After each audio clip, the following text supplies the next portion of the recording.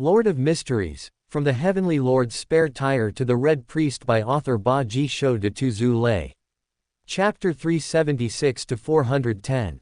Trap. When Mike Joseph arrived at the Fasak Empire's embassy in Loan at noon, he found it bustling with people and carriages, including many socialites, nobles, and wealthy merchants. Didn't they say this was a press conference? Why are so many important figures here? Mike Joseph looked around and even saw Lord Aguhid, the Prime Minister, General Buck, the Defense Department Minister, and Mr. Pelosi, the Foreign Minister. Mike Joseph felt that something was amiss. He took out the invitation his editor had given him, entered the embassy, and then, led by a waiter, proceeded inside to where reporters from various newspapers were gathered. "Hey, friends, didn't they say there was going to be a press conference here? Why are so many important figures present? This looks more like a diplomatic banquet than a press conference." After shaking hands with many of his colleagues, Mike Joseph directly voiced the doubt in his heart. The media circle, in fact, was not very large. Everyone knew each other. Although they usually fought like cats and dogs over reporting, they were generally amicable on the surface. They would often share easily obtainable information. At first, we also thought it was a normal press conference. We only realized something was wrong after the Prime Minister arrived. Then, we interviewed the Fasak embassy staff and learned that it seems the Fasak Empire and the kingdom's government have reached an agreement, so this press conference was temporarily upgraded. A reporter, who was familiar with Mike Joseph and had a good relationship with him, revealed the news that the reporters had scouted out in advance. Oh, the Prime Minister, the Foreign Minister, and the Defense Department Minister all came together.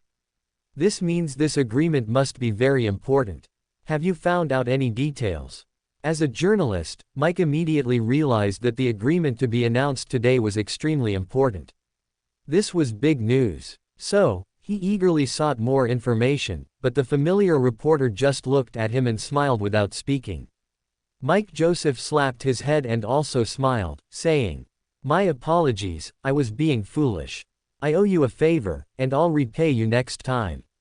The other party told him that, on one hand, they were quite familiar and had a good relationship, and on the other hand, this news was no longer a secret, so telling him was no harm. However, the specific contents of the agreement would require everyone to use their own methods to find out.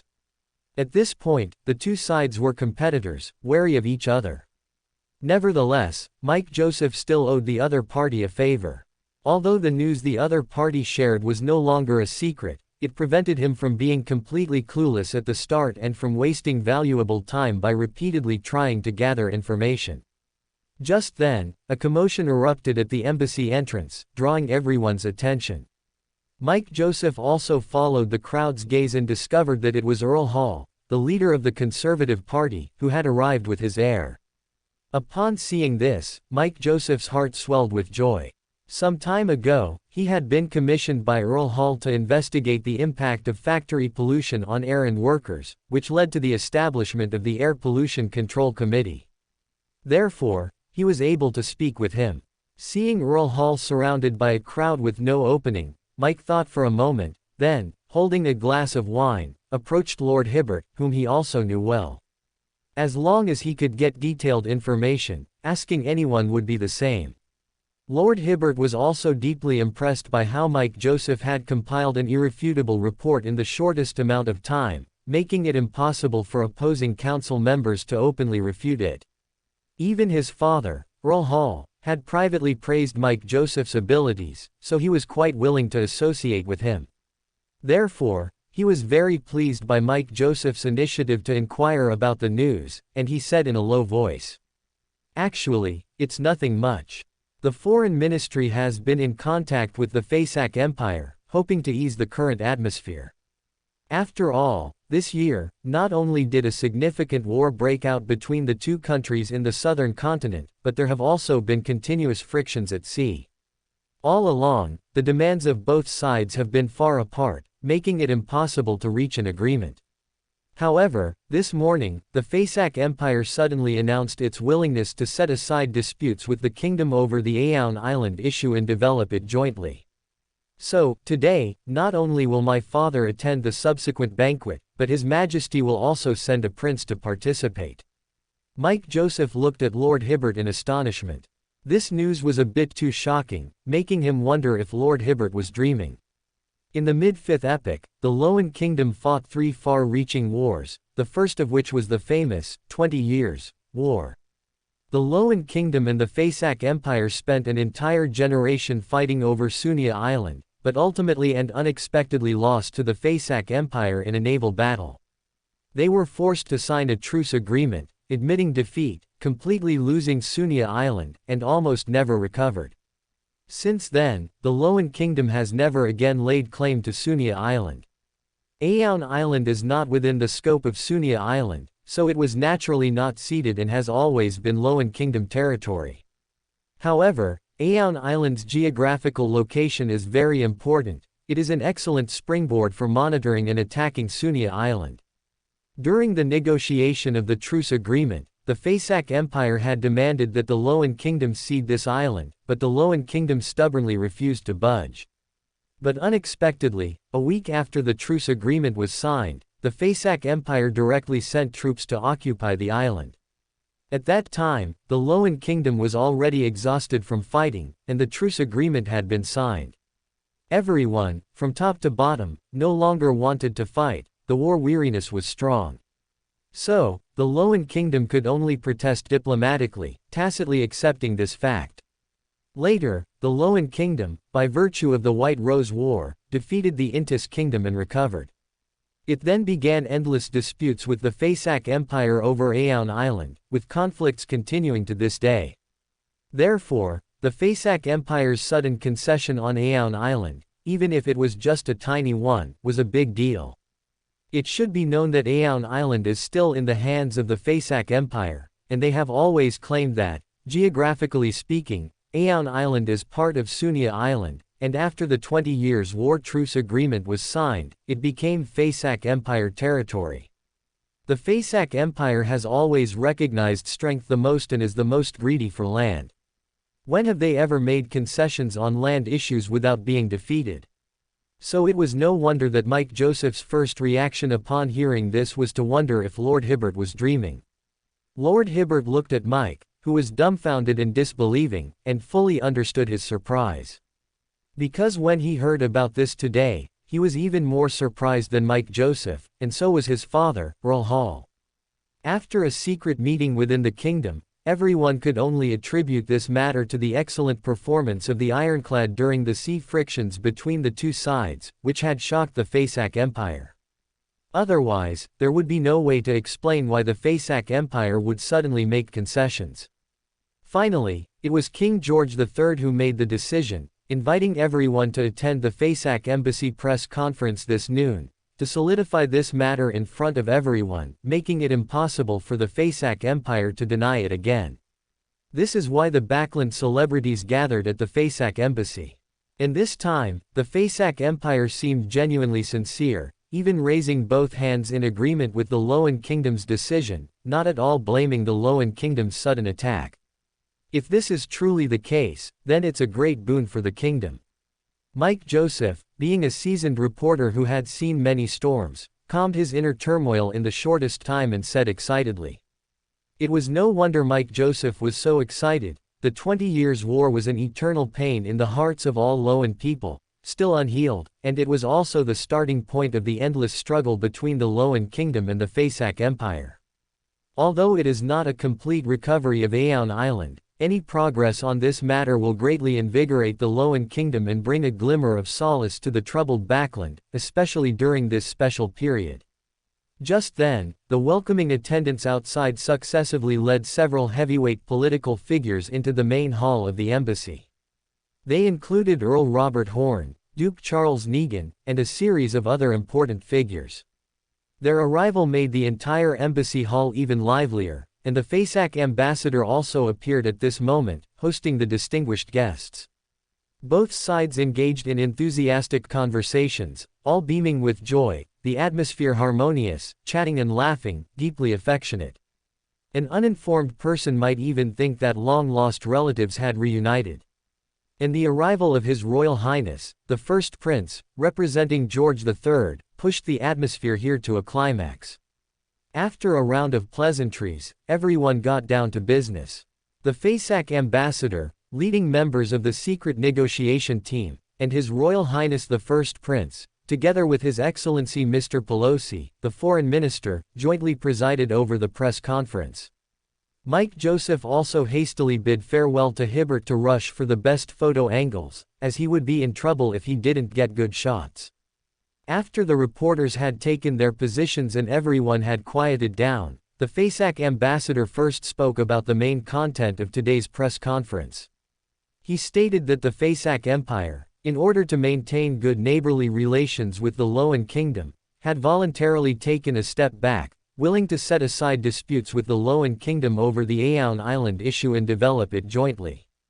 However, he finally emphasized that the FASAC Empire's stance on the sovereignty of Aeon Island had not changed. Subsequently, His Royal Highness the First Prince, on behalf of King George III, praised the FASAC Empire's pragmatic attitude, but also emphasized that the FASAC Empire had not done enough, and at the same time recounted the historical context of Aeon Island, stressing that the issue of Aeon Island's sovereignty had always been clear and unambiguous. However, considering the welfare of the people of both the FASAC Empire and the Loan Kingdom, the Loan Kingdom was still willing to set aside disputes over Aeon Island and develop it jointly. These words were well-reasoned, well-founded, and well-measured, clearly prepared with great care. They expressed the Loan Kingdom's attitude, emphasized its position, said everything that needed to be said, and left no room for criticism, making the backland reporters below applaud in admiration. No matter what, in the eyes of the Loan people, this agreement clearly meant that the FASAC Empire had chickened out, so there was a somewhat condescending air in their speech. In this somewhat spirited atmosphere, the young Rolahorva looked at the ever-smiling FASAC ambassador, and a faint sense of foreboding welled up in his heart, yet he couldn't pinpoint where the problem might lie. This feeling grew stronger and stronger as time passed. In fact, in the high-level meeting this morning, Robert was against rashly negotiating peace with the FASAC Empire. It wasn't that he wanted the Loan Kingdom and the FASAC Empire to continue fighting, but rather that he genuinely felt the current advantage in sea frictions was insufficient to make the FASAC Empire concede, even if the concession was merely symbolic. There must be a conspirer behind this. However, his opinion was not adopted by his colleagues. Even George III suspected that he was obstructing the matter because of the Horn family.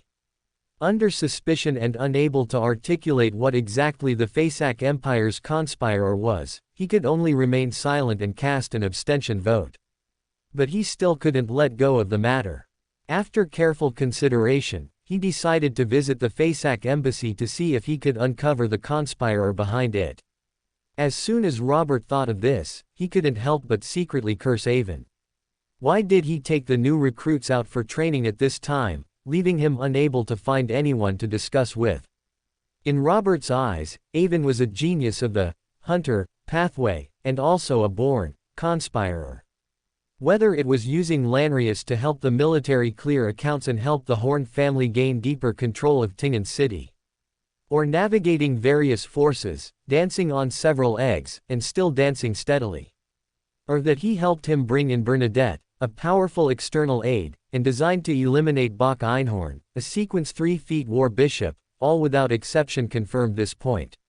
Robert believed that if Avon, this top conspirer, were here, he would surely be able to figure out the FASAC Empire's conspirer and know what they wanted to do. Unfortunately, Avon was precisely not in Backland at this time. This even made Robert somewhat suspicious. Had the FASAC Empire already discovered that Avon had advanced to Iron-Blooded Knight, and therefore deliberately waited for him to leave Backland when playing their schemes? Just as Robert was lost in thought and his internal warning signals grew stronger, the FASAC ambassador suddenly took over the conversation and said to the First Prince, "Since your Majesty so highly praises this agreement, then while all our media friends are present, let us formally sign this agreement. Coincidentally, your Foreign Minister, Lord Pelosi, is also here." At this moment, His Royal Highness the First Prince, addicted to speeches and under the spotlight, was very pleased to hear this. The thought that this agreement would be signed under his witness made him unable to hide his desire to take credit. Without consulting others, he simply nodded and said, "Of course, this is also what the LotM kingdom wishes to do." Escape. Upon hearing the Crown Prince's words, Robert instinctively felt something was amiss, so he couldn't help but step forward and say, half remindingly, "Your Highness, isn't this matter inappropriate? On one hand, the Ministry of Foreign Affairs has not yet finalized the draft text of the relevant treaty, and on the other hand, it would be best for His Majesty to witness the signing of such a treaty." Robert's bad premonition grew stronger and stronger. He had to do something to stall for time. The Crown Prince indeed hesitated upon hearing this. Although he wanted to make a splash at such an important event and appear on the front page of newspapers, upon closer scrutiny, there was still a suspicion of bypassing George III. If he hadn't spoken, he could have claimed to be temporarily misled, but now that it had been pointed out, if he still insisted on going his own way, it would truly be indefensible afterward. Charles Negan, who had grown up with the Crown Prince and had a good relationship with him, clearly saw the Crown Prince's hesitation. This opportunity was indeed very helpful for solidifying the Crown Prince's status as heir, so after some thought, he also stepped forward at this moment and said with a smile, "His Majesty has already approved these peace talks, we all know this. Now that the Fasak Empire wants to take this opportunity, with so many media friends present, to formally sign this treaty, I don't think there's any reason to refuse. However, this matter was brought up too suddenly, and we indeed did not prepare in advance. As Earl Robert said, it is very easy for mistakes to occur." Earl Hall, who had been in politics for many years, also sensed a hint of danger, so he implicitly expressed his opposition. Moreover, ever since he was schemed against by Charles Negan last time, his friendship with the deceased Duke Negan was also gone, and the two sides often clashed on certain matters. Those who also held opposing views included Prime Minister Ogwood and other government officials present. But the Forsac ambassador was clearly prepared. He directly motioned for a waiter to bring out a document and said with a smile, "We also know that signing at this time will cause some inconvenience to your side, so we have done some paperwork in advance. The LotM Kingdom is a country governed by law, and you are all clearly experts in law. You can check whether there are any omissions in this document." As he spoke, embassy waiters distributed copies of the draft treaty to each political dignitary, and even to the media reporters. The Fasak Empire ambassador's attitude was frank, directly implying that they would not tamper with the treaty. After all, the Augustus family was an angel family that controlled the arbiter pathway. Setting rules was their profession, and the Fasak Empire would only humiliate itself by causing trouble in this regard. However, this frank attitude only amplified Robert's unease. But he repeatedly scrutinized the treaty in his hand and found no exploitable loopholes. One must know that he was a Sequence 3 Chaos Hunter. And not only was Robert a Beyander of the arbiter pathway, but most of the LotM political dignitaries present were, and some were even Beyonders of the lawyer pathway. But no matter from what angle, none of those present could find any clauses detrimental to the LotM Kingdom. After all, the content was very simple, so simple that all the content could be described on a single page. It was simply that the Fasak Empire, for the sake of harmonious relations between the two sides, was willing to acknowledge the existence of a dispute over Aeon Island, and was willing to put aside the dispute and jointly develop it with the LotM Kingdom. Rather than a treaty, it should actually be called a memorandum. The political dignitaries exchanged whispers, all basically confirming that the Fasak Empire had not tampered with the clauses, and their hearts began to lean towards signing with the Fasak Empire now. At this moment, Robert also quietly took a step back, no longer stepping forward to be the one who made everyone unhappy. Thus, under the impetus of the Fasak Empire, what was originally just a press conference to announce the agreement between the two sides turned into a formal signing ceremony. When the Minister of Foreign Affairs and the Fasak ambassador signed their names on the document and exchanged documents, all the dignitaries who came to attend this press conference erupted in cheers that almost blew the roof off. In their view, this was the victory of the Loan Kingdom after hundreds of years of struggle, the victory of ironclads over sailing ships, the victory of the advanced over the backward. The military setback in the southern continent in the first half of the year was just an accident. But just as all the Loan people were overjoyed, the Fasak ambassador showed no sign of embarrassment or anger. Instead, he watched everything with a slight smile until the Loan people gradually quieted down.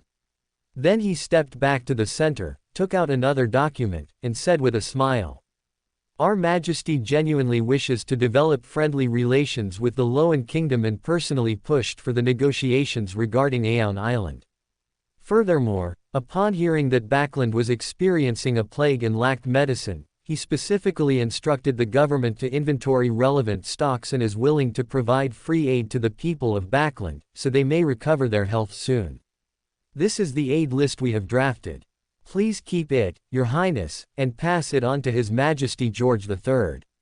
At the same time, please inform His Majesty George III that we will also coordinate with the Fainapotter Kingdom to have them sell affordable medicines to Loan.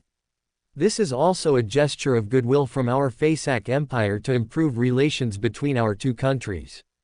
As soon as the Fasak ambassador uttered these words, the Backland dignitaries and reporters below could be said to be celebrating. The reporters were naturally happy that the Great Plague in Backland finally had a solution. After all, they were also ordinary people, constantly facing relevant threats, and hearing the Fasak Empire's gift, they naturally breathed a sigh of relief. As for those noble dignitaries who were overjoyed, it was not for the commoners they usually never saw, but rather because they believed that the Fasak Empire was bleeding so much this time. Perhaps they were truly afraid of the main country of Loan. Only the expressions on the faces of the Loan Kingdom political dignitaries in the front rows were out of sync with the atmosphere of the entire hall. They were all dumbfounded, looking at each other, not knowing what to do for a moment. And Robert also sighed deeply, closing his eyes helplessly. They had been outmaneuvered by the Fasak Empire. They saw through the weakness of the kingdom's finances, saw through the kingdom's actions, and set up a trap, making the Loan Kingdom willingly jump into it. From George III to the high-ranking officials of the government and parliament, all had been played by the Fasak Empire. At this moment, Robert had completely seen through the Fasak Empire's scheme and tactics, but there was nothing he could do. The person who designed this trap is definitely a top conspirer, a very dangerous individual. If he were an Einhorn, he might become my most formidable opponent in overthrowing the Einhorn family.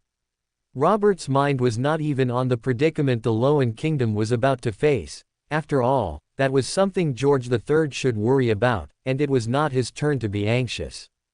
His mind was now on the schemer. I should have Petrov Andrei investigate who set this trap. If he isn't an Einhorn, I should try to win him over. If he is an Einhorn, I must eliminate him at all costs. Robert was always ruthless towards his enemies and never wanted to leave himself any hidden dangers.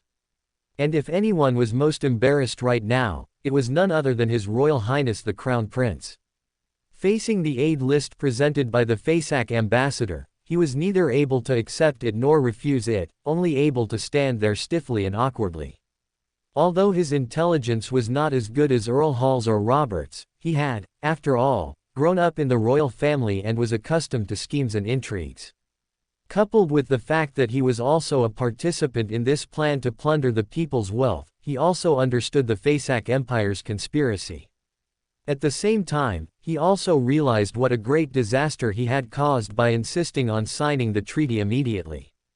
He wanted to publicly reject this list and refuse the Fasak Empire's goodwill, but the cheering noble dignitaries and news reporters around him put immense pressure on him. But if he really accepted this list, it would be equivalent to accepting a bomb that could blow him up.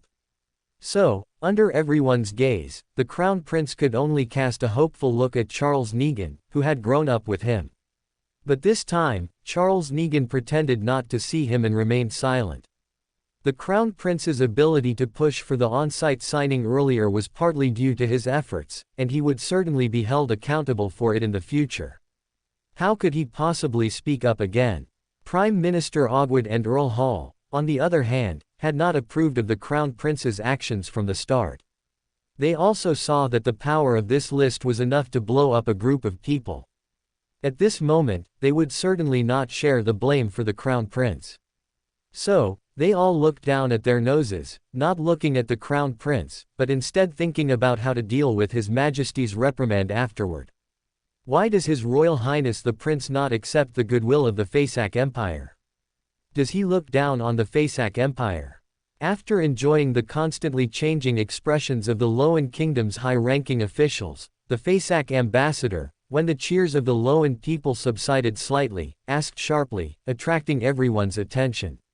And the people around, who were unaware of the truth, were indeed attracted by the ambassador's words, looking at His Royal Highness the Crown Prince with confusion, not understanding why he did not accept the Faesac Empire's list.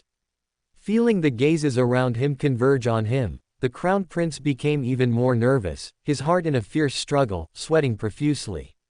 The Faesac Empire has made huge concessions to improve relations between the two countries, but the Loan Kingdom is unwilling to even accept goodwill. Is this looking down on the Faesac Empire? The Faesac ambassador questioned sharply again, his tone already quite impolite.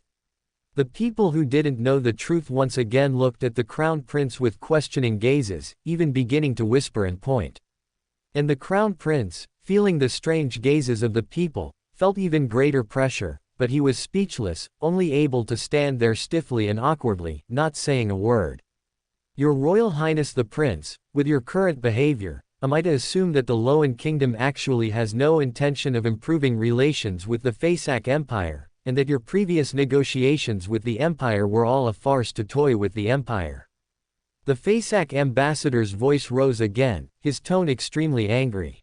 No one doubted that if he did not receive a satisfactory answer, he would immediately turn hostile. At this point, His Royal Highness the Crown Prince could no longer feign ignorance, because if he remained silent, the responsibility for the Faesac Empire's turning hostile would completely fall on him, which he also could not bear. No, Mr. Ambassador, you have misunderstood the Loan Kingdom's intentions. The Loan Kingdom genuinely wishes to ease the tense relations with the Faesac Empire at this time. As for the Faesac Empire's goodwill, the Loan Kingdom can certainly feel it, but this matter is too sudden. I need time to report to His Majesty the King, and for His Majesty to make the final decision. His Royal Highness the Crown Prince was now doing everything he could to avoid any personal color in his words, only wanting everyone to forget his role in this matter. If the Loan Kingdom is willing to improve relations with the Empire, then why not accept the Empire's goodwill? You just agreed to sign early with us, and you didn't inform His Majesty George III, did you? The Faesac ambassador was not even questioning anymore, but rather directly attacking the Crown Prince. This kind of outrageous behavior caused all the Loan people to stare wide-eyed at the Faesac ambassador, glaring angrily, but at the same time, an unshakable question arose in their hearts. Why didn't His Royal Highness the Prince accept the Faesac Empire's gift list? The Crown Prince's unauthorized action just now became a stone thrown at his own foot, making his reasons so flimsy, utterly indefensible, and causing everyone around him to look at him with confusion. Watching the Crown Prince sweating profusely and speechless, the Faesac ambassador showed no intention of letting him go. He directly issued the final ultimatum, waving the list in his hand, his demeanor crude, and shouting with spittle flying. If the Loan Kingdom does not accept the Faesac Empire's goodwill, then it indicates that the Loan Kingdom has absolutely no sincerity in improving relations with the Faesac Empire, and the so-called peace negotiations before were merely a facade, a trick to deceive various countries. Then, to ensure the interests of the Faesac Empire, even at the risk of being punished by His Imperial Majesty afterward, I will tear up all the agreements regarding Aeon Island that were just signed. Your Royal Highness the Prince, the future relations between the Faesac Empire and the Loan Kingdom are now in your hands. Please make your choice now. The Faesac Empire ambassador took the two newly signed documents from the staff member beside him, holding the list in one hand and the documents in the other, placing them both before His Royal Highness the Crown Prince, leaving no room for maneuver. Everyone's gaze was fixed on the Crown Prince, waiting for his decision.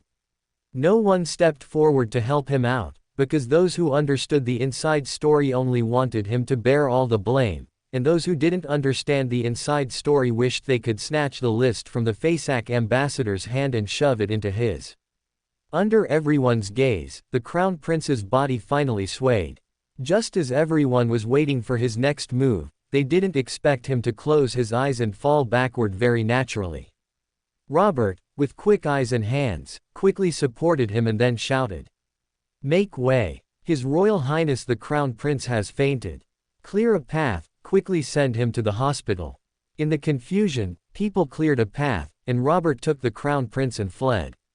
Chapter 377, The Scapegoat, Earl Hall's Decision. Robert, with his quick wit, took advantage of the Crown Prince feigning unconsciousness and escaped the FASAC embassy ahead of time. However, the other political bigwigs who remained in the embassy were not so lucky. Earl Hall, Prime Minister Ogwood, and Duke Nigan, who understood the inside story, looked enviously at Robert's retreating figure, and couldn't help but curse him inwardly. "You saw the situation was bad and took the opportunity to get away, leaving all of us here to take the blame. What a complete bastard." Although they all cursed Robert as a bastard in their hearts, they also knew that if given the chance, they would all be willing to be such a bastard.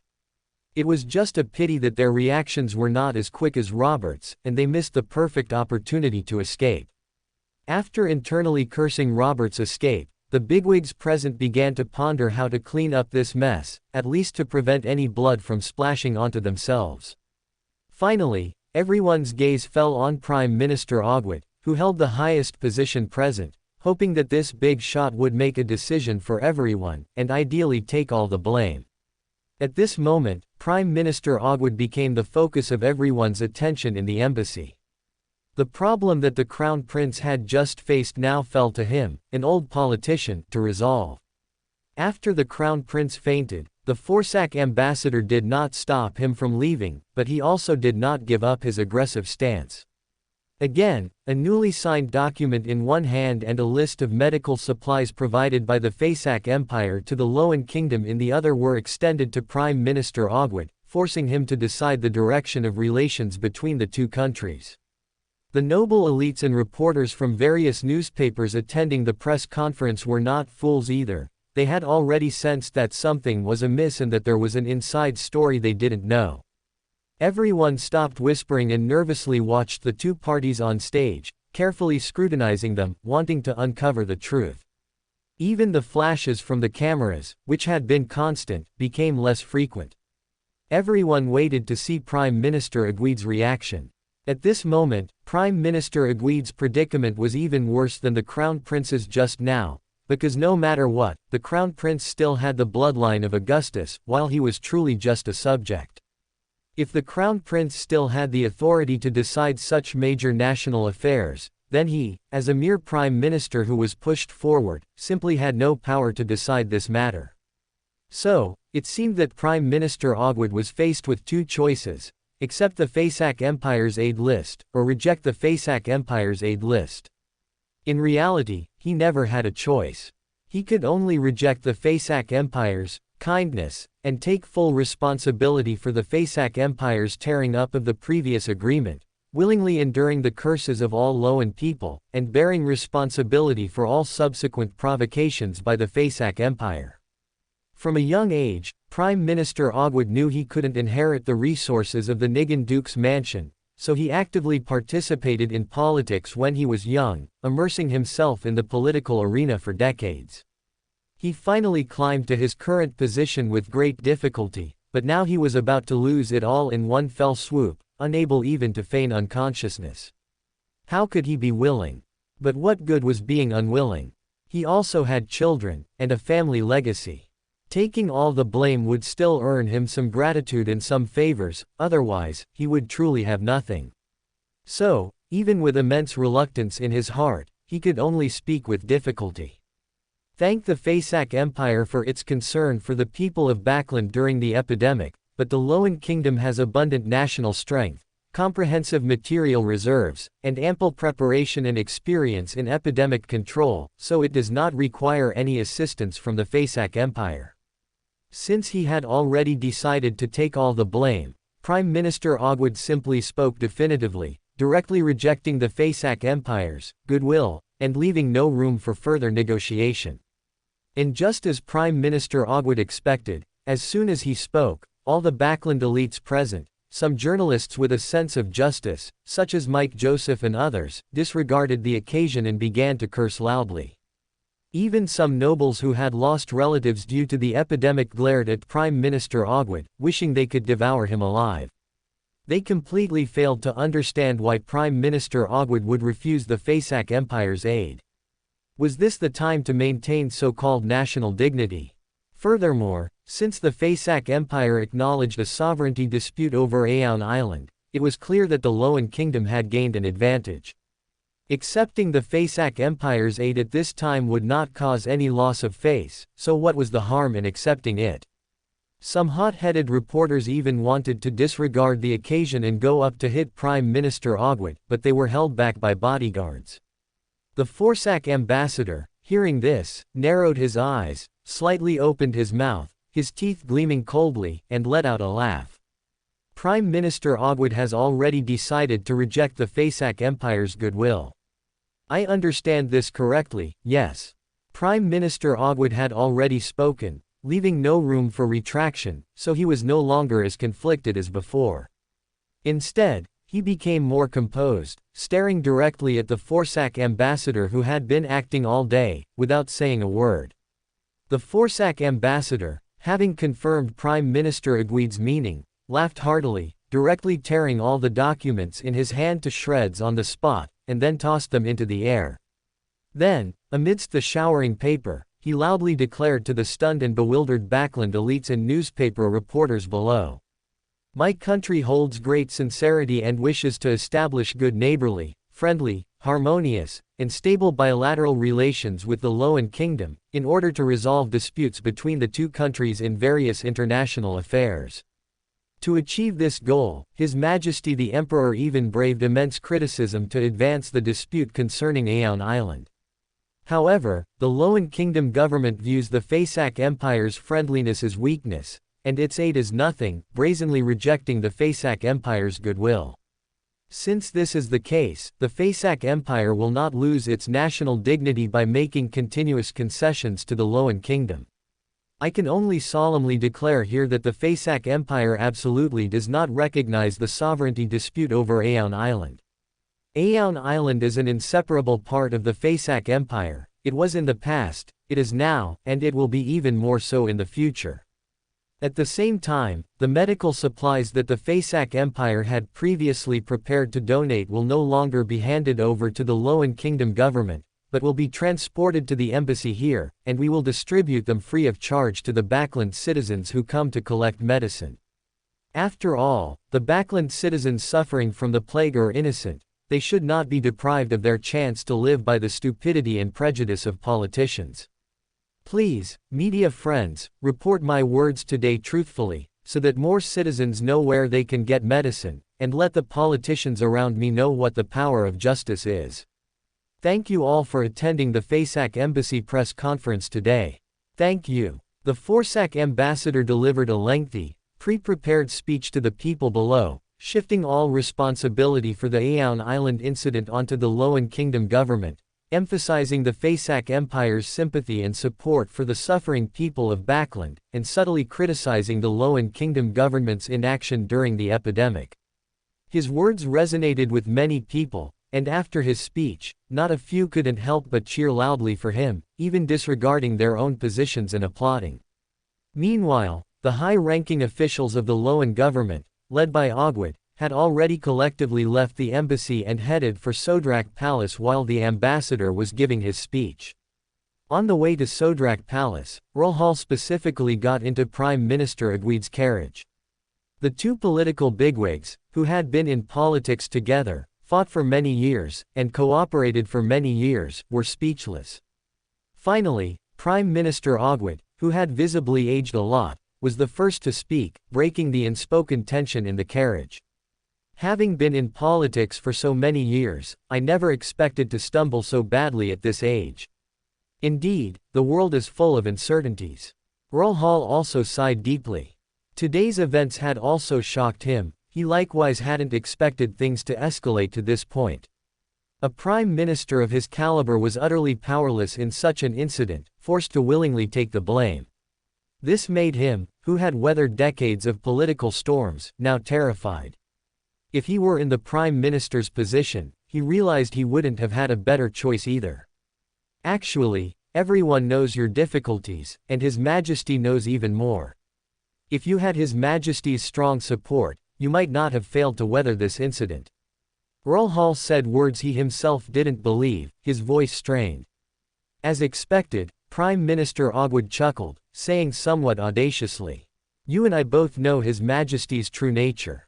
There's no need to comfort me with His Majesty at this point." Earl Hall sighed, uncharacteristically refraining from correcting or avoiding suspicion.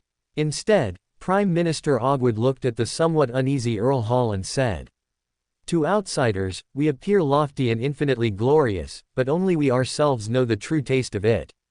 Essentially, we are all the scapegoats Emperor Rosal spoke of. It's just a matter of when we take the blame and what kind of dirty work we have to do. Some people are very lucky, they never encounter the blame they need to take until they retire or die.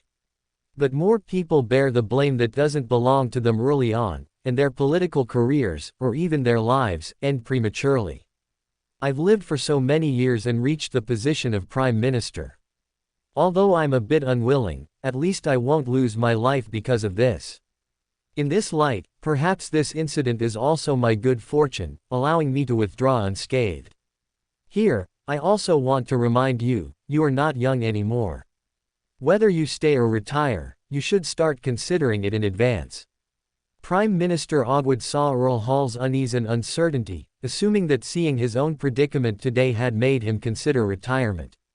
To the advice from Ogwood, his colleague from the Conservative Party who was both a rival and a friend, Earl Hall merely nodded vaguely, offering no reply.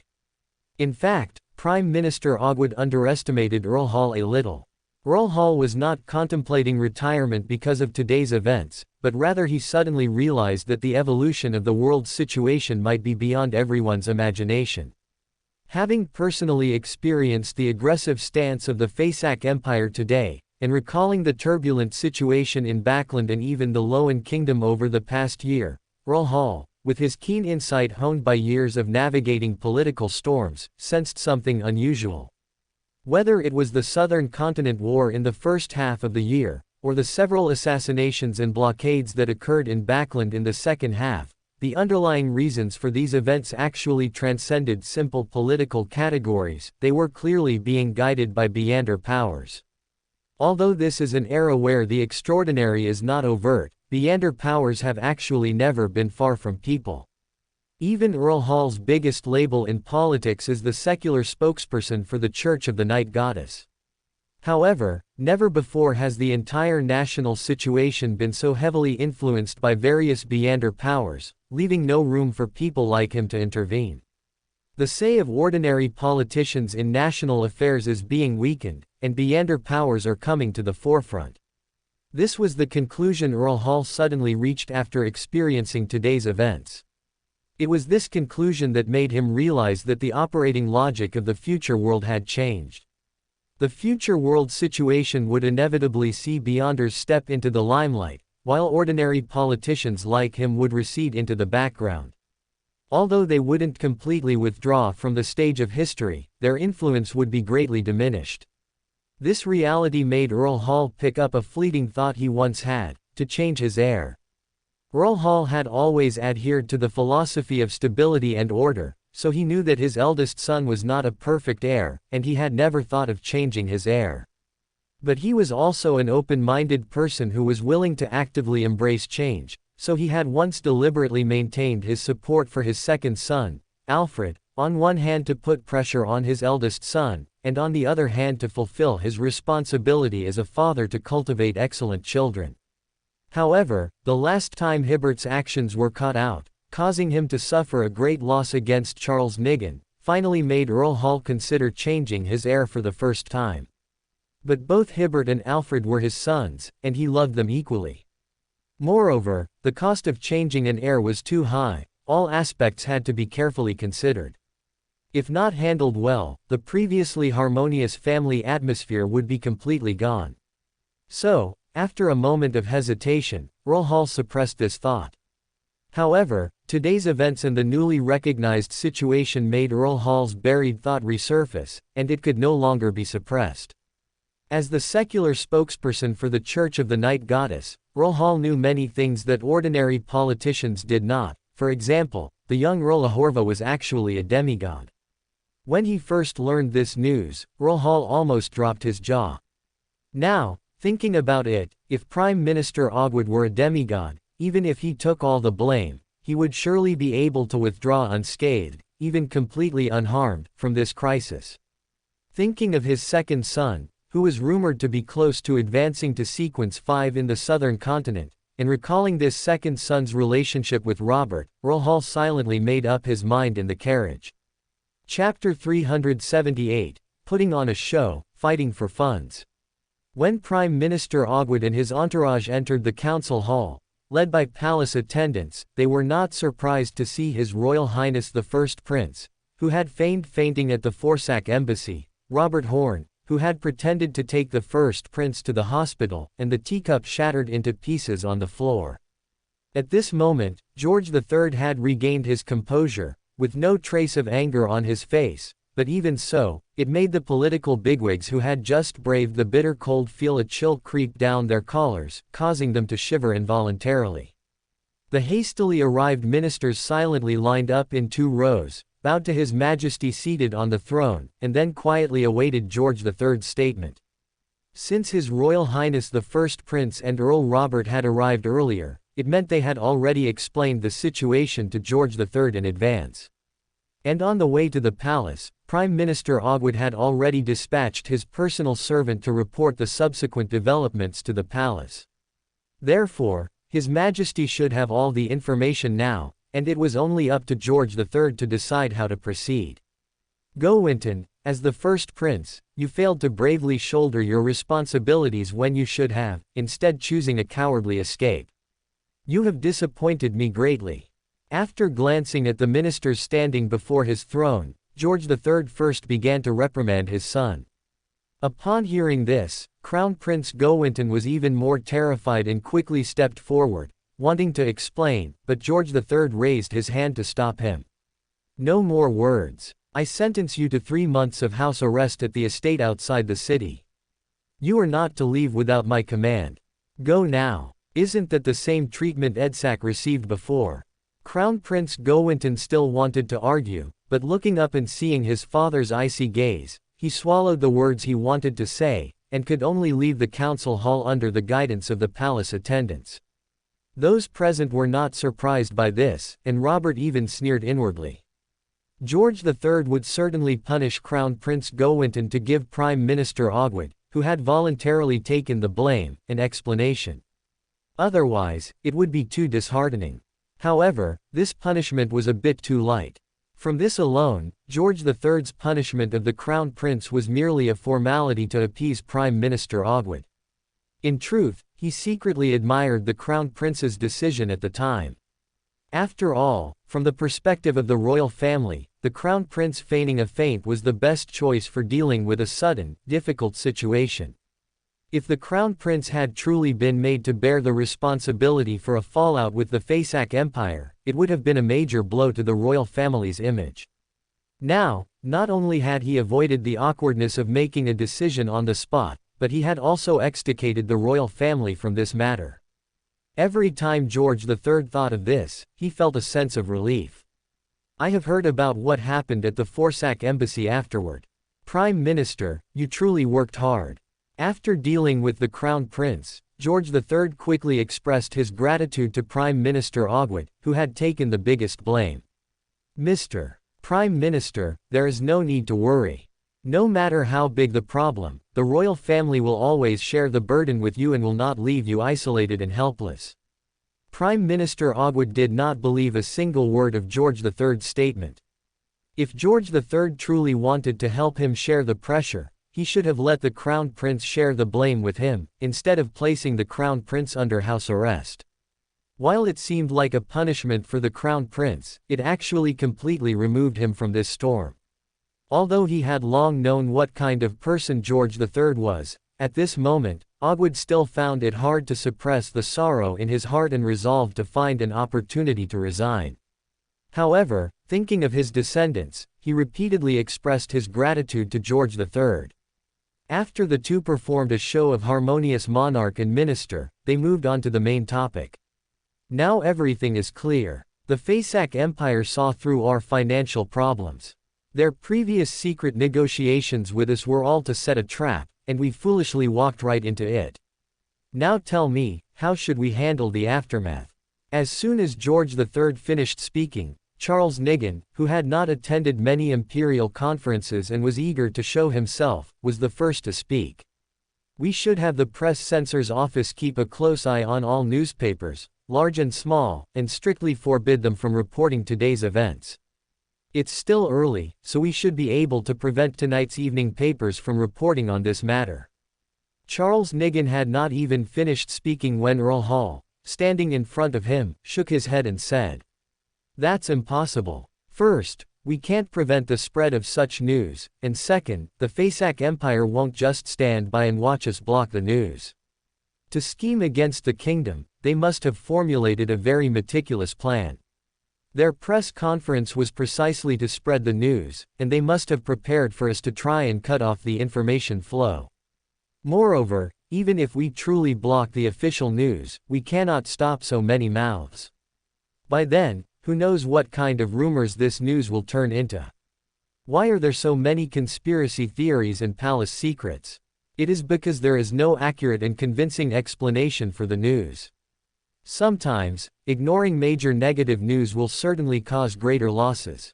Just as Charles Nigan was about to refute Earl Hall's words and open his mouth, Robert spoke first. "Some time ago, various parties provided me with an intelligence summary, all mentioning that the Faisak Empire's clandestine organizations have been very active recently. Before, we all thought it was because of the negotiations on Aoun Island, but now, it seems it was for their current operation." Robert's statement corroborated Earl Hall's viewpoint, expressing his support. Charles Nigan, stifled, paused for a moment, then directly said, "Since the news cannot be blocked, what do you suggest? Just let the Faisak Empire's scheme proceed so smoothly." The entire council hall fell silent, no one willing to speak first. In fact, after the Faisak Empire's plot succeeded, the Kingdom of Loan had very few options left, but this choice was indeed difficult to articulate. Finally, Prime Minister Ogwood, whose political career was already over, spoke. "Actually, no matter how we respond, the plan to resolve the kingdom government's financial problems through the Great Plague has already failed. So what we can do now is, before the Faisak Empire blows this matter up, that is, before tonight, sell off all the medicines we have gathered at a low price, at least not to let the Faisak Empire play the good guy at this time. As for the news, it still needs to be controlled. We shouldn't not report on the Forsak Embassy incident, but rather report it selectively. The focus of the report should be on Aoun Island, stating that the Faisak Empire deceived us, and therefore we cannot sign a peace agreement with them. Our journalists have a lot of experience in how to report on this matter concerning the Faisak Empire, so I won't elaborate. If the repercussions of this matter are still too great, I can step forward and take all responsibility, and submit my resignation to His Majesty." Prime Minister Ogwood essentially took the blame for the failure to remedy the government's finances. This also made Earl Hall, Robert, Charles Nigan, and others breathe a sigh of relief. If Prime Minister Ogwood hadn't taken the blame for the financial failure, then inevitably someone among them would have had to. Although this plan was approved by His Majesty, they couldn't possibly let George III bear the blame, could they? And Prime Minister Ogwood had already taken the blame for not reclaiming Aoun Island, so unless he spoke up himself, no one could pin this blame on him again. Earl Hall had shared a carriage with Prime Minister Ogwood before arriving, intending to discuss this matter, but in the end, he couldn't bring himself to speak. So, one could only say that the older the ginger, the spicier it is. Prime Minister Ogwood losing nothing by taking on an extra blame, as the outcome was still retirement from politics, but it made everyone present owe him a great favor. Everyone present had participated in the discussions on how to make up for the financial shortfall. Now, each of them looked at Prime Minister Ogwood with grateful eyes. Even George III secretly let out a sigh of relief, and seeing Ogwood's good sense, he was even reluctant for him to leave politics. Because Prime Minister Ogwood voluntarily took all the blame, and everything had been laid bare, those present no longer had any reservations and directly began to discuss another thorny issue: how to solve the government's finances. Due to the Faisak Empire's meddling, the plan to profit from the plague was now out of the question, but the practical problem remained unsolved: where to find the money. This time, Robert, who rarely rushed to answer, spoke first.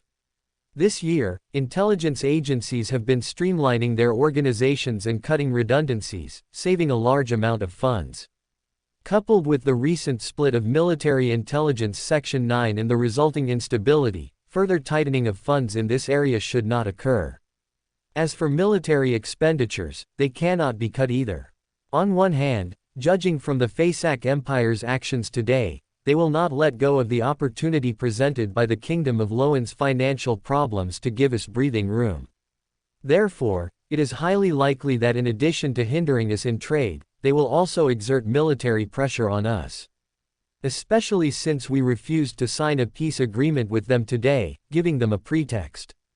Therefore, I believe that not only should the Navy's military budget not be cut, but it should also be increased.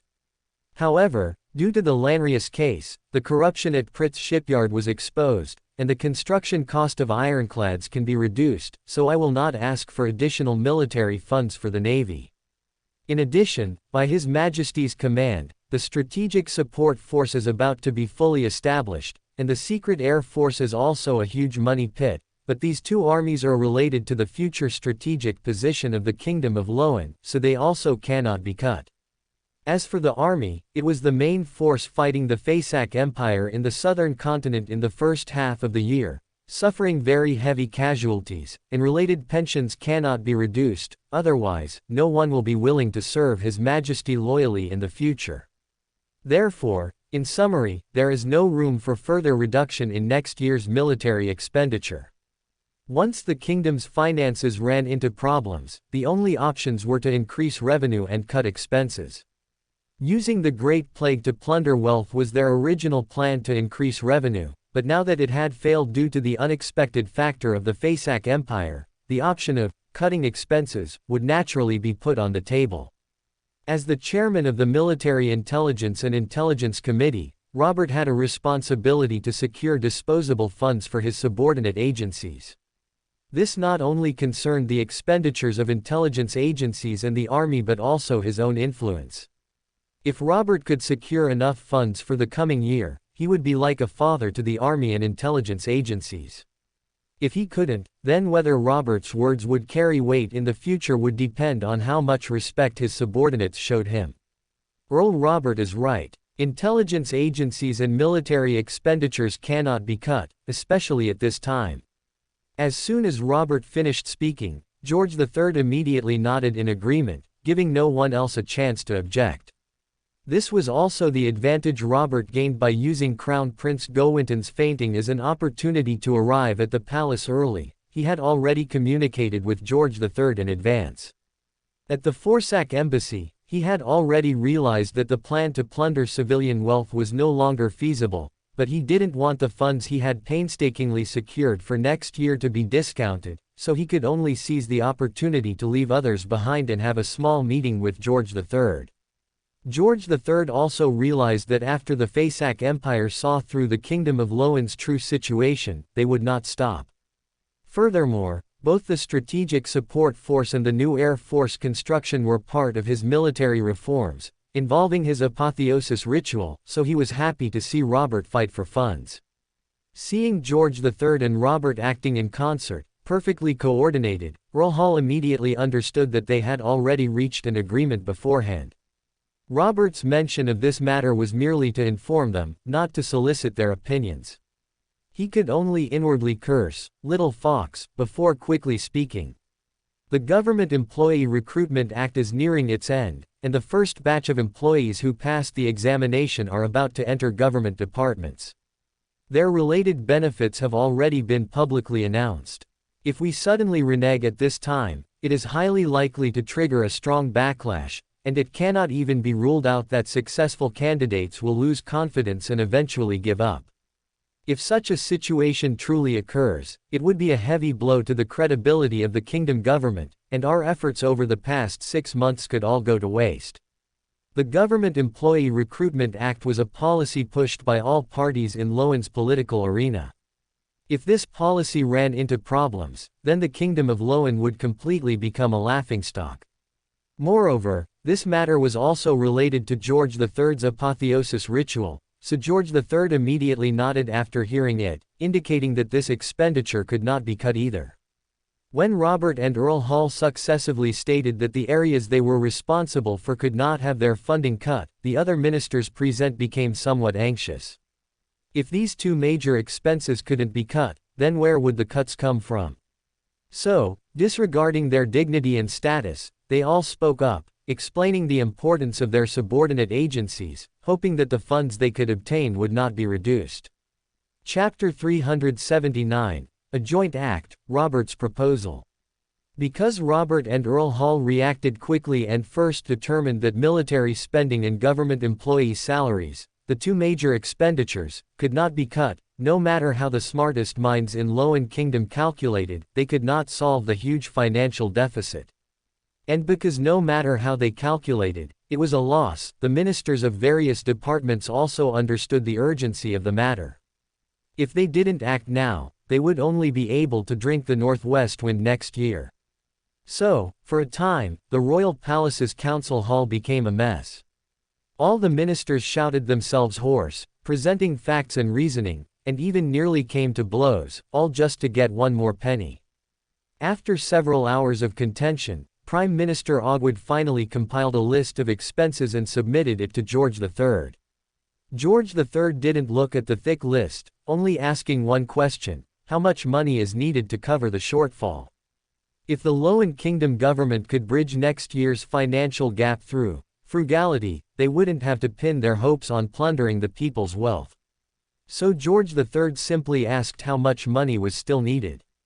There's still a shortfall of at least 5 million gold pounds, and to cope with potential emergencies next year, we need to find at least 5.5 million gold pounds. Not only George III, but all the ministers present also looked very grim. Although they had known before that there was a large financial deficit, they hadn't expected such a huge hole to remain even after all departments tightened their belts.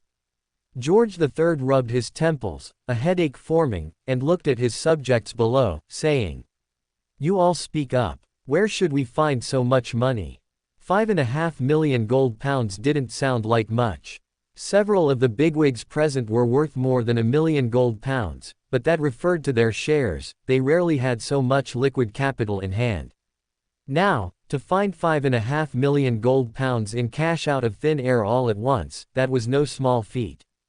It was Robert, who had already discussed it with George III and had a tacit understanding, who spoke first. 3 methods. The first is to further relax the threshold for purchasing titles, but at the same time, increase the price of purchasing titles. Previously, we not only required purchasers of titles to have a certain amount of land but also to have no criminal record. Now, we can relax these two restrictions, reducing the required land for corresponding titles by half, but correspondingly, he will pay the government the same value in cash. At the same time, we will no longer conduct background checks on those seeking titles and no longer require them to have no criminal record. As soon as Robert finished speaking, Charles Nigan eagerly shouted, "Objection! I object to this method. Land is the cornerstone of nobility, the glory of nobility. We should not relax in this regard. Moreover, relaxing the qualification review for those who obtain titles and not requiring them to have no criminal record is condoning ruffians mingling among us. This is a desecration of noble glory, and I firmly oppose this policy." Charles Nigan shouted excitedly, glaring at Robert, and his words made most of the ministers present nod in agreement and voice their support. However, Robert remained unfazed by the surrounding wave of opposition, completely unmoved. George III frowned at the scene before him and sighed deeply, but he had no intention of changing his support for Robert. After all, although this reform was not as significant as Emperor Rosel's reforms, it was a rare major move on the North Continent, concerning his ascension ritual, and he didn't want to compromise. It was just that there was no need to reveal his stance so early, so he spoke directly.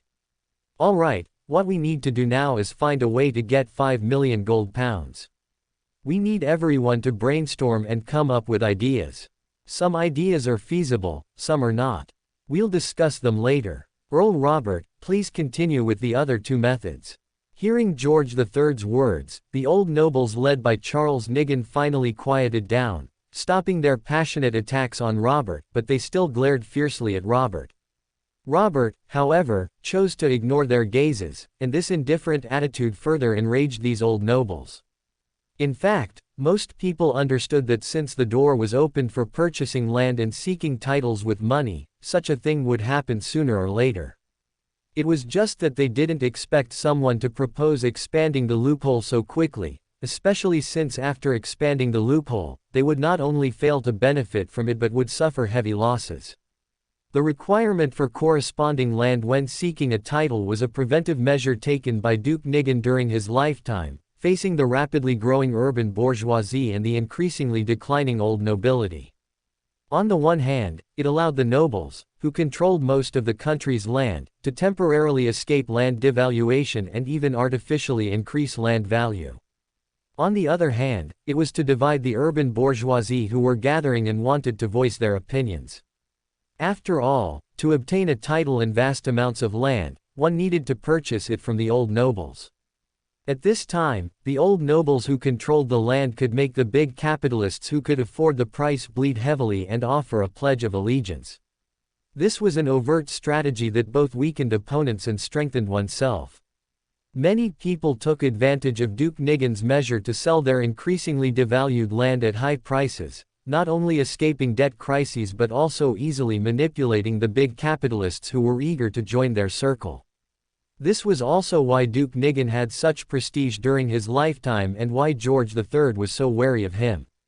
However, Robert's proposal did not abolish Duke Nigan's original intention of using the opportunity to exploit big capitalists, but it shifted the beneficiary from nobles with large amounts of land to the kingdom government. It could even be said that once this proposal became a reality, the land in the hands of the nobles would face a major devaluation, especially after last year's grain bill, which allowed a large amount of grain to enter the LotM market. Taking someone's wealth is like killing their parents. Charles Nigan even wished he could devour Robert, who stood before him, alive. But Robert seemed oblivious to the fierce glares behind him, continuing to speak eloquently. The second method is to borrow money, to borrow from Intis Republic. Intis Republic is desperately trying to preserve Trire's status as a global financial center, so they will certainly not refuse our loan. Since Emperor Rosel's assassination and Intis's return to a republic, with the support and connivance of the Eternal Blazing Sun Church and the Steam and Machinery Church, they are now completely controlled by the urban bourgeoisie, and Intis has gradually transformed into a global financial center. However, excessive financial expansion is bound to affect the real industrial economy, coupled with the tacit dismantling of Intis's colonies by various North Continent countries, so Intis's industrial sector is currently withering. This is also why the Steam and Machinery Church's home base is in Intis, yet LotM Kingdom was able to build an ironclad first. Because the domestic environment in Intis was no longer conducive to industrial expansion, this is also the deeper reason why the Steam and Machinery Church valued LotM Kingdom, even bringing out its strongest sealed artifact to help the Augustus family expel Ouroboros. At this time, if the LotM Kingdom government could high-profilely conduct financial financing in Trier, it would certainly boost people's confidence in Trier as an international financial center. Earl Hall weighed this borrowing method and said with a frown, Earl Robert is right. If we go to Trier to borrow money, Intis Republic will most likely not stop us, but it will also allow them to see through our true situation. They might demand an exorbitant interest rate and bite us fiercely. Robert, however, merely shrugged at Earl Hall's concerns, saying helplessly, "There's no other way. Who made our finances run into a deficit? However, if we really borrow from Intis, there's another benefit. It continues to tie Intis to us, putting diplomatic pressure on Fasak Empire. And Intis should also take some actions to alleviate the pressure we face from Fasak Empire, allowing us to repay the debt better." Everyone present nodded at this benefit, as it was historically proven and easily understood. At this point, everyone had already affirmed this plan. Even a few ministers who had intended to find fault did not object, all turning their gaze to George III, who sat on the throne. George III also did not hesitate, directly instructing the Minister of Finance. The Ministry of Finance should formulate a plan as soon as possible, and then dispatch people to Trier for negotiations. The Ministry of Foreign Affairs and intelligence agencies must provide corresponding support. Earl Robert, you said you had 3 methods. What is the last one? After instructing the relevant departments, George III knowingly asked Robert about his third plan. The third method is also very simple, that is, to print money. After all, it's not the era when gold was directly used as currency anymore. If we secretly print a little more, not directly injecting it into the market, but directly purchasing some high-quality corporate bonds and government bonds issued by the kingdom, it can greatly alleviate their financing pressure. Everyone present was surprised, immediately realizing that Robert was playing a game of robbing Peter to pay Paul. They instinctively wanted to refute, but then held back. Because Robert's method, apart from burdening the government with debt, had no major side effects. As long as the government itself could publicly repay these debts, then no one could say that the government's credit had gone bankrupt. And had the Loan Kingdom government really reached a point where everyone lost confidence and was about to go bankrupt? Actually, no. The current financial difficulties of the Loan Kingdom government were essentially the result of continuous Black Swan and Grey Rhino events throughout this year, coupled with massive military expenditures, which created this problem. So Robert's method was a temporary emergency measure. As long as the government recovered, repaid the debts, and avoided compound interest, then there would be no major danger. Therefore, without much debate or time, everyone reached a consensus on this plan. And George III on the throne quietly breathed a sigh of relief, secretly nodding to Robert. In fact, among the 3 proposals Robert put forward, he valued the last one the most. The first proposal could indeed further solidify his ascension ritual, but the difficulty was too great. Now that the world's situation was becoming increasingly tense, the foundation could not be shaken, so George III initially intended for this proposal to be a target, providing cover for the other 2 proposals. And the second proposal was essentially to tie Intis, and the 2 major churches behind Intis, to them. The third proposal was a preventive measure taken by George III and Robert after discussing the current situation. Fasak Empire had clearly sensed the unusual activity of the Augustus family, and from then on, it would be endless. There was even a possibility of related wars breaking out next year. In George III's own ascension ritual and the digestion of the Prince of Abolition potion had also significantly improved after various reforms were steadily advanced. He estimated that the day of his ascension would also be faster than originally anticipated. Others might not know his situation, but it certainly wouldn't escape the notice of deities. The god of combat would surely react instinctively before then, so Loan Kingdom should actually be prepared for the outbreak of a world war now. This third plan was actually to set a precedent that the government could print its own money and incur its own debts. Once war broke out, George III could use this precedent to print banknotes without limit, purchase government bonds, and then forcibly acquire all available materials, finally throwing them into the war, defeating Fasak Empire at all costs. Of course, George III would not reveal his and Robert's thoughts here. After shelving the first plan and agreeing to the latter 2, George III dismissed everyone to deal with Fasak Empire's next moves, leaving only Robert to speak. Charles Nigan and others cast a warning glance at Robert, giving him a clear warning before leaving Sodrak Palace. Proposing this plan has brought you a lot of hatred.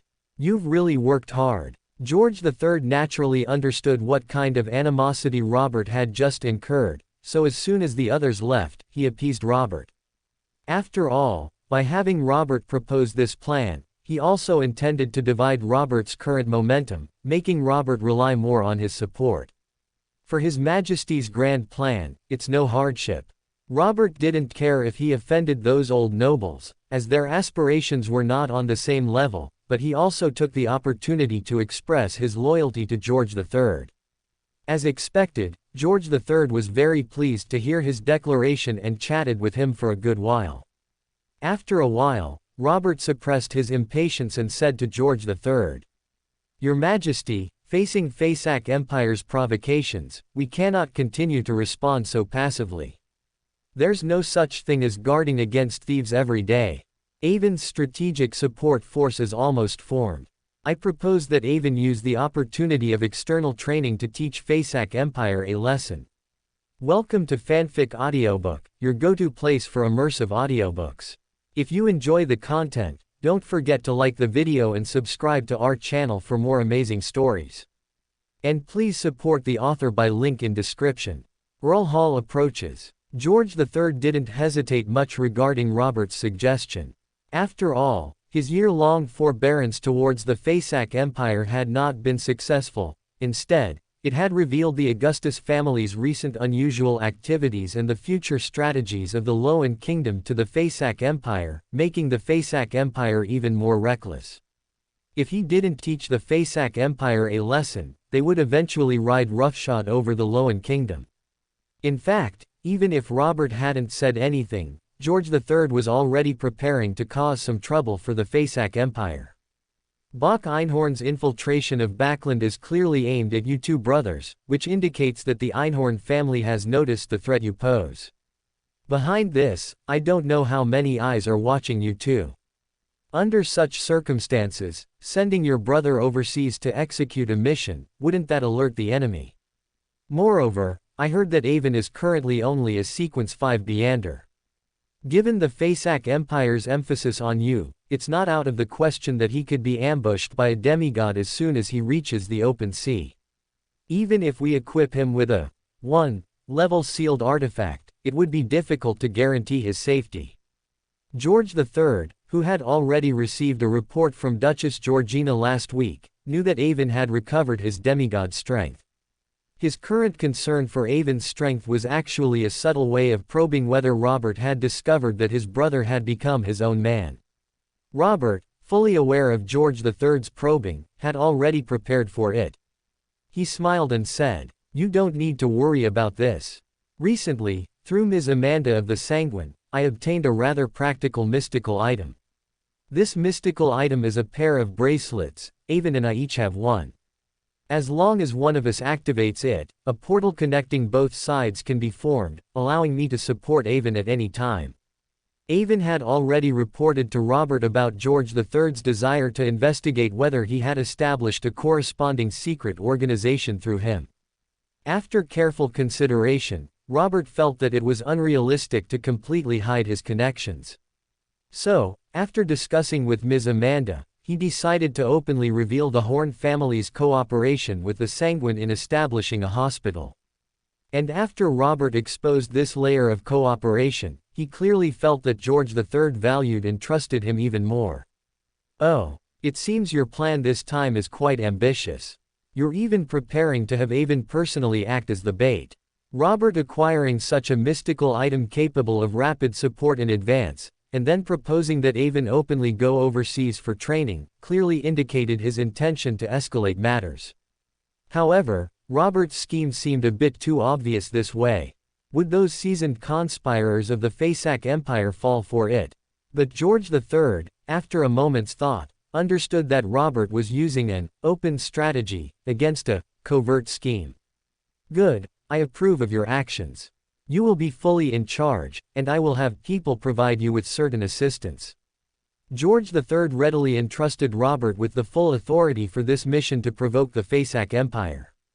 After all, using the Horn family to counterbalance the Einhorn family was a long-standing strategy of the Augustus family, prepared for many years. Previously, he hadn't wanted to play this card because the time wasn't right. Now that it was confirmed he would hold his ritual of apotheosis within the next year or two, and a major war between the Fasak Empire and the Loan Kingdom was imminent, George III was no longer reluctant to use this card. At the same time, he wanted to thoroughly test Robert Horn's caliber through this operation, to see what kind of power he could contribute to his ritual of apotheosis. After receiving George III's approval, Robert briefly outlined his plan, then bowed and left Sodrak Palace. Watching Robert's retreating figure, George III spoke to the woman who had appeared before him at some unknown point. Through various means, I haven't found any signs of Robert Horn advancing to a Chaos Hunter, so it shouldn't have been him who killed Katerina Pell.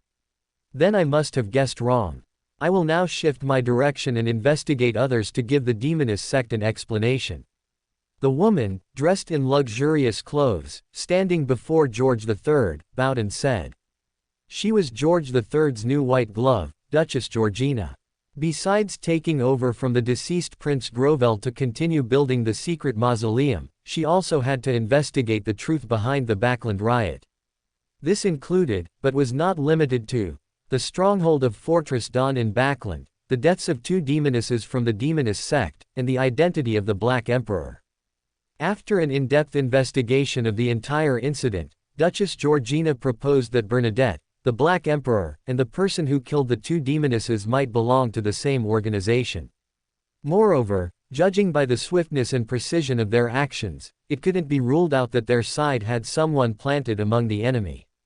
Because no existence capable of swiftly and thoroughly eliminating a sequence 3 demonists could be found, under such circumstances, Robert, who was not an Augustus but had just obtained the Chaos Hunter magic potion formula, naturally entered Duchess Georgina's list of suspects. Therefore, she asked George III, who had already become the Archangel Prince of Abolition, to personally investigate Robert to see if he had completed his advancement during this period. And today, George III, holding the Black Emperor uniqueness, after a personal investigation, found no trace of Robert's advancement, which also served to finalize Duchess Georgina's suspicions. Robert Horn was still a Sequence 4 imperative mage, still a loyal dog diligently serving the Augustus family for Sequence 3 materials. You can give Chubai a hint to pay attention to the Horn brothers' movements while at sea and provide some assistance if necessary. You also need to pay attention to this matter. Although Robert Horn is a talent, he still lacks the foundation compared to the Einhorn family. Don't let him capsize on this, he is our trump card against the Fasak Empire, and I don't want him to suffer any losses. Although Robert seemed full of confidence, anything could happen. If Robert failed to strike the Fasak Empire and instead got himself into trouble, George III would be cutting off his nose to spite his face. I will keep an eye on their plan. By the way, to cope with potential investigations from the 3 great churches, I have temporarily slowed down the construction of the mausoleum. All work should be completed before June next year. George III was quite satisfied with this speed and nodded approvingly at Duchess Georgina. He then instructed her to continue investigating the deaths of the 2 demonesses, after which he allowed her to leave the palace. Leaving Sodrak Palace, getting into the Ahova Earl's court carriage, Robert lifted the carriage curtain, glanced at the now seemingly solemn and majestic palace, then sneered before dropping the curtain. He pulled out the pocket watch from his breast pocket and continuously rubbed the patterns on its surface. If it were just an ordinary Chaos Hunter, he would likely be exposed in front of George III, but with this precious pocket watch left by the Night Emperor, he had no need to worry about revealing himself in front of him. I believe that after this investigation, George III should temporarily put aside his suspicions about me. Next, I still need to create some incidents and find ways to draw his attention to the Augustus family branch in Sirivs County, striving to ignite internal conflicts within the Augustus family. Igniting internal conflicts within the Augustus family was Robert's established strategy. Whether it was eliminating the new Intis ambassador sent to Backland in Sirivs County, or having Avon eliminate Bok Einhorn on the border between Sirivs County and the Fasak Empire, both were for this purpose. And after learning that Mr. Azek's enemy was the angel Duncan Augustus from the Sirivs County branch of the Augustus family, Robert was even more motivated to stir up conflicts there.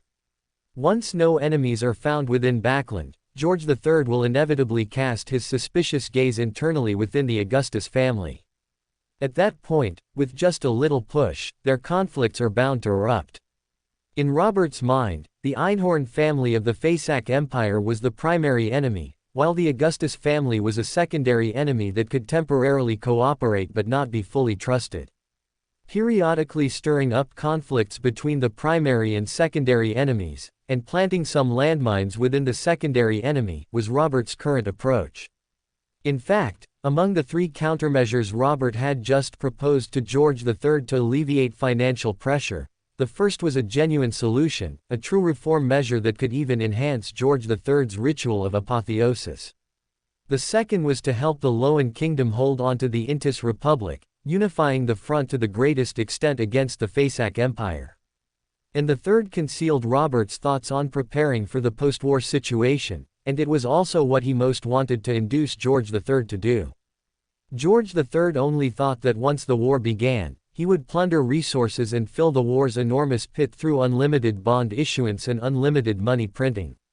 Robert, however, was already making preparations for a post-war scenario where both sides would be severely weakened. Anyway, Robert didn't believe that the Augustus family would truly allow the Horn family to reap the great rewards after defeating the Fasak Empire. In fact, the day the Fasak Empire was defeated might be the very moment they would move against the Horn family. Therefore, to prevent the worst-case scenario, Robert had to make some preparations now. Just as he and George III had analyzed, a world war was not far off, and he didn't have much time left to lay out his plans. Just as Robert fell into deep thought, considering how to continue planting landmines for the Augustus family, the carriage he was in suddenly stopped moving, and the voice of the coachman came from outside. "Your lordship, Earl Hall's carriage is blocking our way." "Earl Hall? Is he deliberately waiting for me?" Robert, puzzled, lifted the carriage curtain and saw Earl Hall's personal valet running over from a distance. The valet stood outside the carriage and said, "Earl Hall invites Earl Horn to share a carriage and discuss matters of the southern continent." Matters of the southern continent. Robert felt a pang of doubt. What was there to discuss about the southern continent? The Loan Kingdom had just suffered a defeat and was entering a state of overall contraction. A new pattern was forming, leaving no room for action. Although he had some doubts, since Earl Hall had blocked his path and extended an invitation, he still had to show respect. So Robert didn't say much. He directly got out of the carriage, gave a brief instruction to the coachman, and then, alone, followed Earl Hall's valet into the Hall family's carriage.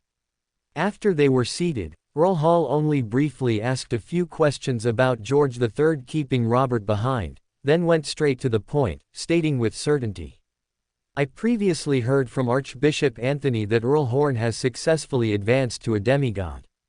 Is this true?" Upon hearing this, Robert felt that Earl Hall's reason for seeking him out must be significant.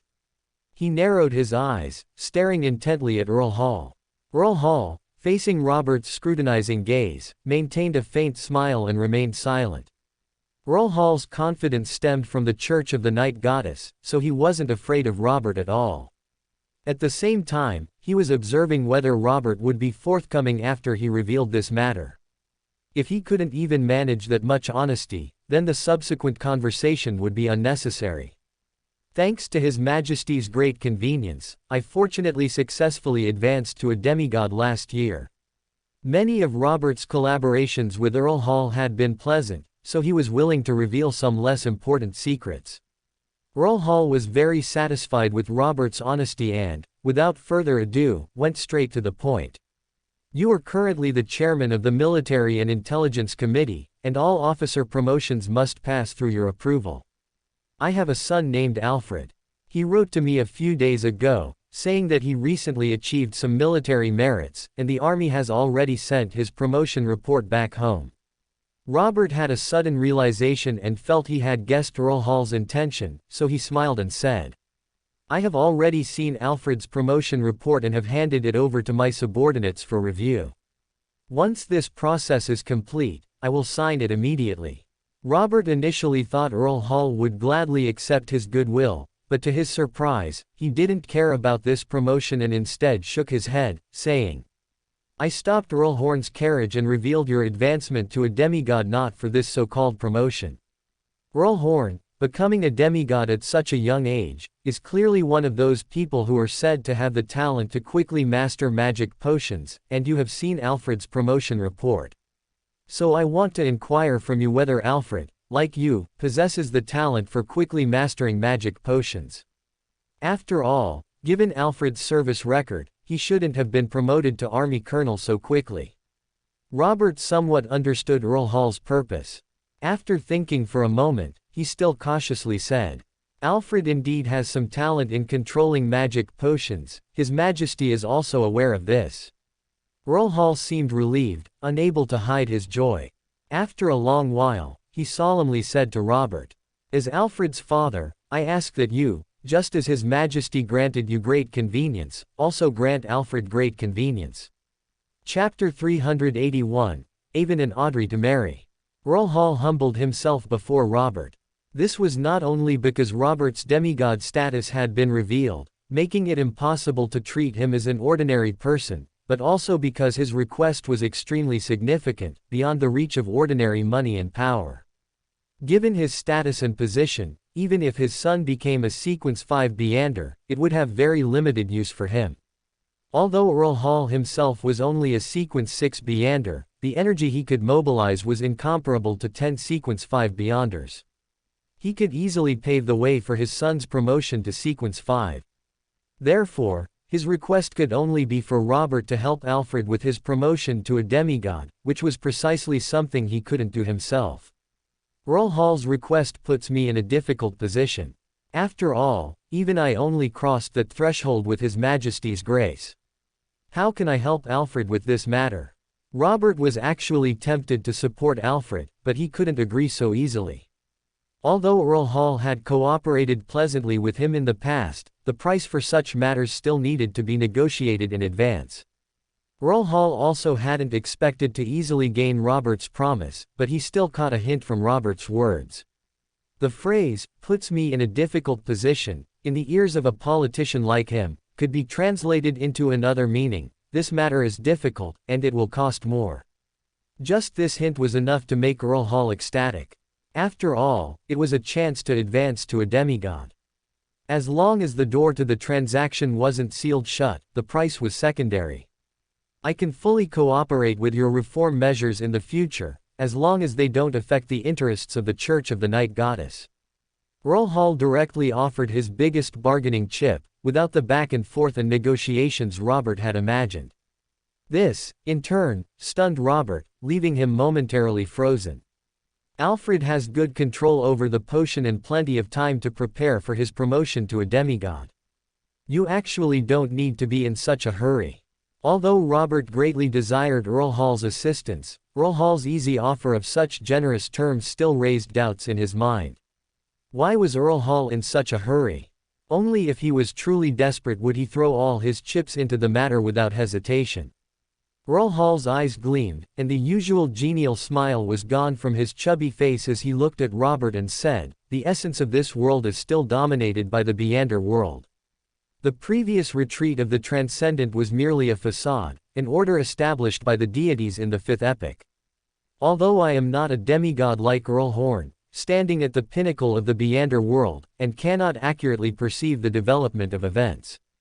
However, so many things have happened this year that even I, a spokesman for the mundane world, have sensed an unusual aura. The influence of the mundane world on the entire world is becoming weaker and weaker, increasingly powerless. Under these circumstances, my son has shown extraordinary talent in controlling the potion. How can I not be determined to invest heavily in him? In my youth, I saw the power of industrialization. Despite the ridicule of others, I sold off my father's proud land and invested wildly in factories and banks, which brought me my current position and the opportunity for the Hall family to reach its peak again. Now it's just another time to place a bet, and I'm merely making the same decision I made in my youth." Earl Hall did not hide his thought process, explaining his reasoning to Robert quite frankly. Upon hearing this confession, Robert's eyes, as he looked at Earl Hall, grew increasingly admiring. Earl Hall was essentially a mundane person, yet he could discern changes in the world's situation through various signs and still dare to place a bet at critical moments, without losing the sharp edge of his youth. This couldn't help but earn Robert's admiration. How many heroes are there in the world? Robert did not directly respond to Earl Hall's remarks about the changing world situation. Instead, he pondered for a moment and still retorted, "Actually, if you wanted to find a smooth path for Alfred, going to His Majesty would be the most convenient thing. Why did you think of coming to me?" To put it bluntly, the conditions Earl Hall offered were essentially a complete alignment with Robert. Since they were both seeking help, why not go directly to George III? Moreover, Robert currently held the title of the Storm Church's spokesman. Earl Hall was not surprised by Robert's confusion. He merely said meaningfully, "Compared to the Augustus family, I believe the Horn family needs my help more and can bring me a higher return." Although in the eyes of many nobles, the Horn family merely fortunately survived from the beginning of the Fifth Epoch, these nobles do not include the Hall family. In the kingdom, only a handful of noble families have endured for 500 years, and even fewer for 1,000 years, with only the royal family and the Horn family. The royal family is an angel family, so their longevity is natural. But what about the Horn family? Is it merely luck? I don't think so, and neither did the ancestors of the Hall family. As he spoke, Earl Hall looked at Robert with an inquiring gaze, while Robert merely smiled proudly, offering no further explanation. Robert did not hesitate for too long before making a decision.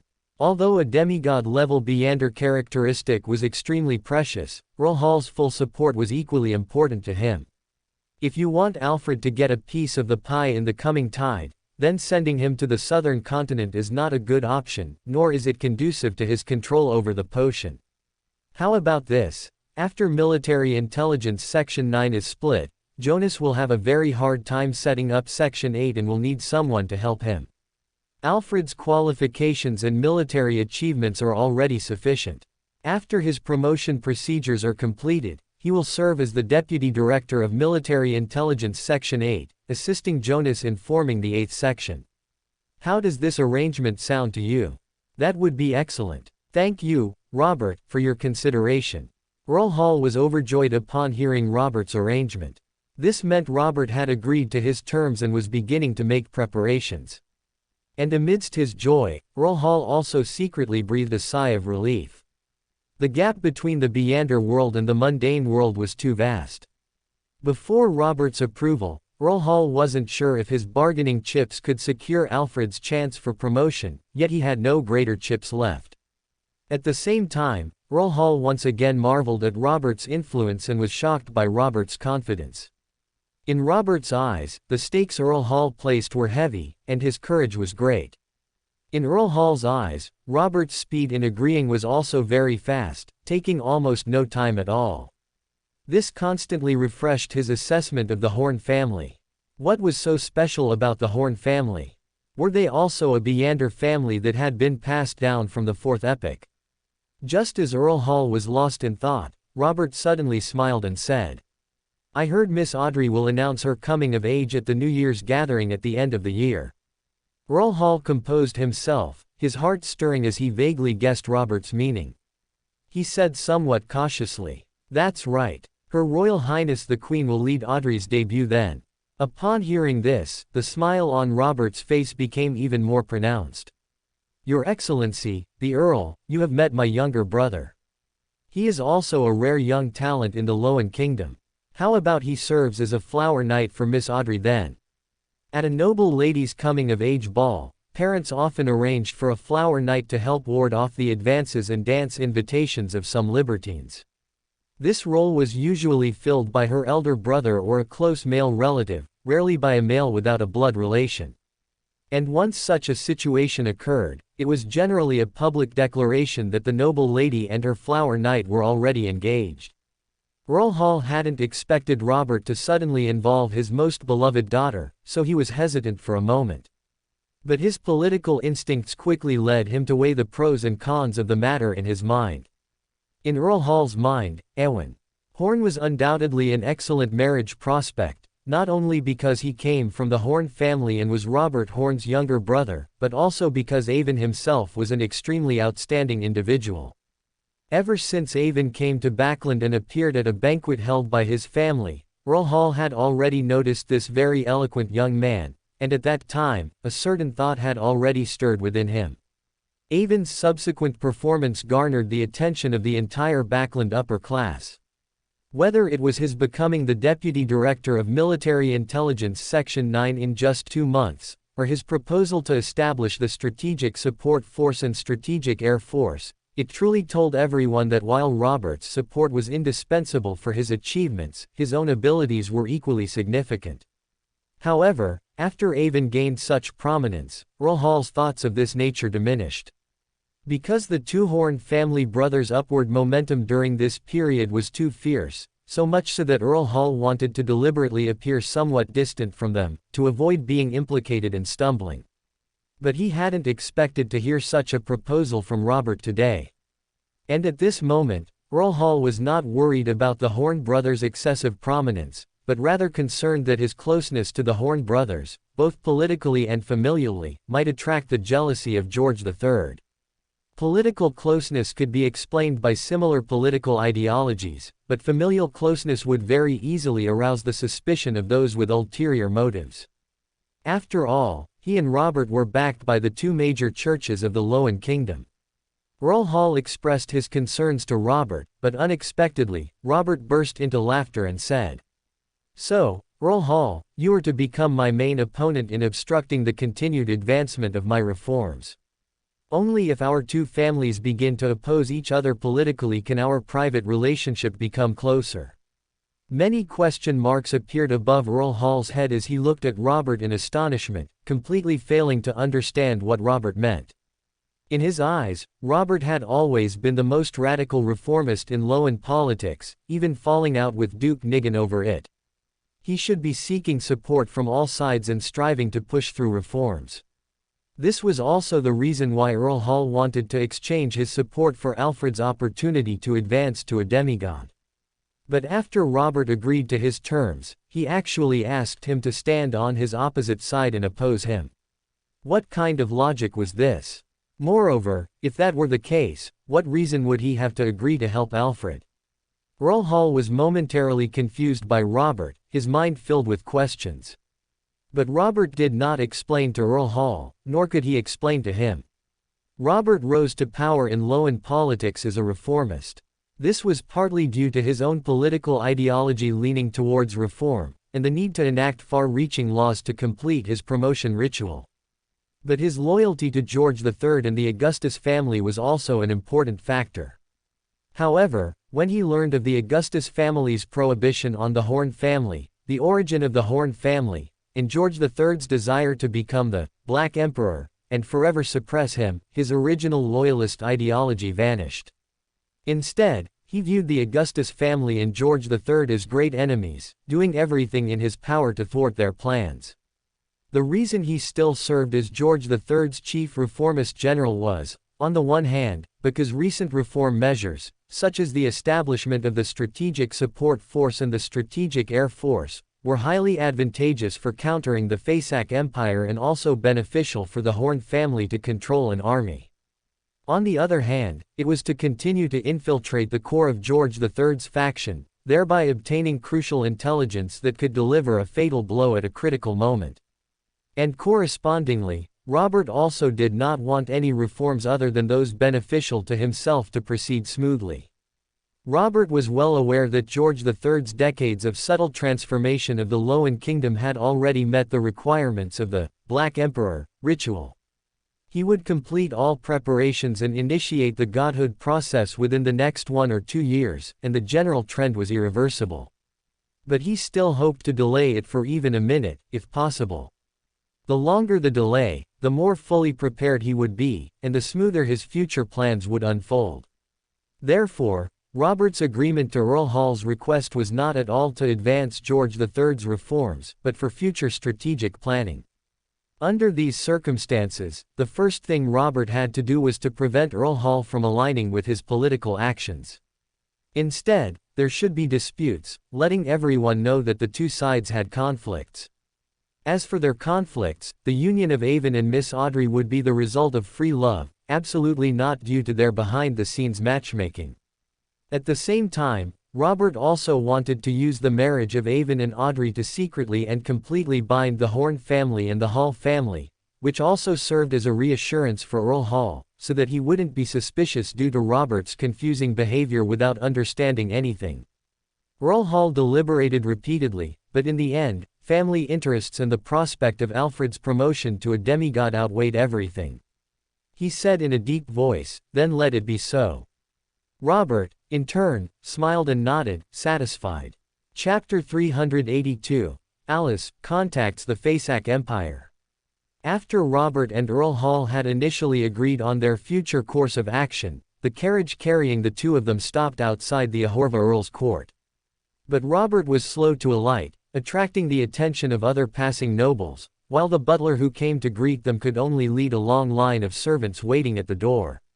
Soon, even the horses of the carriage began to lose patience, snorting and stomping on the hard road despite the coachman's training, when finally, a quarrel, increasingly louder and clearer, emanated from the carriage, sparking infinite curiosity. In a fit of pique, Robert finally exited the carriage and returned directly to the Ahorva Earl's court, completely disregarding Earl Hall behind him. A group of servants, ordered by their masters to spy from the surroundings, also saw Earl Hall, seated inside with a visibly ashen face, through the rebounding carriage door. It took Earl Hall a long time to seemingly suppress his anger, and he uncharacteristically snapped at the coachman, "What are you waiting for? Aren't you going home? Do you want me to make a fool of myself here?"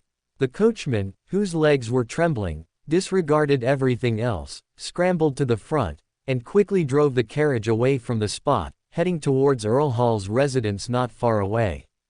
Seeing Earl Hall's carriage depart, several hidden servants who had been spying rushed to their respective mansions to inform their masters of the explosive scene they had witnessed. Earl Hall and the most prominent Earl Ahorva had fallen out over the issue of noble titles and land restrictions. Earl Ahorva stormed off, and Earl Hall's face was ashen, even losing his temper, which was rare. This would be a major event that would shake the entire political arena of the Loan Kingdom. Informing their masters a second earlier would allow them to consider how to respond a second sooner. Servants who had served nobles for generations possessed an innate political acumen and were well aware of the gravity of what had just happened, so they dared not slack off in the slightest. Meanwhile, Robert, who was already standing in front of the French window of his study on the third floor, having his heavy overcoat removed by the butler, couldn't help but smile slightly at the chaotic scene below. The butler, who hung the coat on the hanger and stood behind Robert, however, did not have that leisure. Looking at the scene below, a hint of worry flashed in his eyes, and he couldn't help but say, "Your Excellency, were you perhaps a bit rash just now?" Regardless, Earl Hall is the leader of the Conservative Party. Even if there are major differences of opinion, you shouldn't have fallen out with him in this public setting. This will create a lot of trouble in the future. Before the butler could finish his sentence, Robert gently shook his head, interrupting him, and said meaningfully, "You don't understand, only by doing this is it the most beneficial choice for the Horn family." After saying that, Robert dismissed the butler without further explanation. The butler could only leave Robert's study, his face full of confusion. Although Robert's approach to Earl Hall was long-term, not expecting him to do anything for him in the short term, it didn't mean he wouldn't leverage this incident. Robert's proposal today at the Privy Council to relax the link between noble titles and land ownership would surely trigger a huge reaction.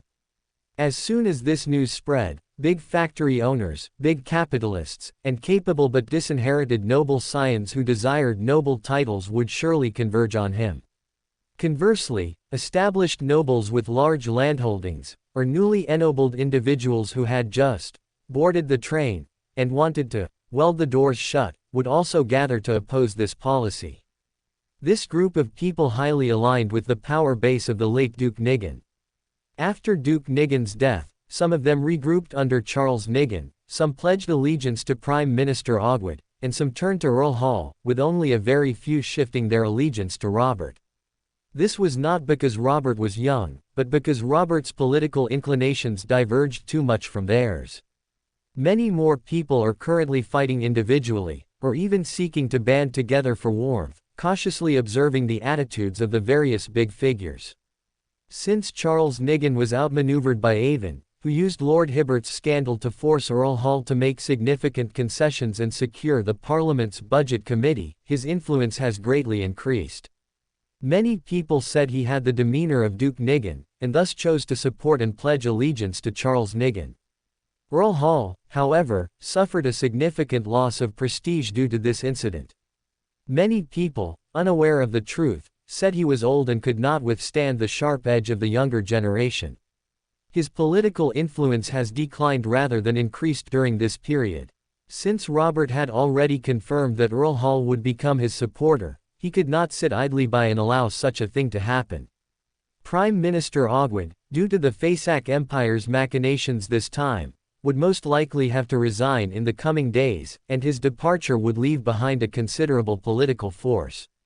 Compared to his nephew, Charles Nigan, Ogwyd actually trusted Earl Hall's abilities and commitments more. After all, others were unaware of the inside story of Earl Hall's concessions last time, but Prime Minister Ogwyd knew it all too well. Therefore, Earl Hall would actively negotiate with Prime Minister Ogwyd in the coming days to discuss how to take over the political forces he would leave behind. And in order to prevent the political forces left by Ogwyd from being drawn away by Charles Nigan, it was very necessary to raise a banner. The public quarrel between Earl Hall and Robert was precisely about raising this banner. In short, Robert used himself as a stepping stone to help Earl Hall secure the forces under Prime Minister Ogwyd, to gain the conservative forces that Robert could not openly pursue, and to strike at Charles Nigan. If this matter succeeds, then in the future, Earl Hall will become the banner of the conservative forces in the Lowen Kingdom, completely occupying the ecological niche that Duke Nigan once held. And Robert would also be able to firmly establish his position as the leader of the reformist faction.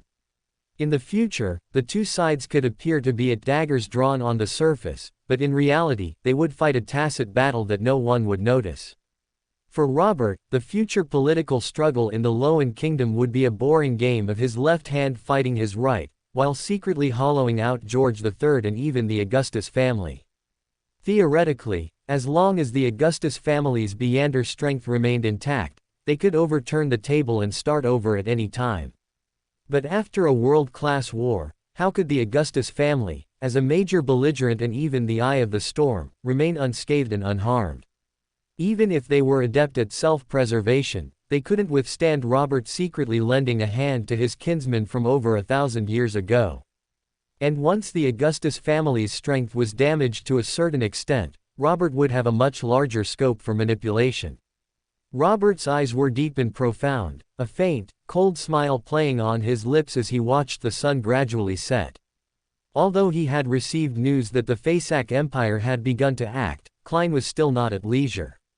Thanks to his identity as a journalist, Klein easily learned everything that happened at the Fasak embassy today. In fact, even if he didn't inquire, the Fasak Empire would send him a telegram detailing everything and asking him to cooperate with relevant actions. Ever since Klein submitted his plan to disrupt the Lowen Kingdom's finances to the Fasak Empire, he no longer needed to rack his brains thinking about the Lowen Kingdom's response and how to counter their countermeasures. After all, the Fasak Empire had a large group of conspirators who excelled at such things.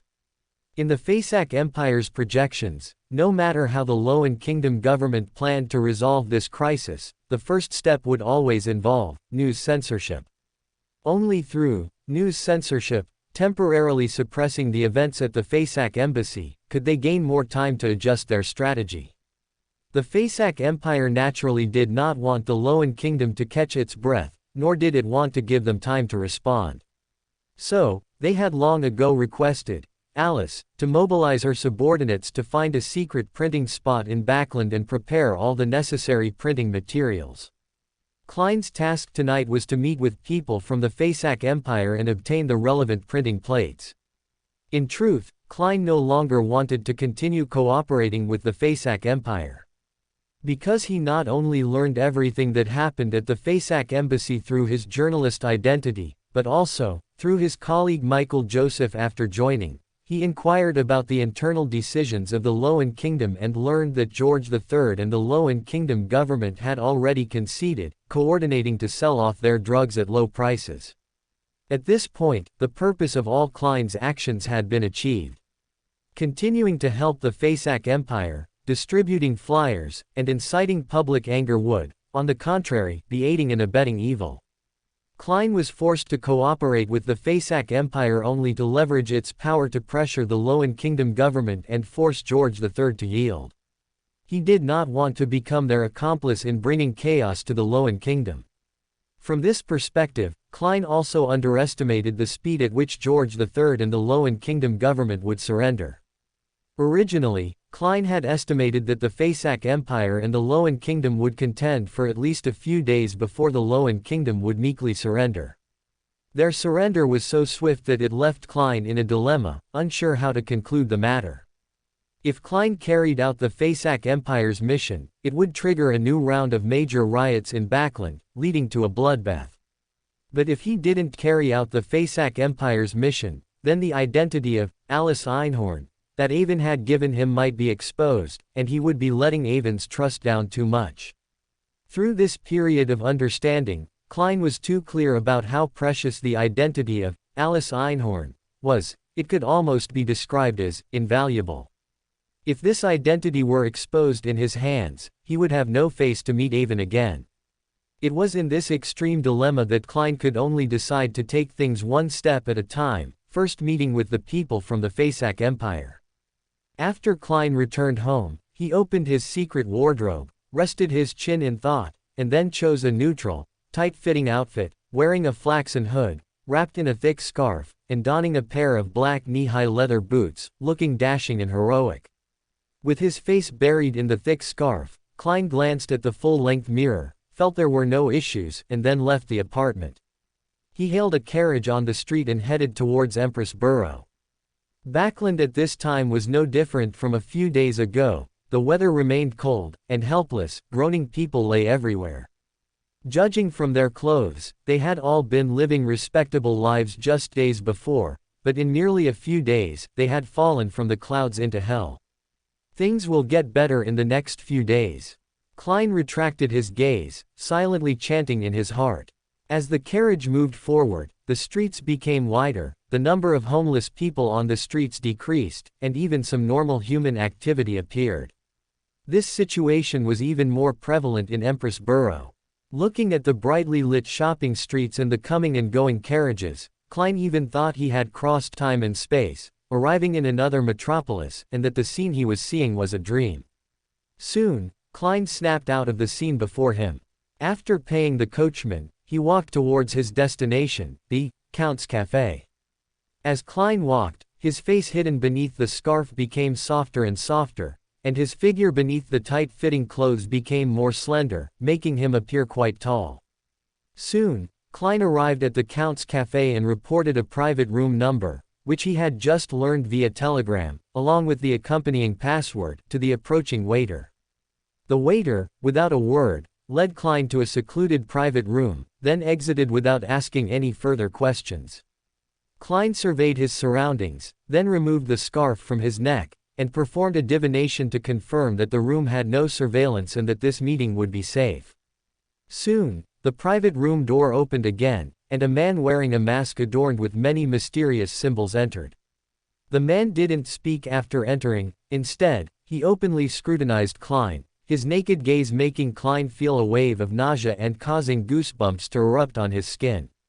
Just as Klein was growing impatient and about to speak, the man withdrew his gaze. He produced 2 engraved plates from somewhere, placed them on the table in the private room, and pushed them towards Klein. Klein reached out and took the 2 plates, discovering that, as he expected, in addition to recounting the events at the Fasak embassy that day, they contained many inflammatory statements, all designed to incite the people of Bakland to rise up against the corrupt Loan Kingdom government for their own lives. What Klein found most clever about this propaganda leaflet was that it primarily targeted the government, while downplaying the Augustus family's responsibility in the matter. After all, it was a royal family that had ruled the Loan Kingdom for 1,000 years. Inciting the populace to rebel against the Augustus family was not easy, but getting them to rebel against the government was relatively less of a psychological barrier. One could even say it was hinting to the populace that when they rebelled, they should raise the banner of honoring the king and punishing the treacherous. This insidious leaflet, which deeply understood human nature, sent shivers down Klein's spine. Aholmatova Einhorn. After receiving orders from the homeland a while ago, I spent money to acquire a small printing factory. Both the printing workers and all the necessary materials are fully prepared. I will send this printing plate over tonight.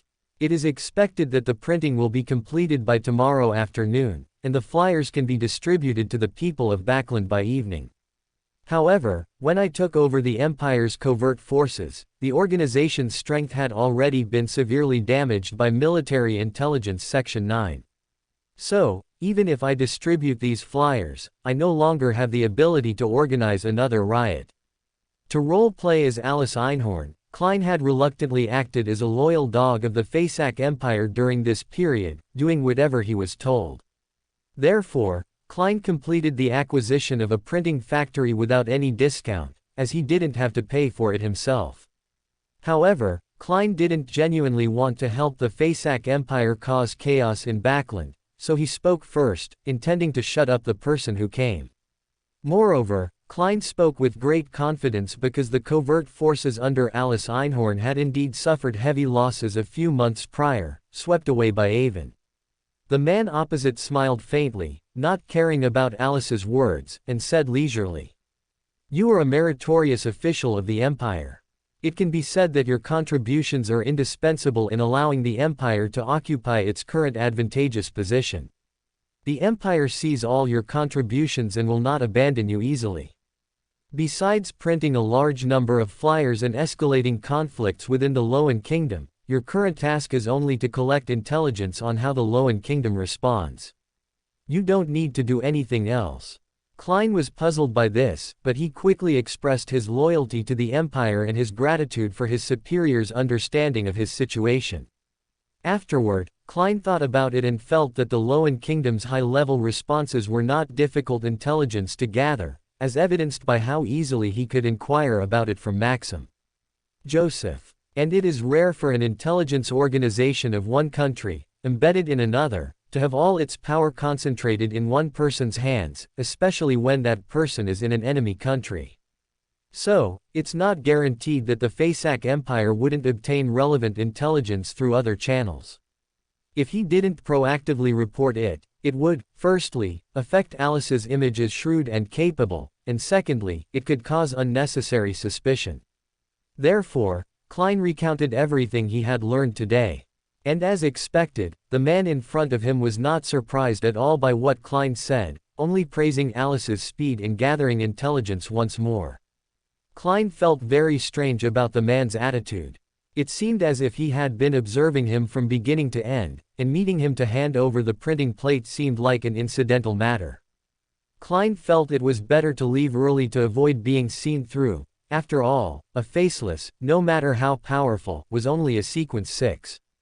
In this Beander world with unknown mystical abilities, it was hard to guarantee he wouldn't reveal a flaw. If there's nothing else, I'll take my leave now. Klein raised the printing plate in his hand, intending to get up and leave, but the person opposite stopped him. Actually, I shouldn't be the one meeting you today, but a big shot is curious about you, so I came in person to see you. Let me introduce myself. My name is Maxim. I belong to the Eternal Night Legion Commander, His Royal Highness Aholmatova Einhorn. Klein's face changed drastically, and he almost couldn't suppress the urge to get up and flee. Klein might not be very clear about the Fasak Empire's other legions, but he had long heard of the Eternal Night Legion. The headquarters of the Church of the Night Goddess is located in the northernmost border county of the Loan Kingdom, Winter County, constantly facing the Fasak Empire's military might and blocking the Fasak Empire's most important southward passage. And it is this Eternal Night Legion that has been constantly battling the Church of the Night Goddess headquarters for years. So Klein was very sure that the leader of this Eternal Night Legion was an angel, otherwise, it would be impossible to directly confront the Church of the Night Goddess and the heavily fortified Loan Kingdom there. In other words, the commander mentioned by Maxim, His Royal Highness Aholmatova Einhorn, was definitely an angel. Considering the characteristics of high-sequence hunters seen on the Hunter Pathway Blasphemy slate, Klein even suspected whether the man talking to him was Maxim himself, or His Royal Highness Aholmatova Einhorn. So you are from the Eternal Night Legion, it is truly an honor. If there are any instructions, you could have just sent someone to convey them. How dare I trouble you to come in person?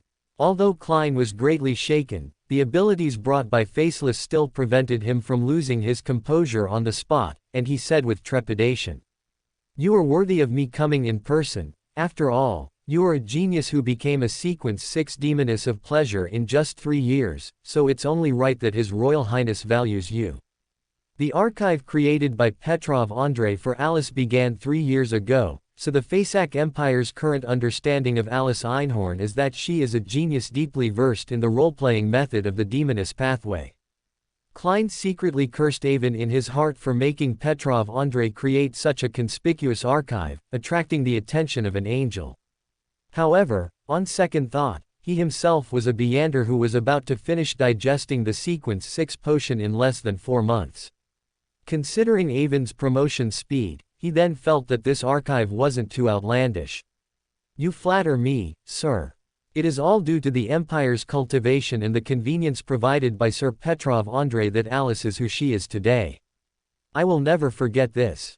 Klein didn't know how to deal with an angel's attention now, so he could only shout, "Loyalty," and "Gratitude," hoping to muddle through this situation. Maxim's smile grew even brighter when he heard Alice's words, and he said with a laugh, "You don't need to belittle yourself. Every Beander knows the difficulty of digesting a potion. Your rapid promotion is partly due to Petrov Andrei's guidance, but your own talent is also an important reason." Klein humbly said a few more words, then very sensibly asked, "May I ask if His Royal Highness Aholmatova Einhorn has any instructions for me to carry out?" Klein didn't believe that an angel would personally pay attention to a mere Sequence 6 just because they had nothing to do. There must be a purpose behind it. Maxim was also very satisfied with Alice's quick wit and didn't want to beat around the bush anymore, so he said directly, "Actually, it's nothing major. I just want you to make contact with Ewan Horn, the Deputy Director of Military Intelligence Section 9. Klein was startled, almost thinking his identity had been exposed, but he quickly composed himself, feigning shock, and hastily said, "How is this possible? The Empire's covert organization suffered severe damage because of this person, and I have studied him. He is very cunning, exceptionally clear-headed, and extremely difficult to approach. Wouldn't approaching him be walking into a trap?" Maxim's smile remained unchanged, but his tone was undeniable as he said, "It is precisely because he is difficult to approach that His Royal Highness has entrusted this arduous task to you. This is a sign of his high regard for you." Klein's mind raced, knowing that his primary task was to protect Alice's identity from exposure. Other potential dangers could be handled by Avon himself later. So, he feigned a difficult expression and said, "All right, I will definitely complete His Royal Highness's mission, but this will take time. Also, what is my mission in contacting Ewan Horn? Is it to find a way to kill him, or to steal some intelligence from him?" Maxim was very satisfied with Alice's answer and put away the hint of coldness in his eyes. If Alice had hesitated just now, he wouldn't have minded showing his authority and methods. After all, this was his core mission in Backland this time. "Actually, you don't need to be afraid. Being noticed by His Royal Highness Aholmatova Einhorn and choosing to carry out this mission is a great opportunity for you. Moreover, you don't have to worry about your life being in danger. According to the intelligence gathered during this period, Ewan Horn is not a stubborn person. If he tries to kill you, you can tell him that His Royal Highness Aholmatova Einhorn sent you to contact him. As for your ultimate goal in contacting him, it is not to kill him or steal any intelligence from him, but to win him over. Win him over? How is that possible? This time Klein was truly surprised. He felt that he couldn't recognize this world anymore. The Ahova Earl's court had a long heritage, almost as old as the Loan Kingdom itself. How could they be won over? Had this world changed so much that he no longer recognized it, or had His Royal Highness Aholmatova Einhorn, this angel, lost his mind? But suddenly, Klein remembered that Avon had once used the identity of Alice to kill Beckerlang, the Intis Republic's ambassador to the Loan Kingdom. This brought no benefit to the Loan Kingdom at all. Instead, it put the Loan Kingdom in a passive position everywhere. After he learned that Alice was one of Avon's alternate identities, he had once asked about this matter, but Avon had changed the subject. Klein still remembered what Avon had said at the time. The reasons for killing Beckerlang are too complex. I'll tell you later. For now, I can only tell you that killing Beckerlang is very beneficial to the Horn family. Klein's pupils dilated, and he felt as if he had discovered Avon's, or the Horn family's, true attitude towards the Augustus family. Could the Horn family really be planning treason? How could this be possible? Even if he and his brother really did that, what benefits could they gain? Klein's mind was in turmoil, not knowing what to do. Maxim didn't know what Alice was thinking, but he smiled and said, "Nothing is impossible in this world. All right. Some matters are not for you to meddle with. Just complete the task assigned by His Royal Highness. Consider this a reward from His Royal Highness in advance for your service to him." Saying this, Maxim pulled out another piece of paper from somewhere, flicked it with his hand, and it shot towards Alice. Klein came back to his senses, startled, but his hand movements were not slow, and he caught the paper that seemed capable of killing. Klein felt the power of the paper in his hand and realized that if he hadn't come to his senses just now, this ordinary piece of paper could have easily severely wounded him. Hunter Pathway Sequence 4 Iron-Blooded Knight, capable of weaponizing ordinary objects, turning them into deadly weapons in a short time. The divination just now was definitely wrong. How could there be no danger at all when facing a demigod? High-level Beander power interfered with my divination. Klein suppressed the shock in his heart and opened the white paper, finding that it contained the formula for Sequence 5 Demoness of Afflictions. Serve His Royal Highness with peace of mind, he will not treat you unfairly. Before I came, His Royal Highness even said that if you perform well, the Einhorn surname could even be bestowed upon you. After Maxim displayed his strength, he began to draw a grand picture for Alice. Is this true? Did His Royal Highness really say that? Klein's face showed excitement, he was incoherent, almost unable to speak clearly. Maxim was very satisfied with Klein's performance, and he chuckled, crossing his legs. Of course, it's true. His Royal Highness said it himself in front of me. Would I lie to you? And there's one more thing you need to pay attention to. Do not let anyone discover the mission His Royal Highness has given you, including Petrov Andrei, understand? After drawing a grand picture for Alice, Maxim began his attempt to poach her. Klein, who understood the true relationship between Petrov Andrei and Alice, merely feigned hesitation, then nodded without any psychological burden, indicating that he understood. All right, first send the printing plate for printing and complete the task given to you by the homeland. Then, as soon as possible, devote your energy to the task given to you by His Royal Highness.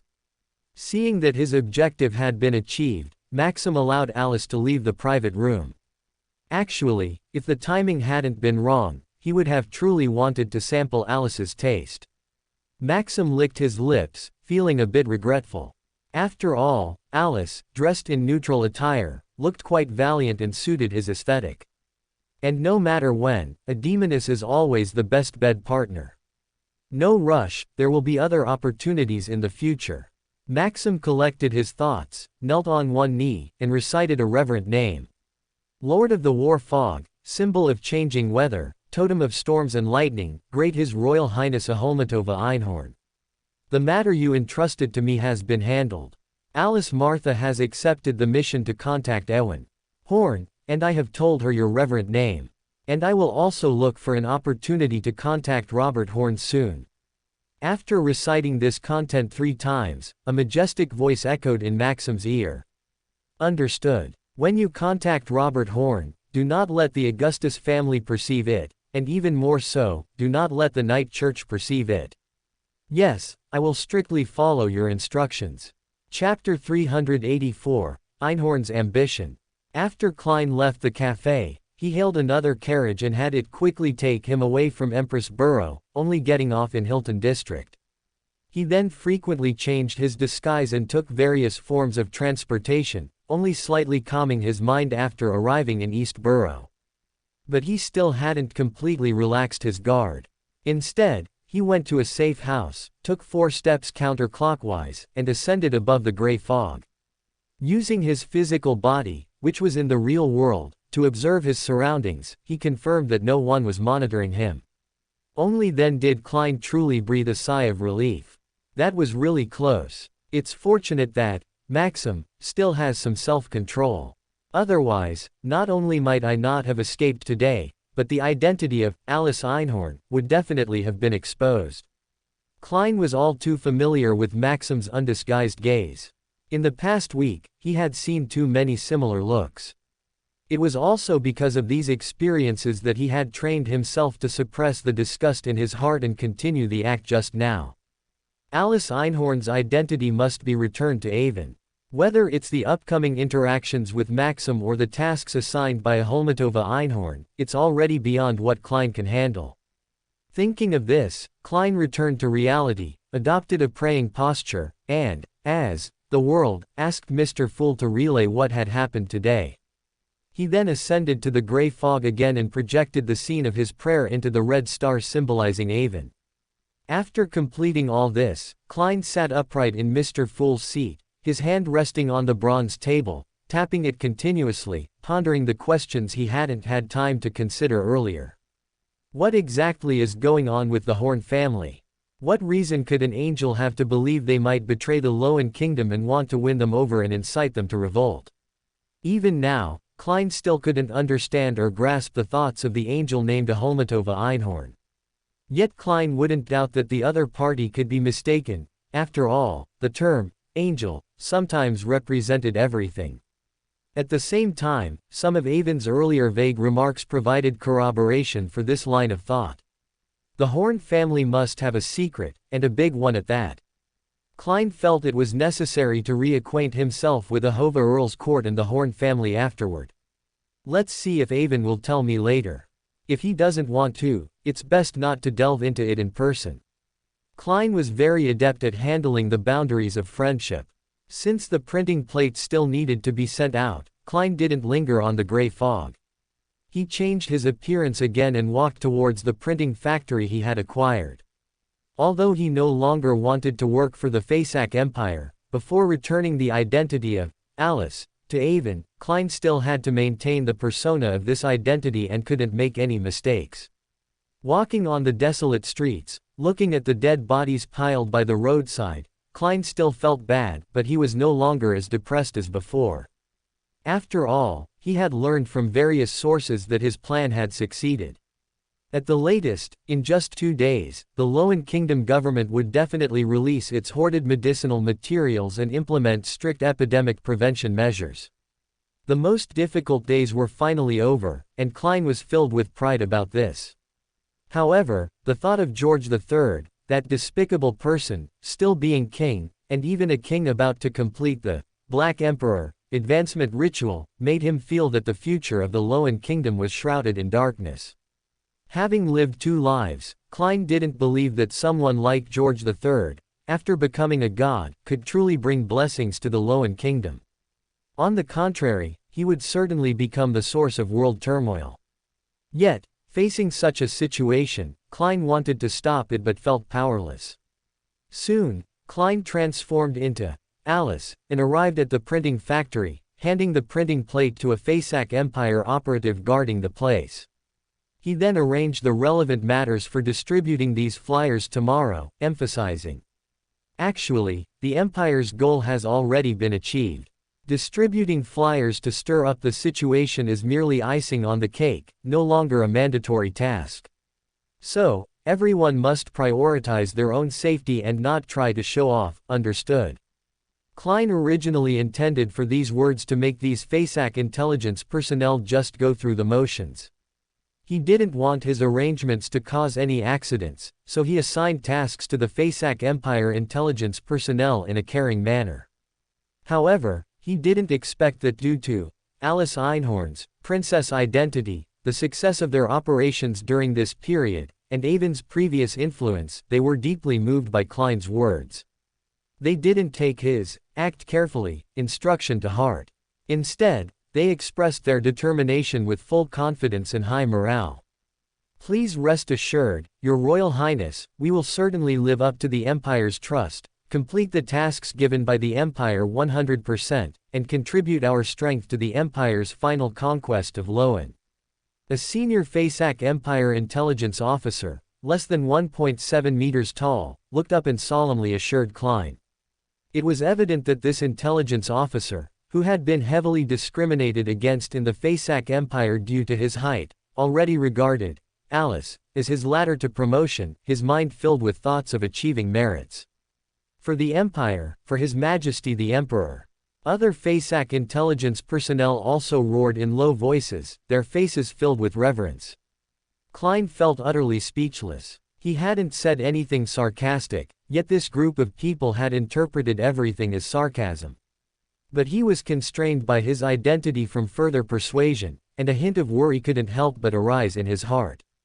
He wondered if he should contact Judgment, or Magician, to report these people, to prevent them from causing trouble. In the end, Klein decided to leave this matter for Avon to handle. However, it was also strange.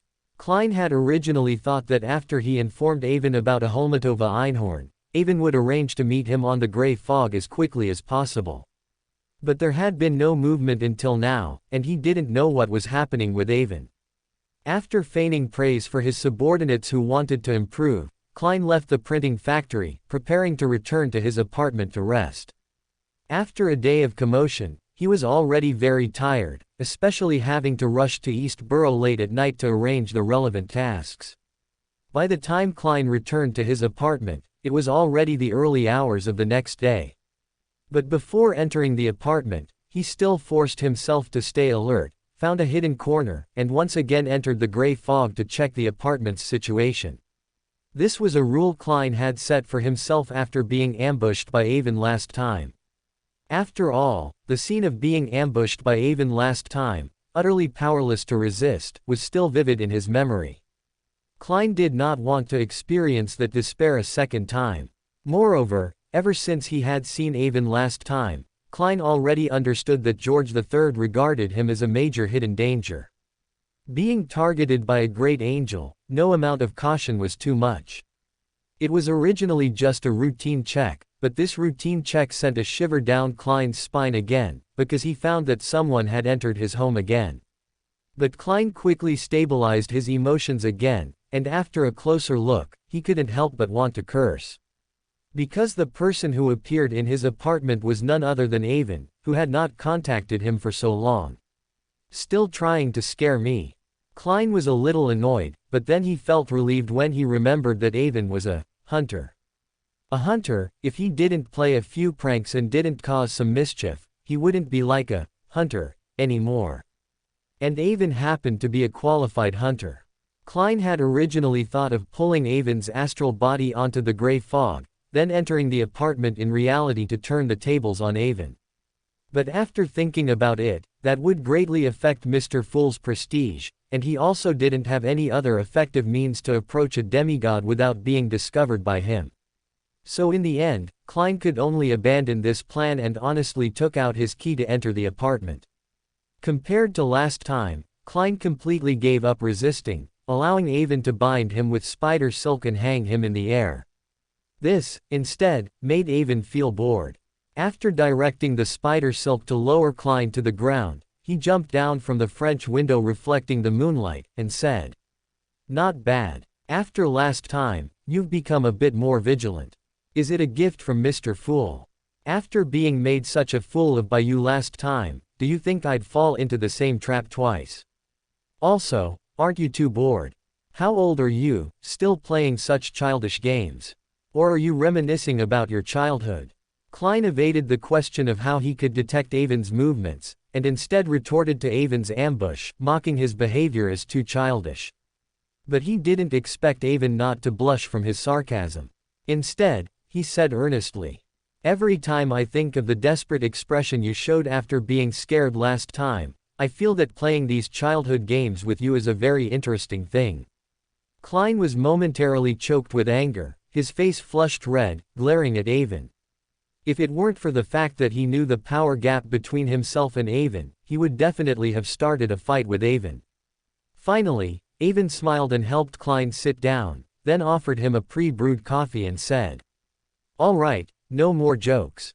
Try the coffee I personally brewed.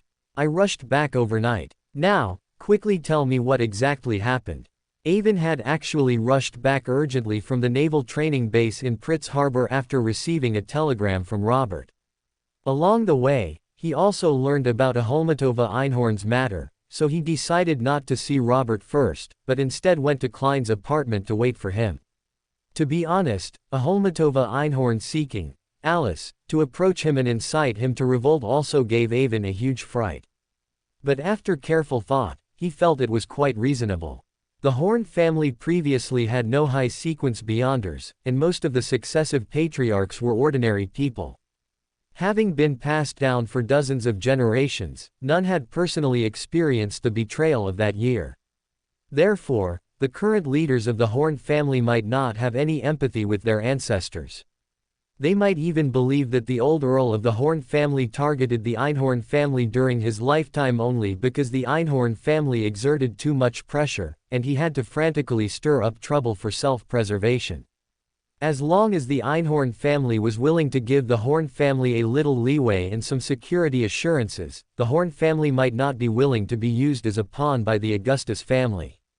Coupled with the increasingly obvious intention of the Augustus family to support the two brothers, Robert and Avon, against the Fasak Empire, and their growing influence in the Loan Kingdom.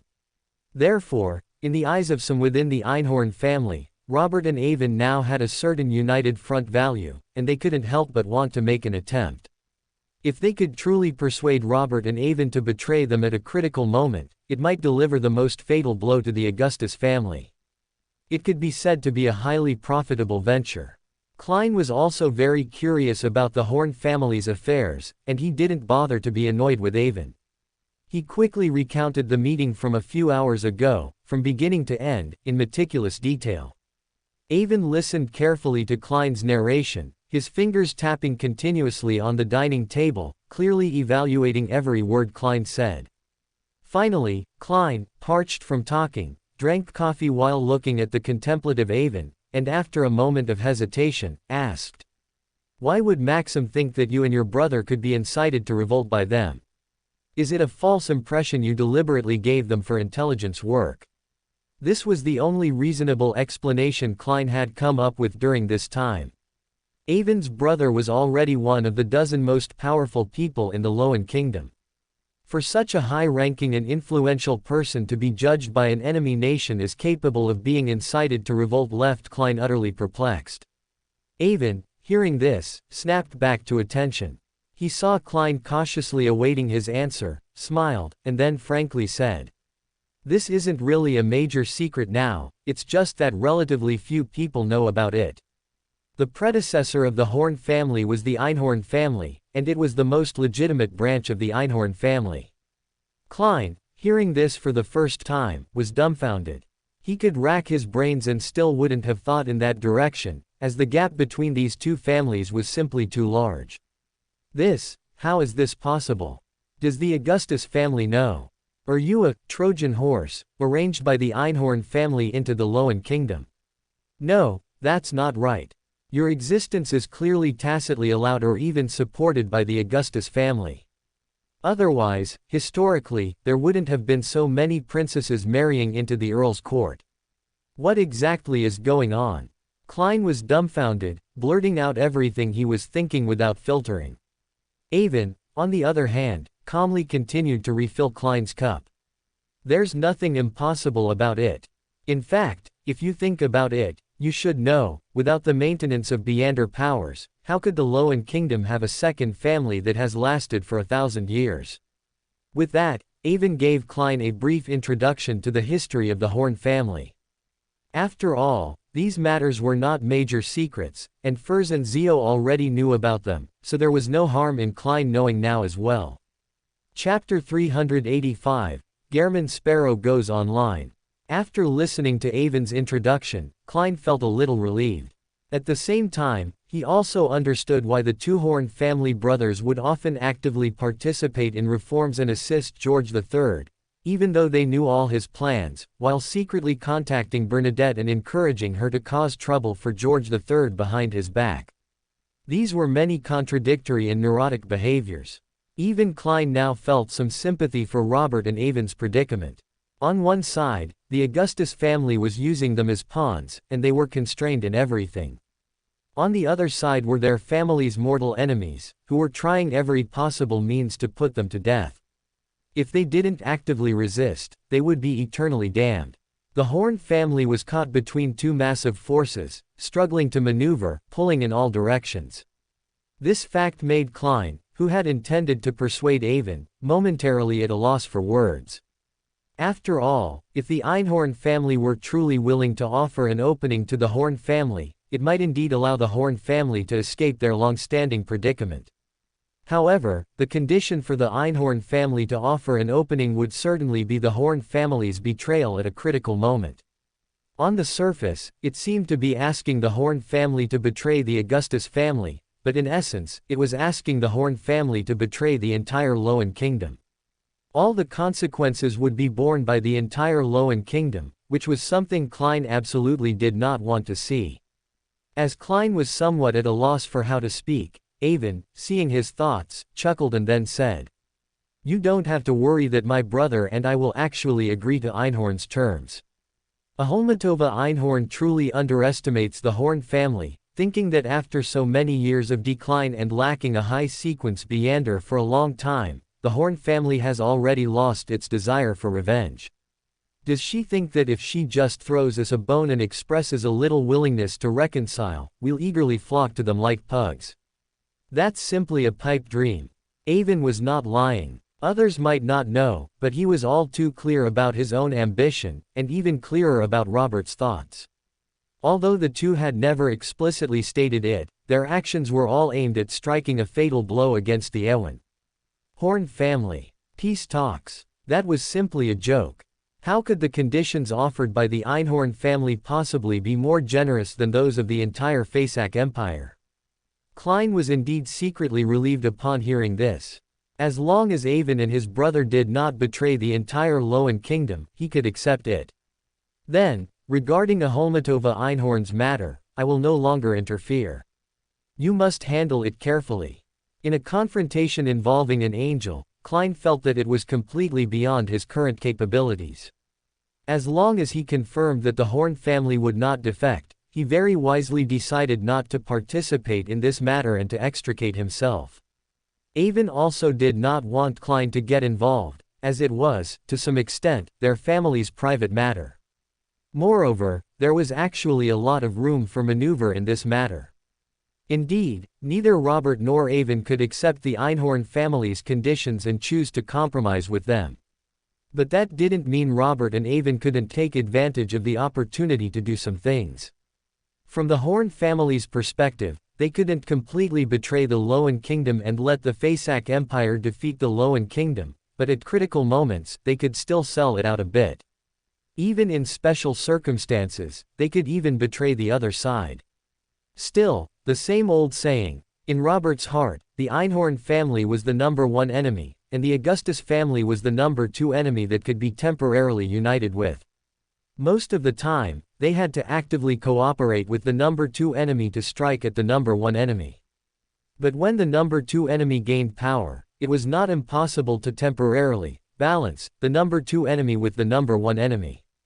On one side was an angel family with a 1,000-year heritage, possessing the most industrialized country and the largest colonies in this world. On the other side was also an angel family with a 1,000-year heritage, possessing the largest territory and the strongest military power in this world. Playing a double agent between these two was like walking a tightrope for the Horn family. However, given that the Horn family was the weakest of the 3 parties, they had no choice but to walk this tightrope. Still, the same old saying, what the Horn family lacked most right now was time. The separation of 008 from the Church of the Night Goddess and the impending completion of George III's promotion ritual all indicated that the future world situation was irreversibly sliding towards the trajectory of a world war. But Robert and Avon learned of these matters too late and didn't have time for more preparations, so they could only resort to the most aggressive methods to create a more favorable situation for themselves and hold more cards in their hands. If Avon could have arrived in this world 10 years earlier, he would never have considered walking a tightrope between the two. After all, who would deliberately seek danger? Who doesn't like to quietly make a fortune? After the matter of Aholmatova Einhorn instructing Alice to instigate Avon was put aside, Klein then told Avon about what he had done using the identity of Alice during this period. In fact, Avon was well aware of most of these things, and many of them were even suggestions he had directly made. His running off to the naval training ground during this time, to continue drilling the new recruits, was also to avoid the task of finding Alice, falling to him, thus recreating the situation of fighting himself. It seems that George III's scheme to find the Black Emperor, and the Loan Kingdom government's plan to seize the opportunity to plunder civilian wealth have completely failed. Klein, every Backland resident should thank you for your efforts. Avon never minded providing emotional value to others, after all, saying a few kind words wouldn't cost him anything. Moreover, from the bottom of his heart, he actually admired Klein's purely altruistic behavior. Although he would definitely not emulate him, it didn't prevent him from feeling respect. Not at all, not at all. My success is inseparable from your help and that of Miss Justice, Miss Magician, and Miss Judgment. Without your help, Robin Hood would never have succeeded. The name, Robin Hood, doesn't just refer to me, but represents everyone involved in this matter. Klein didn't get carried away by Avon's praise. Instead, he very emotionally mentioned the help from Avon, Audrey, Furs, and Zio. Without Avon providing the Alice persona, Klein would not have been able to mobilize the power of the Fasak Empire, which was the foundation of all his plans. Without the intelligence provided by Audrey, Klein would not have been able to accurately locate where those great nobles and merchants hoarded medicinal materials. After all, these people were her relatives, and others wanting to inquire about such matters wouldn't have the same convenient conditions. Without Zio's help and deliberate leniency, Klein would not have been able to escape the dragnet pursuit of Military Intelligence Section 9. After all, during this period, apprehending Robin Hood had become the top priority for all official forces in Backland. Without Furs's help, Klein wouldn't have had a portable space pocket, allowing him alone to transport large quantities of hoarded medicinal materials. Klein still had a deep impression of that notebook which recorded many space abilities. To some extent, that notebook, when viewed comprehensively, was even comparable to the quivering hunger in his hand. Klein was truly grateful to everyone who helped him. And to Klein's gratitude, Avon said with emotion, "You don't have to push all the credit onto others. Indeed, without our help, it would have been very difficult for you to achieve this level. But similarly, without your initiative, we wouldn't have thought of doing this. Without your efforts, this matter would never have succeeded. You are the most irreplaceable one." Avon and Klein completed a round of mutual flattery, exchanging smiles. George III will not give up investigating the Black Emperor matter. As long as you are still in Backland, such incidents will certainly emerge endlessly. Moreover, There's no such thing as guarding against thieves for 1,000 days, so to be on the safe side, you should leave Backland as soon as possible, as we discussed before. I will also find a way to leak the news that the Black Emperor has left Backland. From every perspective, Klein should not continue to stay in Backland. This was also something they had discussed before, so Klein raised no objections. Instead, he walked into the bedroom and took out a stack of documents for Avon. Avon flipped through the documents in his hand and was surprised to find that it was a property transaction contract. Looking at the address, it was surprisingly right next to Klein's apartment.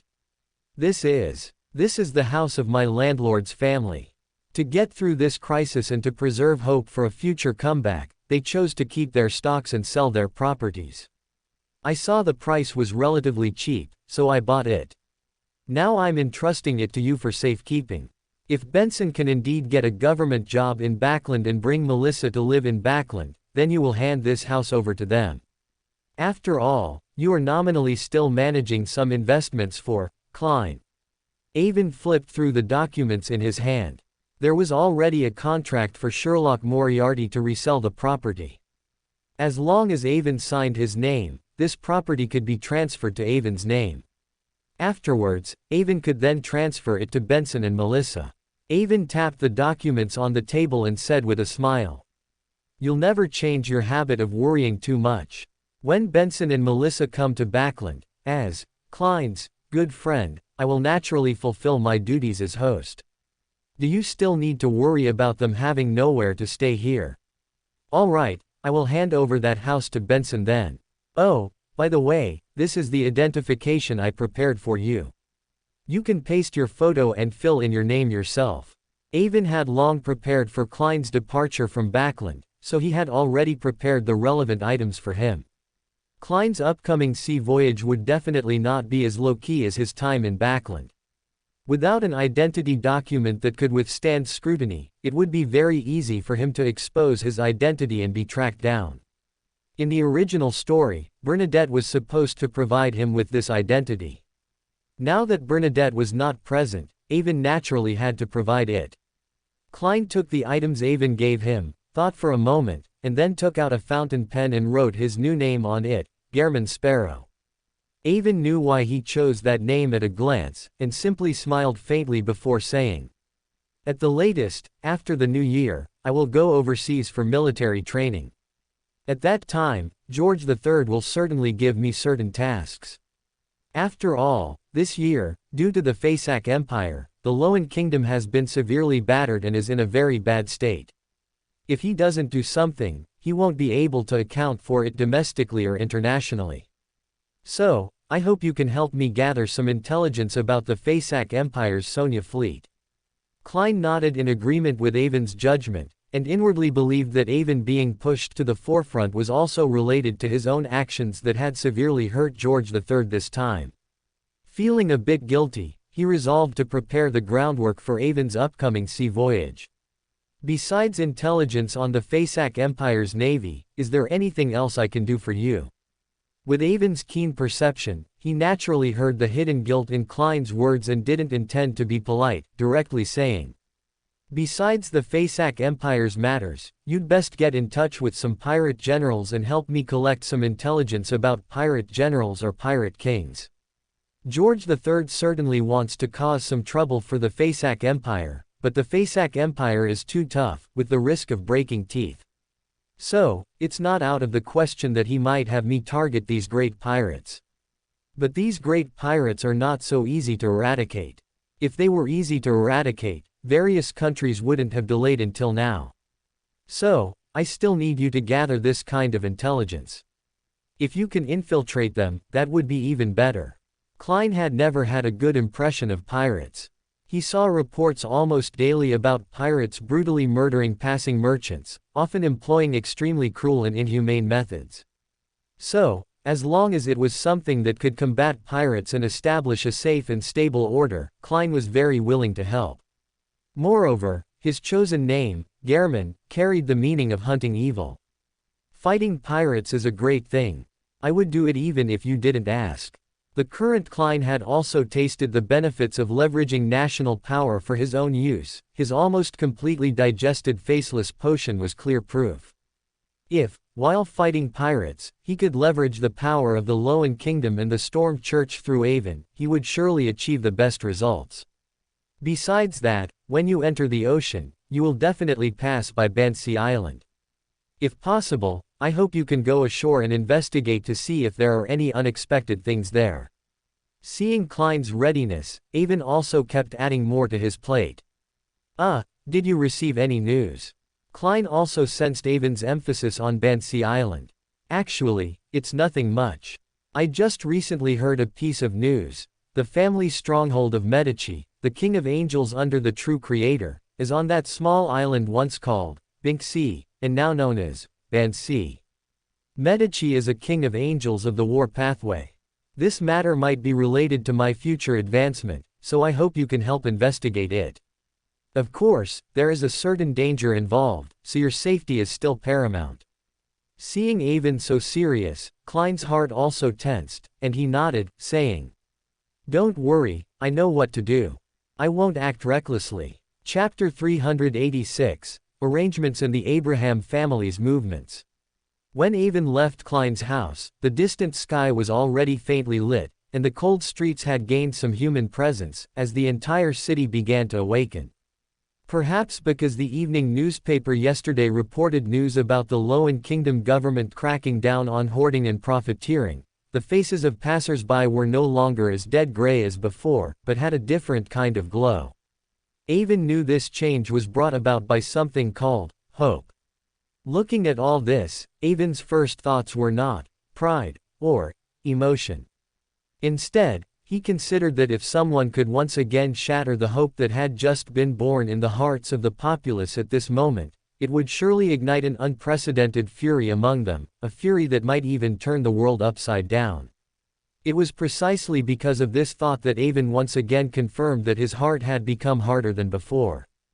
The conspirators of the Fasak Empire were indeed not to be underestimated. They deeply understood human nature, calculated everything, and knew how to strike the Loan Kingdom with maximum impact.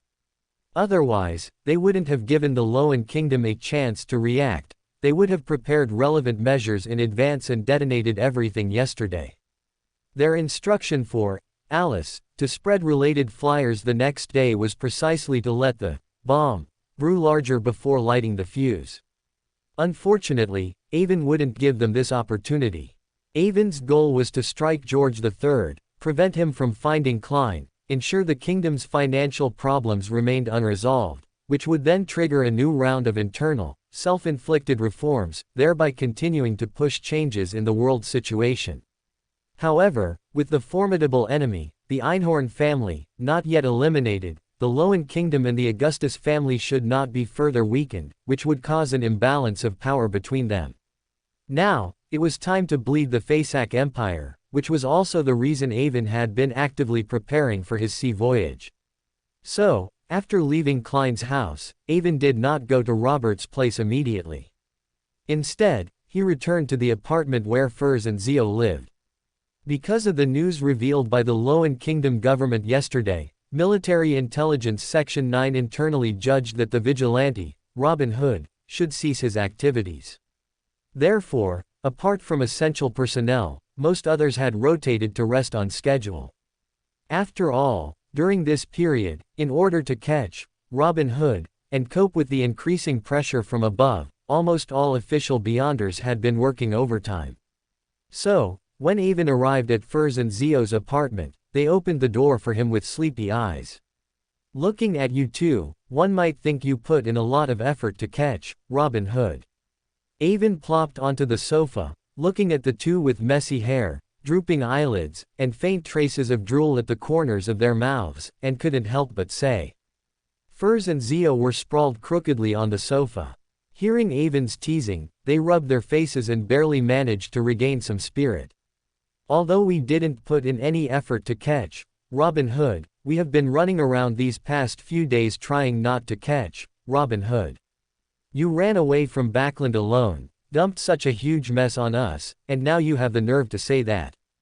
Ever since Klein decided to change his action plan because George III was searching for the Black Emperor, Avon had brought him into the Tarot Club action team he had temporarily formed earlier. It was also at that time that Avon learned Klein had been raiding large nobles and merchants who were hoarding and profiteering with Furs, Audrey, and Zio. Before that, he had thought Klein was acting alone. Avon merely smiled at Furs's complaint, but did not respond. Instead, he took out the information Klein had just provided him, placed it on the coffee table in front of him, and pushed it towards Zio. Zio patted her face, took the document from the coffee table, and looked at Avon in confusion, while Avon motioned for her to open it and read it herself. After Zio opened the document, she merely glanced at it, and the pupils in her eyes immediately widened. The hand holding the document trembled. Seeing her friend's reaction, Furs quickly leaned over, peered forward, and likewise, after just one glance, she could no longer shift her gaze. After a while, Zio and Furs finished reading the document in their hands and asked in shock, "Where did you get this?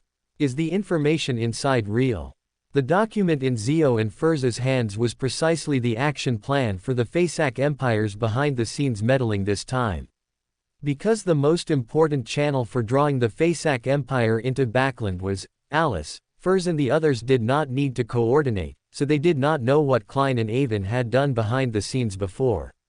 They had only been cooperating with Klein's Robin Hood operation, so today was the first time they learned of the Fasak Empire's actions behind the scenes, and they also understood why the LotM Kingdom government released news about controlling the epidemic and cracking down on drug prices through the evening newspaper yesterday.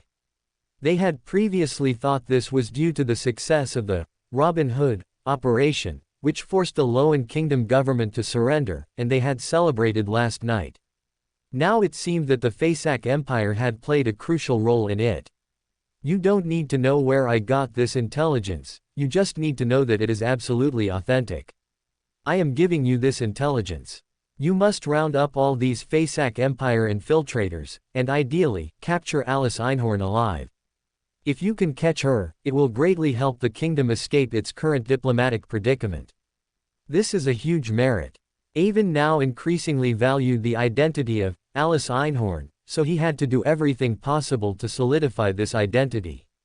He had discussed it with Klein for so long last night precisely for this matter. So, even now, Avon was not prepared to let Furs and the others understand what he and Klein had done. Instead, he wanted to use their hands to eliminate as many clues as possible that were unfavorable to Alice's identity. The Fasak Empire intelligence personnel who had met Alice during this period were the scapegoats Avon intended to put forward. On the one hand, once they were caught, they could eliminate Alice's traces of activity as much as possible. On the other hand, it would also indirectly confirm Alice's existence again. After all, for the LotM Kingdom, Alice had always been a shadow whose existence was known but for whom there was not a single clue. These people falling into the hands of Military Intelligence Section 9 could make Alice's image more vivid, which in turn would make the Fasak Empire more convinced of Alice's existence. Avon even had a momentary thought of eliminating Petrov Andrei, who had endorsed Alice's identity, but considering his importance, he ultimately abandoned that idea. "I understand. I will go arrange the capture operation now. We must stop the Fasak Empire's conspiracy." 2. Although she hated George III and had been secretly helping Klein and the LotM Kingdom government work against him, Zio at this moment could still distinguish right from wrong, knowing what could be done and what could not. She stood up with great determination, ready to take action. Avon quickly stopped her and cautioned her. "I hope you don't act rashly now. Try to capture them at the very last moment before these people act." 1. Zio, after such a long time, had been tempered in Military Intelligence Section 9. Upon hearing Avon's words, she immediately reacted and said directly, "You want to protect the source of the intelligence." Avon nodded silently, implicitly agreeing with Zio's words. Actually, this intelligence was entirely compiled by him and Klein overnight based on the existing information they had. However, if significant losses occurred just as the Faesac Empire was assigning tasks, it would inevitably cause doubts within the Faesac Empire. At this critical juncture of strenuously protecting Alice's identity, Avon did not want to take even the slightest risk. Zio went back to the bedroom to change her clothes, while Furs still sat on the sofa in her nightgown, clearly not intending to participate in this matter or share in the credit from this operation. How have you been in contact with your teacher recently? Any news from the Abraham family? Avon was long accustomed to Furs's slacker attitude. Instead, he inquired about the Abraham family's recent movements. Furs becoming Dorian's disciple was itself a result of the Abraham family and the Horn family reaching an initial cooperation intention. She could now be considered a link between the two sides, and revealing what she knew was not considered a breach of secrecy. So, she naturally reported the information she had learned during this period to Avon. Teacher Dorian and I have been communicating quite frequently recently, and our exchanges have been pleasant. However, I heard that Mr. Lownard's health is not very good. He hopes to complete the internal power transfer within the Abraham family while he is still alive, so he will temporarily interrupt contact for about a week. Avon mentally calculated and realized that it was indeed approaching the time when Lownard would die of old age in the original work. It seems Mr. Lownard wants to give Mr. Dorian another push while he is alive, so that he can gain more say within the Abraham family. This is a good thing for me. The more influence your teacher has within the Abraham family, the more beneficial it will be for our future cooperation. I estimate this is also Mr. Lownard's consideration. When you communicate with your teacher in the future, you can reveal a piece of news to him. That is, the Aurora Order, under the command of the true Creator, has shifted its main focus to the southern continent, so the Abraham family's traders have also gone to the southern continent. Their pressure on the north continent will be greatly reduced. Furs's eyes lit up upon hearing this, and she asked in surprise, "Is this true?" This was tremendous news for the Abraham family. Although they chose to disperse across the world, establishing small families everywhere, their main area of activity was still the North Continent. Moreover, the greatest threat the Abraham family currently faced was precisely this group of traders who were familiar with internal affairs. If these traders truly went to the southern continent under the true Creator's command, the Abraham family could breathe a sigh of relief. The reason Lownard was willing to risk contacting Furs back then was mainly because of Furs's military intelligence Section 9 identity, with the intention of using official forces to fight against the traitors and protect his clansmen. This news is not particularly secret. You just need to pay attention to the Aurora Order's movements through military intelligence Section 9, and you will naturally be able to verify it. Upon hearing this, Furs felt even more invigorated. After all, by becoming a disciple of the Abraham family, she had already taken a stand against those traitors. Although she herself had a military intelligence Section 9 identity and Avon's protection, after deeply understanding the abilities of the apprentice pathway, she still didn't feel much sense of security. After exchanging information with Furs, Avon had nothing else to do, so he did not linger. Without waiting for Zio to finish changing, he said goodbye and left their apartment directly. Zio changed into a knight's outfit that was easy to move in.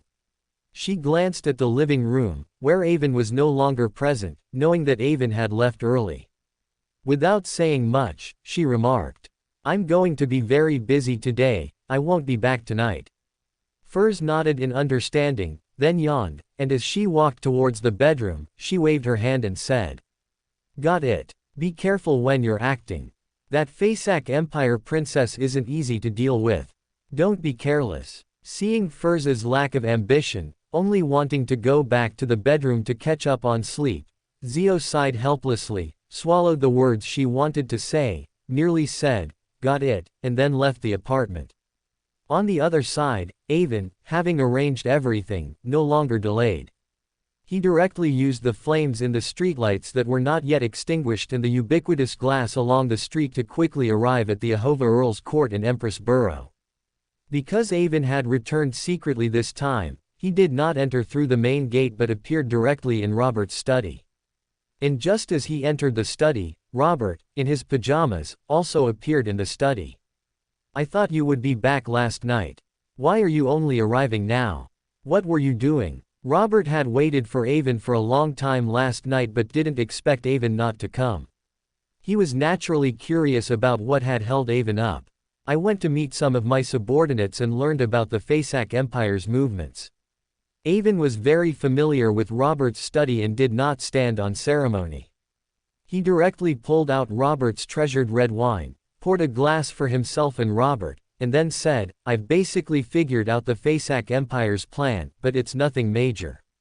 You probably already have an idea of what they'll do next, so I won't elaborate further. What concerns me most is that a Homitova Einhorn of the Eternal Night Legion actually wants to subvert you and me, and has already begun to implement it." Robert took the red wine Avon handed him, his eyes narrowed, casting a piercing glint, and he asked with a serious expression, "Is the news reliable?" "Absolutely reliable. My most capable subordinate, Maxim, has already arrived in Backland and met with my people." Although Avon's return to Backland was not because of this matter, he still informed Robert of it first, as this matter was much more significant than Earl Hall's affairs. Chapter 387, Counter-Espionage. "What is your take on this matter?" Robert sat opposite Avon, thought for a moment, but did not immediately make a decision. Instead, he asked for Avon's opinion. Ever since Avon revealed that he had become a favored one of the Evernight goddess, Robert had increasingly valued Avon's opinions and relied on his assistance. For important matters, he would always seek Avon's advice. There are only two possibilities regarding this matter. Either someone within the Fasak Empire genuinely believes it's possible to turn us, or they know it's impossible but still want to set a trap through this. I personally lean towards the latter, but I cannot rule out the former. After Avon heard about this from Klein, his first reaction was that the Einhorns were playing schemes. However, from various details, he couldn't rule out that they genuinely wanted to turn them. Robert nodded in agreement with Avon's judgment, then said, "I think so too. The key to this matter is whether they intentionally leaked the information to your source, or if it was an accidental leak." Robert was somewhat concerned about Avon's source of information. After all, for such secret matters, anyone involved should be the most trusted people in the Einhorn family. No matter how good Avon was at planting spies, he shouldn't have access to core secrets so quickly, not even Petrov Andrei. Avon knew Robert would ask this before he came, so he had prepared his explanation in advance. "I told you before that I was undercover in the Demoness sect and turned several demonesses. Last month, through Petrov Andrei's operations, I arranged for one of the demonesses to become the Fasak princess named Alice Einhorn, making her the intelligence chief for the Fasak Empire in Backland. This time, Maxim directly approached Alice, and assigned her the task of getting close to me and turning me, emphasizing that she shouldn't tell anyone, including Petrov Andrei.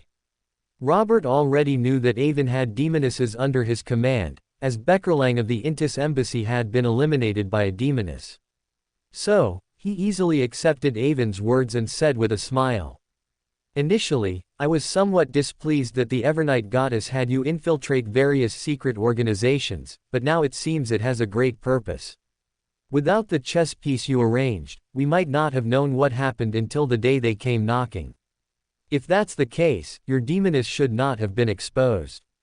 Avon took another sip of the red wine in his hand, then said, "Alice's identity has definitely not been exposed, I can guarantee that.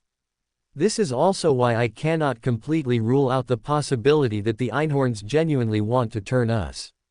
The most important thing now is how we should respond.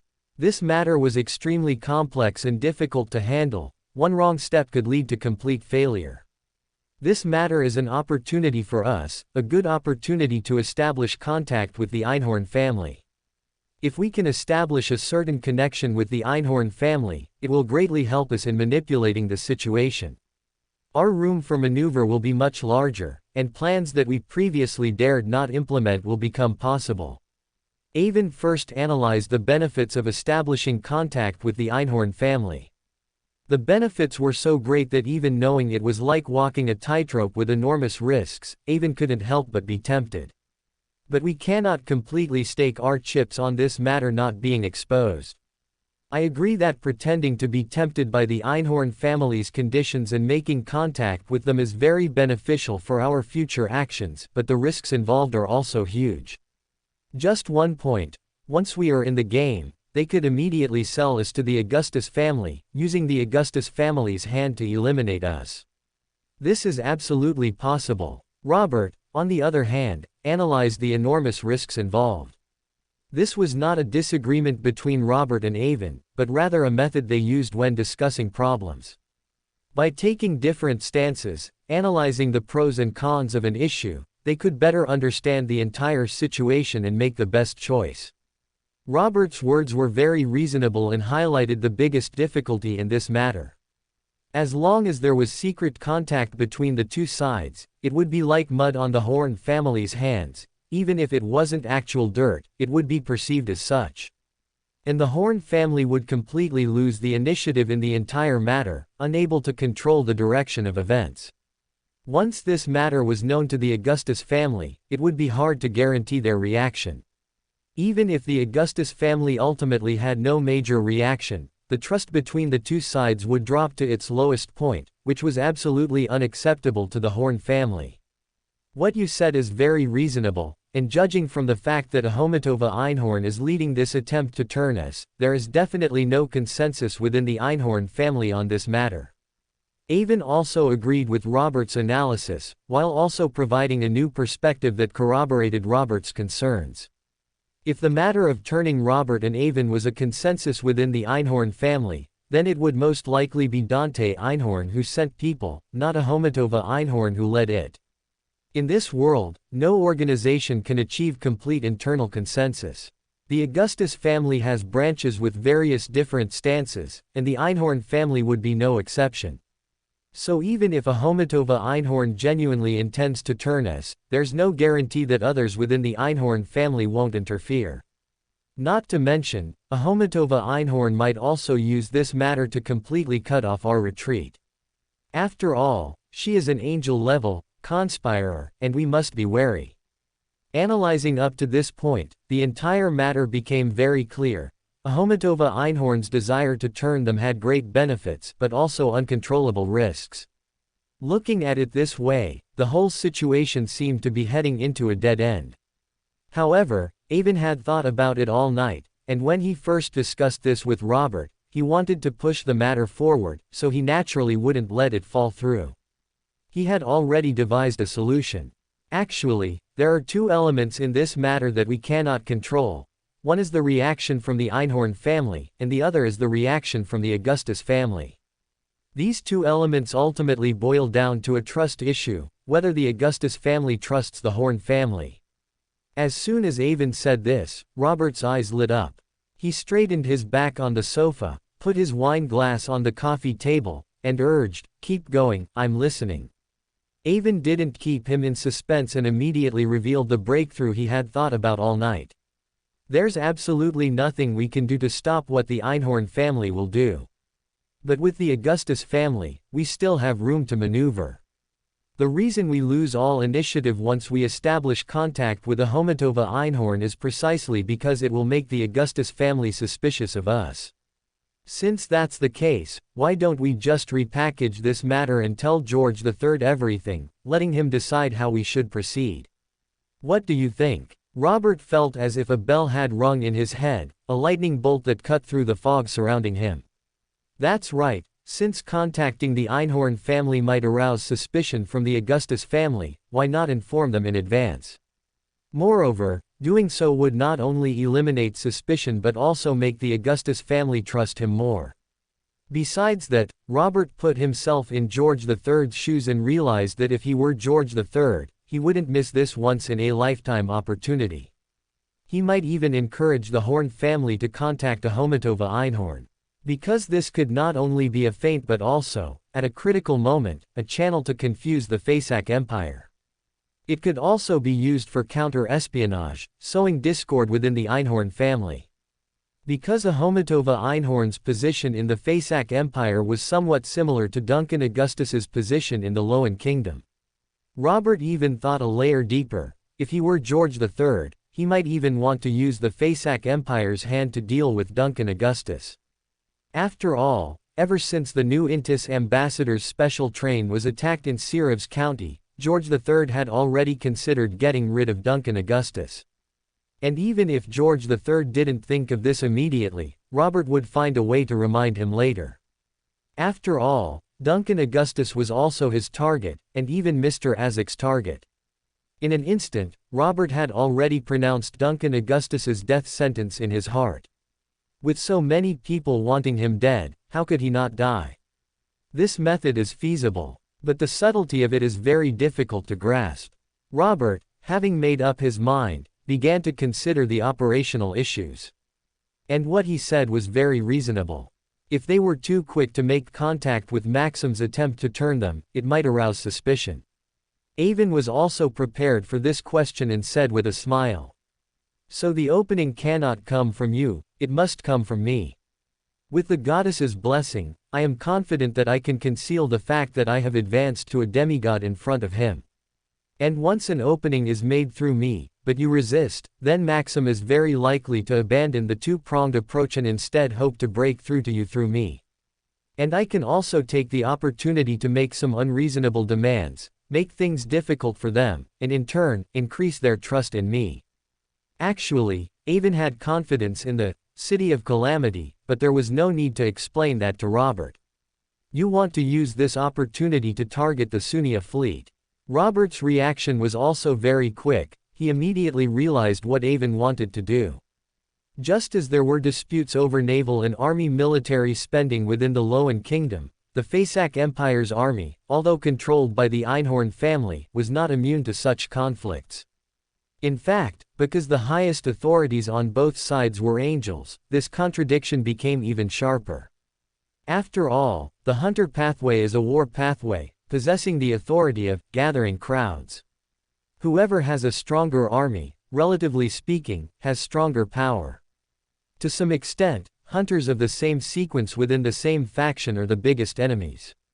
This is also why the hunter pathway is so internally competitive and its turnover rate far exceeds that of other pathways. Sometimes Avon even admired Dante Einhorn, the conqueror of the Fasak Empire. How he managed to maintain this vast empire without it falling apart all these years. Anyway, from Avon and Robert's investigations through various channels, a large part of the Sauron family's decline back then was due to internal strife, and then they unluckily encountered the protagonist of the era, Rosal, which led to their ultimate downfall. For Ahomatova Einhorn, targeting the Sunia fleet, at others' expense, can both gain my trust and strike at another Einhorn. Why wouldn't she be happy to do it? Avon spread his hands, looking as if he was thinking for Ahomatova Einhorn, which made Robert somewhat amused. Avon's suggestion sounded absurd, but upon closer examination, it perfectly utilized the internal conflicts within the Einhorn family in the current situation, making it highly feasible. Moreover, Robert was convinced that Ahomatova Einhorn would find it difficult to resist this suggestion, because using an enemy's hand to weaken domestic rivals was a common occurrence throughout history, and everyone was quite familiar with it. All right, we'll do as you say. You should try to stay in Backland for the next 2 months. As soon as Maxim appears, I'll go directly to George III. After weighing the options, Robert found no flaws in the plan and finally made up his mind, simultaneously deciding to eliminate Duncan Augustus. From his heart, Robert did not want to cross pathways to advance after reaching a low sequence. After all, the rituals required for the Black Emperor at the end of the lawyer pathway were too complex. Ever since Robert learned the history of the Horn family and decided to no longer pledge allegiance to the Augustus family, he naturally set his sights on the sequence 0 position. Although he currently didn't know what the sequence 0 of the Arbiter pathway was, Robert, based on his understanding of the Arbiter potion and rituals, felt it shouldn't be as complicated as the Black Emperor. Therefore, if he could follow the Arbiter pathway, Robert still wanted to continue down that path. Of course, it's better to be safe than sorry.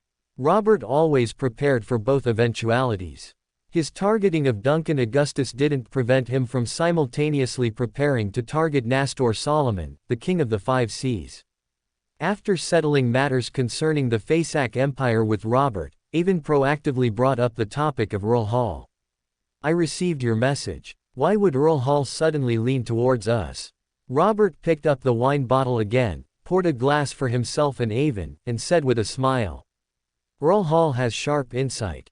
Using his intuition, he sensed a major shift in the world's situation, where Beyonders would no longer remain hidden. So, he wants to vigorously cultivate his second son." After listening to Robert's narration, Avon finally understood the reason for Earl Hall's significant change in stance, and at the same time, he also expressed a similar sigh as Robert. Earl Hall is indeed an outstanding individual, but it's a pity he hasn't truly embarked on the Beyonder pathway. The world possesses Beyonder powers, which means that no matter how brilliant Earl Hall himself is, he can only play the role of a spokesperson, never truly determining the development and direction of the situation. If Earl Hall truly intends to fully support Alfred Hall, does that also mean he plans to replace his heir? Avon quickly reined in his thoughts and asked a very realistic question. And Robert's response was cold, even ruthless. This is something Earl Hall must do. Since he has already seen through the future direction of the world's situation and wants to gain our support, then he must also give us a corresponding return. We can support Alfred Hall to become a demigod, but his political alignment alone is certainly not enough. What I want is the support of the entire Hall family, so Alfred must become his heir. Robert's words were exceptionally blunt, practically stating that he hoped the entire Hall family would pledge their loyalty to him in the future. There was one more thing Robert didn't explicitly say: requiring Earl Hall to replace his heir also had a layer of mystical meaning. Primogeniture is also one of the cornerstones of the Loan Kingdom's order. Any person or family that touches this rule will eventually suffer a backlash from the rule. This backlash will not manifest in a visible form, but rather as a fate, curse, including but not limited to the appearance of family genetic diseases, frequent accidents befalling heirs, a lack of luck in their endeavors, and so on. The reason Robert was able to inherit the title of Earl Ahorva was also because all of the old earls' direct bloodline had already died out. Earl Hall himself is only a Sequence 6 Beyonder, so he naturally cannot directly perceive the backlash of such deep-seated mystical rules. Even if there are some real-world lessons, he might have overlooked them. Therefore, as long as he takes this step, it will weaken the mystical connection of lord and vassal between the Hall family and the Augustus family. To some extent, Robert used an information asymmetry to scheme against Earl Hall, intending to use the matter of replacing the heir to gradually draw Earl Hall to the opposing side of the Augustus family. Currently, Earl Hall has no intention of betraying the Augustus family, he merely wants to use Robert's power to support his son. But as long as he takes this step, he will discover in the future that without opposing the Augustus family, the Hall family will increasingly have no way out. Of course, Robert did not tell Avon about his calculations regarding Earl Hall, nor was there any need to. He simply said to Avon solemnly, "The forces represented by Earl Hall are very important and must not be let go, so there must be no mishaps regarding your role as Miss Audrey Hall's Flower Knight." Although Robert didn't explicitly state all his actions, Avon still sensed his ambition and determination regarding the Hall family. The words he had originally intended to say could no longer be uttered, and he could only nod silently, indicating that he understood what to do. Subsequently, Robert and Avon discussed the events at the Faesac Empire's embassy, as well as Avon's future sea voyage, and before they knew it, it was breakfast time. Robert glanced at the grandfather clock in the corner, stood up, and said, "You've been traveling all night, so you must be tired. Stay and have breakfast with me." Avon nodded, not refusing. Avon watched Robert's carriage head towards Parliament, then got into the carriage prepared for him by the butler and drove towards his own baronial mansion. Upon returning to his residence, the butler reported various matters from the past period, including but not limited to which Earl's family had a new addition, and which Viscount had died young. Avon listened to the butler's report while continuously flipping through the almost mountain-high stack of invitations in his hands. Just then, a swirling gray fog suddenly appeared before Avon's eyes, followed by a scene. A pure and beautiful young lady was praying, asking Mr. Fool to convey her wish to meet him. Avon recognized at a glance that the young lady was none other than the beautiful Miss Justice, Audrey. Why would she suddenly want to meet me? Has she discovered something? That's right, although Earl Hall is a Sequence 6 Beander, Audrey is also a psychiatrist specializing in the spiritual domain. And living under the same roof, Earl Hall would probably find it very difficult to keep any secrets from his daughter. Avon pulled out one invitation from the stack in his hand, threw the rest to the butler, and then said, "I will attend Earl Glintay's book club, you can handle the rest as you see fit." The butler, holding a pile of items in his arms, bowed and left the study. Avon, through Mr. Fool, directly accepted Audrey's request for a meeting and arranged to meet at Earl Glintay's place. Afterward, Avon returned to his bedroom, washed up, changed his clothes, and without even asking the butler to prepare a carriage, headed directly to Earl Glintay's mansion nearby. Earl Glint was very surprised by Avon's arrival. Ever since Avon became the Deputy Director of Military Intelligence Section 9, he could be said to have completely severed ties with their group of idle second-generation nobles. After all, strictly speaking, Avon was now on the same level as their fathers, and they simply couldn't get along with him.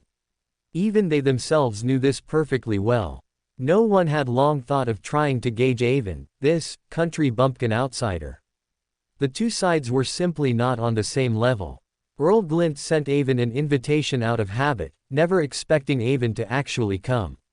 So, after hearing the report from the reception servant outside, he was overjoyed and immediately left his other guests to rush out. Avon looked at the somewhat breathless Earl Glint, feeling a bit amused. He greeted him, then whispered, "Looking at you, it seems the medicine an apothecary can concoct isn't all that great. Or perhaps the speed at which you concoct medicine to nourish your body can't keep up with the speed of your depletion." Upon hearing this, Earl Glintay's face flushed slightly. He couldn't say that the medicine he concocted wasn't good enough, nor could he admit that he had been too indulgent recently. He could only pretend not to hear and asked, "I heard you went to the naval training base in Pritz Harbor. When did you get back? And aren't you the one who hates attending these kinds of gatherings the most? Why are you here today?" Avon had only spoken his mind for a moment and had no intention of making him lose face, so he didn't continue to tease him, saying with a smile, "I'm here today by appointment to meet someone, not to attend a book club. Could you arrange a room for me? So, Audrey made an appointment to meet you. No wonder you had time to come today." Earl Glint suddenly understood, feeling that only Audrey had the prestige to invite Avon. So, he quickly led the way, guiding Avon to a large study on the third floor of his villa. On the way upstairs, people constantly came forward to greet Avon and introduce themselves, but Avon merely nodded politely, barely speaking to them. And these second-generation nobles were also very sensible, not blocking the way or lingering too much. Avon stood by the railing outside the study, looking down at the leisurely, tea-sipping, chatting second-generation nobles, and suddenly felt that inside and outside the room were two completely different worlds. The storms outside seemed completely unable to affect the people here who were eating, drinking, and having fun.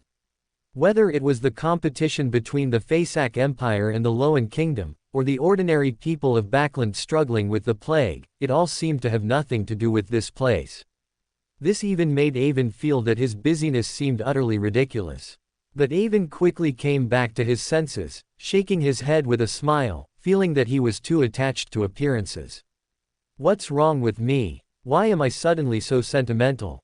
The singing and laughter below are just an illusion, like dew and bubbles, that can be burst at any time. Is it that I've been away from normal life for too long and miss it, or have I been too tired recently and want to rest?" Avon secretly warned himself and followed Earl Glint into the study. He sat on the large sofa in the center of the study, and the butler promptly led a group of servants to set out various refreshments. After the butler led the servants away, Earl Glint sat opposite Avon, hesitated for a moment, and then asked, "I heard from my teacher that you have been promoted to a demigod." Earl Glint had previously been introduced to Dayquil by Avon and became Dayquil's student, so he was now also a member of the secret organization Life Council. Although Avon had been trying his best to conceal the fact of his promotion to demigod, it was impossible to hide this from those who had become members of his team. And Dayquil was one of the cornerstones of Avon's ritual to become an iron-blooded knight. Avon did not answer Earl Glint's question, but his silence was an answer in itself. Earl Glint suppressed the shock in his heart and asked somewhat cautiously, "You told me before that if I wanted to obtain the magic potion formula of an apothecary, I could go to the Harvest Church in south of the bridge. However, I ultimately chose to join the Life Council. Is it still not too late for me to continue contact with the Harvest Church?" Earl Glint was clearly stimulated by Avon's promotion to demigod and wanted to cling more closely to Avon's leg in pursuit of progress. Avon smiled wryly and shook his head. After all, he had already personally gone to the Harvest Church and met Father Utravsky and Emlyn White, so there was no longer a need to test them through Earl Glint as before. Earl Glint was clearly a bit disappointed by this result, but Avon's subsequent words reignited his hope. "If you are willing, you can apply to work at the Loan Kingdom's embassy in Feniport. I heard they are short of a counselor there, and since you are a Beyander of the apothecary pathway, it would be easier for you to collect materials in Feniport. It's even possible to change your pathway if you wish." Earl Glint's approach made Avon feel that he had underestimated the influence brought by a demigod. However, it was understandable when he thought about it.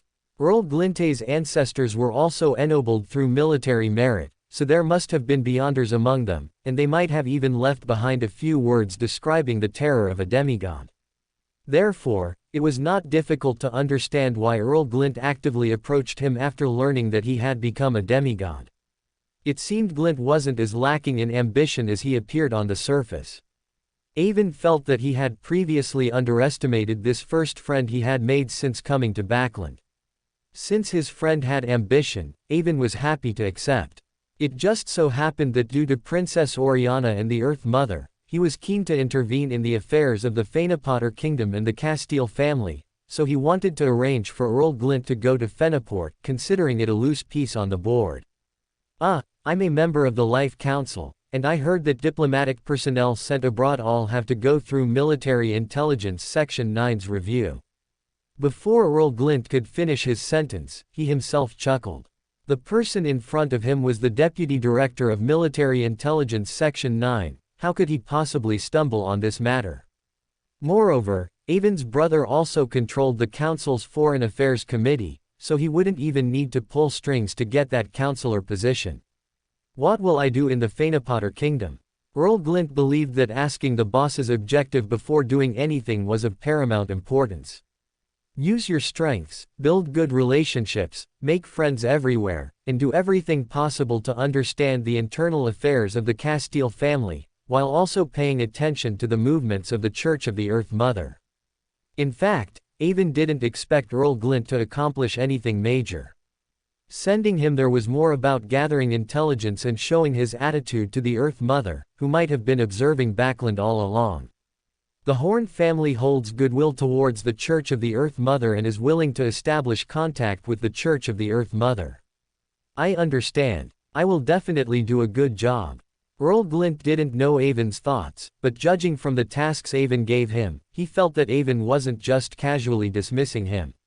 So, he seemed quite ambitious and eager to try, feeling that the family's glory would be rekindled in his hands. Because there were still guests downstairs, and Avon didn't want his arrival to attract too much attention, Earl Glint didn't linger but went down to entertain guests, leaving Avon alone in the study. Avon casually picked up a copy of Emperor Rosal from the bookshelf, savoring the desserts meticulously prepared by Earl Glint's chef while reading the true or false life experiences of the senior, appearing quite leisurely. Soon, Avon, with his excellent hearing, heard a faint commotion downstairs. His azure eyes turned emerald, like clear lake water, and upon closer inspection, layers of mirrors seemed to be visible within them. Through the window of Glinte's house, Avon saw the beautiful Miss Audrey entering the villa, leading a golden retriever. Chapter 389, Audrey's Grievance, Avon's Advice. Audrey had an urgent meeting with Avon today to discuss an important matter. So, after arriving at Viscount Glant's house, she only briefly dealt with her peers from the reading club before being led by a servant to the study on the third floor.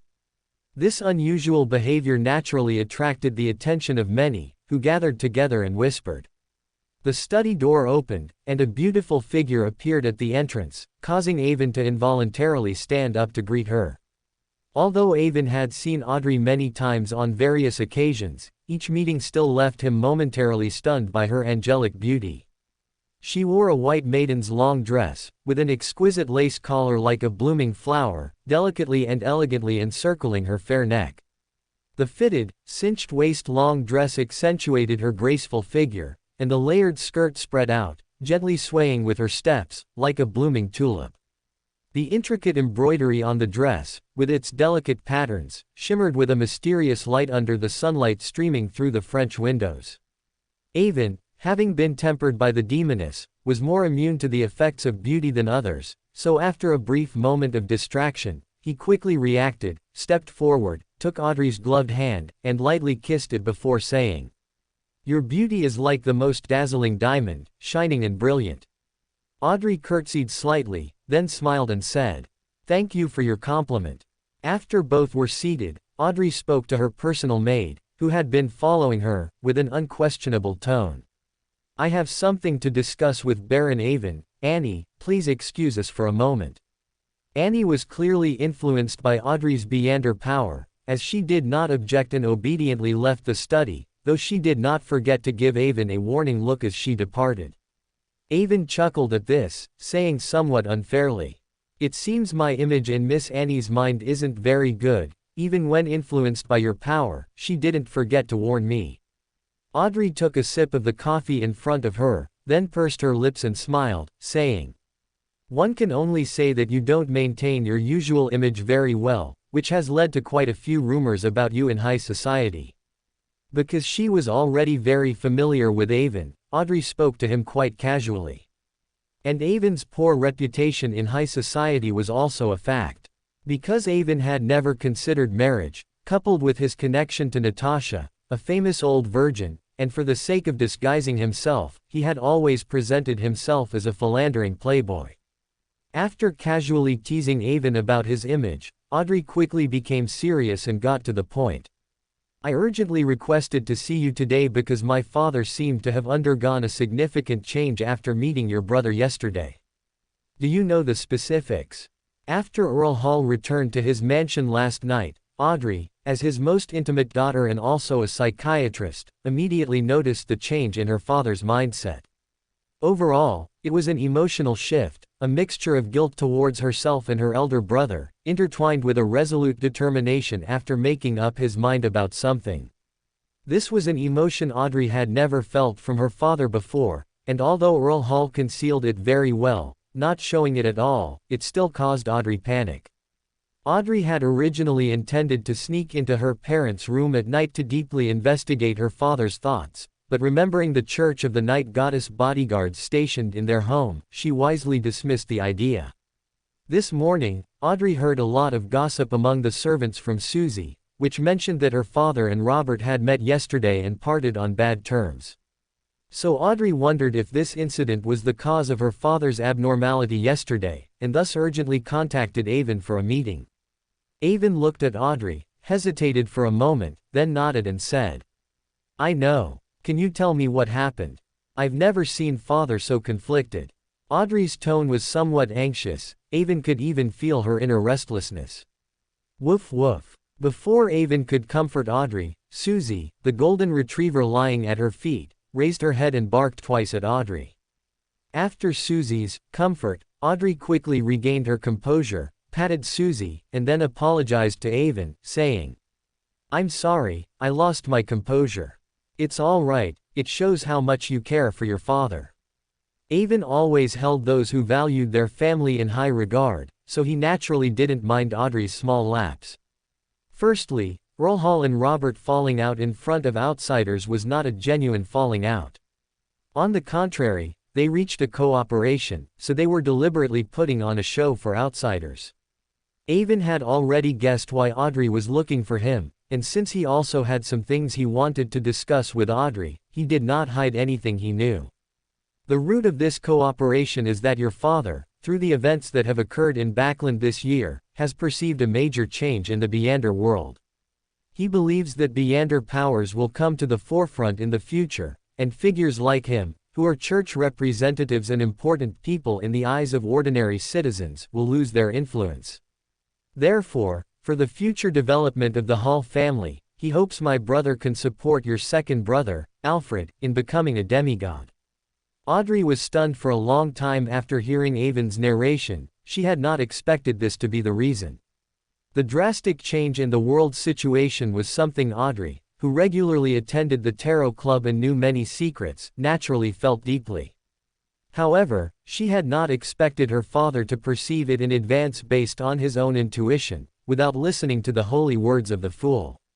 This made Earl Hall's image even greater in her heart. And just as Audrey was in a daze, Avon also said with some emotion, "Sometimes, detecting a crisis is not too difficult, many people can do it.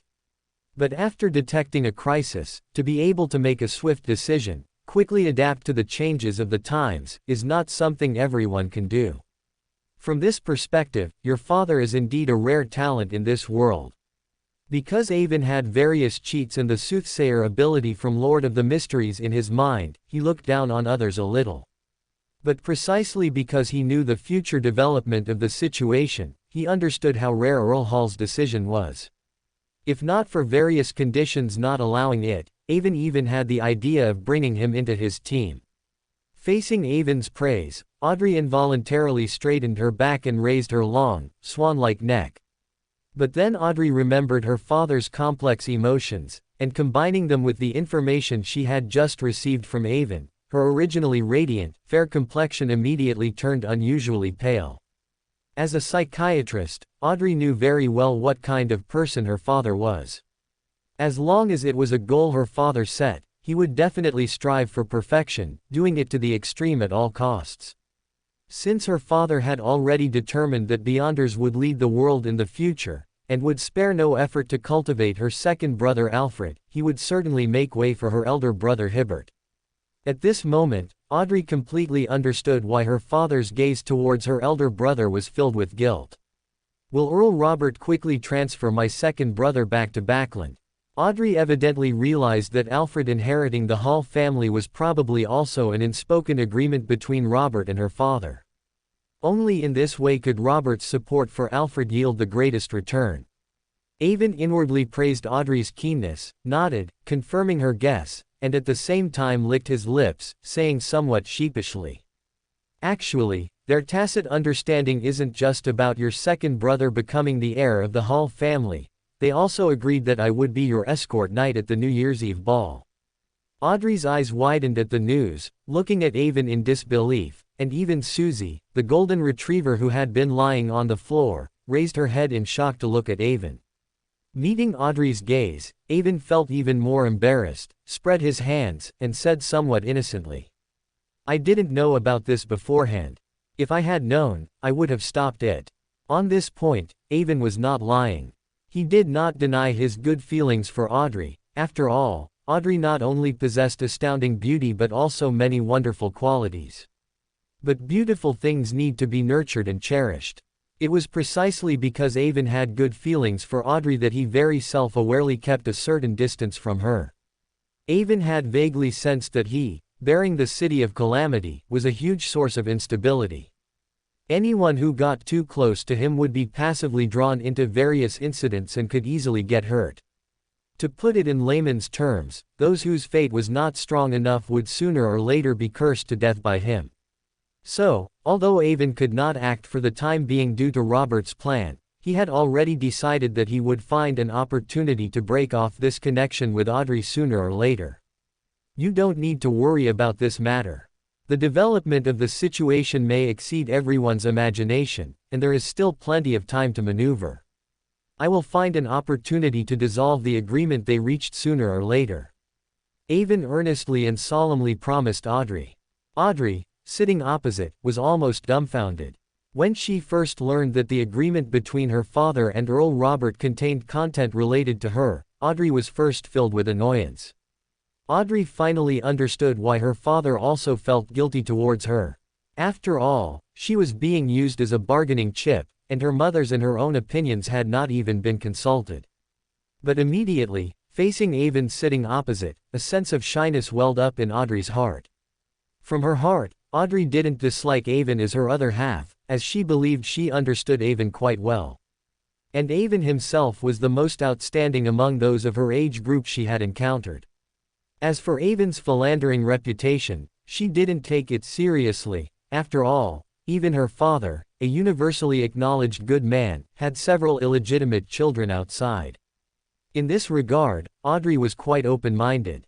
But before she could delve deeper into thoughts of the future, Avon's words struck her like a blow. Am I being disliked, being rejected? Audrey, who had been showered with love since childhood and had never been rejected by anyone, felt an endless surge of grievance in her heart, so much so that she didn't even notice the implied concern and apology in Avon's words. But Audrey was no longer the naive young girl she once was. In the few months since becoming a Beander, she had witnessed the myriad aspects of human life. So she managed to perfectly control her inner emotions, change the subject, and asked with a smile. Does the Horn family really have the resources to support my brother in becoming a demigod? Avon saw Audrey actively moving past the awkward topic, assumed she accepted his apology, and secretly breathed a sigh of relief. You can rest assured on that point. My brother never makes promises he can't keep. As long as Earl Hall acts according to their previous understanding, your brother will become a demigod within 2 years at the latest. According to Avon's previous estimates, George III would ignite a world war within the next year or two, preparing to ascend to godhood. No matter which sequence of Beander, they would usher in an excellent opportunity for active acting, so Alfred becoming a demigod within 2 years with Robert's help was not a pipe dream. Not to mention, as far as Avon knew, Alfred was quite talented in acting, which could be seen from his promotion speed. Although he couldn't be compared to anomalies like Avon and Klein, he was still quite impressive within the church. Avon estimated that Alfred should have also caught the eye of the Augustus family. After all, no matter how much the Augustus family wanted to cultivate their own people, if the talent didn't meet the requirements, it just didn't. To prevent Beander characteristics from lying idle, they still needed to absorb a certain amount of fresh blood. Admiral Amelius, who carelessly lost his lover in the original work, was an example of this. Of course, the Augustus family's cultivation of outsiders only went to this extent at most. Robert was an exception. But even if Robert became an exception due to the Horn family's history, the Augustus family only gave him a sequence 3 magic potion formula, without providing the relevant materials at all. As a result, Robert could only secretly advance, not daring to reveal it. Although Robert didn't say it, Avon estimated that when Earl Hall came knocking, he was probably ecstatic. After all, once Alfred was successfully cultivated, getting a powerful direct descendant was secondary. It also counted as digging a big corner of the Augustus family's wall. Such a thing as eating the enemy's belle is always the most satisfying. Avon's promise still carried some weight, and Audrey also breathed a sigh of relief in her heart, as she, unlike Klein and Furs, did not yet know the history of the Horn family. My father wanting to change the heir will definitely cause an uproar in the family. Do you have any advice for me? Audrey ultimately could not hide her concern about the family changes. Avon thought for a moment, then solemnly said, "Keep a close eye on Lord Hibbert, and be careful that he isn't exploited by those with ulterior motives." Chapter 390, Differing Opinions, Cooperating with Grisha. Audrey heard Avon's suggestion and, combining it with her understanding of her elder brother, although very unwilling, she could only admit that Avon's insight was indeed sharp, and this suggestion was not superfluous at all. Her elder brother, Lord Hibbert, was the type of person with a mind smaller than a needle's eye, yet with severely excessive self-esteem. Although her second brother, Alfred, hadn't explicitly said so before, Audrey clearly knew that his departure to the southern continent was absolutely driven by her elder brother, Hibbert. Now that Earl Hall's intentions hadn't been revealed, everything was still manageable.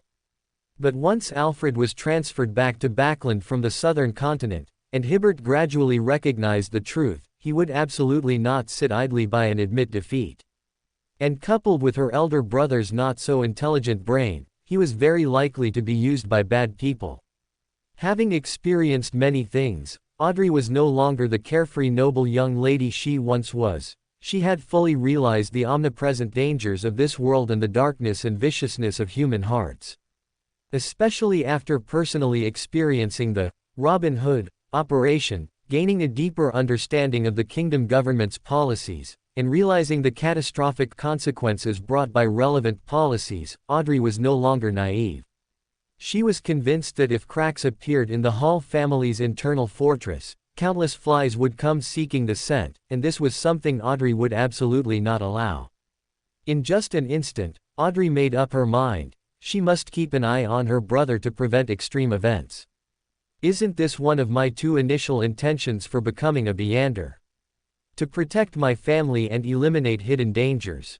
After becoming a Beander for several months, she finally became someone who could silently provide a protective umbrella for her family, achieving her initial intention, but Audrey felt not a trace of happiness in her heart. Because she hadn't expected that the first threat she targeted, the first hidden danger she guarded against, would actually be her own elder brother. Audrey felt this was simply a big joke fate had played on her. However, although Audrey was very angry at fate's mockery in her heart, she would not shy away from it, but rather wanted to face it head-on and confront reality. She would definitely use all sorts of methods to make things develop as favorably as possible, but when things became irreversible, she would not hesitate. Because her experiences participating in the Tarot Club over these months made her deeply trust her judgment and her father's, and she firmly believed that if the Hall family did not want to be overturned by the giant waves of the era in the future, they must adapt to the trends of the times and actively respond. Audrey merely pondered for a moment before quickly regaining her composure, saying to Avon with a hint of apology, "I'm sorry, I was just spacing out, and thank you for your valuable advice." Avon, however, didn't take Audrey's thanks to heart. "It's nothing, you were just limited by familial affection, which is why you didn't think of it immediately. But you are so smart, even if I hadn't reminded you, you would have realized it sooner or later." Audrey smiled and didn't deny Avon's compliment, instead bringing up the government statements published in yesterday's evening paper and today's morning paper. The government, through the newspapers, has already promised to strengthen epidemic prevention and control and crack down on hoarding. Does this mean our actions during this period were successful? Audrey, like Furs and Zio, thought it was their Robin Hood operation that made the government unable to conceal the truth and surrender. Avon smiled and recounted to Audrey what he had told Furs and Zio that morning, which also left Audrey wide-eyed and momentarily at a loss for words. After a long pause, Audrey showed a hint of a bitter smile, saying somewhat dejectedly, "I thought there were good people within the Loan Kingdom government who, using our actions, overturned the previous decisions. I didn't expect it to be like this. This really makes one feel powerless." Unlike Furs and Zio, who had only a superficial understanding of government operations, Audrey was well aware that their previous actions were simply not enough to make the Loan Kingdom government easily change its national policy. So, upon discovering that the Loan Kingdom government had indeed spoken out through the newspapers and changed its national policy, she had thought that there was still a large group of people within the government who disagreed with the previous national policy, and they had stirred up the situation using the Robin Hood operation as a variable, overturning the previous wealth-accumulating national policy. This conjecture greatly excited Audrey, offering a glimmer of hope to someone like her who, having understood the truth of the matter, was extremely disappointed with the kingdom's upper echelons, that the kingdom's high-ranking officials were not all crows of the same color, and there were still many righteous individuals fighting back. But now, Avon's words once again shattered the sliver of hope she had just ignited. The country she deeply loved was so cold and heartless. Is it really as Emperor Rosal said, that there is an irreconcilable structural conflict between the upper and lower classes of the country? Is there no other way out for LotM besides internal revolution and external intervention? Audrey muttered to herself, her eyes hazy with a hint of pain. Avon remained silent. Although he really wanted to say yes, these were not words he could casually answer. At the same time, he was somewhat astonished by Audrey's thoughts, because in the original work, Audrey had never thought about these things. Anyway, based on the currently deciphered content of Lord of the Mysteries, Audrey had always appeared as a naive and innocent young girl, just not that ignorant. I've been in Backland for several months, causing too many things to happen and exposing too many dark sides of the royal family and government in front of her, which actually prompted Audrey to start thinking about class contradictions. This leap, isn't it a bit too big? Audrey won't end up betraying her class, will she? Avon was very shocked by Audrey's change and once again intuitively felt his influence on the original characters, feeling a faint sense of unease in his heart. Even the most important female character in the entire book was influenced to this extent, who knows how the future plot would turn out. Although Avon had already prepared for a major change in the subsequent plot of Lord of the Mysteries, when the true creator descended and Grisha was born. But Audrey's performance still made him a little startled and gave rise to a sense of ambition. At this moment, Audrey also realized her slip of the tongue. The word, revolution, had become a forbidden word in various kingdoms after Emperor Rosal overthrew the Sauron royal family and established a republic. It could not be spoken in public, so she quickly changed the subject. Is there anything I can do to help with the actions against the Fasak Empire? Although she was very disappointed with the LotM Kingdom government, it did not prevent Audrey from being hostile towards the Fasak Empire. Audrey could still distinguish this simple friend-foe relationship. In this matter, you actually don't need to intervene.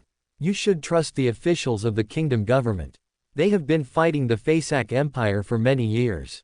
Although they were ambushed for a time, they definitely do not lack countermeasures. This was also true. Anyway, according to what Avon had learned from Robert, after the LotM Kingdom government realized they had been tricked, they very skillfully implemented a whole set of response procedures. From Avon's perspective, their response was very rigorous, and it would be difficult for the Fasak Empire to stir up huge waves. After chatting for a while about subsequent matters, Avon took the initiative to leave, and Audrey also stood up to see him off. Standing in front of the French window, watching Avon's retreating figure, Audrey slightly furrowed her brows and asked the golden retriever beside her with some hesitation. Susie, is Baron Avon a bit disgusted with me? Susie, wearing a pair of gold-rimmed glasses around her neck, looked up at Audrey in great surprise, because she hadn't expected her feelings and Audrey's to be so different. No, why would you feel that way? Just now, Baron Avon talked about my father and Earl Robert discussing him being my knight for my coming-of-age ceremony. He seemed very reluctant and even proactively stated that he would resolve this matter as soon as possible. Isn't this a sign that he is very disgusted with me in his heart? Audrey also hadn't expected Susie's feelings to differ from her own, so she looked down at Susie with some surprise. Is that so? Why do I feel that he has a very good impression of you? And precisely because he has such a good impression, he doesn't want to be too close to you and wants to actively distance himself from you. Susie also doubted herself a little, but her previous, telepathist, experience quickly solidified her judgment.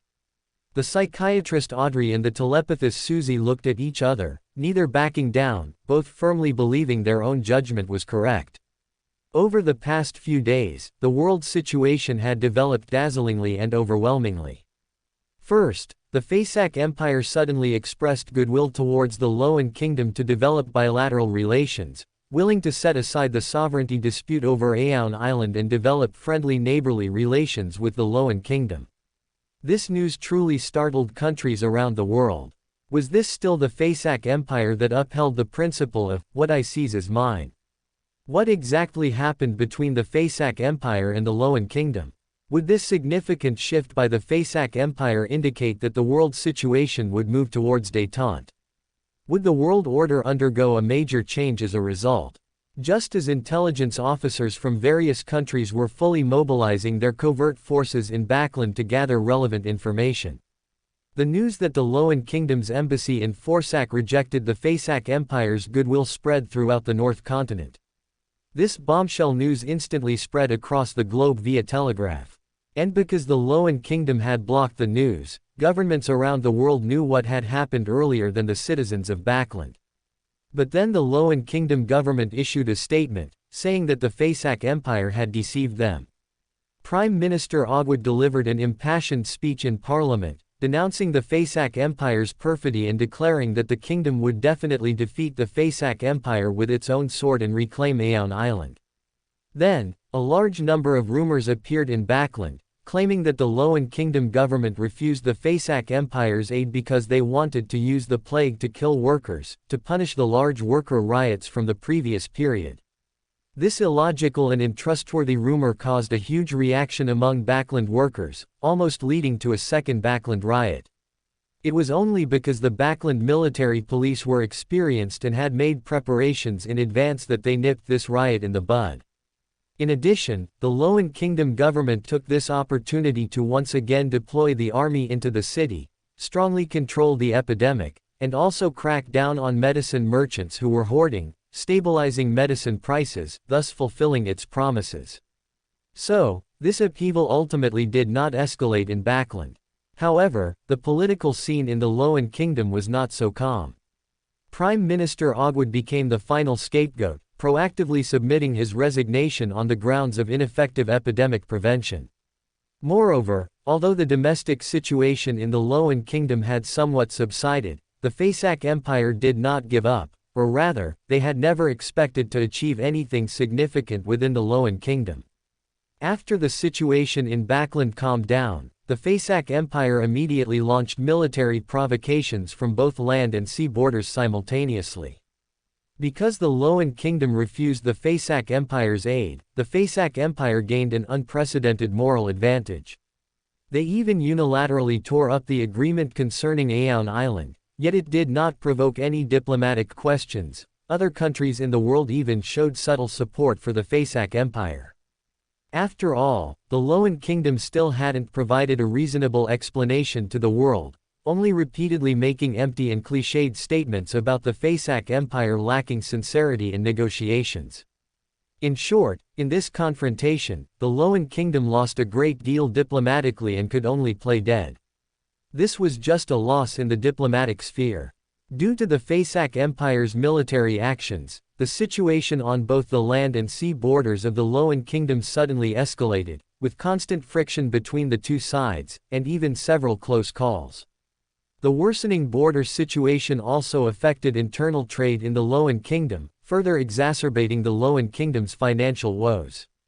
However, although the situation seemed very tense, almost all high-ranking officials in the Loan Kingdom knew that the situation could not worsen further.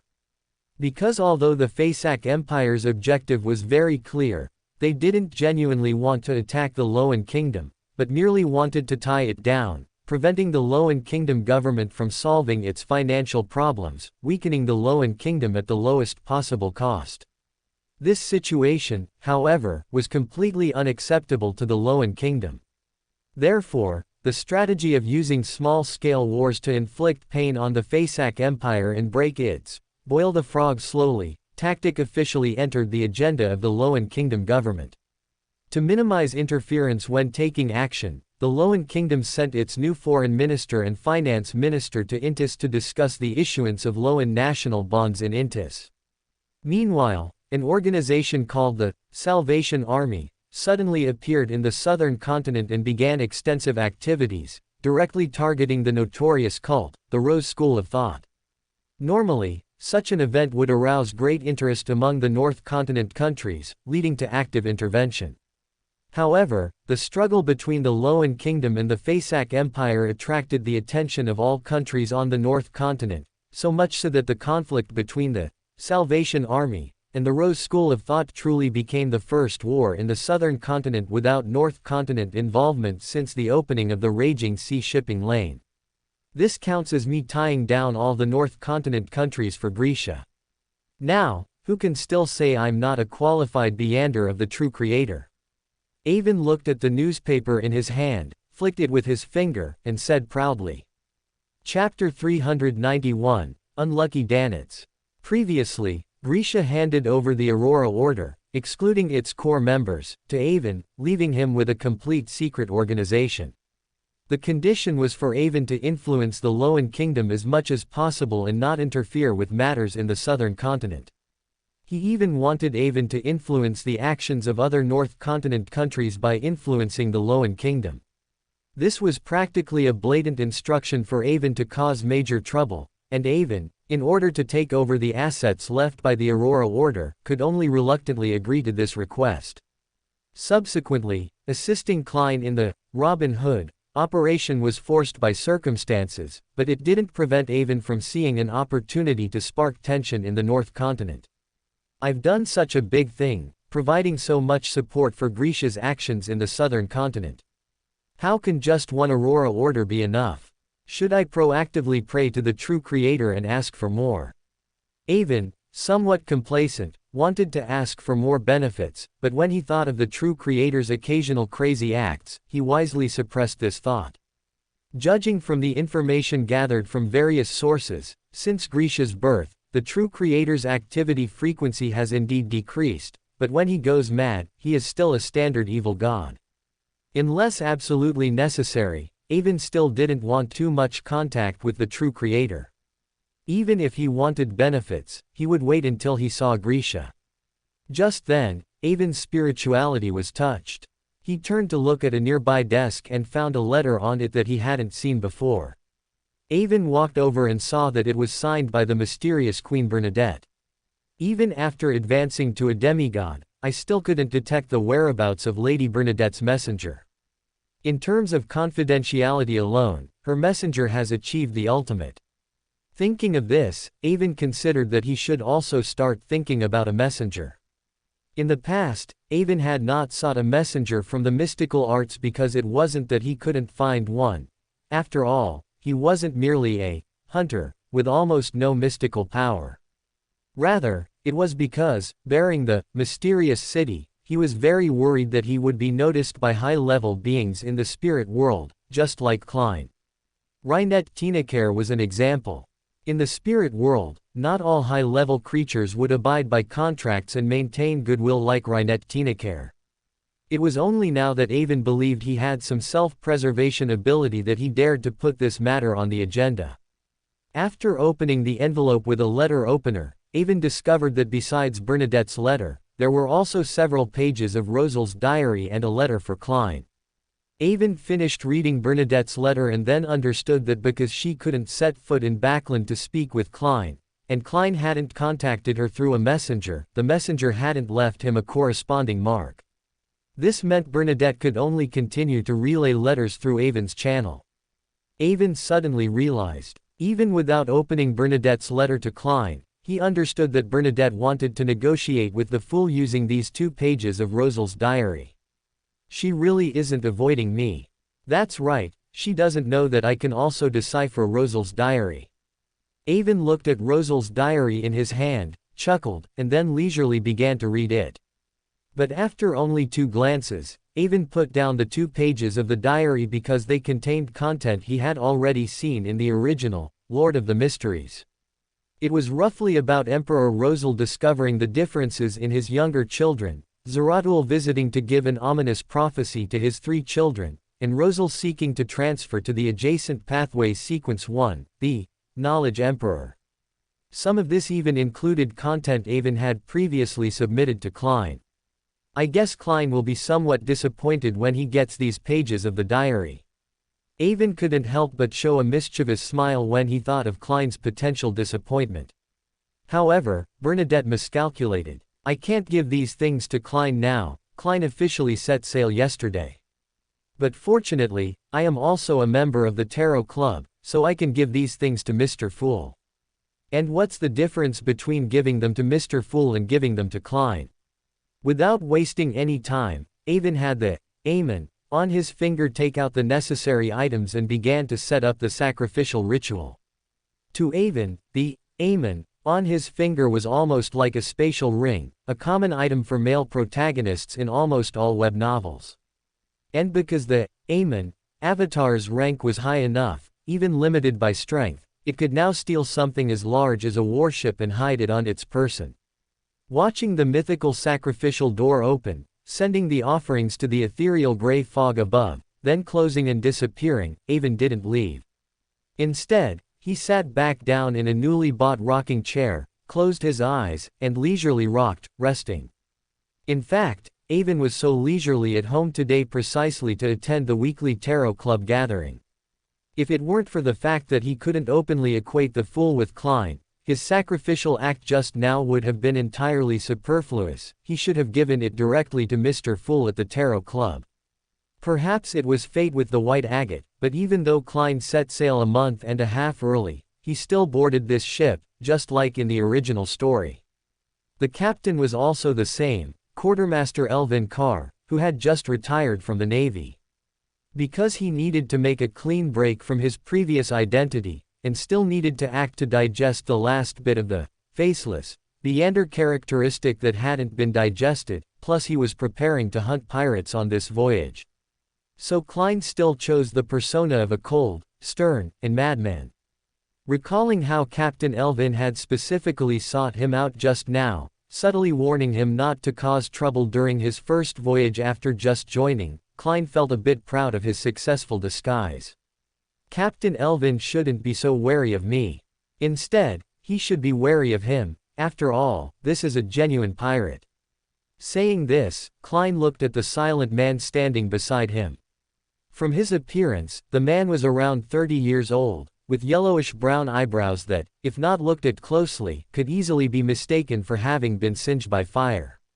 His eyes were deep blue and bright, and his facial contours weren't too harsh, resembling people from the border areas of southern Intis with Lumberg and Seeger. When the man saw Klein's eyes on him again, he involuntarily shivered, but then immediately felt extremely humiliated by his reaction. With an angry flush, he raised his eyebrows and slightly lifted his chin, wanting to utter some harsh words. However, upon seeing Klein's deep gaze, he immediately lost his momentum and weakly asked, "What's the matter? Will Vice Admiral Iceberg really pay to redeem you? You don't seem like a subordinate worth risking rescue for, do you?" Klein suspected that the life counselor had bestowed a good luck aura upon him. While strolling in Pritz Harbor, waiting for the ship to depart, he unexpectedly stumbled upon this pirate secretly exchanging information with someone. Klein had made many preparations for this voyage and immediately recognized this pirate as Flaming Danitz, who had a bounty of 3,000 pounds. So, as soon as Danitz noticed him, he decisively acted and captured him.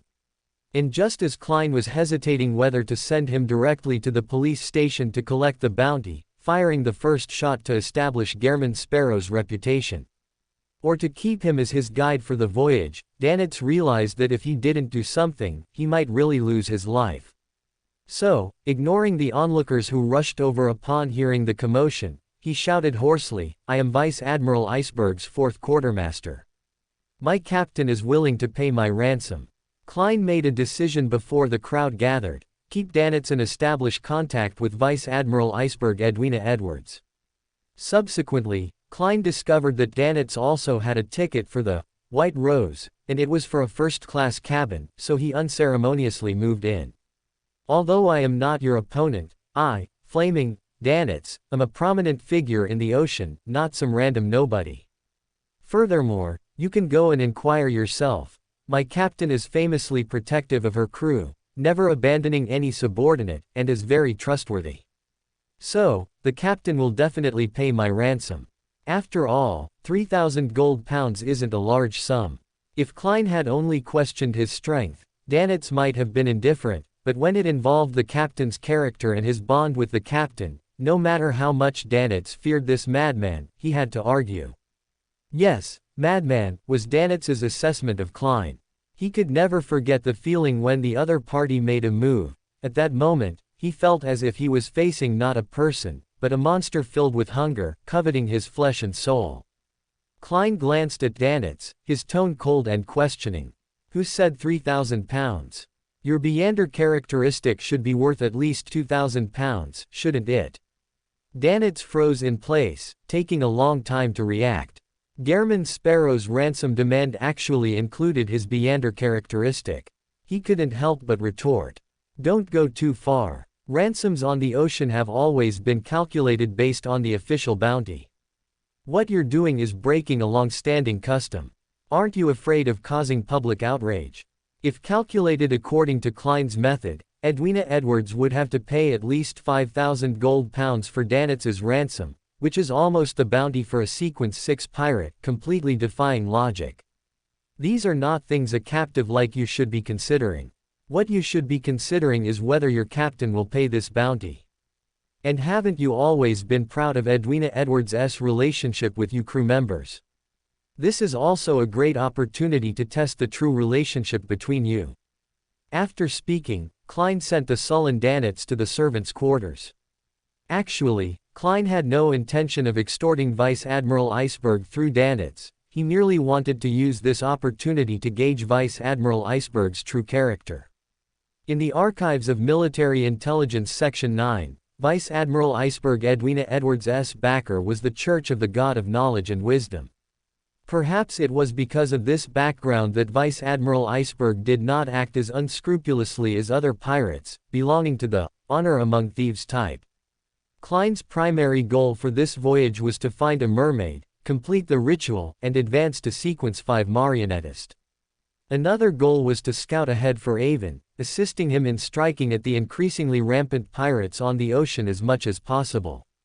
The Four Kings were not within Klein's consideration, that was Avon's concern. The 7 generals were his target. At the same time, Klein, who had received dragon-slaying education in his previous life, naturally wanted to distinguish who could be friends to win over and who had to be enemies to strike down. And Vice Admiral Iceberg Edwina Edwards was one of those Klein listed as potentially winnable.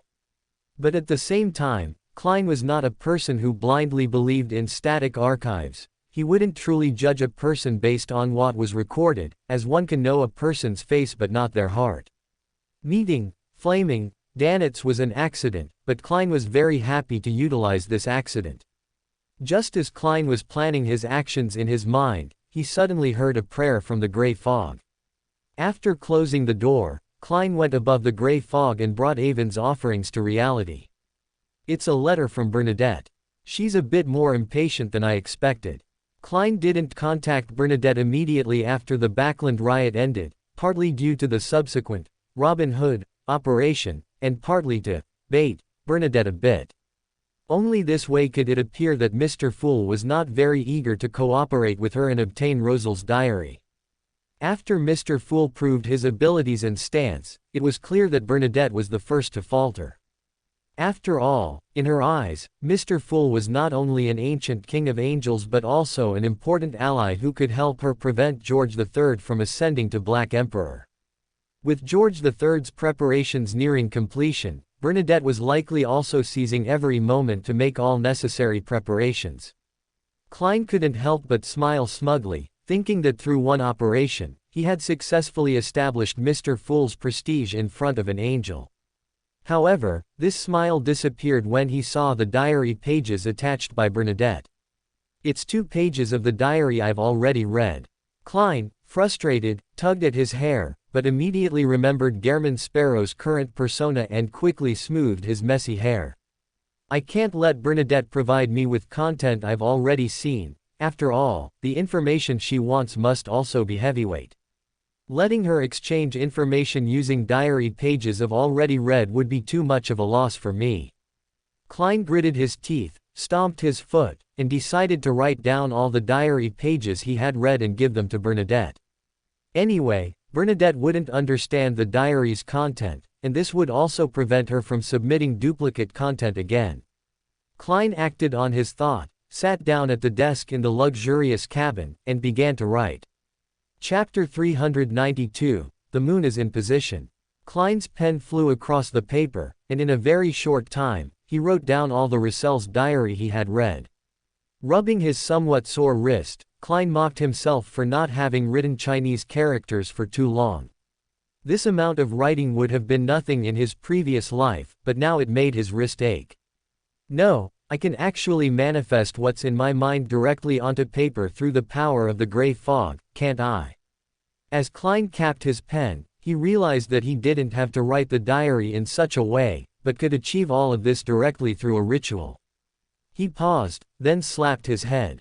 He then found an envelope from his desk, put the diary he had written inside, and pretended he hadn't realized his foolishness just now. After Klein finished all this, he glanced at the luxurious clock hanging in his cabin and found that there were less than 10 minutes until the tarot club began. He also needed to remind son Derek, who had no concept of LotM time, to find a quiet place in advance. So Klein hastily set up a ritual, sacrificing the letter he had just sealed to the gray fog, preparing to use the gray fog to eliminate his personal traces. Then he took 4 reverse steps and entered the seemingly unchanging gray fog palace, notifying son Derek in advance. Then he counted the time and pulled the members of the tarot club up. There was no difference from the last tarot club. Klein felt his spirituality gush out like a bursting dam. But fortunately, after the experience of the previous 2 times, Klein was already very calm. However, calm as he was, the pace of conversation still had to be maintained. 20 minutes was his current limit, and this situation would not change until he advanced to become a marionettist. Good afternoon, Mr. Fool. It was still Miss Justice Audrey, with a strong sense of ritual, who led the other members in bowing to Mr. Fool. And just as everyone was bowing to Mr. Fool, almost everyone noticed that a new member had appeared at the tarot club. This new member was seated to the right of son Derek, dressed in brown, robe-like clothing, with an arrogant demeanor and a pair of relatively rare red eyes. Since it was his first time attending the tarot club, and he didn't understand the custom of bowing to Mr. Fool during the meeting, he seemed a bit flustered. This is Mr. Moon. With a virtual press of his right hand, allowing everyone to sit down, Klein directly introduced the new member to everyone. Justice, Hanged Man, Strength, Judgment, World. Everyone introduced their respective codenames in the order of their joining the club. And Moon Emlyn White nodded in greeting to each member. After everyone exchanged their codenames, Klein signaled for the tarot club to officially begin. Audrey, as before, was the first to submit a few pages of Russell's diary she had just collected. Klein glanced at the diary in his hand and found that these entries mentioned some information about Mr. Dorr, but this content overlapped with the diary Avon had previously submitted. Besides that, the most valuable information was the true name of the primordial demoness. This made Klein realize a piece of gossip about a deity. The primordial demoness was indeed a man. This gossip also explained why the demonesses of the demoness sect were previously all men, and why men becoming demonesses was the most orthodox way to act on the demoness pathway. Why is this necessary? To pass on pain from generation to generation like this? Klein sighed silently in his heart, then dispersed the diary in his hand. Because Audrey still owed Mr. Fool a few pages of Russell's diary, Klein didn't ask her what she wanted, but directly signaled for the exchange to begin. First, son Derek spoke to Audrey. I inquired, and the City of Silver indeed does not have the magic potion formula for a hypnotist, so can you change your trade request? Although Audrey was a little disappointed by this result, she didn't show it. She thought for a moment, then said, can you tell me in detail about the history of the City of Silver? This was too simple for Derek, and he also hoped that by introducing the City of Silver, the Tarot Club members could gain a deeper understanding of his environment, which would enable them to provide him with better advice in the future. Just as Derek was about to ask Mr. Fool for a private space for them to communicate, World, who was sitting on the other side of the bronze table, suddenly spoke. I have some urgent matters to attend to later. Can you communicate in writing to save some time? Generally speaking, the amount of information people obtain from reading text is far greater than from verbal communication, not to mention that forming text on the gray fog is driven by the more convenient power of consciousness. Everyone looked at Mr. Fool upon hearing this, as Mr. World's words had a certain suspicion of overstepping. Because controlling the meeting agenda is usually the prerogative of the highest-ranking person. However, Mr. Fool seemed unaware of any impropriety, directly raising his hand and manifesting a blank sheet of paper and a quill, which was very rare for everyone else, in front of son Derek. It seems Mr. Fool understands what Mr. World is in a hurry to do. Perhaps what Mr. World is doing now is even something Mr. Fool instructed him to do. After all, Mr. World is Mr. Fool's blessed. Almost everyone had such a thought flash through their minds. Only Avon guessed the reason why Klein was putting on this act. I had forgotten about that. It seems my advancement has put no small amount of pressure on Klein. But this is also good, it can give him enough urgency to want to advance. Otherwise, with Dunn Smith still alive, I would really be worried about him becoming complacent. Avon had always maintained sufficient vigilance and anticipation regarding Klein's advancement to a demigod. Because the unlocked content of Lord of the Mysteries in his mind only went up to the moment Klein advanced to a bizarro sorcerer and reached the end of the Grey Fog Steps. Avon was now absolutely certain that he had read the entire Lord of the Mysteries in his previous life, but the decipherable content happened to stop at the point where the secrets of the Grey Fog were initially unveiled. This could not but make Avon speculate that the secret at the end of the Grey Fog Steps was related to his and Klein's transmigration, and it sparked a strong interest in him. Seeing that Mr. Fool did not reject Mr. World's suggestion, Derek quickly picked up the pen and, driven by his consciousness, meticulously wrote down what he had learned from his general knowledge class. And as son Derek was writing furiously, everyone else, being perceptive, directly continued with their transactions to save time. My request is still the same as the last gathering, the Ocean Songster formula, £5,000. Hanged Man Alger continued to put forward his previous request. However, no one present responded, and Alger was not disappointed. As the saying goes, Sequence 5 can, to some extent, already be said to be beyond the mundane. Although Mr. Fool, the convener of this tarot club, holds a high position, it's difficult for a trade of this level to appear all at once when everyone's sequence is generally not very high. The previous blasphemy slate transaction cannot be considered a regular occurrence. Furthermore, he hadn't been a wind blessed for long, so Alger was in no hurry at all. Avon, on the other hand, had nothing he wanted to request, so he directly raised his hand to signal to skip him and let Magician Furs continue. Furs had by this time received a gift from her teacher, Dorian, and knew the magic potion formula for the next sequence, Scribe. So she directly and straightforwardly stated what she was seeking to purchase. I need a cursed item from an ancient vengeful spirit and related dust. For the former, I can offer 2,000 gold pounds, and for the latter, 300 gold pounds. Miss Furs is going to advance to Sequence 6, how fast? These are Beander materials for Sequence 6. Is Miss Magician going to advance?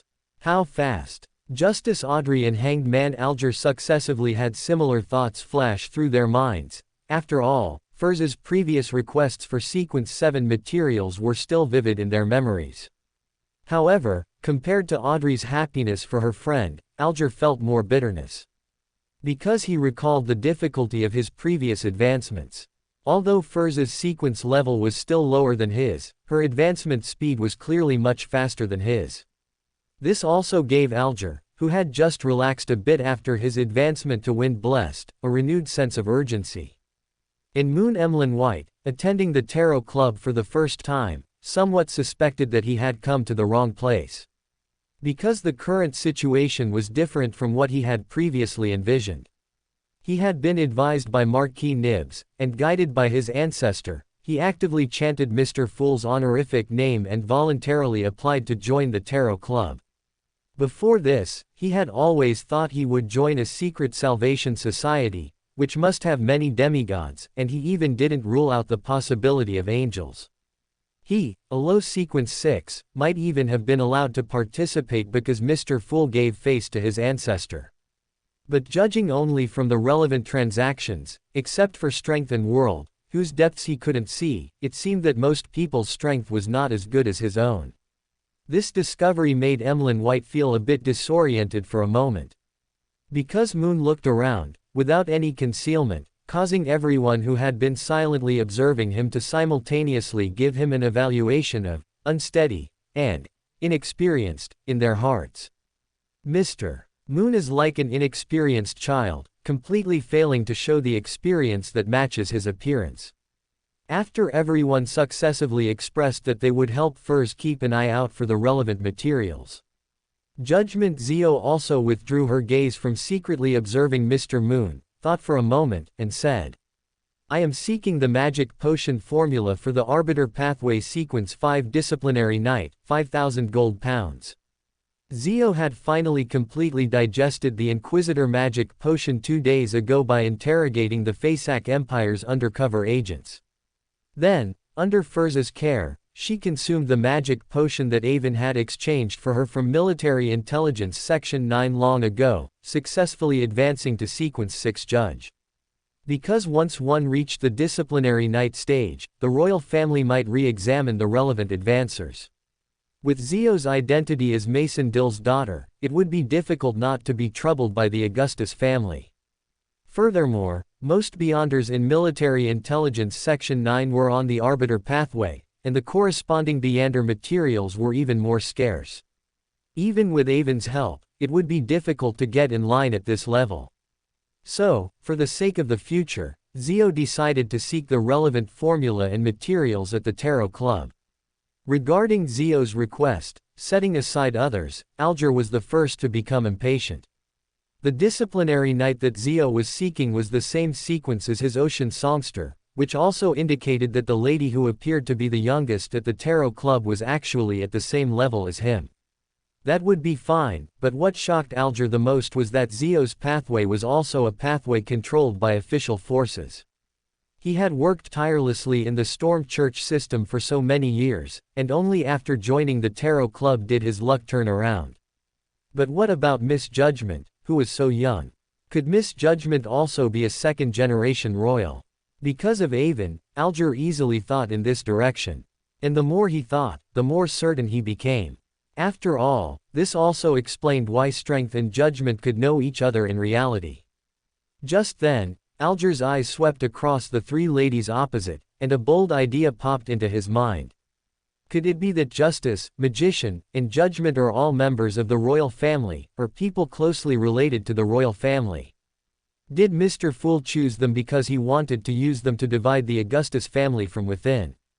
Alger was momentarily sweating profusely, worried that he had seen through Mr. Fool's plan, and even more worried that prying into such secrets would incur Mr. Fool's displeasure. So he even disregarded his reverence for deities and secretly glanced at Mr. Fool, who was sitting upright. This, however, made Klein, who was sitting in the Fool's position, somewhat puzzled. He could only sit upright, maintaining his usual inscrutable smile. And this scene made Alger even more reverent, and he lowered his head without speaking. Many Tarot Club members noticed Hanged Man's abnormality, but they all felt somewhat inexplicable, so much so that the sound of their conversation dropped by 3 points. "I will help you inquire about the relevant information and give you a reply as soon as possible. If I find the relevant formula, you will also have to give me 500 gold pounds as remuneration." No one responded to Zio's request. Instead, Moon, who was attending the Tarot Club for the first time, cast aside his unnecessary thoughts and actively participated in Zio's request, even earnestly stating his required remuneration. Emlyn White just didn't know that as soon as he said this, it further solidified the inexperienced evaluation in the minds of the other members. At the same time, everyone also became infinitely curious about the power Moon could mobilize. After all, that was the strictly controlled arbiter formula. Chapter 393, Self-Exposure. Under normal circumstances, scarce resources like a Sequence 5 magic potion formula would theoretically have a high premium. However, each buyer's situation is different. Some people want to get what they need as quickly as possible, so they don't care about money and can accept high premiums. But some buyers are relatively tight on funds, and the asking price they offer is the theoretical maximum they can afford. A smart middleman would first probe the buyer's financial capacity, then quietly note their needs, and subsequently decide, based on the specific circumstances, whether to suppress the acquisition price on their end as much as possible, or to acquire the necessary items at all costs in the shortest time, to turn a profit. But Emlyn White immediately set the price for the disciplinary night magic potion formula at 5,000 gold pounds and offered an additional 500 gold pounds as a reward. This could directly exceed Zio's acceptable limit, causing the deal to fall through. On the other hand, it also wasn't conducive to maximizing his own interests. What if the cost for him to find the disciplinary knight exceeded 5,000 gold pounds, 5,500 gold pounds, or even higher? Would he then have to tell judgment, "I didn't anticipate the other party's price would be so high. If I proceed with the transaction as previously agreed, I'll be making a loss, so could you give me more money?" At that point, Emlyn White, for the sake of his pride, would have no choice but to bite the bullet and pay the difference out of his own pocket. So, his proposal, in the eyes of the other members of the Tarot Club, was so immature. If I were Zio, I'd have at least 9 ways to trick Emlyn White, leaving him unable to voice his grievances. Avon, who was watching from the side, barely managed to suppress his laughter. Fortunately, Zio wasn't Avon and didn't have such complex thoughts. She immediately said, as soon as Emlyn White finished speaking, "I cannot accept that offer. 5,000 gold pounds is the maximum I can offer."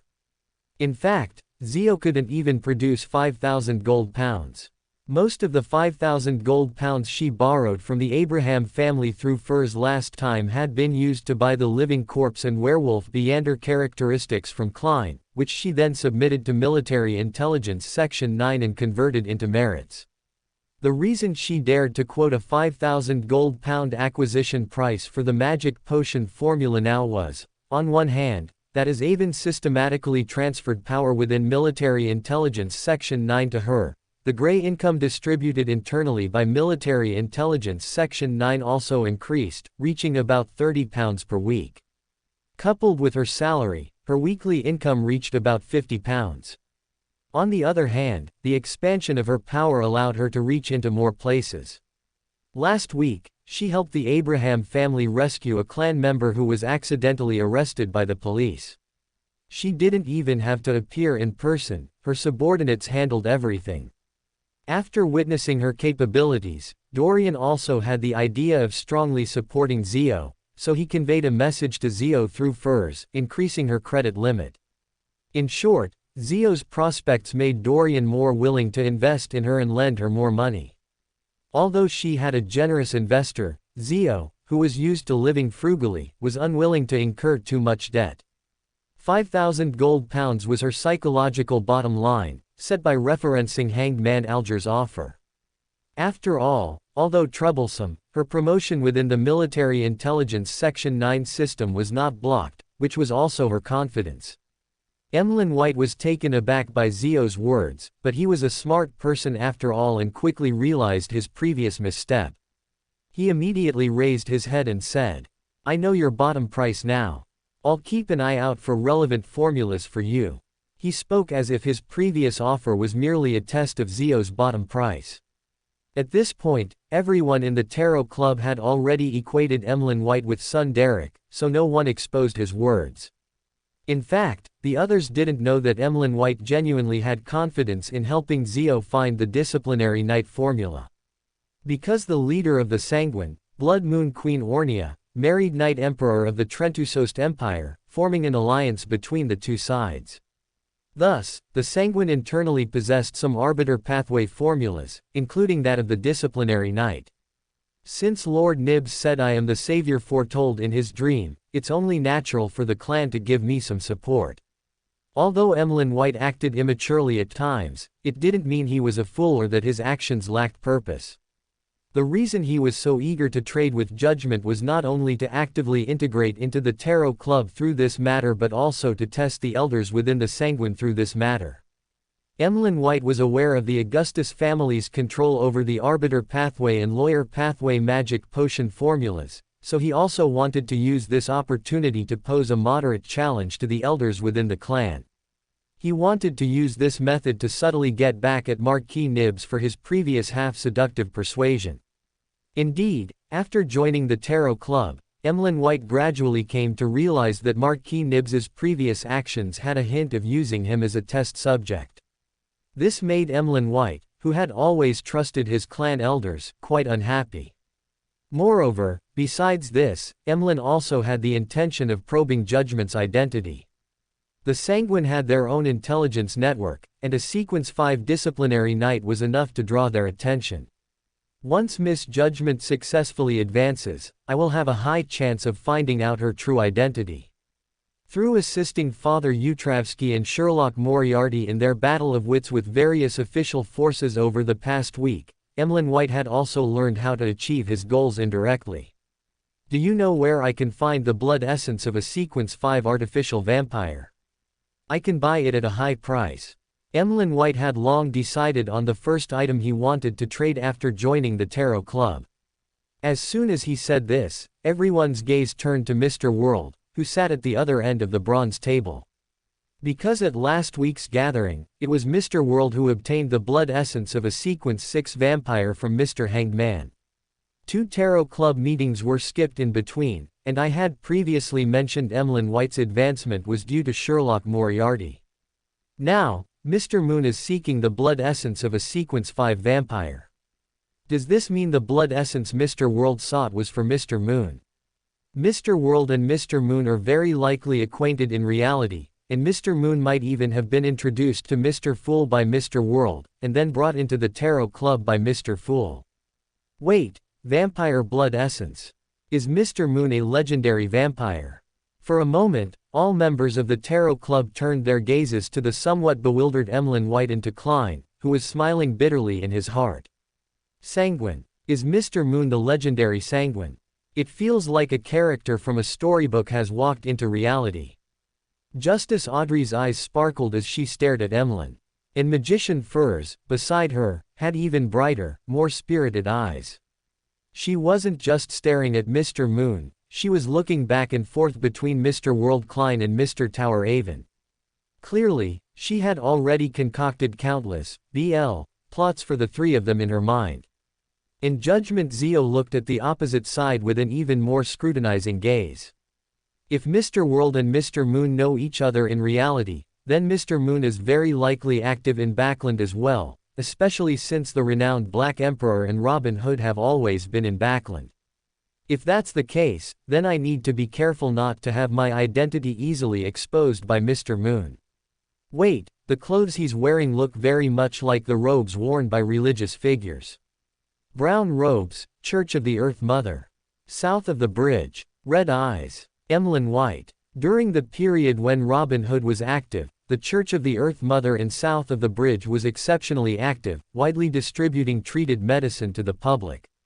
This aroused high suspicion and concern from various factions, and Military Intelligence Section 9, which usually didn't pay much attention to them, scrutinized them repeatedly. Military Intelligence Section 9 tried several times to investigate and apprehend them, but it always came to nothing due to the complex relationship between the church and the royal family. Zio had become a backbone of Military Intelligence Section 9 and had naturally reviewed the relevant internal documents, where she had seen Emlyn White's photo. Moreover, when Mr. World organized the Robin Hood operation, he had briefed them on the drug distribution channels. Zio had even intentionally interfered with plans targeting the Church of the Earth Mother within Military Intelligence Section 9. So, after connecting Mr. Moon with the Church of the Earth Mother, Emlyn White's appearance naturally surfaced in Zio's mind. Comparing him with Mr. Moon, he looked more and more alike. Upon discovering this fact, Zio turned her head to look at Audrey and Furs beside her, and similarly noticed their inquiring gazes, realizing that her two good friends had also recognized Emlyn White. The actions of the three teammates who had participated in the operation together were naturally observed by Klein. If the occasion hadn't been inappropriate, he would have covered his face with both hands. To be recognized on his first attendance at the Tarot Club, this record is simply unprecedented. Klein didn't mind Emlyn White being recognized, but if he was recognized as being acquainted with him, Klein felt a bit awkward. Klein had been building the image of Mr. World as steady and reliable, and this fact might suddenly ruin all his efforts. Having a goofy friend could easily lead to being mistaken for goofy oneself. After all, birds of a feather flock together. Klein helplessly complained in his heart, regretting that he hadn't proactively revealed his identity to Emlyn White and explained some things to him beforehand, leading to the situation developing to this point. In fact, Klein was overthinking it.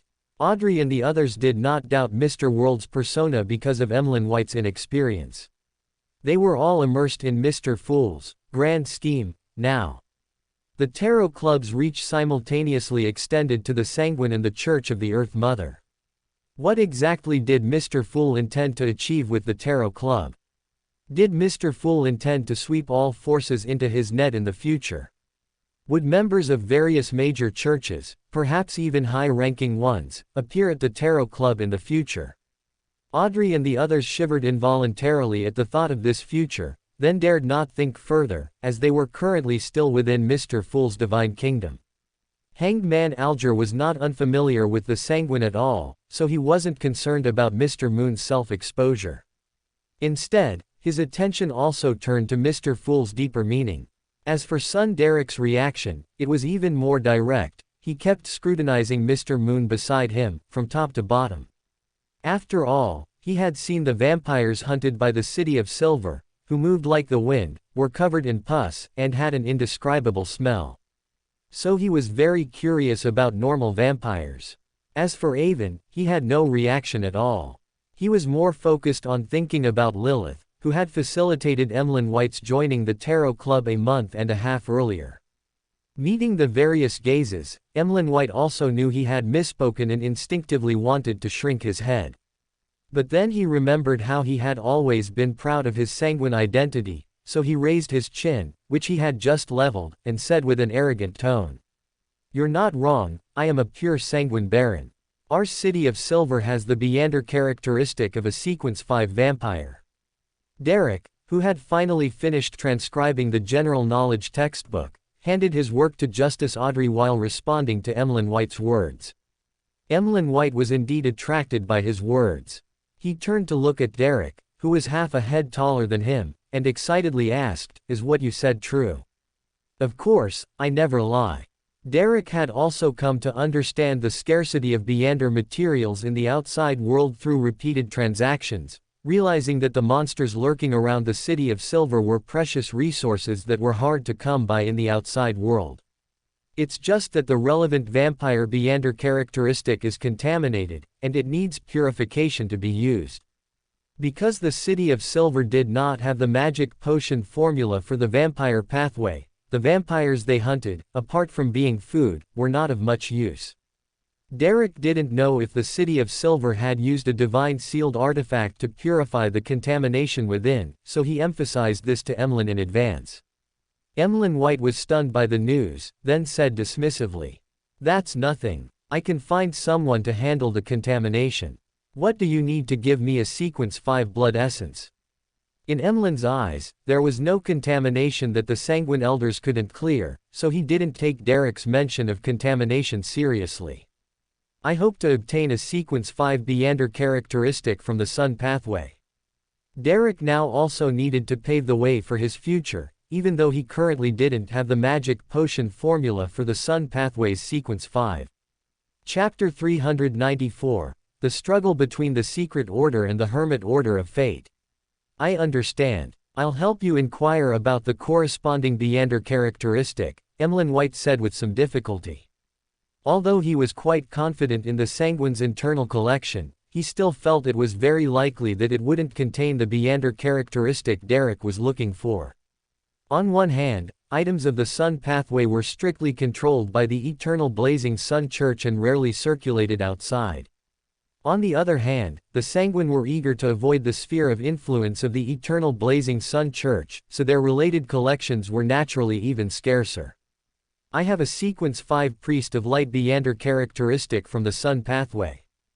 Just as Derek was about to tell Mr. Moon that he wasn't in a hurry and could wait, Mr. World, who rarely spoke at the Tarot Club, suddenly interjected. Really? Mr. World, do you really have a Priest of Light Beander characteristic? Derek was well aware of how rare a Sequence 5 Beander characteristic was. In the City of Silver, a Sequence 5 powerhouse could be considered a quasi-high-ranking official. So, he hadn't initially expected Mr. Moon to immediately produce the corresponding item, but he never thought Mr. World would have one readily available. Klein once again controlled World to nod, confirming that what he had just said was true. Then, what do you need? After Derek confirmed that Mr. World indeed had the Beander characteristic he needed, he eagerly awaited World's request. Meanwhile, Emlyn White on the side was a bit anxious, even hoping in his heart that Mr. World's trading conditions would be something Mr. Sun couldn't meet. After all, once Mr. World and Little Sun reached a deal, it was unknown how many twists and turns he would face in the future to obtain the Sequence 5 Sanguine Blood Essence. Thinking in a darker direction, Mr. World might be trying to acquire this blood essence now just to resell it later at a higher price and trick him, and he would have no choice but to fall for it. Furthermore, Emlyn White didn't believe that the so-called City of Silver had many Sequence 5 blood essences. If there was only one, then it would truly be bad. Justice Audrey, Magician Furs, and Judgment Zio had all known that Mr. World possessed this Beander characteristic for a long time, so they didn't show any surprise. They only felt a sense of regret that they hadn't acquired it when Mr. World was in urgent need of money. After all, everyone knew that acquiring this Beander characteristic was equivalent to completely opening up channels to the City of Silver, which would be very helpful for their future advancement. But what was missed. After the Robin Hood operation, it was clear that Mr. World no longer needed to spend a high price on medicinal ingredients. Naturally, he wouldn't exchange the Beander characteristic in his hand for money, but rather for something rarer. At the same time, Hanged Man Alger's urgency grew even more serious. With Sun already mastering the role-playing method, fully digesting the magic potion was only a matter of time. And now, he hadn't even advanced to Sequence 7, yet he was already receiving news of a Sequence 5 Beander characteristic in advance. This could simply be described as a stroke of luck. Alger looked around and realized that while he had been basking in the glory of his promotion to Wind Blessed, all the other members had caught up, and their paths to advancement seemed even smoother than his. This made Alger hard to accept for a while, but he was helpless. As long as he didn't leave the Storm Church system, he would be constrained and unable to act freely no matter what he did. Am I to leave the Storm Church? Not to mention that leaving the Storm Church would instantly wipe out all my previous accumulations and lead to lifelong pursuit by the Storm Church. But even if I harden my heart and leave the Storm Church, where would I find a new backer? And even if I really found a new backer, secret organizations and evil god organizations also distinguish between direct lineages and non-direct lineages. Moreover, even if I could truly abandon everything, would Mr. Fool really allow me to do so? I and the others were brought into the Tarot Club, clearly as a result of the backing of our respective forces. It must be because they value the Storm Church behind me. If I leave the Storm Church, wouldn't that mean I'm useless to Mr. Fool? For a moment, Alger was extremely conflicted, his mind in a chaotic mess, feeling that under the existing system, there was no way for him to rise. Now I somewhat understand why the churches view Wild Beyonders as sources of unrest. Even I, a Beander cultivated by the Storm Church, can hardly bear the narrowness of the advancement channels. Wild Beyonders must be even more helpless, more desperate, and more angry. Since joining the Tarot Club and hearing from the strength about the many events that had occurred in Backland over the past 6 months, Alger had also sensed that the world's situation was undergoing major changes. Previously, Alger had only hoped that when the world pattern changed, he would be able to seize the opportunity to get a share. But now he suddenly realized that if he didn't pick up his pace, he might even fall behind in the future, being far outpaced by others.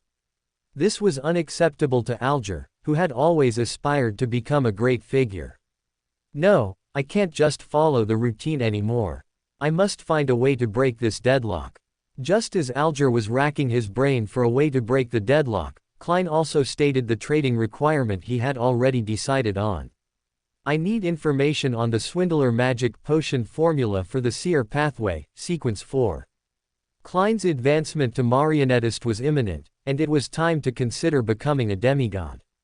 Before this, he had consulted the life counselor and learned the name of the Seer's sequence 4, but the related clues he provided didn't satisfy Klein.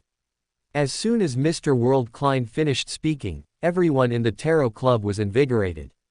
After all, they didn't know that Avon had already advanced to become a demigod, so Mr. World's transaction, in their eyes, was the first transaction in the Tarot Club that involved the demigod level. The previous blasphemy slate transaction between the Strength and Mr. Fool didn't count.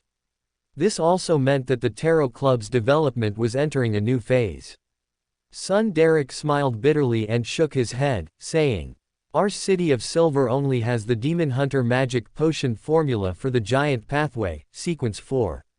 We don't have sequence 4 formulas for other pathways." As he spoke, Derek saw Mr. World gesturing beside him. He was stunned for a moment, then immediately reacted and asked the somewhat bewildered Mr. Moon. "I wonder if the Sanguine have any information on the Swindler magic potion formula." Emlyn White was startled awake. Although he didn't want to lose face in front of others, he thought for a moment and then honestly said, "I need to consult the elders within my clan before I can answer you." This was the answer Klein wanted. Previously, it was inconvenient for him to inquire about such information in his identity as Sherlock Moriarty. After all, Emlyn White's joining the Tarot Club was driven by a sanguine big shot. If he, a military intelligence Section 9 agent, tried to inquire about such high-level information through sanguine channels, he would definitely be noticed by them. So, he could only use his identity as World at the Tarot Club to have Emlyn White inquire about the relevant information from within the sanguine. Good, if you can find accurate information about Swindler from within the sanguine, we can make a three-way trade. Just as Emlyn White and Derek were about to nod in agreement, Avon suddenly spoke to Klein. "I can also tell you a free piece of information that might help you find the Swindler magic potion formula." "Oh, what news?" Klein thought of Avon's identity as a favored one of the Evernight Goddess, assuming that the Evernight Goddess wanted to give him a hint through Avon, so he was a little excited. In this world, there is a secret organization that controls the Seer pathway. Mr. Fool has also collected relevant information through them before. Avon glanced at Hanged Man Alger and Justice Audrey, and said unhurriedly, "Are you talking about the Secret Order?" Klein naturally knew about the Secret Order. He had originally considered this channel to find the formula, but it was rejected by the life counselor. Because all the demigods of the Secret Order actually received finished magic potions when they advanced, and didn't know the relevant formulas.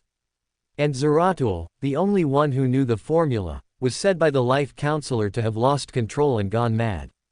So, Klein had initially given up on the idea of obtaining the relevant magic potion formula from the Secret Order. Once Avon continues, "I will use Mr. Fool's identity to expose the fact that Zeratul has lost control." Just as Klein was thinking about letting Mr. Fool take the opportunity to show off in front of everyone, he didn't expect Avon to change the subject. According to some secret information, the leader of the Secret Order, an angel, has lost control, and another secret organization has already begun to covet the Secret Order. Originally, without Mr. Fool's help, you would have absolutely no chance of obtaining the Swindler magic potion formula from the Secret Order.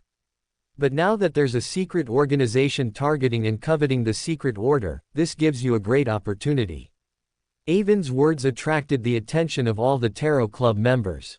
After all, they usually didn't hear information about the struggles between secret organizations in the Beyonder world, let alone one that involved an angel. Can angels also lose control? This was the question in the minds of everyone in the Tarot Club, even Derek, who was a bit anxious because Avon's words interrupted the trade, and Emlyn, who was a bit angry, were no exception.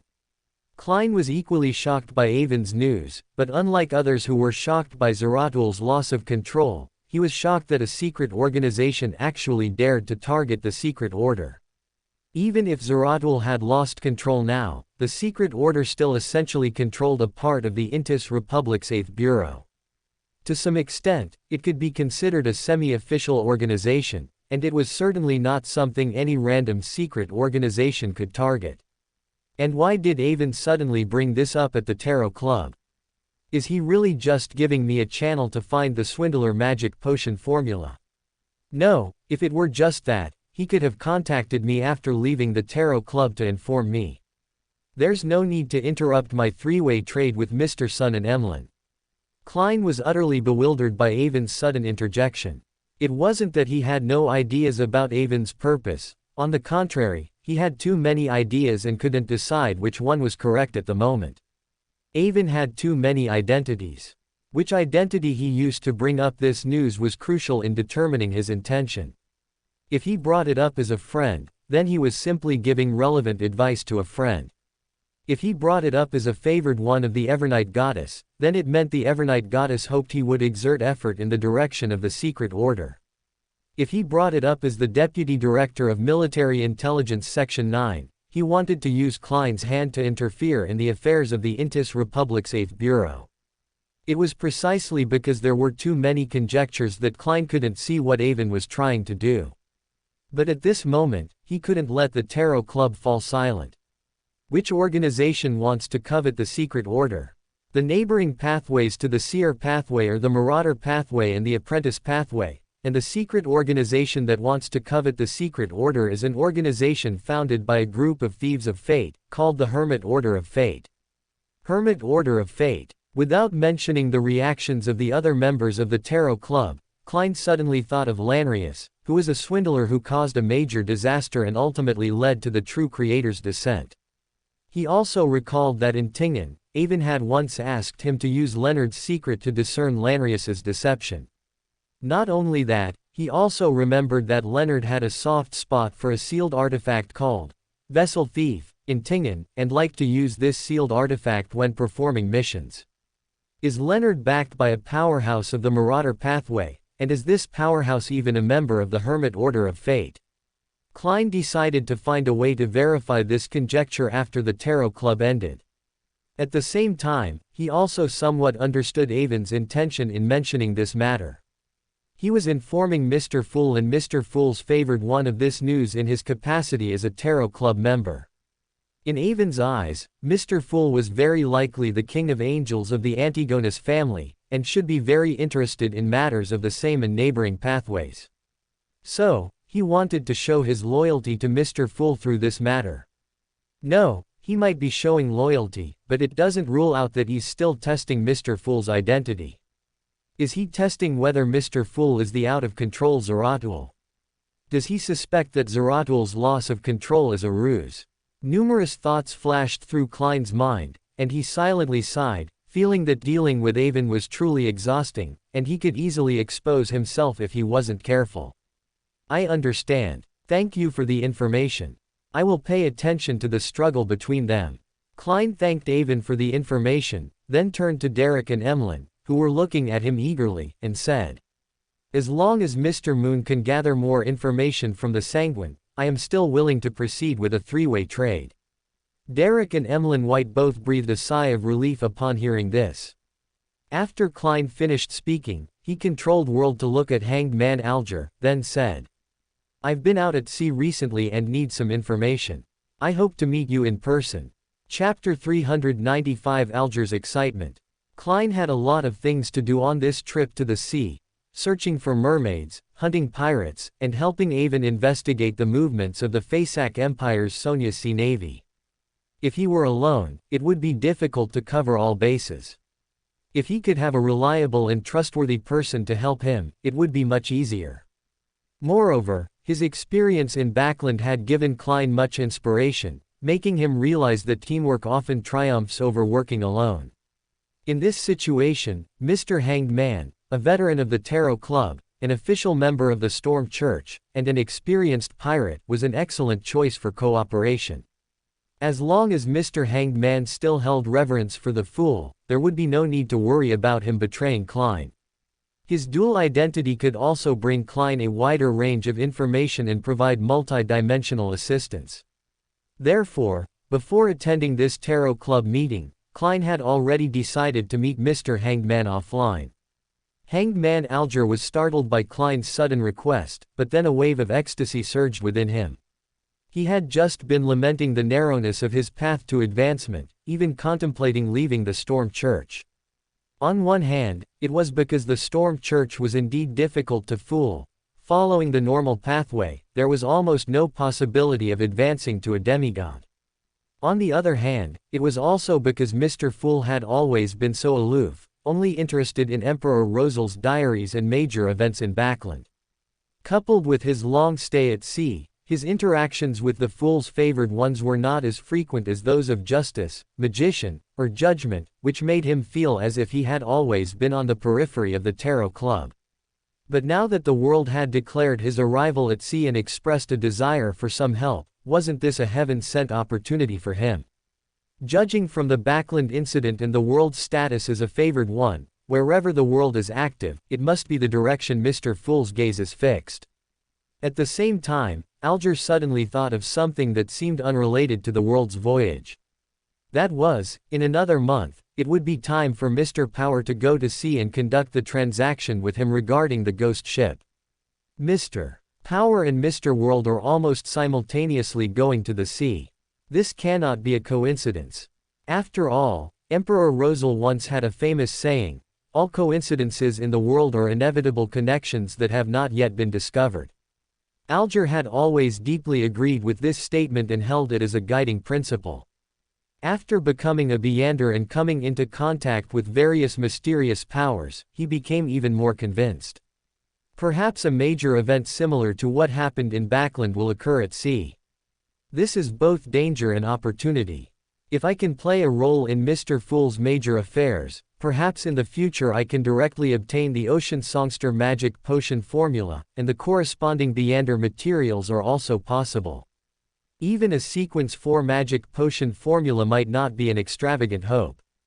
Thinking of this, Alger's somewhat dormant heart became fervent again. In a week, I will arrive at the Rosed Islands to rest.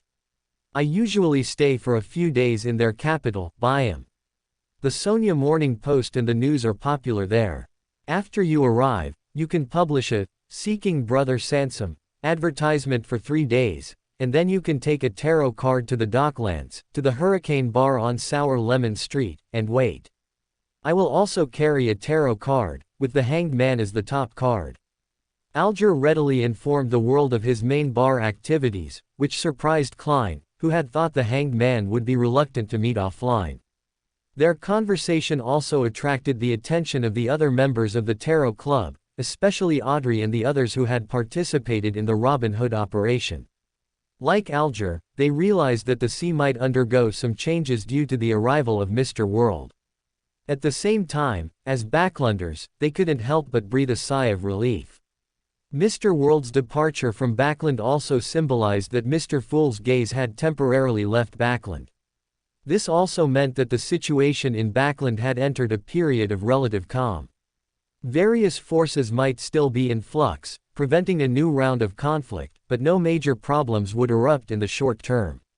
At the very least, this allowed them, as Backlanders, to breathe a sigh of relief and not have to worry about their homes being destroyed when they woke up. I will also arrive at the Rosed Islands within a week. After settling the meeting with Hanged Man Alger, Klein, sitting in Mr. Fool's seat, looked around and said calmly, "Now we enter the information exchange segment." Before Mr. Fool finished speaking, Miss Justice Audrey eagerly looked at Mr. World and asked, "Now that the Loan Kingdom government has just changed its policy, will Mr. World's departure cause the results of the Robin Hood operation to fluctuate? And is your departure from Backland to temporarily evade the royal family's pursuit?" Magician Furs and Judgment Zio also looked at the world simultaneously. Clearly, they were also very concerned about this issue. Although Avon did not elaborate on what he and the world had done behind the scenes, they all unanimously believed that the Fasak Empire's actions were related to them, but too much was involved, and they were unwilling to delve deeper. Mr. World, the main orchestrator of the Robin Hood operation, now announcing his temporary departure from Backland to the Chaotic Sea, made them somewhat worried about whether Mr. World had been exposed, and also worried about whether the results of the operation would be overturned. My departure from Backland indeed has the intention of temporarily avoiding risks, but it is not because I exposed anything. As for whether the Loan Kingdom's policy will fluctuate, you don't need to worry about that. Having reached this point, it's no longer something they can change simply because they want to. Mr. Power has more say on this point. Audrey and the others all looked at Avon again. After receiving Avon's affirmative answer, they all breathed a sigh of relief in their hearts. Meanwhile, Alger and Derek on the side were dumbfounded. What Robin Hood operation? Why had they never heard of it? They remembered attending every tarot club gathering and never taking leave. How could they understand every word but not comprehend the meaning when they were put together? As for the newly joined Emlyn, he was even more bewildered, frowning as he scrutinized the people speaking. Could the major policy shift of the Loan Kingdom government be related to them? No way. This is something even a demigod cannot do. How could a few mid-sequence beyonders like them accomplish it? Emlyn White looked at Justice and the others with great suspicion. After a brief silence, son Derek was the first to lose his composure, raising his hand and asking softly. Miss Justice, what is this Robin Hood operation you're talking about? Is it a collective action within the Tarot Club? How come I've never heard of it? Justice Audrey looked at Mr. World, and after receiving his nod of assent, she briefly explained to everyone what they had done during this period, which left the uninformed members captivated. Mr. World is indeed Mr. Fool's tentacle reaching into the real world. Perhaps only deities possess such a subtle yet powerful method. He actually leveraged a small shortage of medicinal herbs to influence the entire world's situation. This is what important figures do. In comparison, I've truly lived in vain all these years. After learning the effect of the Robin Hood operation, Alger became even more eager to meet the world, wishing he could grow wings and fly to the Rosed Islands now. Meanwhile, son Derek was shocked by the Loan Kingdom's high-ranking official's shamelessness. Having grown up in the City of Silver, where everyone was united, friendly, and mutually supportive, jointly resisting the darkness, Derek found it hard to imagine that a country's high-ranking officials would treat their own citizens this way. This was like the City of Silver's high-ranking officials collectively persecuting other residents for their own gain, simply unimaginable. Could the outside world already be ruled by the legendary devils? Recalling the descriptions of the kingdoms under Devil King Farbati in his general knowledge class, Derek couldn't help but feel skeptical about the true situation of the outside world. After all, Devil King Farbati was famous for treating his subjects as leeks to be sustainably harvested. This was also why he and the demonic wolf of destruction were the two most unpopular ancient deities among the 8 ancient gods. After all, other ancient gods still had to consider the continuation and development of their respective races. Cooperating with Devil King Farbati was simply irresponsible to one's own race. At the same time, he was also invigorated by Mr. World and their actions, believing them to be heroes fighting against devil rule. Moreover, their actions were clearly approved by Mr. Fool, which further strengthened Derek's confidence in using Mr. Fool's power to help the City of Silver escape its predicament.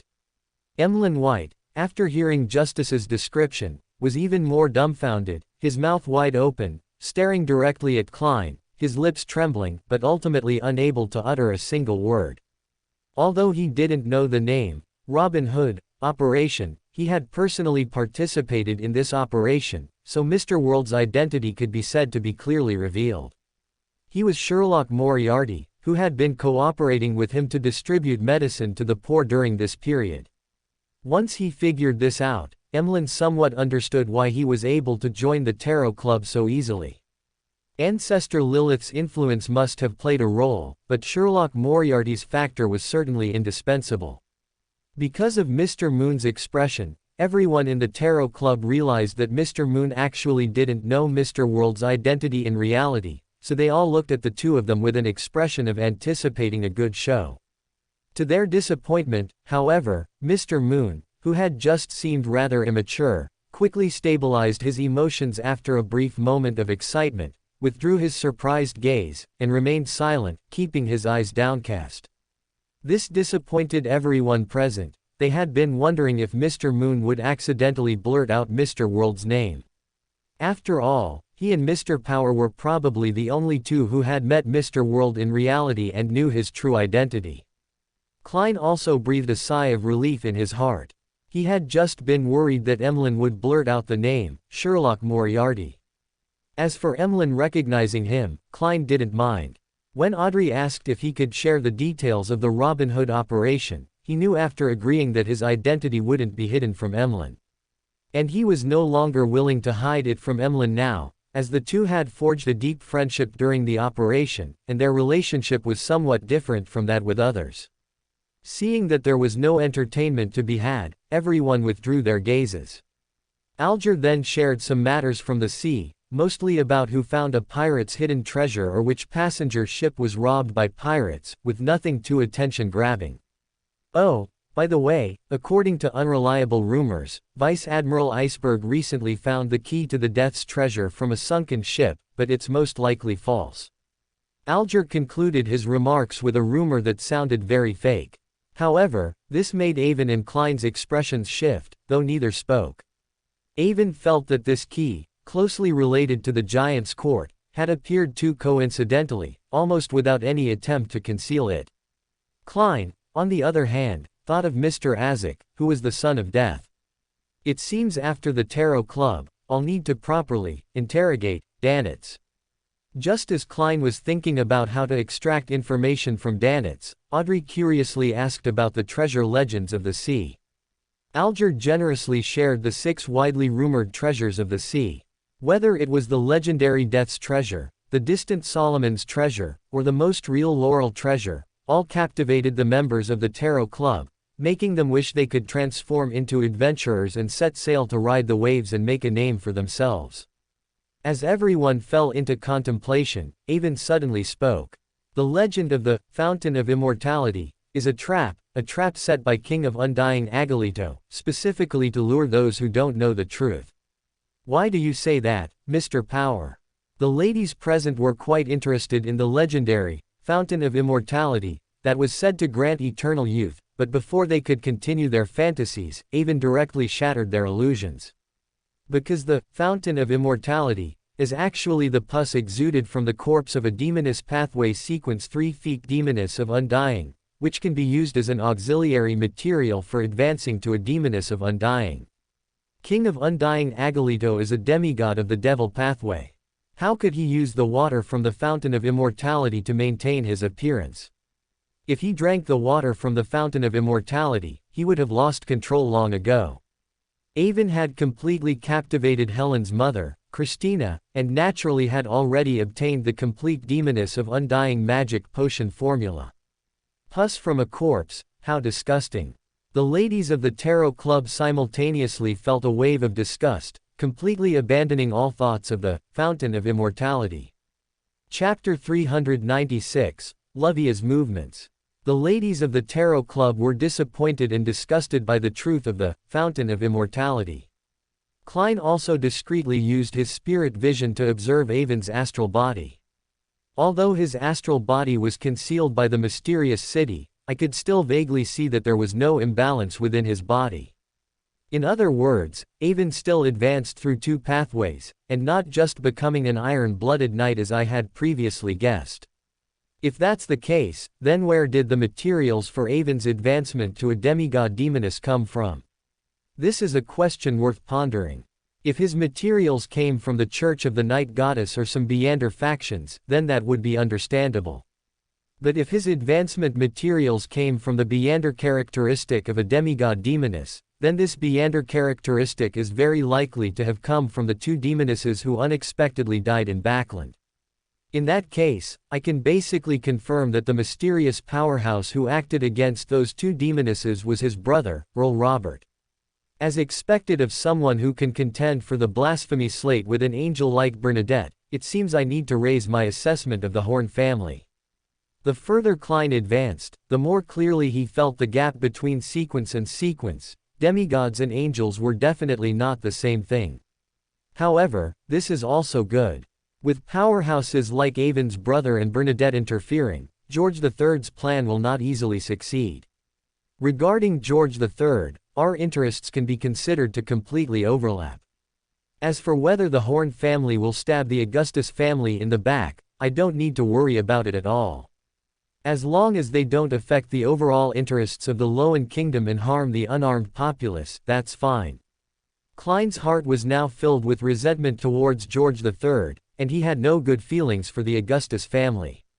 Not to mention, Mr. Azek was also involved. Klein had already heard about Mr. Azek's children, and as a good student, he naturally shared the same indignation. Now the whole world was starting to descend into chaos. First, the true creator descended, and then George III plotted to advance to the Black Emperor. Even rarely seen angels began to frequently fight, affecting the world's situation, and figures like Earl Robert also appeared. This truly fulfilled the saying from his previous life, "In an era of great contention, dragons and snakes rise from the land." The unease in Klein's heart was once again amplified. He felt as if the entire world had become a small boat sailing on a stormy, turbulent sea, liable to capsize at any moment. This reminded Klein of a saying from his previous life, "When the nest is overturned, no egg remains intact."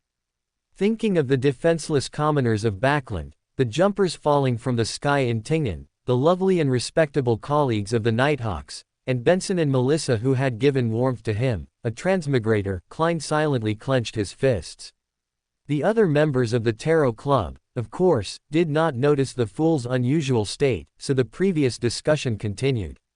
"How are you so clear about the fountain of immortality?" Hanged Man Alger also noticed a key point, which was that Mr. Power seemed to be very knowledgeable about the magic potion formula of the Demoness of Undying, otherwise, he wouldn't have spoken with such certainty. This reminded Alger of the scene when he met Alice in Backland. That meeting had brought Alger no small shock, because Mr. Power had no psychological burden about transforming into a woman, and his words and actions showed no trace of affectation. This was something he believed he absolutely could not do, so he had long ago silently categorized Avon as one of the ruthless people, whom he should avoid provoking if possible. It was also after that meeting that, although he often inquired about the Lowen Kingdom's strategic support force through various channels, he no longer harbored any thoughts of scheming against it. Now, Mr. Power's displayed understanding of the demoness pathway made a thought that Alger had previously dismissed resurface faintly. That is, could Mr. Power really be a woman? Avon naturally wouldn't know that the Hanged Man was overthinking things again based on limited information, but that didn't mean he couldn't detect the change in his tone. However, he was too lazy to explain, merely letting out two profound, hee-hee, laughs without responding. Seeing this, Alger could only keep silent and bury his doubts in his heart. Because the Lowen Kingdom and the Faesak Empire have once again erupted in conflict, and there's a risk of military friction between the two sides on the sea. So if anyone is at sea, be careful not to get caught up. Seeing that Alger had no news to share, Avon thought for a moment and shared something that was not unexpected by everyone, then continued. And not only that, although the Lowen Kingdom would love for the Faesak Empire to die, it still considers the other party's strength and does not want to escalate the situation to an uncontrollable level. However, the Lowen Kingdom has lost too much face, so some within have proposed targeting the 4 kings and 7 generals of the sea as an alternative. Everyone should also pay attention to this. Targeting pirate kings and pirate generals is something all countries welcome. Although some pirate generals are funded or even propped up by various countries, they are ultimately black hands and cannot be brought to the table. Therefore, as long as the Lowen Kingdom raises the banner of targeting pirates, all countries can only applaud. Even the Faesak Empire would have to consider the relevant implications and dare not act rashly. At the same time, this could also revive the Lowen Kingdom's reputation, which had been severely damaged during this period. As everyone pondered the potential impacts of the Lowen Kingdom's actions, Avon glanced at the crowd, focusing on Audrey and Klein, then smiled and said, "Besides that, there's also good news. Due to various reasons, the Loan Kingdom government has decided to hold the government employee examination early. Upon hearing this news, Furs and Zio, among others, were stunned, not understanding what this had to do with the Tarot Club. Audrey, who already knew the news, directly revealed a triumphant smile. After all, she had contributed greatly to this matter. It could also be said to be the first major undertaking she had accomplished using Beyonder powers for the benefit of the nation and its people. As for Klein, he thought of Benson and Melissa, far away in Tingen. I wonder how Benson's studies are going during this time. Will the early arrival of the exam affect his study progress? My death must have been a blow to him. I wonder if it will affect him. Thinking of this, Klein couldn't help but show a wry smile. How could it feel good for a younger brother, whom you've raised since childhood, to suddenly die? After Audrey introduced to everyone that the Government Employee Act was proposed by Mr. Power and promoted by the Tarot Club, everyone once again made a new round of guesses about the Fool's vast influence. Since Furs and Zio had no information to share, son Derek began to recount his experience of accompanying the chief and Elder Lovia to explore a temple ruin. Avon's heart stirred. In the original work, the exploration of the true Creator's temple was led by Elder Lovia, and later all the team members who went with her experienced abnormalities and loss of control, with only Lovia remaining unscathed. But now, the chief himself was leading the team and even brought Derek along to explore. Does this indicate that the City of Silver has begun to formally probe the forces behind both sides? Because in previous Tarot Club meetings, under everyone's design, Derek had already assumed the role of balancing Elder Lovia in the eyes of the City of Silver. This is also why Derek rarely bothers to conceal himself within the City of Silver anymore, and why he has few scruples when collecting formulas and materials. According to the usual procedures, the chief rarely comes forward to do things. What caused your chief to personally explore the ruins and bring both you and the Shepherd Elder? Avon didn't wait for Derek to continue speaking and directly interrupted to ask. Derek was not angry that he was interrupted. After all, in his heart, Mr. Power was like the most reliable mentor, who had given him many effective suggestions, so he thought for a moment and said. Originally, Elder Lovia suddenly mentioned that based on the gains from her last exploration, she found a ruin and proactively requested to lead a team to explore it. Then, after the chief's assessment, he believed this ruin might be very important, so he decided to lead the team himself.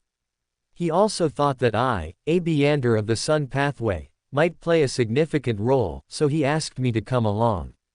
This is also my first time going out on a mission.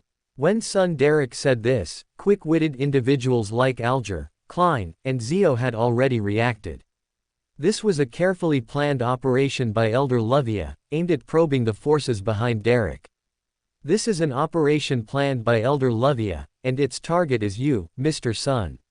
You must handle it carefully. Klein first controlled the world to warn Derek. Ah, this is an operation against me. Why? Derek clearly hadn't thought of this, so he seemed a bit flustered. More accurately, it's an operation against the Tarot Club. She wants to use this operation to probe the Tarot Club behind you, Alger said with a serious expression. And the place you are going must be far from simple, it might even be a true creator ruin. Avon also couldn't resist, announcing the answer to Derek. Seeing the three Tarot Club members making the matter sound increasingly serious, even Emlyn White realized the gravity of the situation and listened intently. Audrey and the others also gradually caught on in this situation, looking at Derek with concern. That Elder Lovia also clearly noticed your uniqueness. And she wants to probe the forces behind you, which is the Tarot Club. However, her own strength is insufficient to do this, so she found a place where the Tarot Club might not intervene, or would be unable to solve the problem, hoping to force the Tarot Club to act. The City of Silver has only encountered two external forces over the years. One is the true creator behind her, and the other is the Fool. So, it's not impossible that the place you are going has the power of the true creator. It was still Mr. Power, Avon, who explained the calculations in detail to Derek, while Alger and Klein did not interrupt. It was clear that they all believed Mr. Power was more skilled in this area. Don't the higher-ups of the City of Silver see the ambition of this shepherd elder? Zio suddenly asked a very important question, which was also a doubt in many people's hearts. This is the ingenious part of this scheme. The City of Silver, of course, saw her intentions, but the City of Silver could only tacitly approve her actions, because this is the variable the City of Silver has been longing for. The millennium-long predicament has been too tormenting. The City of Silver yearns for a variable that can change everything. So even if they guessed Elder Luvia's plan, they still accepted it willingly and went forward without hesitation. If I'm not mistaken, your chief must have confirmed a successor and made ample preparations before deciding to lead the team personally, Avon said, and a brief silence once again fell over the gray fog. Everyone was shocked by the predicament of the City of Silver and Avon's words. Even though they had all known about the situation in the City of Silver before, they couldn't truly empathize with it. Only after Avon's narration did they genuinely experience the despair contained within it. Knowing that what lay before them was a poison wrapped in hope, yet for that 1 in 10,000 chance, they could only swallow it without hesitation. Derek remained silent for a long time, then struggled to ask, "What should I do?" "You don't need to do anything, because this is no longer a problem you can solve," Avon said directly without hesitation. The power of the true creator can only be resolved by power of the same level. Realizing this, the members of the Tarot Club all turned their gazes towards the fool, who had been smiling and watching them. "It's no use looking at me, I'm just a small sequence 6. How could I solve such a high-level problem?" Although Klein roared in his heart, he wasn't flustered at all, because he knew that the true creator's energy should not be in the forsaken land of the gods, but rather in the avatar that had descended to the world. Descending to the world was the true creator's long-cherished wish, and not taking the opportunity to cause some major trouble, but instead continuing to focus on the City of Silver next to his divine kingdom, would be idiotic. So Klein speculated that the place Luvia led the exploration team to should not have an angel present. At most, there would be some high-level powers. And if it was merely some high-level, difficult to deal with power, then Klein still had some confidence in resolving it. This was also the confidence he gained from using the power of the gray fog to repel Amon last time. "I will pay attention to your actions, don't worry too much." The fool's calm words surpassed the comfort of everyone else combined. Derek's anxiety dissipated without a trace, as if brushed by a spring breeze. "Praise be to your gaze, thank you for your help." Derek bowed and praised the fool, which gave Klein goosebumps. After all, he wasn't a true deity, and such praise still made him very uncomfortable. The fool suppressed his discomfort and waved for Derek to sit back down. Chapter 397, Klein discovers the truth about Tingen. Besides the chief personally leading exploration missions, there hasn't been anything noteworthy happening in the City of Silver recently. Oh, and the number of monsters around the City of Silver has decreased lately, making it much safer for residents to go out and farm. As for the reason behind the decrease in monsters, everyone still has different theories, with no definitive conclusion. They only know that it's absolutely impossible for it to be due to the City of Silver's continuous encirclement and suppression efforts. That's because those monsters also crave blood and flesh, constantly gathering around the City of Silver. Over the past 1,000 years, the City of Silver has organized many large-scale encirclement and suppression campaigns, but countless monsters always filled the surrounding areas. Later, everyone became too lazy to conduct thorough purges and only performed periodic cleanups. After recounting the City of Silver's exploration activities, Derek mentioned something that seemed unimportant but also unusual. The members of the Tarot Club didn't take it lightly either, offering their own conjectures. However, limited by Derek having already left the City of Silver with the chief, they couldn't get the latest news.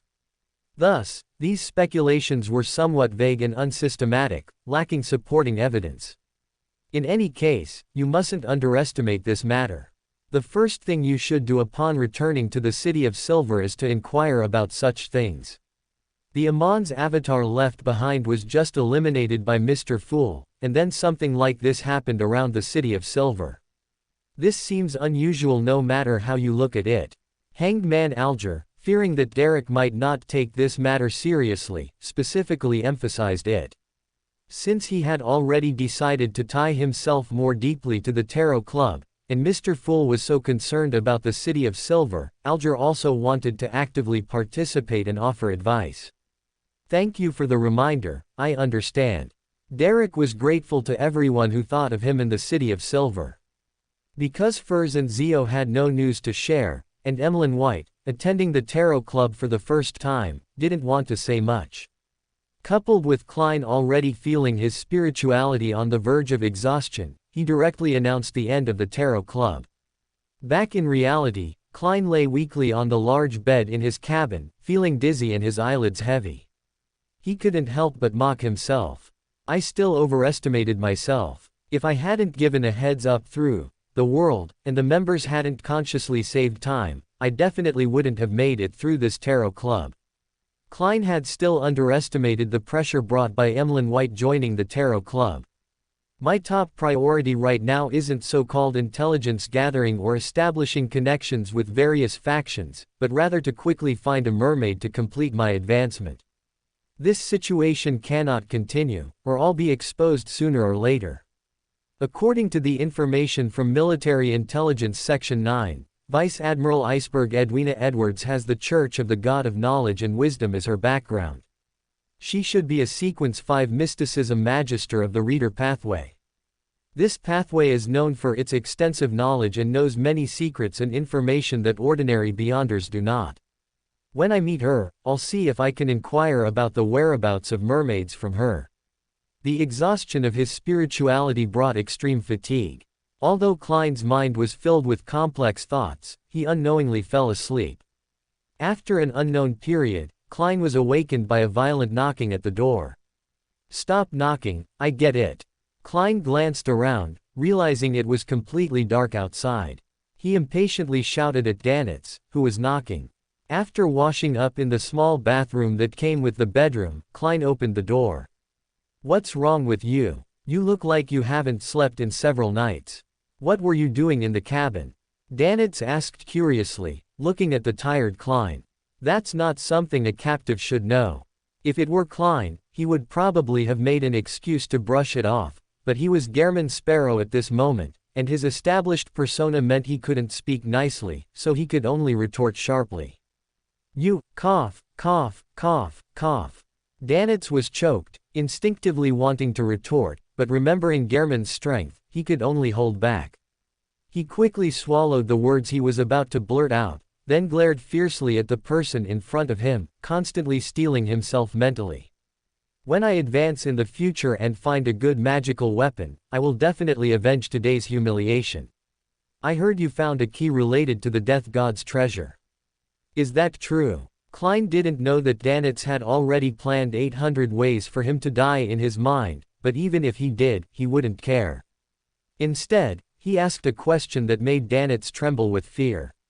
How is that possible? Where did you hear such false news? This is too far-fetched, isn't it? Danitz tried his best to deny the news, but his trembling pupils betrayed his inner thoughts. This news has spread throughout the entire sea. You mean you don't know? This matter was mentioned by Mr. Hanged Man.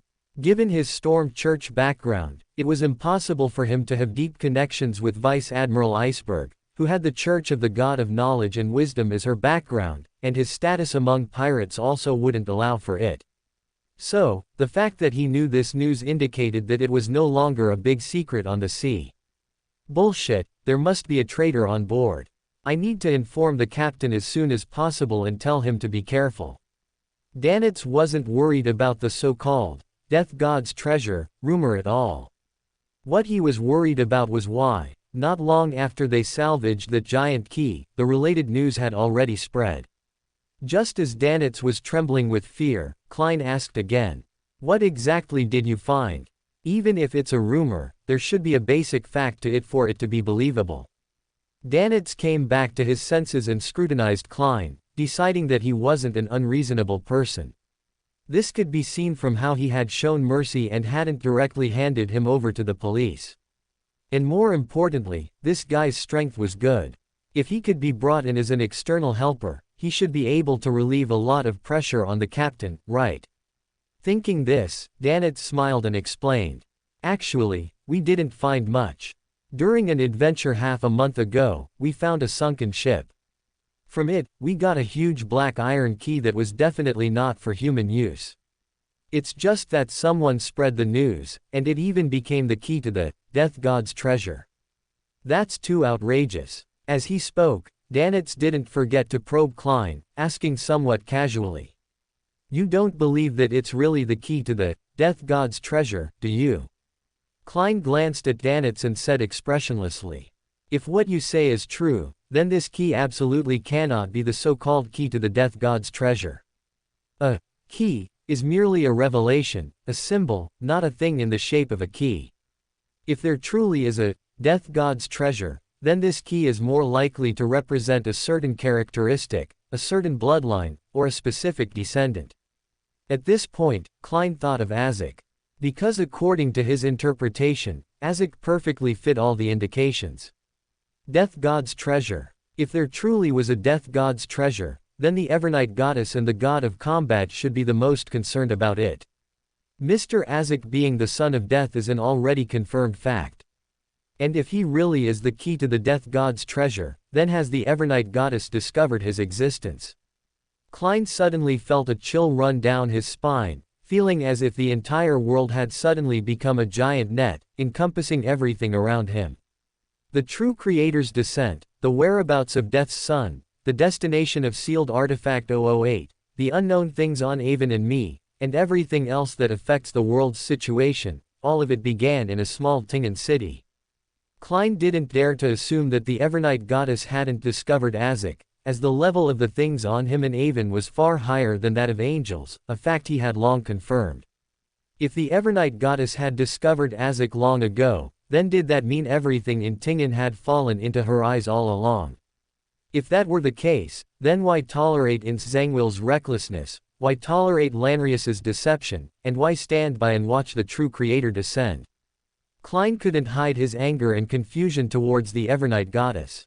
He felt like he was about to piece together the truth of all the events in Tingan, just missing the last piece of the puzzle, but no matter how he thought, he couldn't find that piece. Hey, what are you thinking about? Why did you suddenly zone out? Danitz called out to the dazed Klein, wondering what the cold man in front of him was thinking. Nothing. If what you said is true, that you only got that key half a month ago, does that mean someone on your ship leaked the news? Klein snapped back to reality and directly diverted Danitz's attention. And Danitz, seeing Klein bring up his biggest concern, no longer cared about what had just happened and quickly said. That's exactly what I'm saying. So, when the ship docks at Bansi Island, can I go ashore and send a telegram to the captain? Danitz seized the opportunity to quickly state his request. I know I'm your captive and have no right to negotiate with you, but what if I pay you? Danitz, very much in the spirit of a captive, proactively offered to pay. Since Klein had decided that Vice Admiral Iceberg was a force that could be won over, and he also wanted to learn about mermaids from her, he didn't mind opening a convenient door and directly asked. How much? 50, no, how about 100 pounds? I can give you the cash right now. Danitz cautiously watched Klein's expression as he made his offer. Klein said nothing, simply extended his hand and placed it in front of Danitz. Seeing this, Danitz immediately pulled out his wallet and took out 10 10-pound banknotes from his thick leather wallet. After handing the money to Klein, he noticed Klein's expression was a bit off. He suddenly realized he had gotten carried away and quickly stuffed his wallet back into his embrace, saying urgently, "We already agreed on the ransom. You can't change your mind now." Klein said nothing, stuffed the money into his pocket, and then turned to walk out. Danitz, after confirming that Klein wouldn't rob him, lowered his crossed arms and quickly followed. He had called Klein to wake him up earlier because it was time for dinner. And on the way to the restaurant, Klein had only one thought. Damn it, every pirate is richer than me. I should have searched his pockets beforehand. Because before executing the Robin Hood operation, Klein had extensively searched for any available medicinal ingredients, and he had also bought the landlord's house for Benson and Melissa. It could be said that Klein's financial situation was only slightly better than when he first arrived in Backland. Sitting at the dining table, cutting the beef from Fenaport with exquisite, shiny cutlery, Klein fell into thought once more. Does Avon know all the truth behind Tingen? It should be half and half, I guess. In any case, I need to find an opportunity to ask him clearly. Klein carefully recalled everything Avon had said about Tingen and realized that his words were all verifiable truths. For example, when he had just resurrected from the graveyard and asked Avon if the church knew about the true creator's descent, Avon's answer was a very firm no. From subsequent reactions, it seemed the church indeed did not know about it. But if the Evernight goddess had been watching Tingen all along, what did it matter whether the church knew or not? If Avon knew all the truth about Tingen, then he merely hadn't told the whole truth, choosing to selectively conceal it. But if Avon didn't know the truth about Tingen, then what he said back then was all the truth he knew. In short, Klein couldn't determine whether Avon knew the truth, or how much he knew, which made him feel unusually frustrated. Just as Klein finished eating and wiped his mouth, the waiter in the luxurious restaurant came forward and presented the bill.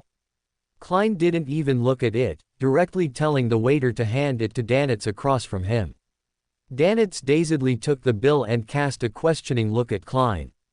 Do I have to pay for your meal too? This is a necessary expense for escorting you. If I had sent you directly to the police station in Pritz Harbor, would these expenses be necessary? With that, Klein turned and left the restaurant without looking back. Danitz watched Klein's retreating figure, a string of curses caught in his throat, almost spilling out. The experienced waiter nearby showed no reaction to the conversation between the guests, merely maintaining a professional smile as he looked at Danitz. Emlyn White, led by Casimir Odra, followed a hidden staircase to the underground area of the villa. After passing several secret doors, they arrived at a gray hall. In the center of the hall was a huge coffin, seemingly made of black iron, with many complex and difficult to understand mystical symbols engraved upon it. Just then, an aged voice came from the coffin. What do you want from me? I want to become a sanguine viscount, and I hope to have your support. Emlyn White said without any politeness.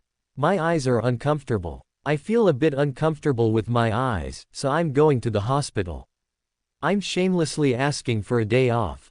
I've taken a lot of days off this month, please bear with me. Had another laser surgery. As stated in the title, I had already written 1,000 characters, but my eyes still feel uncomfortable, so I can only take another day off. Please bear with me. Chapter 398, Emlyn's Scheme. Currently, there are no vacant, Viscount, bloodline essences within the clan, and I don't have any extra Beander characteristics, so I cannot fulfill your request.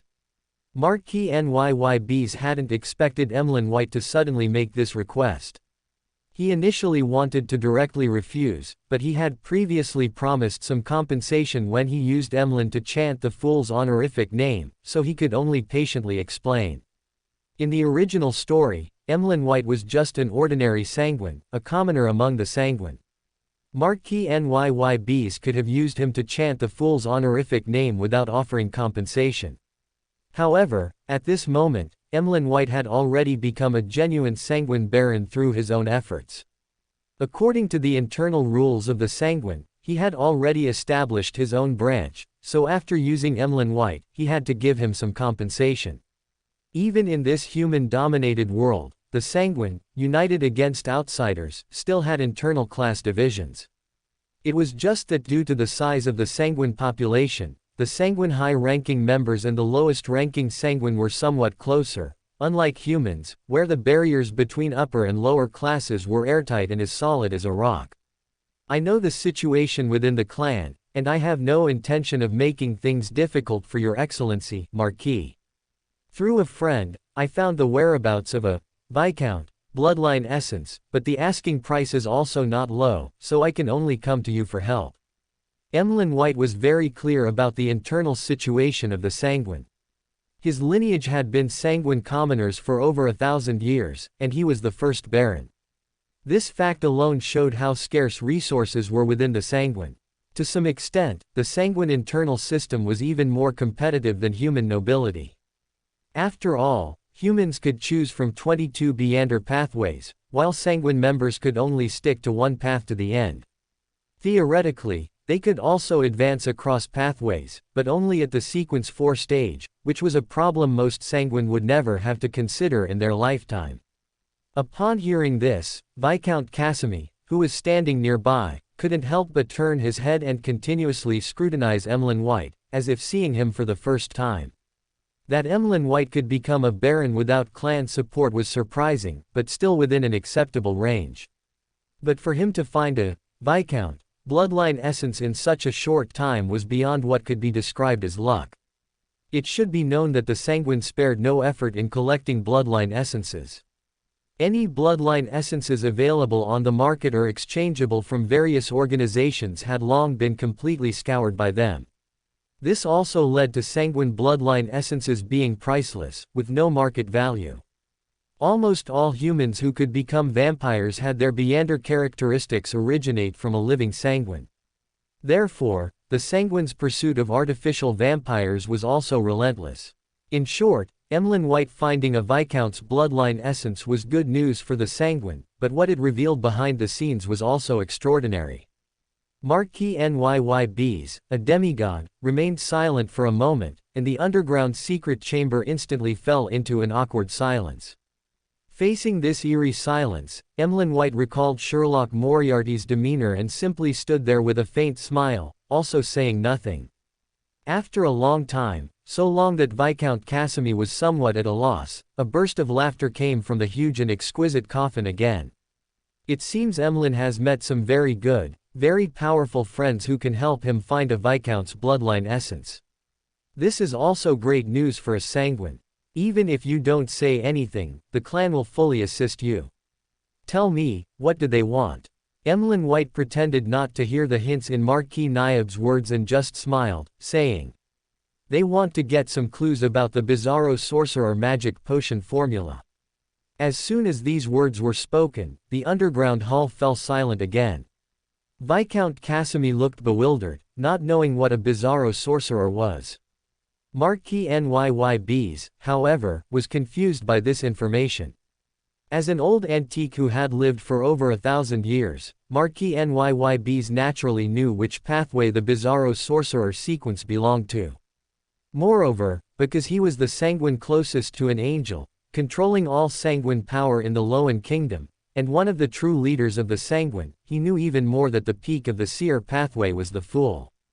After receiving the ancestors' revelation and knowing the Fool's honorific name, the sanguine high-ranking members all suspected that the half-fool from the Hornassus Mountains had been released from his sentence, or that someone was using his name to play tricks. When Emlyn White mentioned that he had found a Viscount bloodline essence, his first reaction was that the Fool of the Tarot Club really existed and had even pulled Emlyn White into the Tarot Club. But what puzzled him was, if the Tarot Club was truly formed by that half-fool, then the individuals within it could directly ask that fool for help. Why would Emlyn White need to come to the sanguine for it? Could this be a test from that half-fool towards the sanguine? Or perhaps the clan's previous conjecture was wrong, and the so-called fool is just a disguise for certain individuals playing tricks. A Bizarro Sorcerer, sequence 4 of the seer pathway. This is a bit difficult. This magic potion formula is almost one of the hardest to find. Currently, the only possible source I know of is the secret order active in Intis, but the secret order is very mysterious, and its recent situation seems a bit complicated. After a brief awkward silence, Marquis Nyybs broke the atmosphere again. Viscount Casimir, standing nearby, just wanted to bury his head. Even he understood the subtle hints exchanged between his grandfather and Emlyn White. But he had no desire to understand those hidden matters. Instead, he felt an urge to flee the place. After all, were high-level matters something he could participate in? In the Beander world, the more you knew, the faster you died. Emlyn White was not at all surprised that the Bizarro sorcerer was a demigod. After all, just a hint could be exchanged for a Sequence 5 Beander characteristic. It would be strange if it wasn't a demigod. He had even previously speculated whether Bizarro Sorcerer might be the name of a Sequence 3. It seems Sherlock is really eager to get relevant clues. Emlyn White sighed inwardly. Seeing Marquis Nyyb's take the bait and proactively mention the secret order, he immediately stated the prepared excuse. Regarding the secret order, that friend has already mentioned that Zeratul, the leader of the secret order, has gone mad, and the secret order will be in trouble soon, which is why he wants to see if he can obtain the Bizarro Sorcerer magic potion formula from other places. Marquis Nyyb's silence today was indeed a bit excessive, but he couldn't be blamed. After all, the news Emlyn White brought was more astonishing than the last, especially the final piece. Regarding the secret order's situation, the Sanguine clan actually knew very little. This was partly because there was no direct conflict of interest between the two sides, and they hadn't specifically collected relevant intelligence in the past. But it was even more so because the secret order controlled the seer pathway, the pathway most opposed to divination and prophecy. Yet now, Emlyn White knew more about the situation than he, a Sanguine leader, did. This further elevated the importance of the Fool and the Tarot Club in his mind. Is this the reason for the ancestors' rare revelation? Is this Tarot Club truly an important variable concerning the apocalypse? At this moment, Marquis Nyyb's truly regretted not having his grandson, or even himself, chant the Fool's honorific name. After all, there was no descriptive guidance about Emlyn White in the ancestors' revelation. Oh, the secret order will be in trouble. What kind of trouble? I asked that friend the same thing, but he only told me about the secret order to help him find other clues, not to exert effort on the secret order's matter. And if I wanted to know more, I would have to pay to buy the intelligence. Although Emlyn White was somewhat naive in his dealings, he was very keen on matters that could make money. This stemmed from his expensive limited edition dolls and Sherlock Moriarty's recent verbal instruction and personal example. So, after Mr. Power mentioned at the Tarot Club that Hermetic Order were plotting against the secret order, he quickly realized this was an opportunity to make a lot of money. Moreover, Mr. Sun's experience also gave him great inspiration. Mr. Fool indeed told him not to expose anything about the Tarot Club, but this didn't prevent him from using the Tarot Club's name to seek benefits from the Sanguine. Anyway, the matter of making him chant Mr. Fool's honorific name was entirely orchestrated by Marquis Nyyb's.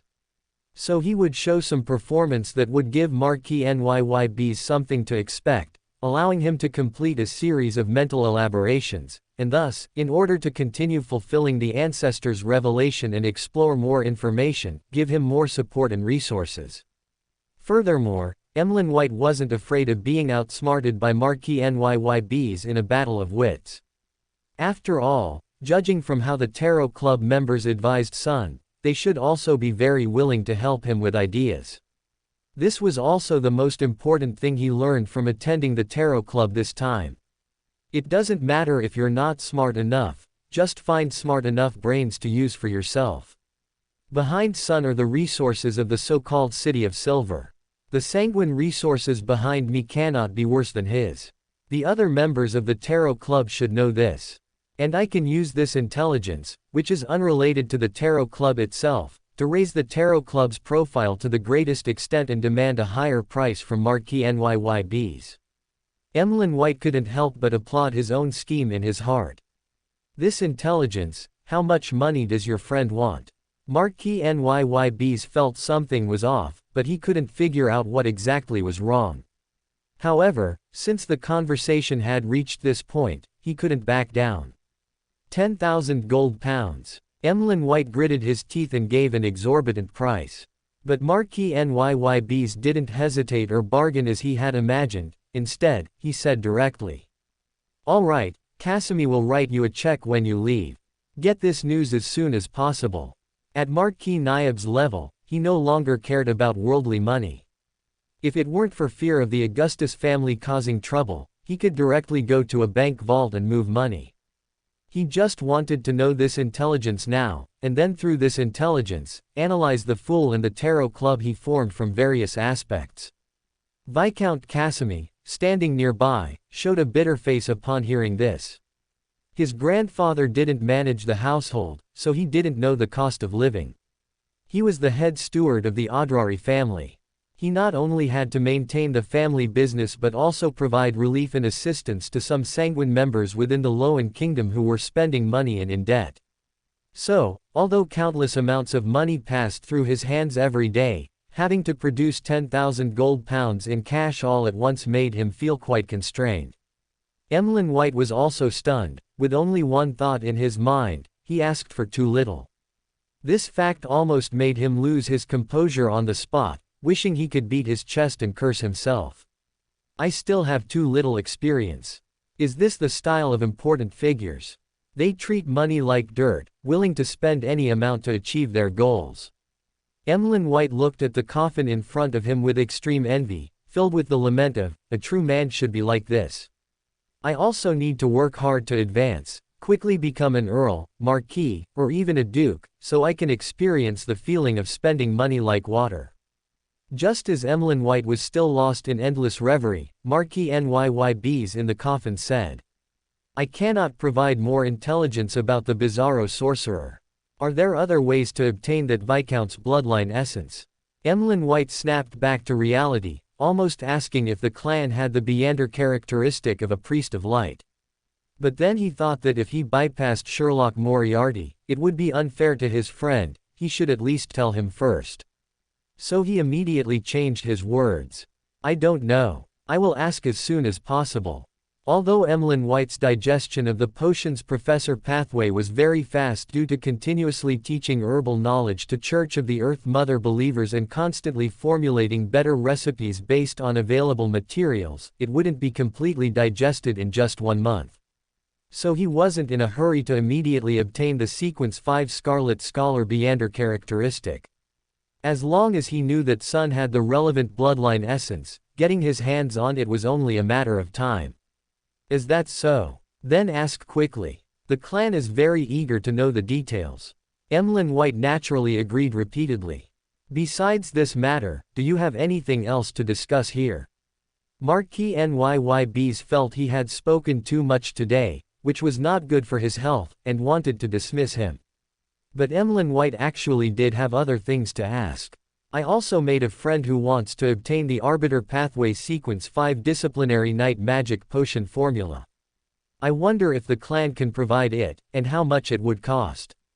Marquis Nyybs was silent yet again, because he still couldn't determine if it was a normal trade request, or if the Fool or the Tarot Club was testing the sanguine through Emlyn White.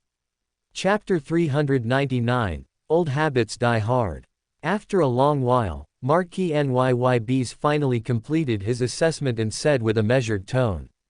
We sanguine, due to our alliance with the Trentusost Empire in the Fourth Epoch, indeed possess many magic potion formulas for the Arbiter Pathway. However, we are currently operating within the Augustus family's territory. If even a tiny bit of this information leaks, we could be targeted.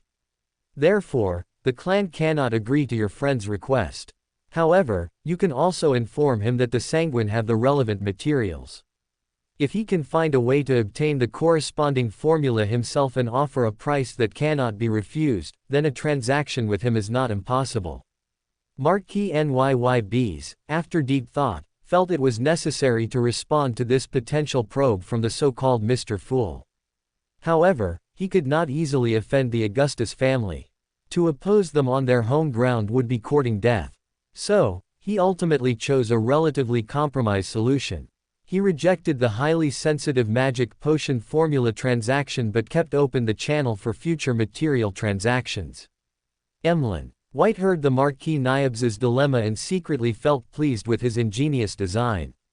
HMPH, that'll teach you for using me before. Mr. Fool's name is quite effective, and I can use it more often in the future. Although he knew the entire operation stemmed from his ancestors' revelation, Marquis Nyybs not explaining things clearly beforehand, and instead inducing him to chant the Fool's honorific name, still greatly displeased Emlyn. White. I will convey that to my friend. If you have no other instructions, I will take my leave now. Emlyn. White wanted to get the 10,000 gold pound check as soon as possible, so he was already impatient to leave. You go up first. I have some matters to discuss with Casimir. Emlyn. White gracefully bowed and then left the huge underground hall, merely glancing at Viscount Casimir as he departed. As soon as Emlyn. White left, Viscount Casimir eagerly said, "Grandfather, do I really have to write him a 10,000 gold pound check?" Emlyn. White is clearly being dishonest. Viscount Casimir, as the heir trained by Marquis Nyybs, was fully involved in the matter of probing the fool and the ancestral inspiration. Emlyn. White's selection to chant the fool's honorific name was also a result of his recommendation to his grandfather. Because he understood everything, he surmised that the news of Zeratul, the secret order's leader, going mad, and the secret order facing trouble recently, was the fool showing off his strength to the probing Sanguine, and Emlyn. White was merely using his role as a messenger to gain benefits for himself. So, according to you, we shouldn't give Emlyn White this money. What if this isn't a probe from the fool, but genuinely intelligence that needs to be bought with real gold and silver? Wouldn't we then lose an opportunity to assess the fool and his subordinate forces? Marquis Nyybs directly reprimanded Viscount Casimir, extremely angry at his grandson's short-sightedness. To consider costs, and monetary costs at that, when doing such a thing. He really lived to an old age for nothing. Thinking of this, Marquis Nyybs couldn't help but sigh in his heart. It's truly as Emperor Rosal said, each generation is worse than the last. Ever since the Sanguine started keeping a low profile, the younger generations have lived too comfortably, to the point of forgetting the hardships of their ancestors. Viscount Casimir had managed Backland Sanguine affairs for many years. While he hadn't made much progress in other areas, his ability to read people's expressions and understand their implications had certainly developed. As soon as he heard his grandfather was displeased, he quickly humbled himself and spoke softly. "Grandfather, you are right to admonish me. I was muddled. I will issue him the check immediately after I leave."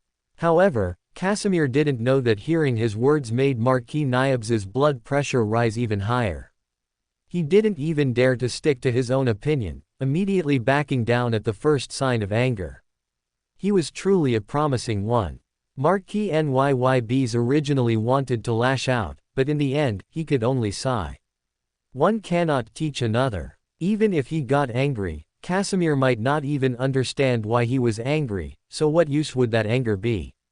"I kept you here to instruct you on one thing: lift the surveillance on Emlyn White." Ever since Emlyn White chanted the fool's honorific name, Viscount Casimir had sent people to secretly watch him, to see if he showed any abnormalities. No longer continuing the surveillance. He's already attended the relevant gathering and is connected to the fool's subordinate forces, yet you didn't notice at all. Surveillance. What more is there to surveil? Marquis Nyybs was truly fed up with his grandson's stupidity. Emlyn White even gave him a look when he left, yet he still hadn't realized that his arranged surveillance had long been discovered. This made him wonder if his education had been too much of a failure. Viscount Casimir said nothing, bowed, and prepared to turn and leave. And collect information on all Sequence 6 judges in Backland. Just as Viscount Casimir was about to leave the underground hall, Marquis Nyybs's voice came again from the exquisite and enormous coffin. And this time, Viscount Casimir didn't ask why, as he had been present for the entire conversation just now. Emlyn White walked out of the brightly lit villa, filled with laughter. On the now snow-covered road, he waved the check in his hand in the air, then brought it to his nose and took a deep sniff. Is this the smell of money? Thinking of Viscount Casimir's pained expression when signing the check, Emlyn White found it exceptionally amusing. I originally thought I'd at most negotiate for £1,000 or £2,000, but I didn't expect Marquis Nyybs to actually produce such a large sum of money. Is he really that concerned about the news regarding the secret order? Actually, it should still be Mr. Fool's name that had an effect. Marquis Nyybs is too eager to analyze Mr. Fool's information through this piece of news. Putting the check in his pocket, Emlyn White let out a soft sigh. It seems helping Sherlock get Bizarro Sorcerer from within the clan is out of the question. I need to inform him of this news as soon as possible, and also tell Judgment that Marquis Nyybs did not agree to the disciplinary knight formula transaction, but did agree to the relevant materials. Judging from the Tarot Club's meeting times and various signs, most members should be in Backland. If she really is from Backland, I should also remind her to be careful. After all, a judge capable of surviving in Backland is likely an official. Finding general information about them should not be difficult for Marquis Nyybs. I should have Miss Judgment make some preparations in advance to prevent His Excellency the Marquis from using future transactions to uncover her identity. After the Tarot Club meeting adjourned, Emlyn White had been secretly deducing tonight's meeting at the Church of the Earth Mother. So he already understood what risks his words tonight would entail. Sherlock is Mr. Fool's dependence, yet he can simultaneously hold a position in Military Intelligence Section 9. This is not easy to achieve. If Military Intelligence Section 9 could be so easily infiltrated by heretics, then the Augustus family wouldn't need to do anything. What would be the point of being royalty? So Ewan Horn, who helped him arrange everything and successfully get him into Military Intelligence Section 9, is very suspicious. Could he also be a follower of Mr. Fool, or even a member of the Tarot Club? Without needing to think much, Emlyn White locked his target onto Mr. Power, and the more he thought about it, the more it seemed to fit. Clap, clap, clap. Emlyn White brushed off the snowflakes from his shoulders and hair, shook his head, and stopped his conjectures. If it were before, he would have been very interested in investigating Mr. Power's identity, to vex the person who dared to deceive him back then. But after experiencing the events of the previous period and becoming clearer about the responsibilities he bore, his thoughts and state of mind were completely different from before. As a Sanguine member, even the most ordinary Sequence 7 within the Sanguine, he naturally enjoyed the comfort brought by his status and strength. However, his recent experiences made him realize the cruelty of this world, how powerless the weak are before the strong, dying without knowing why. And the Sanguine, when facing humans, are essentially also the weak. This realization became increasingly profound in his heart. The Sanguine fundamentally live in the cracks of human society, which can be seen from their inability to live openly.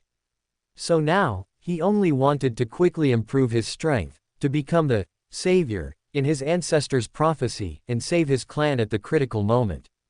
As for some meaningless disputes, it's better to let them go if possible. According to Father Utravsky, Ewan Horn should be a genuine demigod. If that Mr. Power is indeed Ewan Horn, I might even need to ask for his help with my future promotions, so there's really no need to displease him.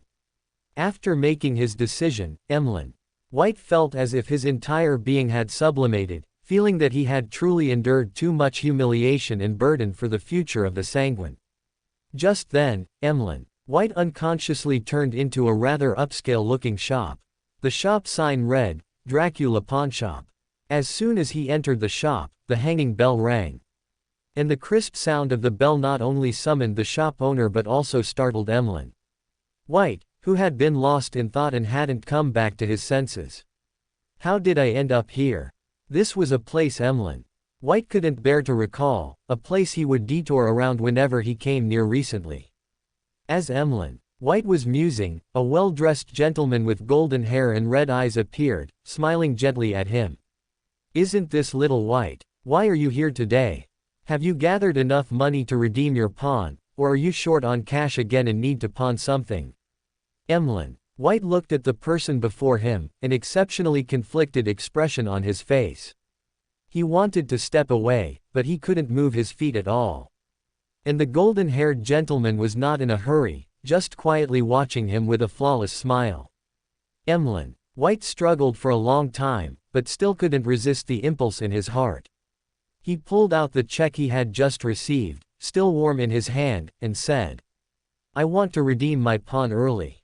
I just didn't bring my pawn ticket today. Can I bring it to you tomorrow? The golden-haired gentleman took the check, opened it, glanced at Emlyn White in surprise, but wisely didn't ask further, and instead said with a smile, "Of course you can. We are of the same clan, and we've known each other for so many years. Not to mention not bringing your pawn ticket, even if you lost it, it wouldn't matter. You wait here, I'll go get your items for you and then write you another check. I'll go outside and call a carriage now." Emlyn White didn't waste words and walked straight outside. After all, he had quite a few things to redeem, and he really couldn't take them all without calling a carriage. Seeing his eager look, the golden-haired gentleman smiled and shook his head, then turned and walked towards the pawnshop's warehouse. Soon, Emlyn White found a carriage, and the golden-haired gentleman directed his servants to move out various sized paper boxes, filling the entire pawnshop. "Take a look. We absolutely didn't scratch or bump your treasures." Actually, he didn't need to say anything. Upon seeing these paper boxes, Emlyn White had already eagerly rushed over and, without shying away from the surrounding servants, revealed his sharp nails and cut open each paper box for inspection. As he inspected them, one by one, the paper boxes were opened, revealing their contents. They were lifelike dolls, the largest only slightly shorter than Emlyn White, dressed in beautiful long gowns with silk ribbons on the cuffs and collars, their features vivid and exquisitely beautiful. The smallest were the size of a forearm, delicate and adorable. Before Klein formulated the Robin Hood operation, in order to treat more and more impoverished people, after the Harvest Church's limited funds ran out, Emlyn White, after careful consideration, finally reluctantly pawned all of his cherished dolls. And the money obtained from pawning them all turned into the herbal medicine in that large iron pot, eventually entering the mouths of the sick. Among all pawnshops, Dracula Pawnshop didn't offer the most money, but its interest rates were the highest.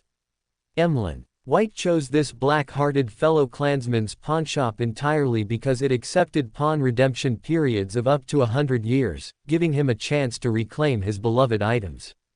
Originally, Emlyn White had prepared himself to only see his cherished collection again 100 years later, but he never expected that in just a few days, his life would undergo such a dramatic change. Not only did he become the savior prophesied by his ancestor, join Mr. Fool's Tarot Club, but he also received a free piece of information from the Tarot Club that would allow him to obtain a large sum of money from Marquis NYYBs. The ups and downs of life were truly too fast. If it weren't for the inappropriate location, Emlyn White would have wanted to cry loudly. After having the Dracula family servants move the inspected dolls onto the carriage, the golden-haired sanguine handed Emlyn another check. Upon receiving it, Emlyn White felt his blood pressure rise with just a glance. This was because the amount on the check had become 5,400 gold pound, nearly halved compared to the previous amount, while Emlyn had originally only pawned for 1,500 gold pound, even after much persuasion. A pawn of 1,500 gold pound, with principal and interest, would require 4,600 gold pound to repay. This was also a characteristic of Dracula Pawnshop. Early redemption did not reduce interest, which was the price for a 100-year redemption period. If you ever need money again, you can always come to me. To earn so much by lending for just a few weeks, Emlyn White was a peerless sucker in the eyes of the golden-haired sanguine. Emlyn White, on the other hand, had a livid face, turned and left without a word, while secretly cursing in his heart. What a vampire! Chapter 400. The plan begins, Avon's intentions. After bringing his treasured collection home, Emlyn White immediately prayed to Fool about the day's events. He asked Fool to convey to Judgment that the Sanguine could not provide the magic potion formula, and could only trade materials after she obtained the magic potion formula. He also asked Fool to tell Mr. World that the Sanguine had no news about the Bizarro Sorcerer magic potion formula, and to ask if he could buy the Priest of Light Beander characteristic from him with money, or if he should look for it himself. After asking Fool to convey the messages to Mr. World and Judgment, Emlyn White hesitated for a moment, but still honestly continued his prayer. Please tell Mr. Power that I sold the intelligence he provided about the secret order for a good price. If we split it evenly, he can get 5,000 gold pounds, and he can come to me for the money at any time. The intelligence originated from Mr. Power. After selling his intelligence, according to common practice, it should be split evenly. Of course, Emlyn White could have kept the money, but for one, he couldn't get past his own conscience, and for another, he felt that everything was under the gaze of Fool, so he'd better be honest. After finishing his prayer, Emlyn White happily began to reorganize and display his treasured collection. It's been a long time since I've been alone with them. Who should I sleep with tonight? Is it Elise or LeBlanc? Emlyn White, while tidying everything, fell into a happy dilemma. After clipping Emlyn White's prayer and sending it to different members, Klein sat in Fool's seat, deep in thought. It seems impossible to open a breakthrough from the sanguine to understand relevant intelligence. Do I really have to borrow the angel of the Zoroaster family on Leonard and approach the Hermetic Order? After finishing dinner and returning to his private room, Klein had already contacted Sealed Artifact 2-111 of the Steam and Machinery Church through the preparations he made when leaving Backland, and learned the origin of the angel on Leonard from it. To be honest, Klein was not really surprised by the news that there was an angel on Leonard. When Avon suggested that he drag Leonard into the fight against Sealed Artifact 008 in Tingen before, he actually already had a rough idea. It was just that at the time, Klein didn't know that the angel on him was an angel of the Marauder pathway. This might also be the influence of the gray fog. Klein looked up at the slowly flowing gray fog and thought with some enlightenment. The gray fog is the supreme entity involving the seer, apprentice, and Marauder pathways, just like Mysterious City on Avon, so it also has a strong aggregation effect on angels of these three pathways. If Aemon could discover the existence of the gray fog, then could this angel of the Zoroaster family discover it? He should not have discovered the existence of the gray fog, otherwise he should not have had any reaction in Tingen. Suddenly, Klein recalled what happened when he advanced to Faceless, and the scene he saw through divination after learning that the Rose School of Thought demigod was looking for him. At that time, after his successful advancement, he found gray fog appearing around him, which was a symbol of the gray fog appearing in reality step by step with his promotion. It was precisely because of this that Mother Tree of Desire sensed the existence of the gray fog through the werewolf's Beander characteristic, and thus sent a demigod to Backland to look for him. If it weren't for various coincidences, Klein might have had to wait until Jax killed his way to him to understand these things. When I was in Tingen, I only advanced to Sequence 7 Magician at most, which is fundamentally different from Sequence 6 Faceless. It might not have been discoverable at that time, but that doesn't mean it can't be detected now. At least, I have to wait until after advancement to try direct contact with it. Now, I can only find it through an intermediary. For Emlyn White, this matter is too dangerous, and the same goes for Justice, Magician, and Judgment. So, it's best to ask Avon for help with this matter. Thinking of this, Klein couldn't help but frown. He knew Avon very well and knew that Avon always liked to beat around the bush and rarely spoke directly, no matter what he did. When Avon revealed the information about the secret order and the Hermetic Order, did he already anticipate that I would ask him for help to contact Leonard? In other words, he actually wanted to contact Leonard himself, or rather, the angel on Leonard. But if he wanted to contact him, he could just contact him. Why go through such a big detour? Who is he doing this for? Klein carefully recalled Avon's every word and action, trying to find his logic. Could he be doing it for Fool? After all, I can guess a lot from Mysterious City on him, so correspondingly, he can also guess a lot from the gray fog. In this situation, if he wants to contact an angel of the Marauder pathway, he has to report to Fool, who controls the gray fog, to avoid misunderstandings. Klein vaguely grasped Avon's thoughts and felt very speechless, but he also understood Avon's caution. After all, in Avon's eyes, Fool was the king of angels of the seer pathway. It's just, why did Avon suddenly want to contact that angel? Is it to win over this angel for the grand plan of the Horn family, or is he interested in the power of the Secret Order and the Hermetic Order? Ever since he learned about the history of the Horn family, Klein understood many of Avon's previous actions. From Avon's understanding of the Secret Order and the Hermetic Order, the Horn family has been eyeing these two organizations for quite some time. This might also be a very good opportunity for me. If Avon really has a chance to get involved in these two organizations, perhaps in the future, I won't have to worry about my magic potion formula and materials. Even if the Secret Order doesn't have high-sequence formulas for the Seer pathway, the Hermetic Order should have high-sequence formulas for the Marauder pathway. If all else fails, I still have the option of changing pathways. Thinking of this, Klein realized that Avon's involvement in the affairs of the Secret Order and the Hermetic Order would only benefit him and cause no harm. Klein was also a decisive person. Since he had made a decision, he immediately took action. After leaving the Grey Fog, he immediately prayed to Fool, informing Emlyn White that he could sell him the Priest of Light Beander characteristic. Then, he entrusted Avon to help him contact Leonard to see if he could open up channels to the Secret Order and the Hermetic Order through him. Although in the scene displayed by Rhodes, the Antigonus family's notebook could also give him the Bizarro Sorcerer magic potion formula. But when Klein learned that Evernight Goddess might have played a less than glorious role in the Tingen incident, he already harbored resentment and found it difficult to be as calm as before. He now faced Evernight Goddess not entirely defenselessly, but with 3 parts caution in everything. Unless there was no other way, he did not want to receive more gifts from Evernight Goddess at this time. Seeing the 2 scenes sent by Klein, Avon smiled slightly. The intelligence about the Secret Order and the Hermetic Order was indeed deliberately leaked by him to the Tarot Club members, precisely to have them spread the news. During this time, Robert had been observing the struggle between the Secret Order and the Hermetic Order through covert channels. The Secret Order lived up to its name as a secret organization with some official influence. Although caught off guard by the thieves of the Hermetic Order, it quickly recovered. Now, it was the Secret Order that was beginning to infiltrate the Hermetic Order in reverse.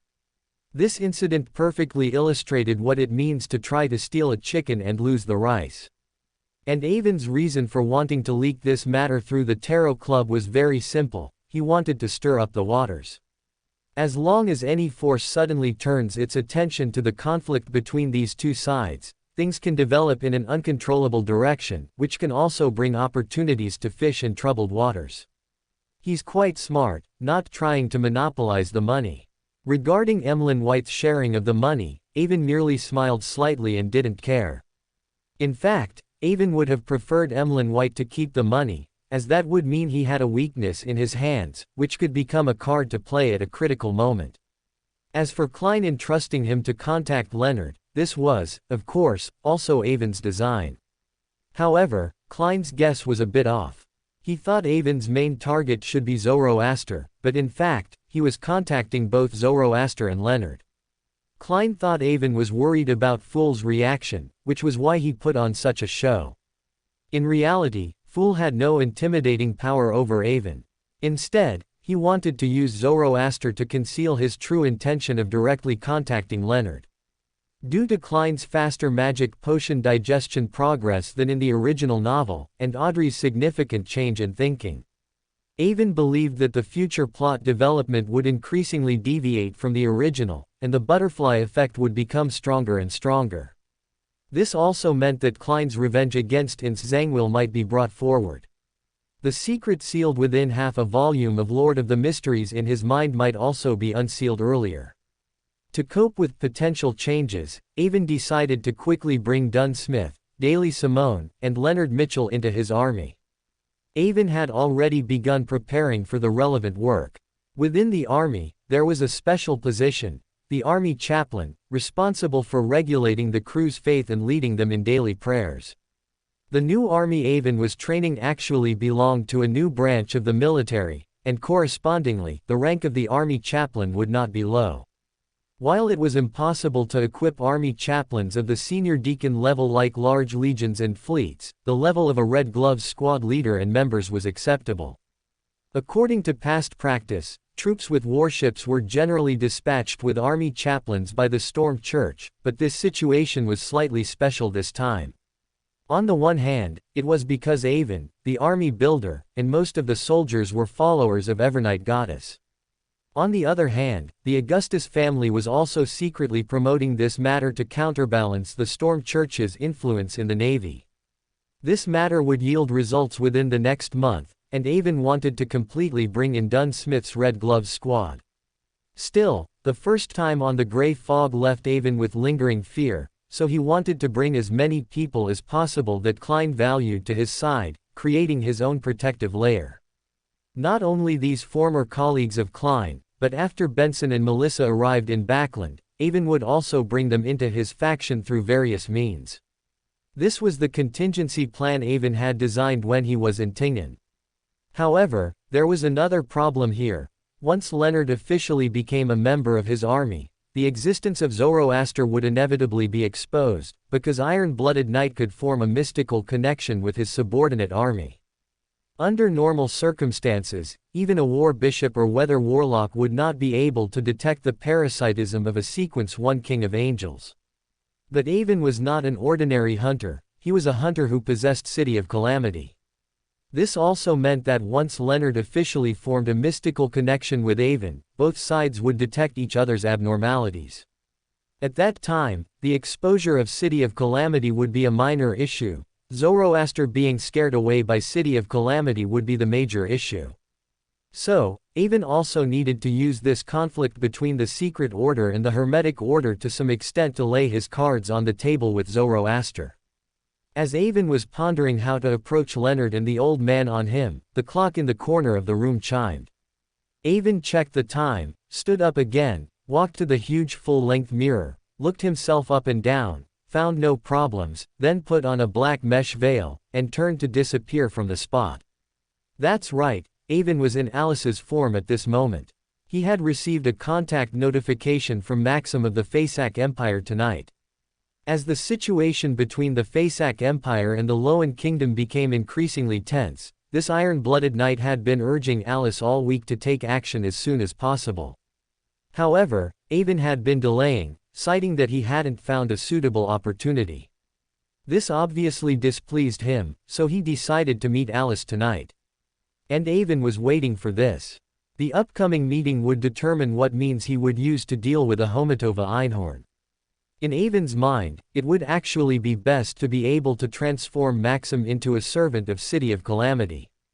This would be equivalent to cutting off a Homitova Einhorn's eyes and ears, and the entire situation would become unilaterally transparent for Avon, giving him a lot of room for manipulation.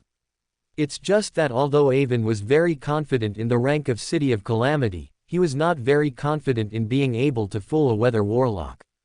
The last time he killed Bach Einhorn, he used a grade 0 sealed artifact to cut off the relevant connections. This time, it was about poaching someone from a weather warlock's legion without being detected, a difficulty that was incomparable.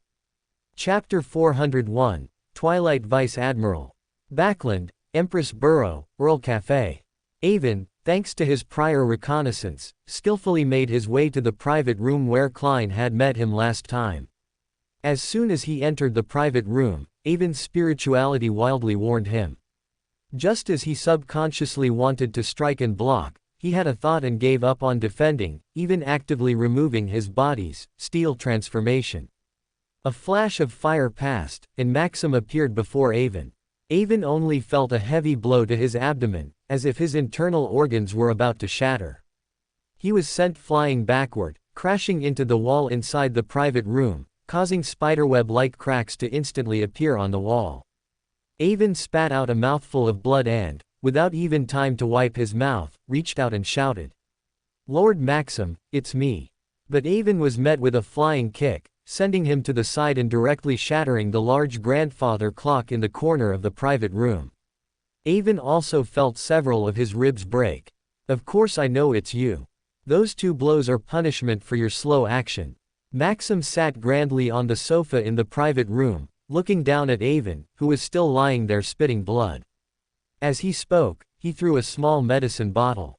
The small bottle arced through the air and landed precisely in front of Avon, demonstrating the person's flexible control over power. Avon did not hesitate, immediately opened the bottle, and drank the pungent-smelling medicine. However, what Avon didn't expect was that while the medicine didn't smell good, it tasted quite pleasant. High-grade stuff from Feniport. As the Deputy Director of Military Intelligence Section 9, Avon was a well-informed person, not to mention Robert also had a Sequence 3 apothecary girlfriend. So he immediately recognized that the medicine Maxim threw came from the Church of the Earth Mother, and it was at least a high-grade product personally concocted by a demigod.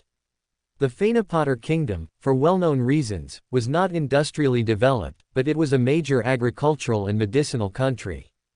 With these two specialties, Fenipotter's population was actually the largest among the countries of the North Continent, even accounting for 1/3 of the entire continent's population.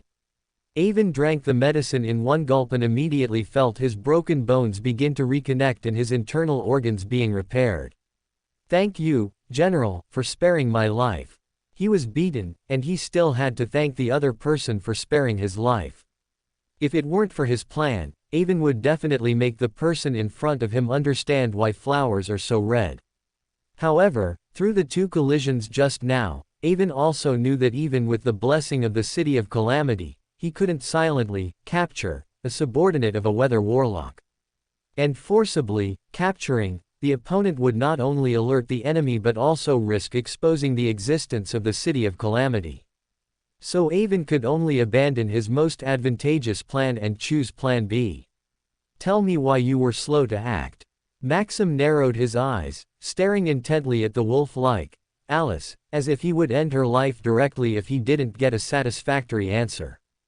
"Please allow me to explain, my lord.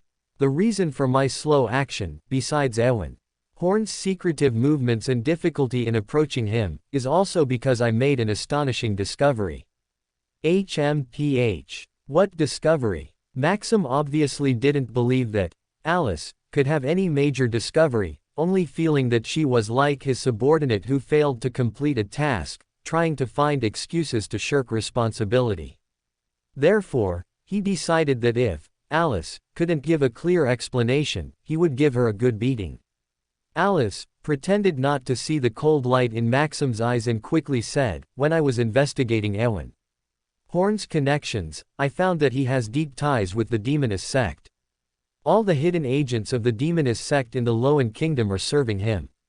This was true, because two demigod demonesses of the Demonist sect had inexplicably died in Backland, leading to a loss of mutual trust with the Augustus family, and they temporarily dared not send more people to the Lowen Kingdom. Therefore, the underground forces of the Demonist sect in the Lowen Kingdom were now led by Natasha, and what difference was there between the Demonist sect forces led by Natasha and Avon's forces? Oh, this is an unexpected piece of news. Maxim didn't expect Alice to actually find something he didn't know and was quite interested in. Because of the appearance of Alice and Rosal's past scheme to send the Demoness blasphemy slate into the Einhorn family, the Demonist sect now suspected that the Einhorn family had broken the previous tacit understanding and begun to vigorously cultivate demonesses, interfering in the affairs of the Demonist sect. And the Einhorn family, ever since learning that George III wanted to advance to Black Emperor and that the Demonist sect played a significant role in it, did not choose to let the matter rest as in the past, but instead chose to confront them head-on.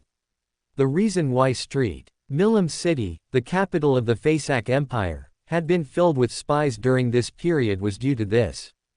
Is the Demonist sect truly going to completely side with the Augustus family?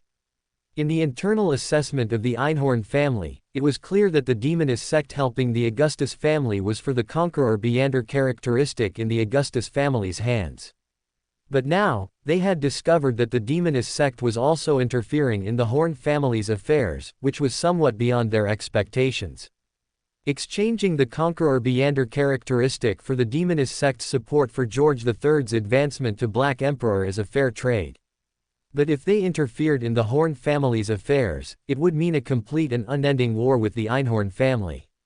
What price did the Augustus family offer the Demonist sect, or rather, what price could they offer the demonist sect to make them go this far? Maxim instantly thought of many things and also realized the seriousness of the matter. Besides the demonist sect secretly supporting Ewan Horn, have you discovered anything else? Avon, seeing Maxim take the bait, was delighted and quickly said. Because of the short time, I haven't gathered more information. I only know that they are looking for a demoness named Triss. And not only Ewan Horn and the demoness sect are looking for this demoness, but all the intelligence forces under the Augustus family are also searching for her. It seems that Edsac Augustus was even imprisoned again because of this. Alice spoke with 100% truthful information, so her tone was firm, without the slightest hesitation. Maxim's eyes flashed with keen light, and he smelled an unusual scent. He was sent to Backland to carry out the defection mission, so he was clearly not an easy opponent. He had done a lot of homework before coming, reviewing much intelligence about Backland. Among them, there was a piece of intelligence that mentioned the fierce fight between the demonist sect and Theosophy Order at Red Rose Manor. It was just that because Edsac Augustus was later released from protection, and entrusted with the important task of assisting in forming a new army, the rumors about Red Rose Manor gradually subsided, and the Faesac Empire's intelligence organization also stopped paying close attention to it. But Alice's words reopened Maxim's floodgates of memory. At that time, there seemed to be a rumor that Edsac Augustus was bewitched by a demoness. At that time, the Faesac Empire's intelligence department had assessed that this might be a prelude to that prince taking the blame for Red Rose Manor. And Maxim remembered that the demoness's name seemed to be Triss. At this, a logical chain emerged in Maxim's mind.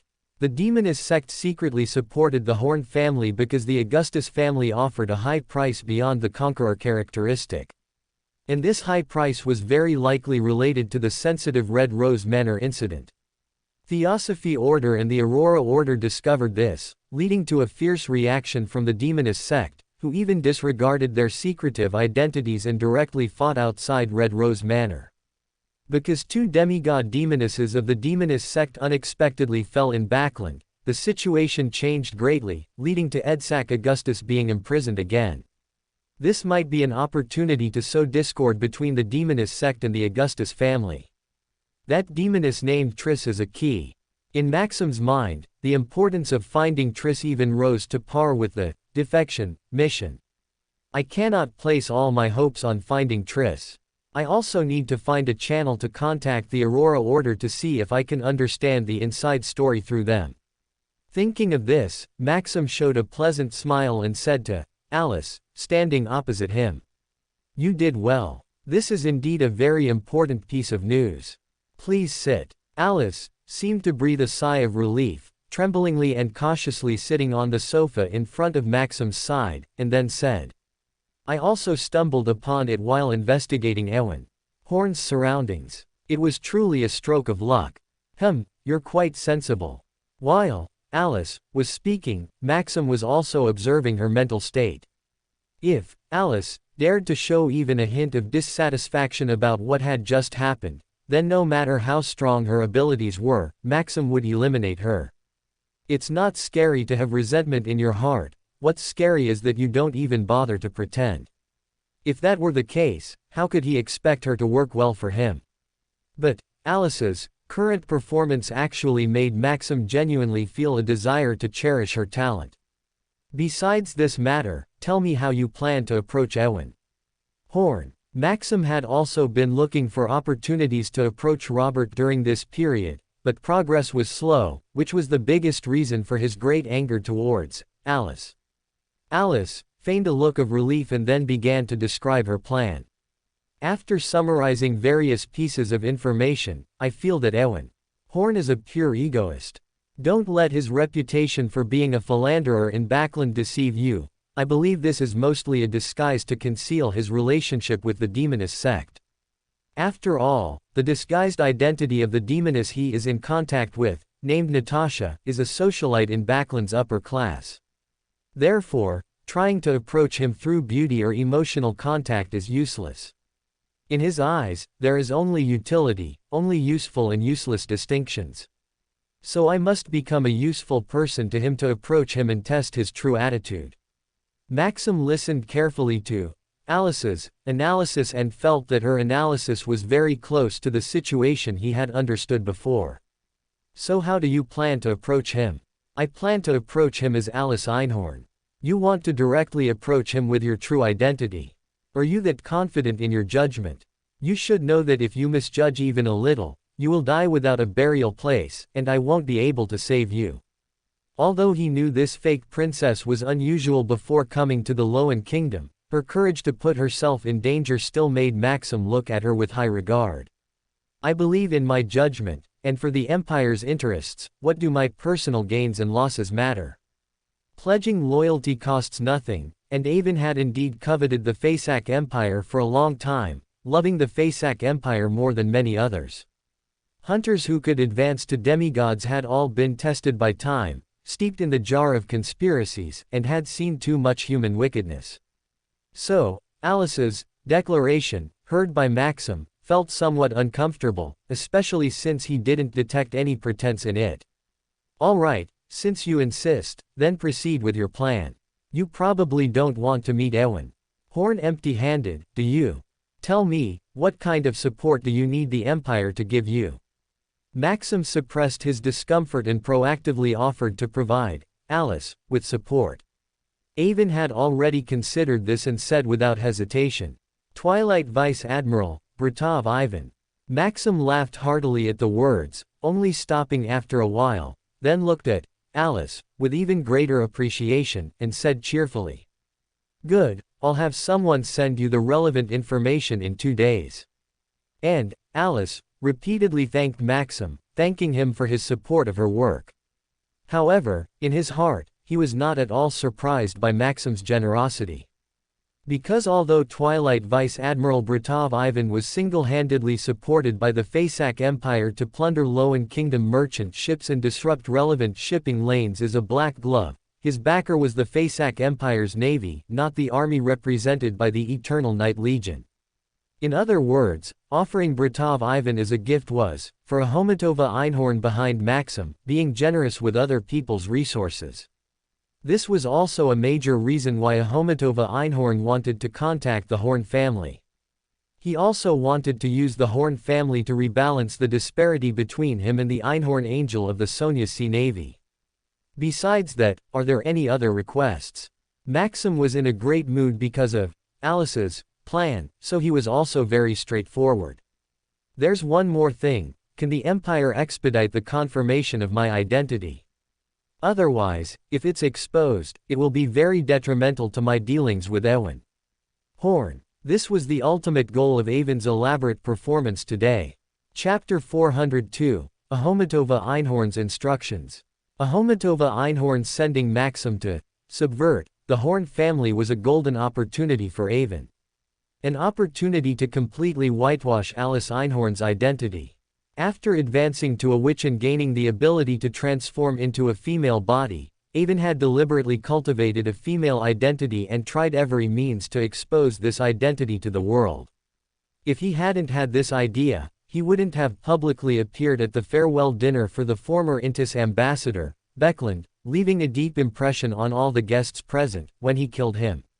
Avon's support for Robert to spend a great deal of effort helping Petrov Andrei clean up the aftermath, besides his extremely important position, which made him worth their brother's efforts to win over. Another important reason was that Avon wanted to use him to make the Einhorn family tacitly acknowledge the existence of this fake princess. But Maxim's arrival gave Avon hope of completely solidifying this identity.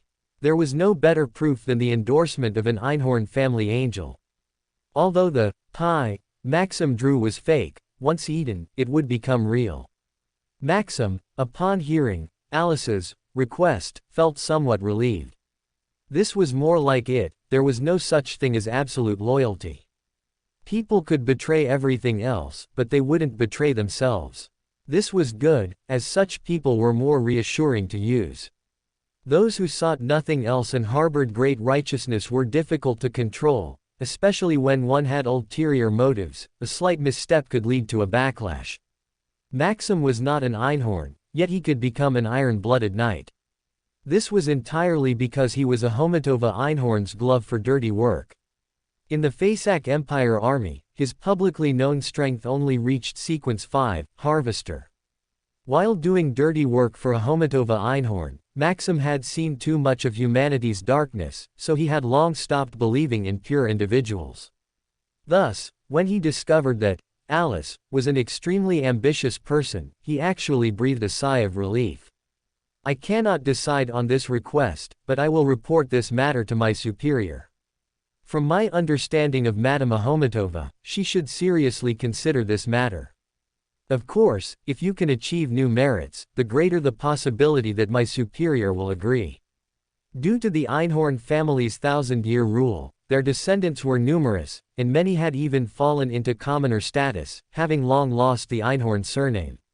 For example, Maxim himself had a trace of Einhorn family blood, otherwise, he wouldn't have been chosen as the dirty glove.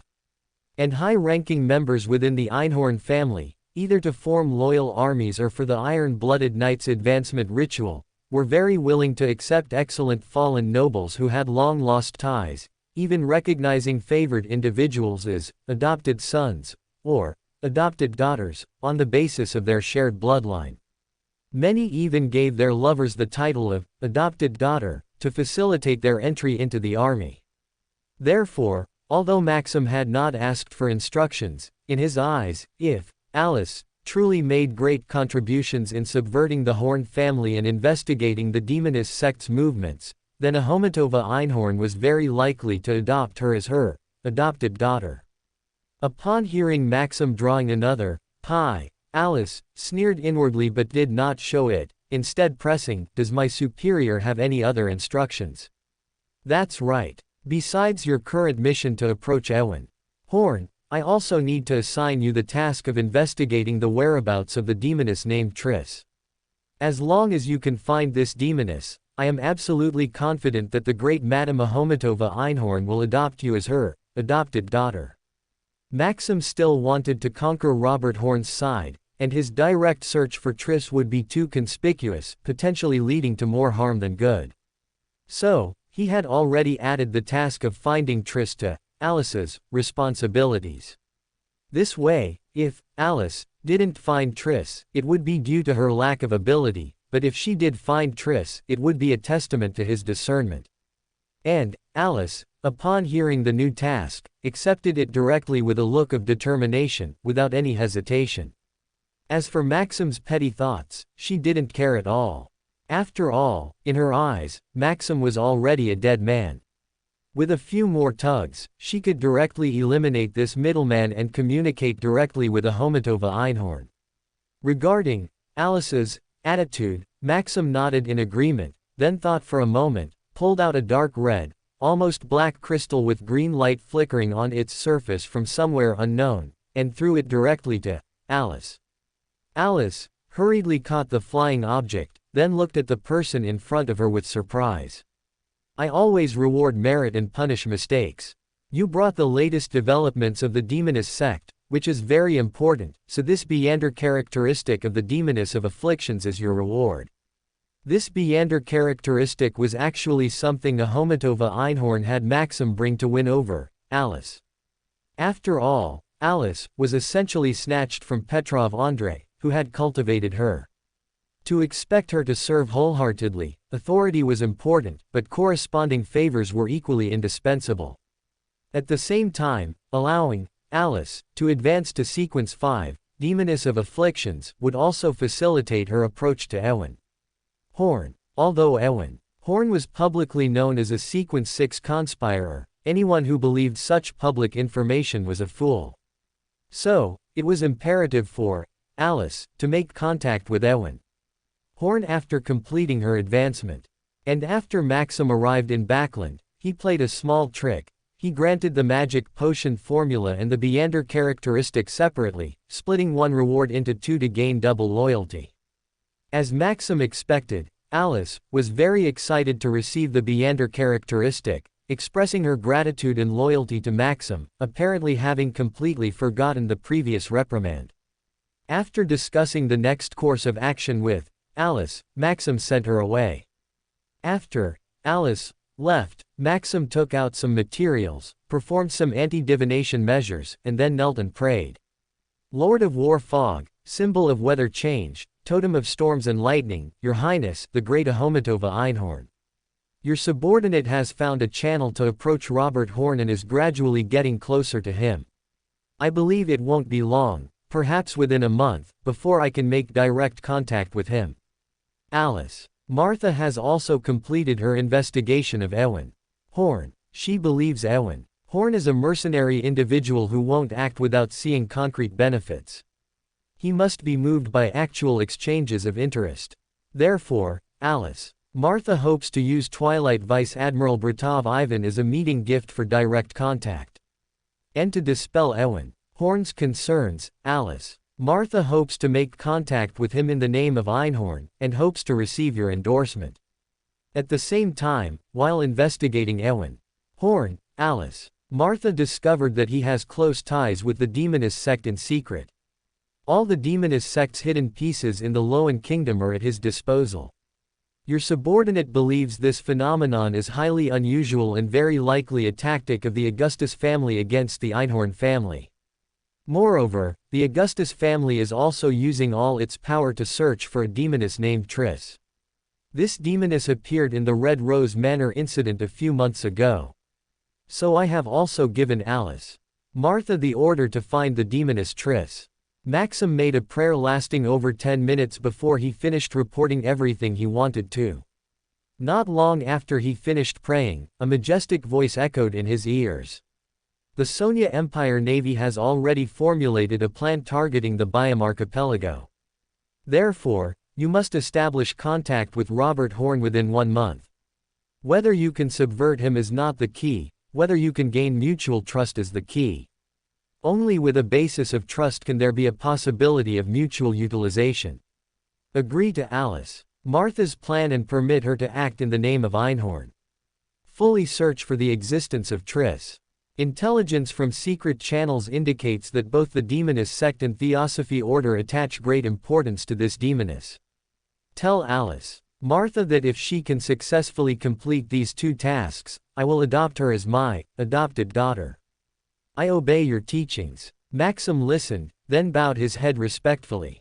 I didn't expect such a pleasant surprise. Leaving the Earl Cafe, Alice tossed the Beander characteristic in her hand, then had Eamon on her finger put it away. Helen successfully advanced to Demoness of Afflictions last week. This Beander characteristic is perfect for Natasha. Because Helen was a spiritual patchwork created by the power of the City of Calamity, the advancement ritual for the Demoness of Afflictions held no difficulty for her. She had already completed her advancement last week. Natasha, however, had been held back by the lack of corresponding materials, thus delaying her advancement. The appearance of this Demoness of Afflictions Beander characteristic could be said to be perfectly timed. Moreover, giving this Beander material to Natasha and allowing her to advance would benefit both the Demonist sect and Maxim's scrutiny. Originally, according to the rules within the Demonist sect, once a blood-related mother died, her related daughters would become resources for the mother's sisters to cultivate their own daughters. This was acceptable in the eyes of the grandmother, as they were all her granddaughters. Therefore, after losing Katerina Pell as their mother, all her children, especially those who became demonesses, would be very dangerous. According to the information Avon had gathered from various sources, Disease Lieutenant General Tracy had been very quiet. This was partly because the Backland smog had not long erupted, requiring slave trade to be more discreet, and also because she currently faced hostility from within her original patron, the Demonist sect. Natasha's lack of mishap was purely due to the 2 Demonist demigods being trapped in Backland, causing the demonesses to not dare easily set foot there. This was also a rare opportunity for Natasha, as she had now become the most important tentacle of the Demonist sect in the Loan Kingdom, and even the Augustus family had to communicate with her and the Demonist sect behind her. This was also an important channel for Avon to timely understand the movements of the Augustus family and the Demonist sect. This channel was so useful that Avon was already somewhat reluctant to give it up, so helping Natasha advance to Demoness of Afflictions was put on the agenda. During this time, Natasha had been representing the true leader of the demoness sect, her old grandmother, the Demoness of Grey, Judith, in discussions with Duchess Georgina. If Natasha could successfully advance during this period, she might earn the Demoness of Grey's high regard and protection. This, in turn, would be very beneficial for Avon's future plans against the Demoness of Grey, and even the demoness sect. Soon, Avon arrived at Viscount Morgan's mansion, which was already filled with music and dancing. He glanced at the scantily clad people reveling all night in the ballroom, his heart completely unmoved. In the past, Avon might have felt something, but ever since he advanced to a demigod, he had become increasingly hard-hearted. Stepping into Natasha's spacious bedroom, he saw Natasha already waiting there. This was the result of Avon's prior notification. As a captive of the City of Calamity, Natasha had a somewhat closer mystical connection to Avon than his other subordinates. Avon didn't waste words, directly throwing the Beander characteristic he had just acquired, still warm, to Natasha, then commanded. "Just eat it directly. I'll help you advance." Natasha caught the thrown Beander characteristic and, without the slightest hesitation, directly put it into her mouth. The half-fist-sized crystal slid down her swan-like neck into her stomach. And the moment she swallowed the Beander characteristic, her skin immediately took on an alluring pink hue, her eyes became hazy, and a fragrant, pleasant scent emanated from her lips. This was a sign of being influenced by the Beander characteristic, about to fall into ecstasy. And in Avon's eyes, standing beside her, a strange red light glowed. If one looked closely, they could see the phantom city in his eyes. The advancement ritual for the Demoness of Afflictions was, without using a substitute, to be burned at the stake for 15 minutes and survive, without going mad. The essence was to continuously create intense pain to prevent the advancer's mind from getting lost in pleasure. The auxiliary materials in the magic potion formula themselves were used to neutralize the main material. Natasha, at this moment, swallowing the Beander characteristic raw, suffered an even more severe backlash. But as long as Avon was present, this minor backlash was nothing. What pain could be greater than the lashing of the City of Calamity? Before Natasha could even revel in the pleasure brought by the magic potion's backlash, she immediately fell into the punishment of the City of Calamity, her eyes filled with terror. As the mixed screams of pain and pleasure stopped, Natasha officially advanced to become a Demoness of Afflictions. Chapter 403, Natasha's Predicament. Avon glanced at Natasha, whose nightgown was soaked with sweat and clung to her body, and said with a smile, "All right, stop showing off your good figure. Stand up first, I have something to say." Upon hearing this, Natasha put away her delicate demeanor, obediently stood up, and looked at Avon with downcast eyes, waiting to hear what he would say. "This Beander characteristic comes from Maxim, which means I have already informed the Fasak Empire about your situation. Therefore, from today onwards, you must act cautiously, because a demigod-level conspirer will never believe someone's one-sided story. And even if he temporarily believes it for various reasons, he will still test and verify it from time to time. So, from now on, you should continue to do what you usually do, but be aware of the situation and don't be careless. From now on, I will not easily meet with you to prevent any flaws from being exposed, understood?" Avon had previously told Natasha about his plan, so she was well prepared for what he said today and was not surprised. "Don't worry, Master. I am already mentally prepared and will definitely not let anyone see through me." Natasha walked behind Avon and said while gently massaging the shoulders of Alice, who still maintained her female form, with her delicate and slender hands. Avon narrowed his eyes, enjoying Natasha's service, but his mouth did not stop moving as he said, "Has Duchess Georgina been in contact with you recently?" "Yes, she regularly conveys apologies to the demoness sect through me and promises to find Triss as soon as possible.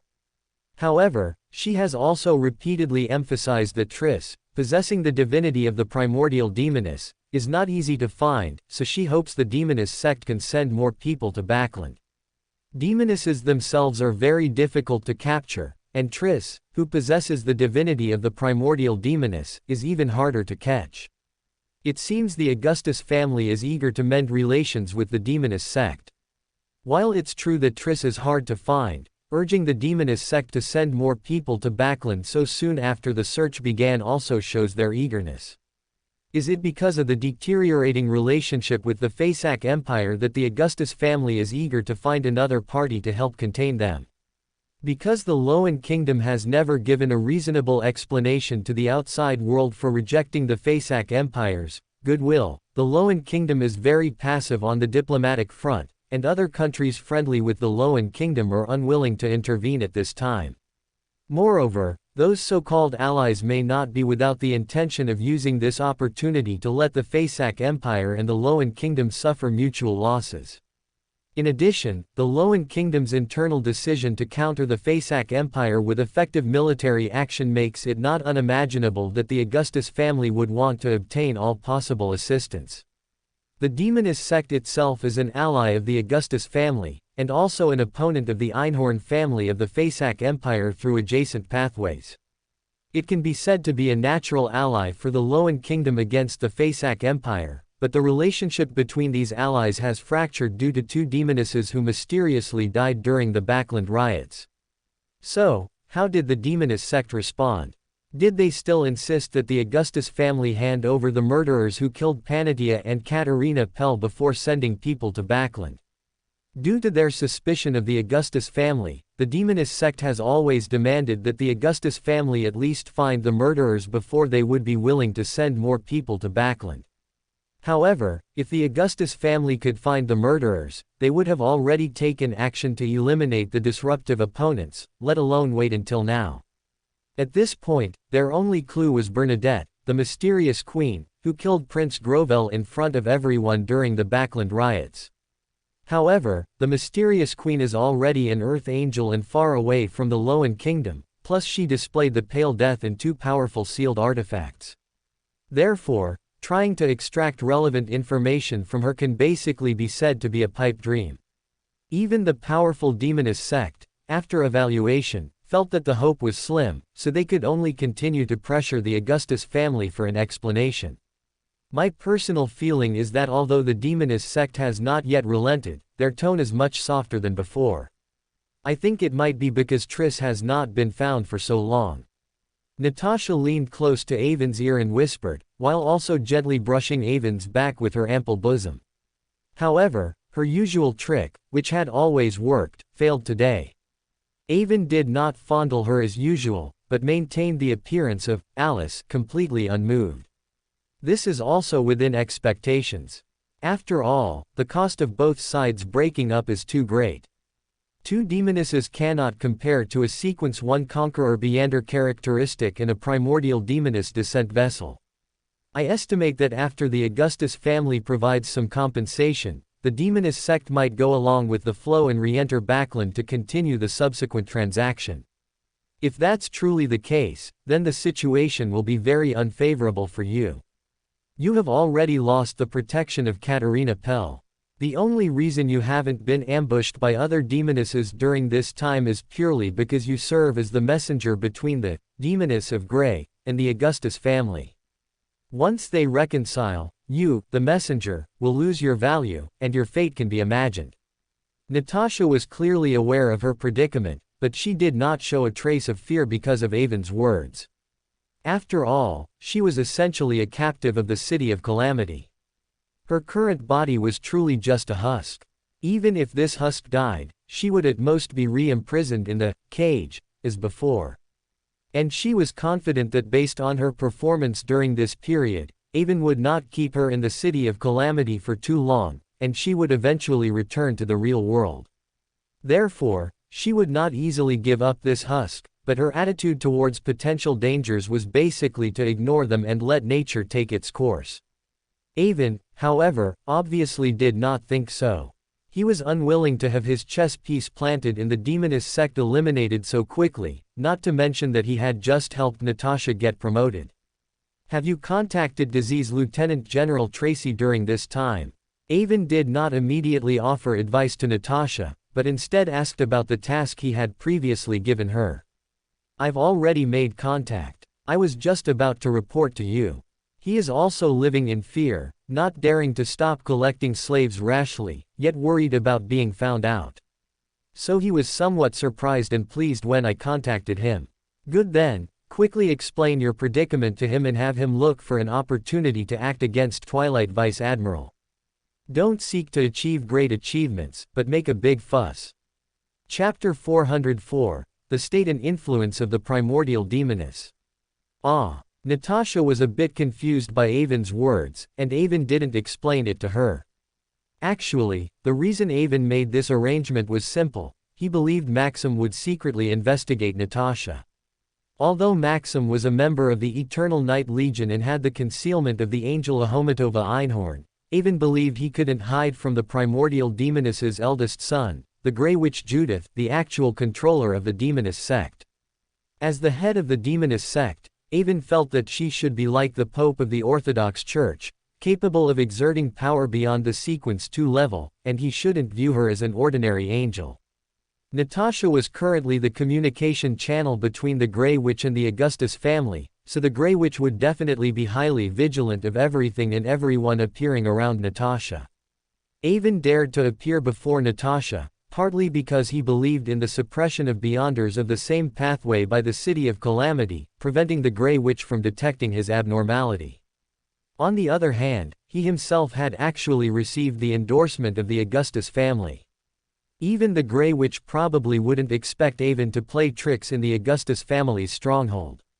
And once the Grey Witch discovered that someone from the Eternal Night Legion had appeared near her messenger, and at this exact time, a major battle occurred between the Twilight Vice Admiral and Disease Lieutenant General Tracy, who were supported by the Faceac Empire. Then the Grey Witch would certainly conduct a thorough investigation around Natasha with the highest level of alert, and then discover that Natasha had been frequently contacting Disease Lieutenant General Tracy recently due to her mother's death. Then such a logical line would appear in her mind. Due to the recent situation, the Faceac Empire wanted to simultaneously target the Augustus family and the Demoness sect, so they secretly sent people to Backland. They wanted to take advantage of the power vacuum of the Demoness sect in Backland to find an entry point against the Demoness sect. After Maxim targeted Natasha, he discovered Natasha's communication with the Disease Lieutenant General, and then wanted to control the Disease Lieutenant General to open up multiple breakthroughs against the Demoness sect. In this entire plan, the only miscalculation by the Faceac Empire was that they didn't expect Natasha, whom they targeted as a messenger, to be highly watched by the Demoness sect's leader, thus exposing everything.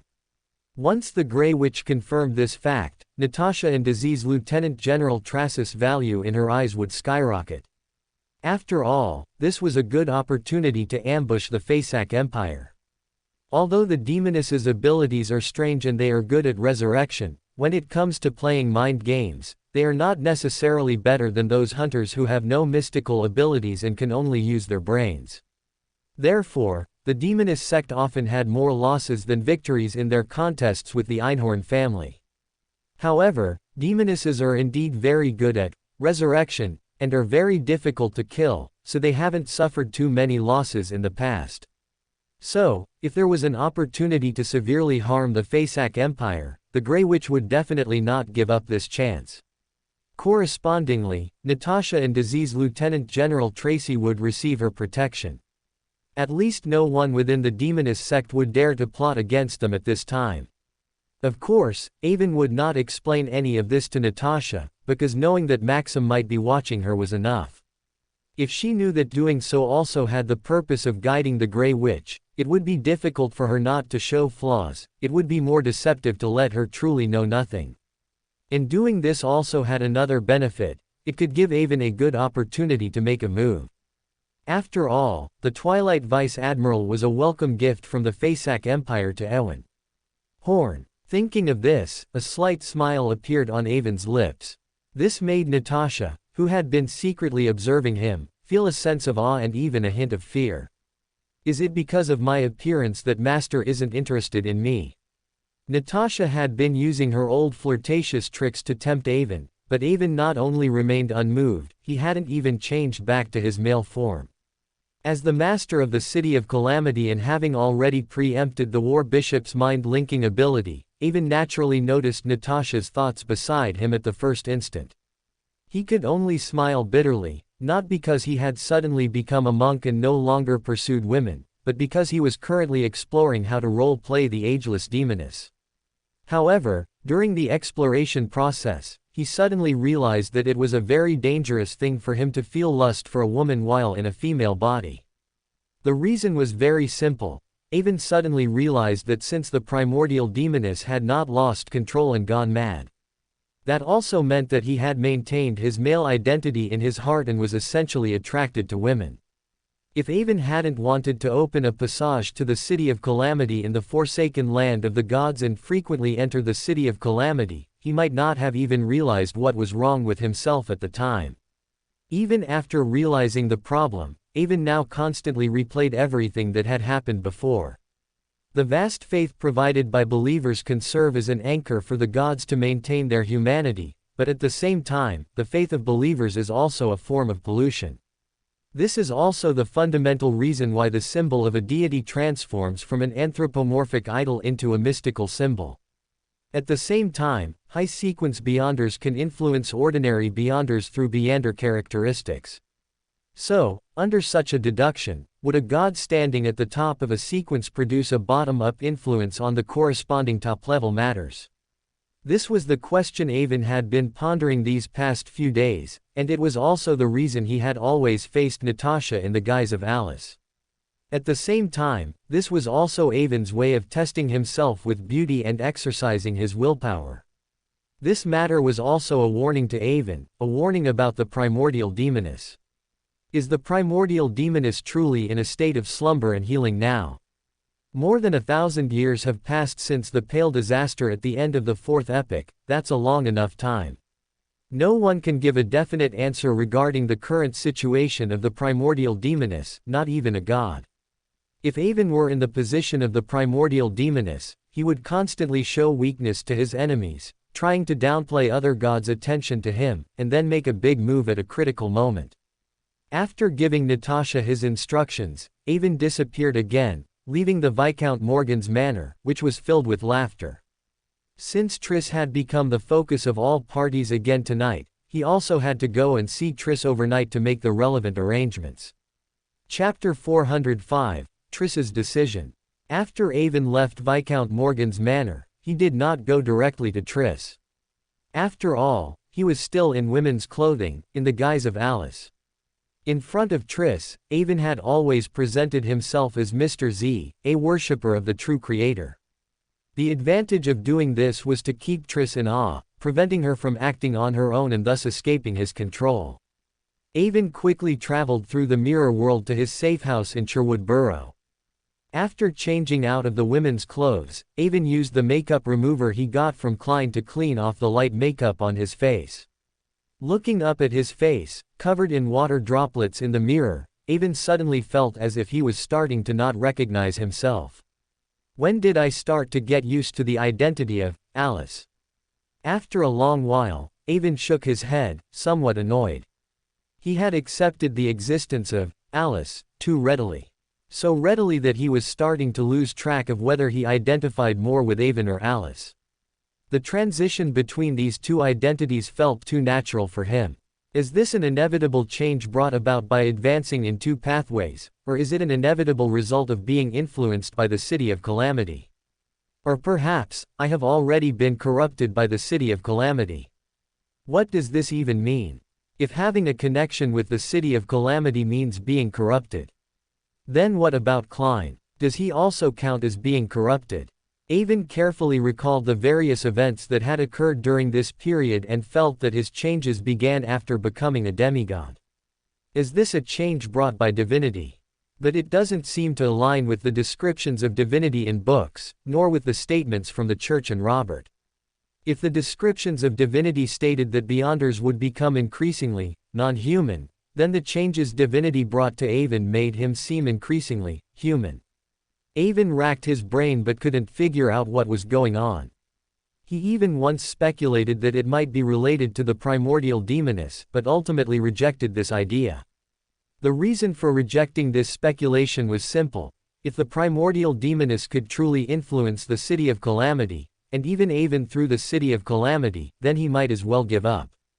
Because this would indicate that the primordial demoness's control over the City of Calamity was above his, so what was the point of playing anymore? Moreover, if the primordial demoness could control the City of Calamity, she could just use it to kill him directly. Why would she need to exert influence on him? Avon was always open-minded about things he couldn't understand. Since he couldn't figure it out, he wouldn't dwell on it, merely burying the matter in his heart. After changing his clothes, Avon flipped out a golden mask, put it on his face, and then, with a flash of red light, disappeared from the apartment. Although it was late at night, Triss was not asleep.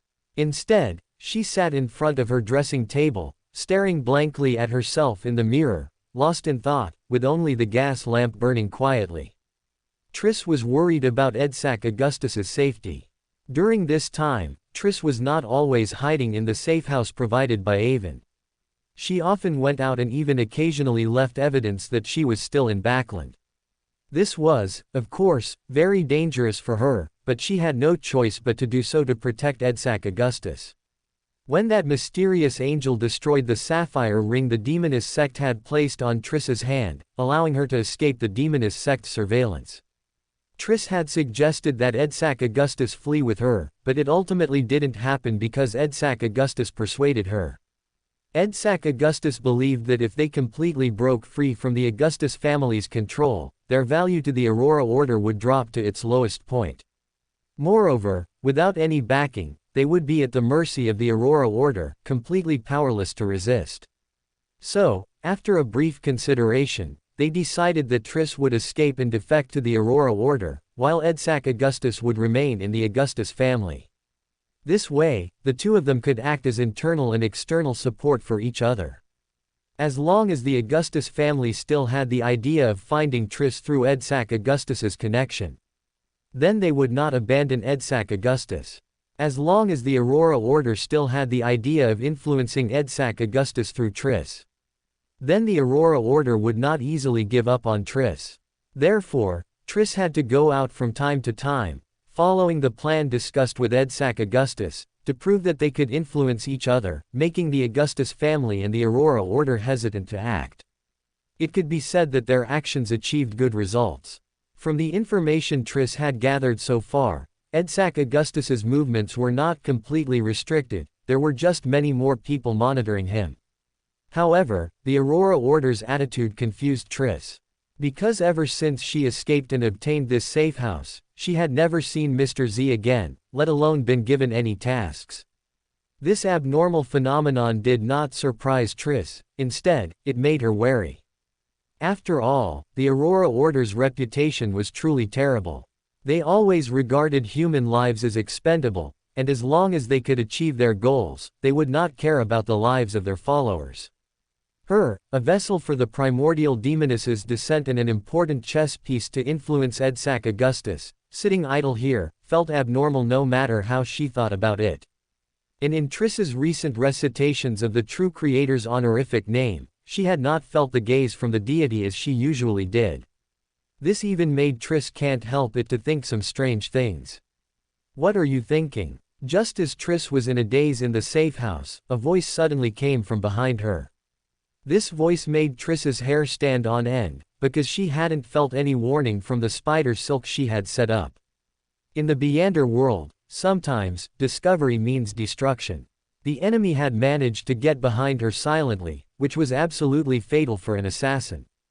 But Triss quickly calmed down, because the newcomer had not concealed his voice, and this voice belonged to Mr. Z, whom she remembered vividly. Long time no see, Mr. Z. I thought you had forgotten about me.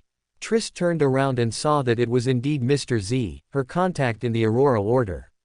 However, Triss didn't know that Avon was extremely shocked at this moment. Because with the blessing of the City of Calamity, no Beyonder from the hunter or assassin pathways could escape his eyes. This had been verified long ago, and even the mystical connection between Maxim and Ahomatova Einhorn could not escape Avon's eyes. But at this moment, in Avon's eyes, Triss was becoming increasingly ethereal, increasingly blurred, a blur, in the mystical sense. She is becoming more and more like the primordial demoness, gradually becoming less like herself. Avon had actually figured out what the various symbols outside the City of Calamity, such as volcanoes, blizzards, earthquakes, and meteor showers, represented a long time ago. They all represented Beander characteristics of angelic level, which means they were all weather warlocks and demonesses of catastrophe, as they appeared from the perspective of the City of Calamity. And upon discovering this fact, the first thing Avon wanted to find was the symbol representing the primordial demoness, but after searching the entire City of Calamity, he ultimately found nothing. So much so that Avon thought it was because his control over the City of Calamity was insufficient, which was why he couldn't see the symbol of the primordial demoness. But seeing Triss's situation today, Avon felt that things might not be as simple as he thought. How could I forget? You are a worshipper that the Lord personally instructed me to contact. But I didn't expect that in just 2 weeks of not meeting, you have already become a sequence 5 demoness of afflictions. Although in Avon's eyes, Triss's existence was becoming increasingly blurred, at such a close distance, it did not prevent Avon from clearly seeing her current sequence.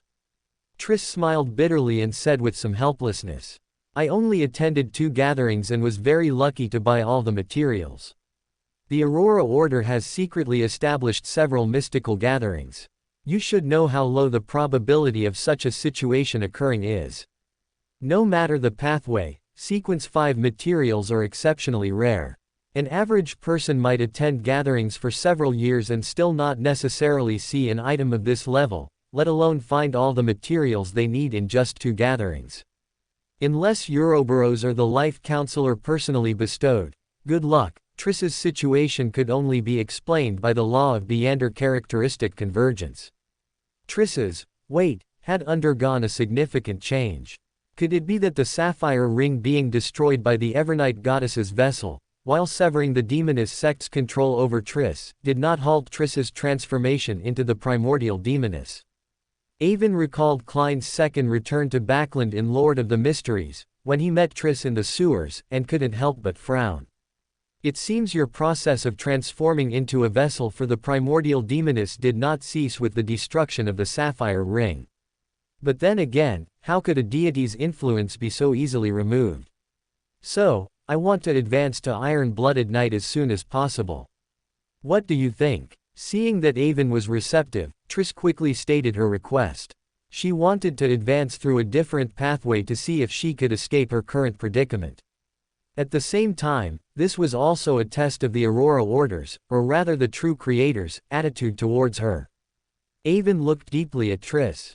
He naturally heard Triss's probing, but he didn't care at all, because it would benefit his upcoming conversation.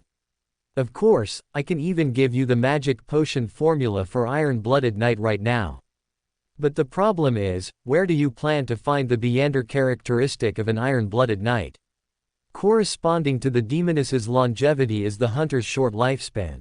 The hunter pathway is extremely competitive, almost the fastest pathway in terms of iteration and updates.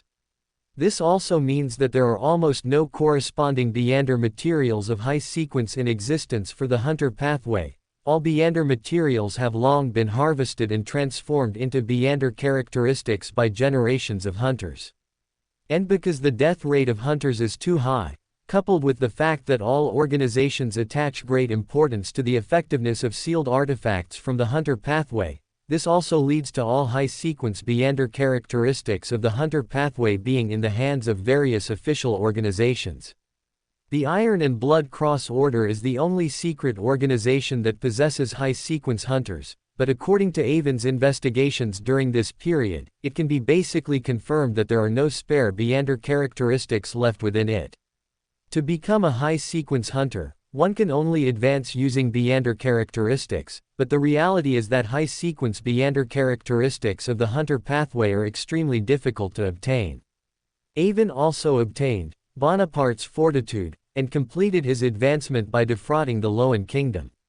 How could Triss, a Sequence 5 demoness, possibly acquire the Beander characteristic of an Iron-Blooded Knight? Instead, the materials and Beander characteristics for a demoness of despair would be easier for her to acquire. Triss fell silent for a moment, then asked seriously, "Do you have any tasks you need me to complete?" Mr. Z, representing the true creator, did not encourage her to continue down the demoness pathway, which was most beneficial to the Aurora Order. Instead, he was willing to give her the magic potion formula for Iron-Blooded Knight and reminded her of the difficulty in obtaining the relevant Beander characteristic, which already explained everything.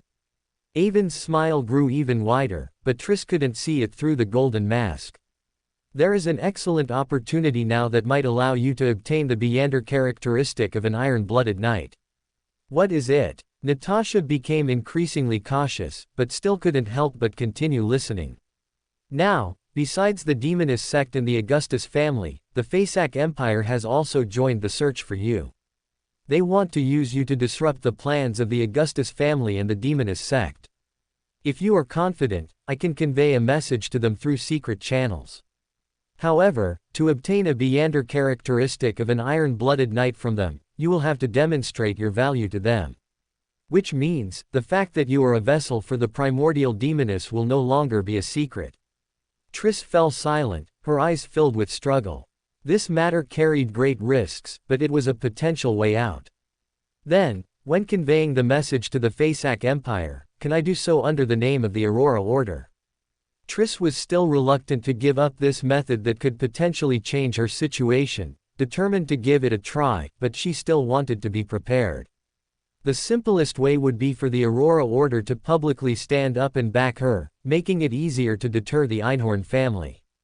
"Of course, you are a worshipper recognized by the Lord, a worshipper personally developed by the previous Mr. Z, and an official member of the Aurora Order. The organization will naturally stand behind you." Since he had already decided to let Triss contact the Faceac Empire, Avon naturally didn't hesitate to give her some support. Anyway, he was now also the leader of the Aurora Order's North Continent branch, and this title was too good not to use. Chapter 406, Arrival at Bansi Harbor. "What is your objective in having me contact the Faceac Empire?" After receiving the Aurora Order's promise to support her, Triss couldn't help but breathe a sigh of relief and, being very sensible, asked. She didn't believe that the Aurora Order was encouraging her to contact the Faceac Empire merely to help her advance through pathways and resolve her issues. They surely had an ulterior motive. In just a moment, many conjectures formed in her mind.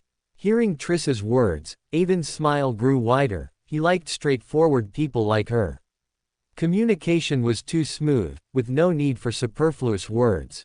"You have only one mission in contacting the Faceac Empire: to make them clash more significantly with the Demoness sect and the Augustus family because of you, and the bigger the conflict, the better." Just like before, when it sparked a war between the Demoness sect and Theosophy Order. Upon hearing this, Triss immediately thought of the Red Rose Manor incident that occurred shortly after she arrived in Backland. It was this incident that successively drew several factions into it, causing months of unrest in Backland. And now, Mr. Z clearly wanted to use the same trick again, leveraging her unique status as a vessel for the primordial demoness's descent to stir up the situation once more. Exactly, just like before. In this matter, Triss was still to play a decisive role, so Avon didn't mind speaking plainly with her, while also painting a grand picture. "If you truly do this well, then even if you ultimately cannot advance through pathways, the Lord of the Future will surely protect you from the primordial demoness's corruption. Because stirring up the situation on the North Continent is a direct command from the Lord." When Avon spoke of the true creator, his voice immediately rose by 3 points, behaving like a fanatic. "As long as we can complete the Lord's mission and buy more time for the Lord, then the Lord's actions will be smoother, and the ignorant lambs will ultimately receive salvation." To increase the credibility of his words, Avon decided to promote the true creator. "What action is the Lord planning?" Triss was indeed piqued by Avon's words, feeling an itch in her heart, and couldn't help but ask. "The Lord is fully engaged in conquering the southern continent, saving the lambs there, and integrating their power. If successful, the world's situation will undergo a major change, perhaps even directly ushering in a new epoch." Triss had not been confined indoors during this period and naturally kept up with many news stories. So she immediately thought of the war on the southern continent reported in the newspapers and was convinced that disrupting the north continent was indeed a mission personally given by the true creator, which heightened her morale. And she somewhat understood why. During her recent prayers, she hadn't felt the true creator's gaze as she usually did. So the true creator's attention is currently focused on the southern continent. This discovery made Triss feel a sense of relief. Although being watched by the true creator could alleviate her fear of the primordial demoness, being frequently watched also put considerable psychological pressure on her. Judging from the war on the southern continent and Mr. Z's emphasis, the true creator indeed greatly anticipates chaos on the north continent. So, this mission might truly be an opportunity for me. Seeing Triss eager to try, Avon did not add more fuel to the fire, as too much is as bad as too little, but instead discussed with her how they should cooperate in the future. After discussing everything, Triss still couldn't help but ask, "Do you have any arrangements for Edsac Augustus? I once told you that he has now also realized his status as a pawn and is full of resentment towards the Augustus family, making him someone we can use." Triss was utterly unable to let go of Edsac Augustus, so even though she had a myriad of problems herself, she still couldn't help but remind Mr. Z not to forget him. Avon looked at the demoness across from him, whose expression was complex and unusually shy, and couldn't help but mutter to himself. It seems this demoness, just like in the original story, has fallen in love with Edsac Augustus. I just don't know if this is due to the influence of the primordial demoness or her own will. If it's the latter, that's fine, but if it's the former, what does that imply? Although Avon had already become a high-ranking member of Military Intelligence Section 9 and a favored one of the Evernight Goddess, allowing him to read a large number of secret internal documents from both organizations and learn much history unknown to many. However, the secrets of deities were still beyond his comprehension, and many things could not be recorded on paper, nor even spoken aloud. Avon felt that in the future, he needed to collect more history about the fourth epoch, especially concerning the primordial demoness and the Pale Disaster. Life Counselor is a pathway, but I've already incurred the karmic debt of eliminating Panatia and Christina. I can't incur more debt unless absolutely necessary. Grisha is also a pathway to understanding the secrets of the fourth epoch, but it's not easy to get information out of him. Just like this time, he gave me an Aurora order without high-level power and asked me to disrupt the situation on the North Continent. To learn the secrets of the primordial demoness from him, who knows what price I'd have to pay. Or perhaps I should inquire from the Augustus family. Although he was contemplating where to inquire about the primordial demoness, Avon did not delay in responding to Triss. "Don't worry, I won't forget Edsac Augustus, I've been keeping an eye on him. Actually, as long as you are not controlled by the demoness sect, he will be fine, won't he?" Looking at Mr. Z's playful eyes revealed through the golden mask, Triss understood that her thoughts had never been hidden from the person before her. Although Mr. Z didn't express anything, Triss understood that this was a warning from Mr. Z to her. He was telling her that he knew everything and not to play tricks in front of him. This made Triss even more wary of Mr. Z. After giving Triss a subtle warning, Avon said no more and simply rose to take his leave. Watching Avon suddenly disappear, Triss sighed helplessly and sat back down on the stool in front of the dressing table. "What do you know about Bansi Island?" Klein looked at the dim harbor and the bright lighthouse on the distant mountain, proactively asking the veteran pirate beside him. Danitz did not detect the seriousness in Klein's tone and, after thinking for a moment, said, "Bansi Island, huh? It's not a good place, there are quite a few creepy legends." Saying this, Danitz stopped and looked at Klein, hoping he would play along. However, Klein, who already understood Danitz, knew that the more interested he appeared at this moment, the more Danitz would try to be mysterious, so he remained silent, not even glancing at him. Danitz, receiving no response from Klein, clicked his tongue in boredom but still couldn't help but continue. Legend has it that 300 years ago, when the Loan army first landed on this island, over 500 soldiers disappeared in a great fog. Not long after, many bones appeared on the beach and on the mountain. Similar incidents occurred several times until the Storm Church sent people to build a church and dispatch a bishop. Klein looked straight ahead, pretending not to care, but listening to Danitz's narration, he involuntarily frowned. Our captain said that archaeologists once excavated the tombs here and found many murals. According to the murals, the natives here seemed to have a tradition of cannibalism. Moreover, this island is in a region with drastic climate changes, often experiencing earthquakes, storms, and heavy fogs, which brought insurmountable disasters to the natives. So, to survive, those natives created a weather god and sacrificed to it, holding 4 ceremonies annually, all involving live sacrifices of chosen, God's favored ones. At the same time, because of Bansi Island's unpredictable weather, it is also called the Weather Museum by meteorologists. Isn't that quite similar to Backland? Backland's climate is also unpredictable, causing generations of meteorologists to go bald.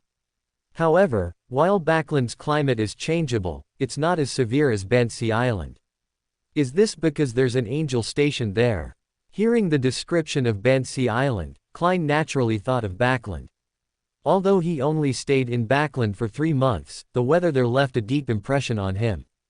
And when he heard the term, live sacrifice, Klein instinctively felt a bit uncomfortable, yet he also felt as if he had heard a similar description somewhere before.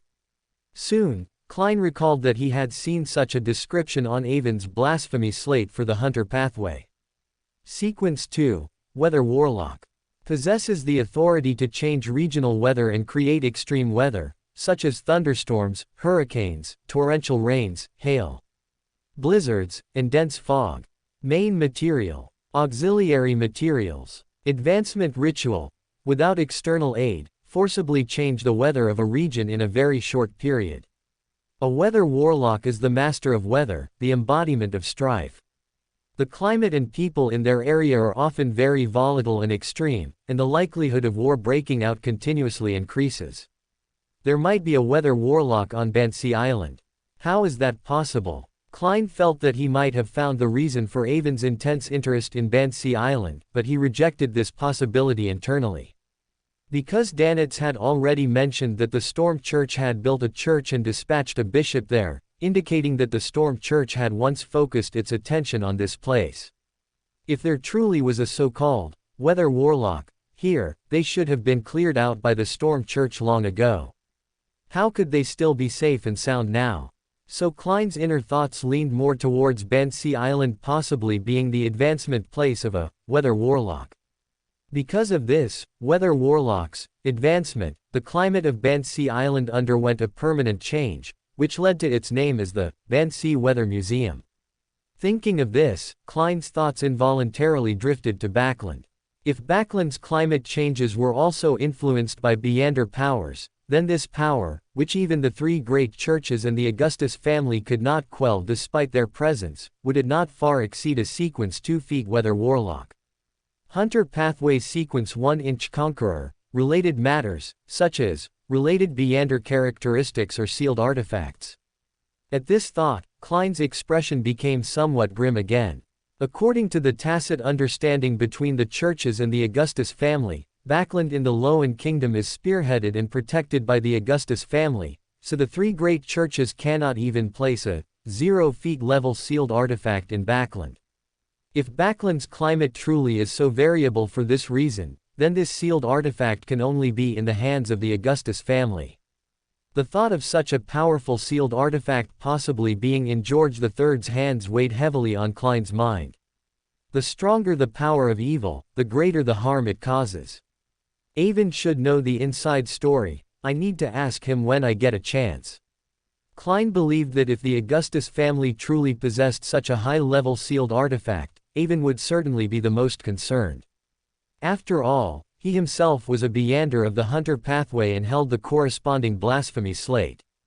Just as Klein was lost in thought, he recalled Danitz's words from earlier. Hey, what are you thinking? Are you getting off or not? If you're not getting off, I'm going. What did you say? Klein was too deep in thought and didn't hear Danitz clearly, so he could only ask again. Danitz looked at Klein speechlessly, wanting to complain, but remembering the strength of the person opposite him, he could only force himself to hold back and say, "Don't forget, you promised to let me send a telegram to the captain after we reached Bansi Island. You can't go back on your word. And if I can't contact the captain, you won't be able to get the ransom, right?" Klein said nothing upon hearing this, only twirling the gold coin in his hand, muttering, and then tossing the coin into the air. Seeing this, Danitz realized that this powerful bounty hunter was actually skilled in divination.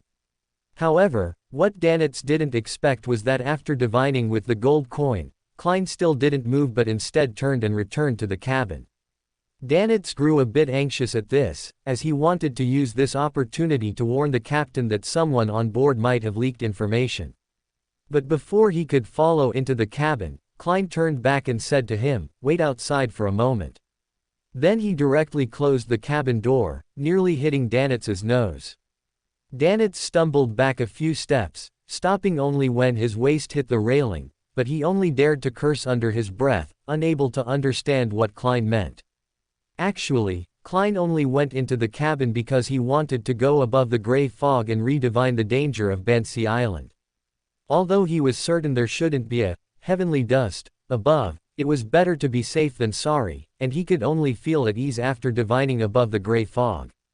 After Klein entered the gray fog, he used the pendulum on his wrist for divination and found that the citrine pendant in front of him spun clockwise, and with a very large amplitude. Chapter 407, The Weather Warlock's Condition. The citrine pendant swung wildly clockwise, with a large amplitude and high speed. This indicated that there was a very great danger hidden on Bansi Island. How could this be? This place has been colonized by the Loan Kingdom for over 300 years and has been a major transit point on the main shipping route for over 100 years. In other words, this land has become a so-called familiar territory. How could there be any danger? Moreover, the rumors Danitz just mentioned were all legends from hundreds of years ago, not fresh news at all.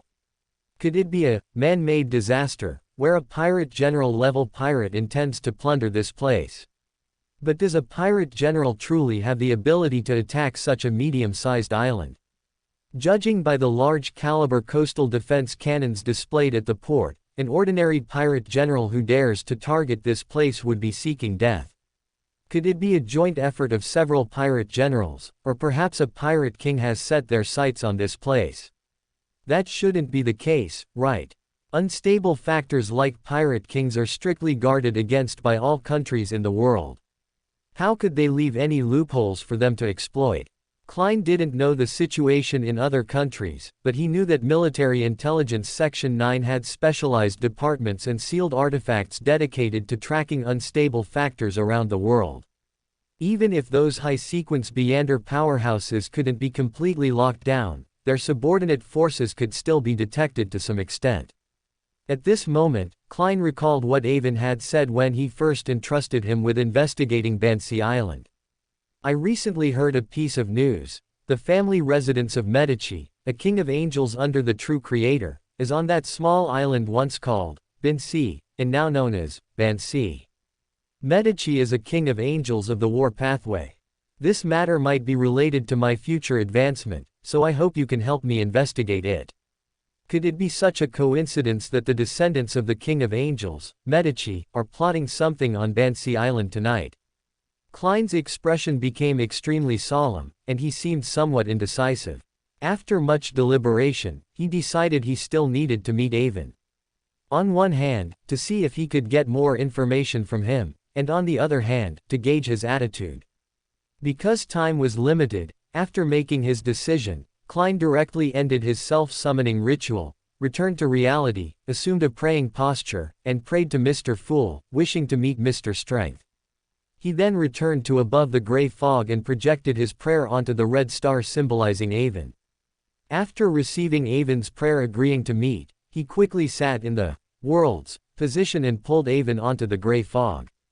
The moment Avon appeared, Klein didn't bother with pleasantries and directly stated his divination results. "What else do you know about Bansi Island? Should I go there or not?" Avon had long anticipated the problems Klein would encounter, even when he first entrusted Klein with the task of investigating Bansi Island. So Avon said without hesitation, "There might indeed be a weather warlock on Bansi Island, but I believe the danger you divined should not be coming from him." "What does that mean? Is there something even more terrifying on Bansi Island?" Klein sensed something was amiss and quickly pressed him.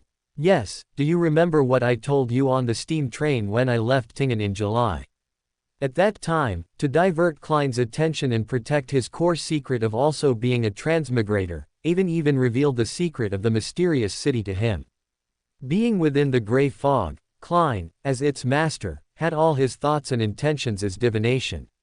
So he immediately thought of Avon's earlier self-disclosure and said somewhat uncertainly, "Are you talking about the mysterious city on you?" Because this secret was clearly Avon's core secret, Klein later even speculated that the mysterious city and the gray fog on himself were the most important reasons why they could become the Evernight goddess's favored ones. So, although he had infinite curiosity, Klein had never delved deeper. After all, putting himself in Avon's shoes, he wouldn't want Avon to delve into the secret of the gray fog on him. Moreover, he hadn't even exposed his fool persona in front of Avon. "It's that mysterious city. This mysterious city not only allows me to advance through two pathways but also allows me to stand at a certain height and see beyonders of these two pathways, especially high-sequence beyonders. I wonder if you understand what I mean." Avon used obscure language to explain the functions of his mysterious city. "I can generally understand. Continue." Klein couldn't help but think of the dense red stars he had once seen, somewhat understanding the content of Avon's words. "So I can vaguely sense that there is a weather warlock on Bansi Island. And I can vaguely feel that he is resisting the mysterious city on me." Klein's gaze sharpened, feeling that he might have touched upon the truth of the matter, and quickly asked, "What do you mean? Explain it more clearly." "The mysterious city on me is just a phantom. It is actually in an unknown place, but it has been passively interfering with reality. And that weather warlock has already been corrupted by it and is resisting the mysterious city's corruption." Avon told Klein everything he had sensed through the City of Calamity, without holding anything back. And Klein only felt a flash of inspiration, connecting all the pieces of the puzzle in an instant. The mysterious city on Avon and the gray fog belonged to the same level of existence, higher than deities. It is said that ordinary beyonders who see the mythical form of high-sequence beyonders will lose control and go mad. Correspondingly, high-sequence beyonders can also be corrupted by higher-level powers. To some extent, have Avon and I both been corrupted by the gray fog and that mysterious city, and are products of these two high-level entities interfering with reality, but I haven't realized it yet. Klein thought about his relationship with the gray fog in that instant, and couldn't help but feel a chill run down his spine. He felt as if the entire world had become a huge stage, and at this moment, he had become a puppet, being manipulated without even knowing it. At the same time, he also understood why the Storm Church could tolerate an angel on Bansi Island, and even, to some extent, allow the name of the God of Weather to spread. The Storm Church is using that angel as a shield, precisely to make him stand in front of that mysterious city. The reason they haven't completely eradicated the God of Weather's faith is to give him a certain anchor of faith, allowing him to be a better shield. And establishing churches and dispatching priests is merely to monitor the situation on Bansi Island at any time, in order to assess the island's condition and intervene whenever necessary. After a long while, Klein finally suppressed the shock in his heart and asked doubtfully, "Since you already know so much, what do you still need me to investigate?" Klein believed that Avon could also analyze the results he had, so he was somewhat unclear about Avon's purpose. "What I want you to investigate is not that weather warlock, but the Storm Church stationed on Bansi Island." Klein was extremely frustrated with Avon's way of speaking, always only saying half a sentence. He had to wait for the other party to respond before continuing. But now, time was precious, and he couldn't afford to be angry with him, so he could only ask in a muffled voice, "What do you want to investigate them for? Can't you just say everything at once?"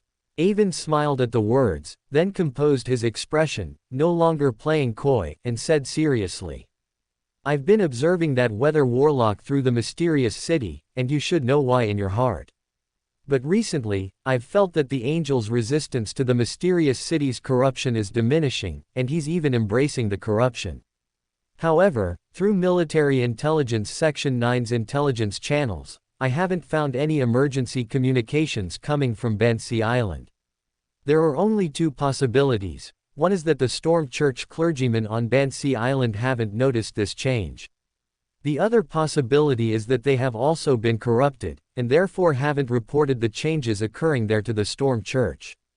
I personally believe the latter possibility is greater, because since the Storm Church sent people there to monitor, it's impossible for them not to have reliable monitoring methods. And if the Storm Church clergymen truly have been corrupted, then the problem is even more serious.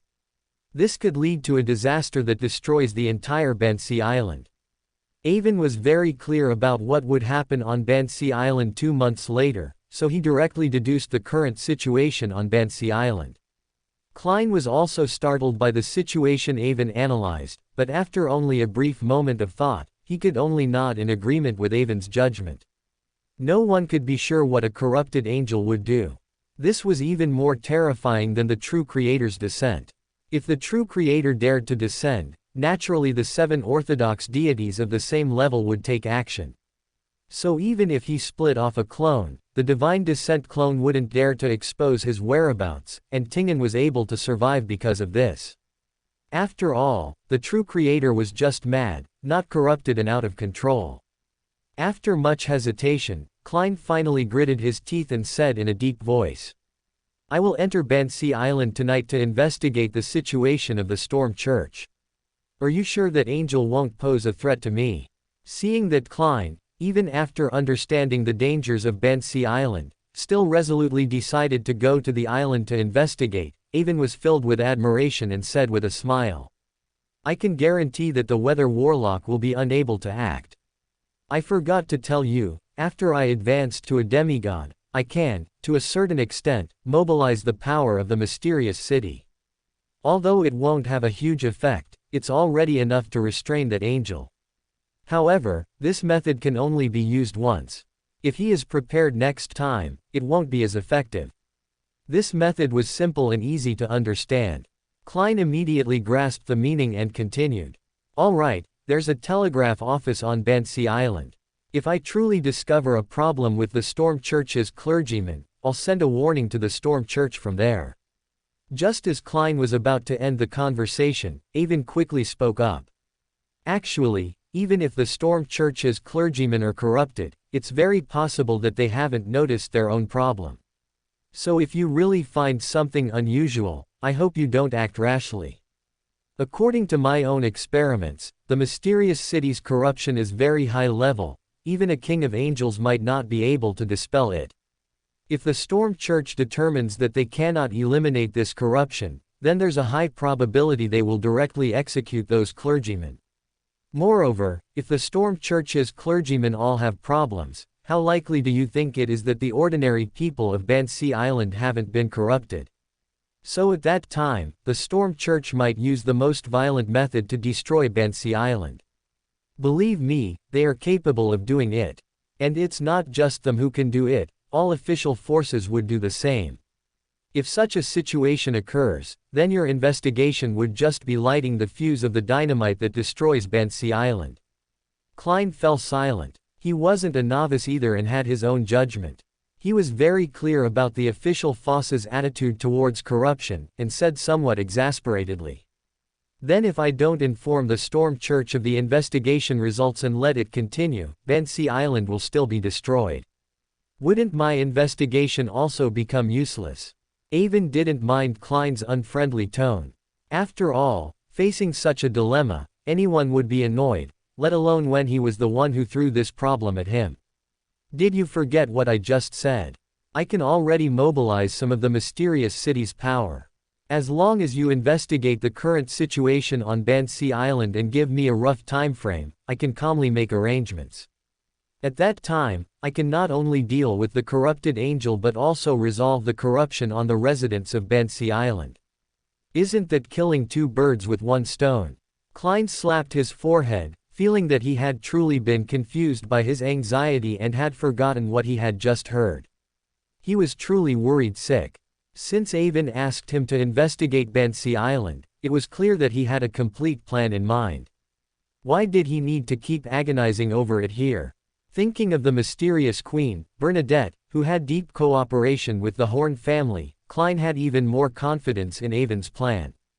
Entrusting the fate of the people of Bansi Island to Avon was clearly better than entrusting it to the muscle-brained group from the Storm Church. All right, I'll do as you say. With that, Klein feigned about to the empty, fool's, seat, requesting to leave the, fool's, divine kingdom. As soon as Klein returned to reality, he heard a knock on the door outside. Klein calmly stood up from the toilet, washed his hands, then calmly left the washroom, changed into a warm overcoat, and opened the door. Danitz was knocking frantically, his fist almost not stopping and hitting Klein. He awkwardly rubbed his fist, then immediately diverted his attention and said, "What were you doing in there? You didn't answer for ages. Are you getting off the ship or not? Can you give me a definite answer?" Klein originally wanted to explain that he had gone to the washroom, but suddenly realized that German Sparrow's persona couldn't explain. So he gave Danitz a cool glance and then walked directly towards the gangplank. Seeing this, Danitz could only curse, arrogant lowness, in his heart, and then quickly followed. Chapter 408, The Taste of Home, Facing the City of Calamity Head-On. As Klein and Danitz disembarked, they immediately ran into Captain Erland, whom Klein had only met once before.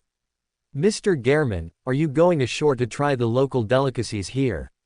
Erland had always paid close attention to Klein, not just because he had seen his pickiness about food in the restaurant earlier, but also because during his first voyage, while meticulously checking passengers, he discovered the identity of Flaming Danitz.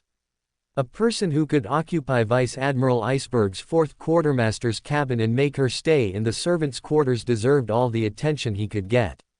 Klein glanced indifferently at the enthusiastic Captain Erland and casually asked, "Is there anything special to eat on Bansi Island?" Seeing that the cold Klein actually responded to him, Erland's smile grew even wider. He directly followed them, introducing Bansi Island enthusiastically, as if entertaining a long-lost friend. Erland assumed Klein knew nothing about Bansi Island, so he started with its history and mysterious legends. Klein, who already knew these things, did not interrupt him. Danitz, who was following behind, was a bit impatient and tried to interrupt him several times.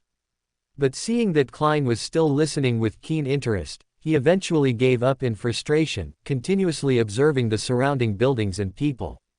It is precisely because of these legends that Bansi Island has maintained two customs.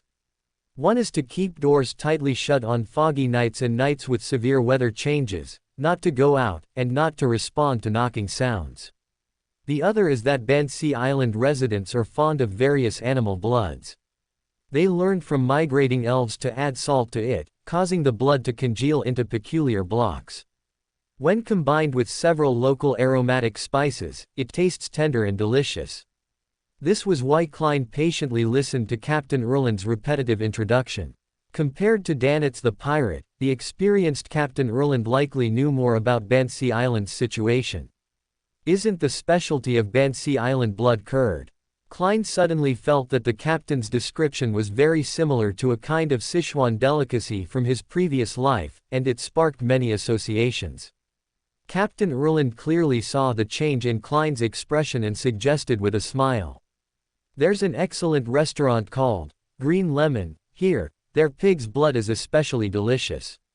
Shall I take you to try it?" Hearing Erland's words, Klein was tempted, but before he could speak, Danitz, who was behind him, interjected. "How about you two go eat there? I'll go to the telegraph office to send a telegram first."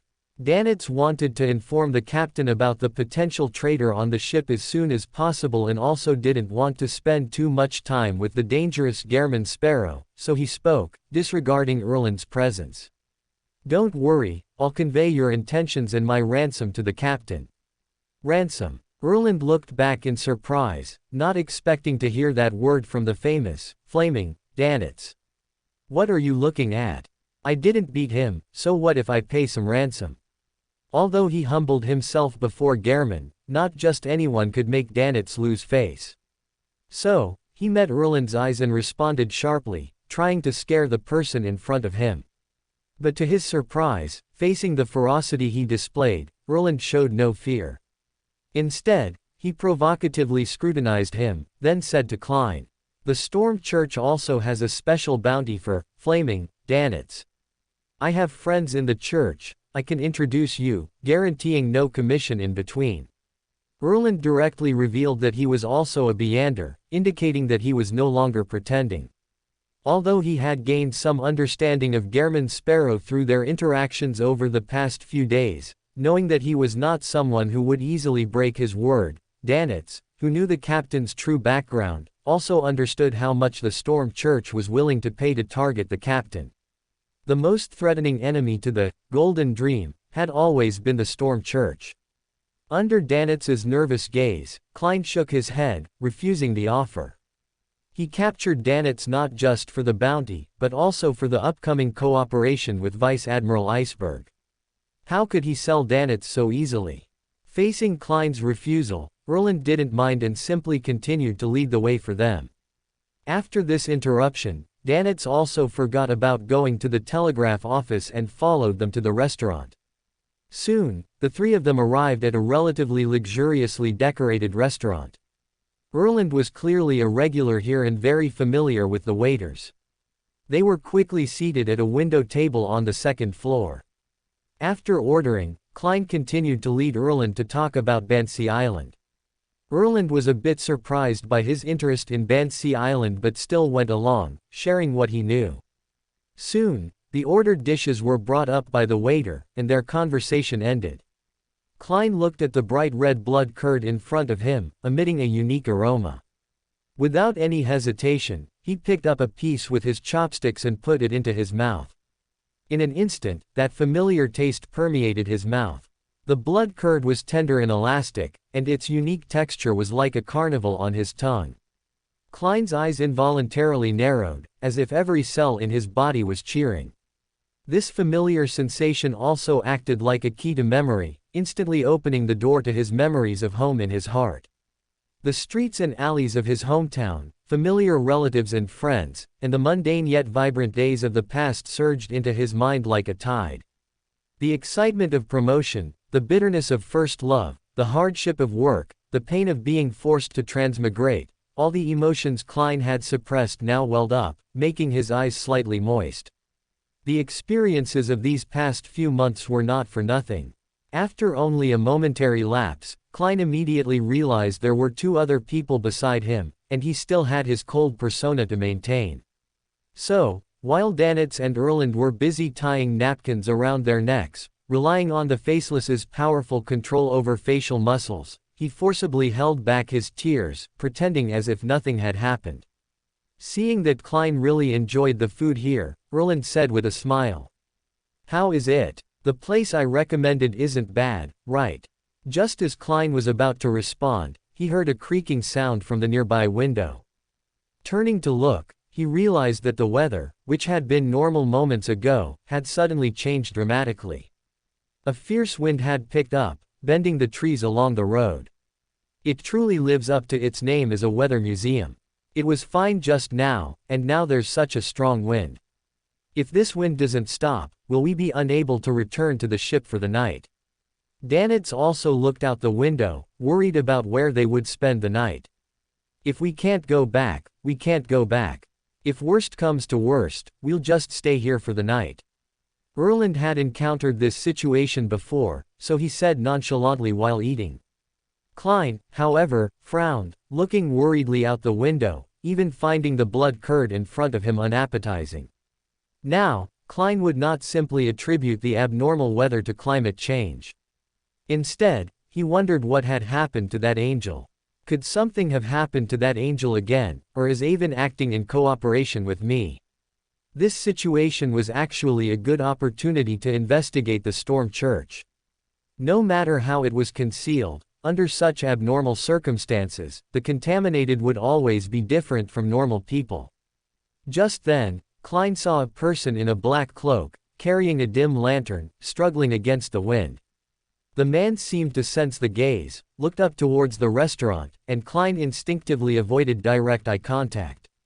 But even with just a glimpse from the corner of his eye, Klein clearly saw what the person looked like. The center of the black cloak was empty, there was no head as one might expect, only a bare neck from which fresh blood continuously gushed upwards. Not finding the source of the gaze, the person in the black cloak lowered his body again and continued walking into the distance. Klein's pupils constricted, and he desperately tried to hide his shock, the scene he had just witnessed replaying in his mind.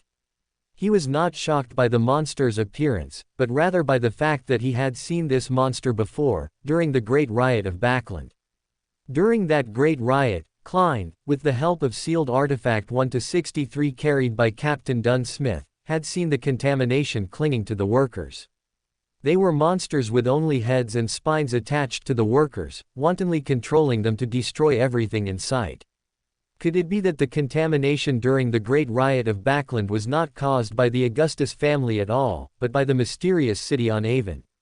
During the Great Riot of Backland, with the help of sealed artifact 1-63, Klein and the captain eventually found a source of contamination in the East Borough.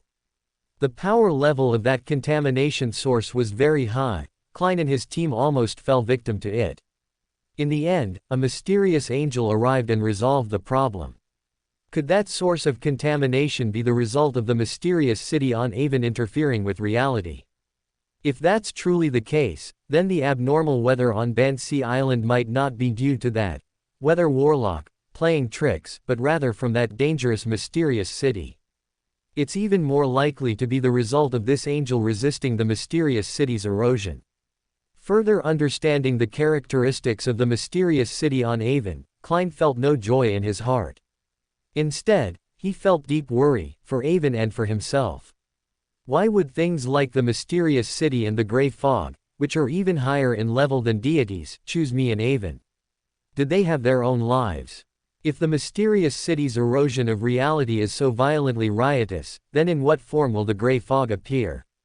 Klein did not suspect that the source of contamination in the Great Riot was intentionally opened by Avon, as from his perspective, Avon had always actively tried to prevent the Great Riot from happening. Moreover, Klein, possessing the gray fog, knew he couldn't use it to interfere with the world, so he didn't believe Avon, who hadn't become a demigod at the time, could interfere with the mysterious city's erosion. No wonder Avon had emphasized earlier that no matter the investigation results, the Storm Church should not be notified, and he would handle things here. Avon must have felt guilty because he witnessed the mysterious city on him eroding the world, causing so many deaths during the Great Riot of Backland. That's why, after becoming a demigod and being able to influence the mysterious city, he was so eager to resolve the hidden dangers here. He didn't want Bansi Island to become a second Backland. Klein, using some information he knew, pieced together Avon's past experiences in his mind, somewhat understanding his feelings. Avon must have been in great pain during this time, watching something closely related to him kill so many people, yet being powerless. I'm such an incompetent friend, I didn't even notice all of this, instead letting him worry about me, running around for the Robin Hood operation. Klein felt an endless surge of emotion in his heart and resolved to thoroughly investigate the situation of the Storm Church.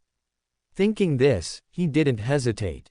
He put down his cutlery, abandoned his craving for blood curd, and walked directly to the washroom. He wanted to see what was happening on Bansi Island through the gray fog. After entering the washroom, Klein took 4 counterclockwise steps and once again entered the gray fog. Then, he conjured a fountain pen and wrote a line of text. The current situation of Bansi Island. Dispelling the pen in his hand, Klein leaned back in his chair and used meditation to enter his dream.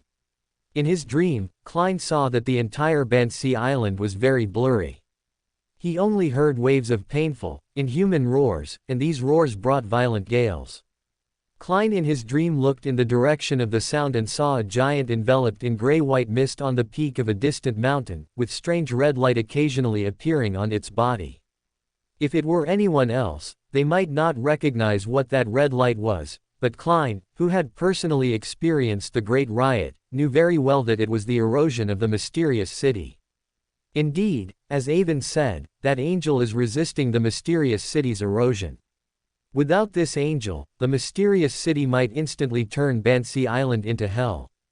In Klein's eyes, several places on Bansi Island already showed signs of being eroded by the red light of the mysterious city, and the most obvious one was surprisingly near the Storm Cathedral in the city center. That should be where the Storm Church personnel observed the contamination, and also the most likely place for the Storm Church clergy to be contaminated. I'll start my investigation from there.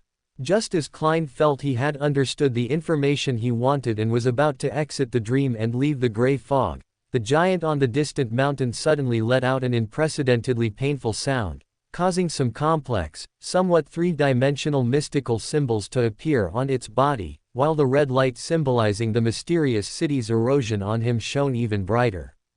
Klein directly looked at the angel's mythical form. Both his eyeballs exploded, and he cried out, falling off his chair. This was even more painful than directly looking at the true creator and eternal blazing sun. This was the backlash of that mysterious city. Chapter 409, The Angel's Scheme. As the grayish-white mist slowly flowed, Klein's injuries gradually healed, and he once again sat back on the fool's throne. This backlash wasn't caused by me directly looking at the angel's mythical creature form. I just looked directly at the mysterious city. Klein was very confident in his judgment. After all, he was already a repeat offender of directly looking at high-level entities, having previously looked directly at two deities, eternal blazing sun and true creator. That angel was struggling to resist the erosion of the mysterious city, forced to reveal his mythical form, and passively affected the climate of the entire Bansi Island. In the mythical classification, an angel can already be called a subordinate deity. Even if he doesn't act intentionally, he can still cause destructive disasters. Klein continuously replayed everything he had just seen in the dream, combining it with Avon's words, and basically understood what had happened on Bansi Island. Just as he was about to leave the gray fog to investigate the situation of the Storm Church, the red star representing strength vibrated. Klein's heart stirred, and he reached out to tap.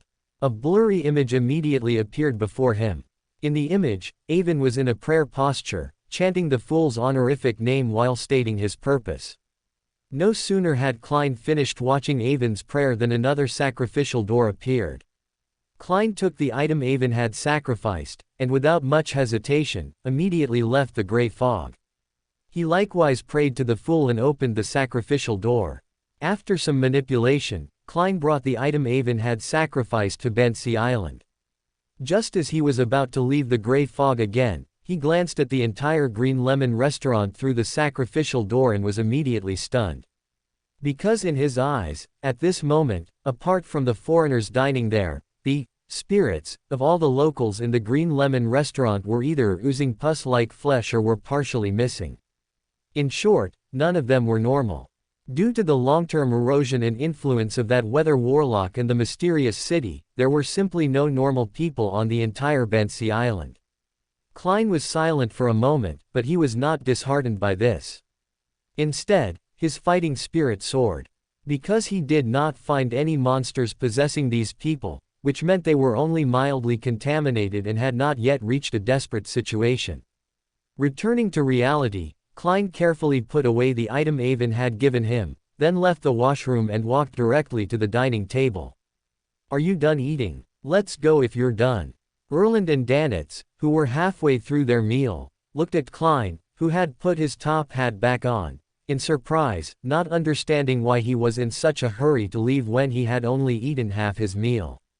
Klein adjusted his tie and, meeting their gazes, calmly said, "Something strange has happened on Bansi Island, there might be danger." Erland and Danitz both frowned upon hearing this, but neither doubted that Klein would lie to them. "Can you be more specific?"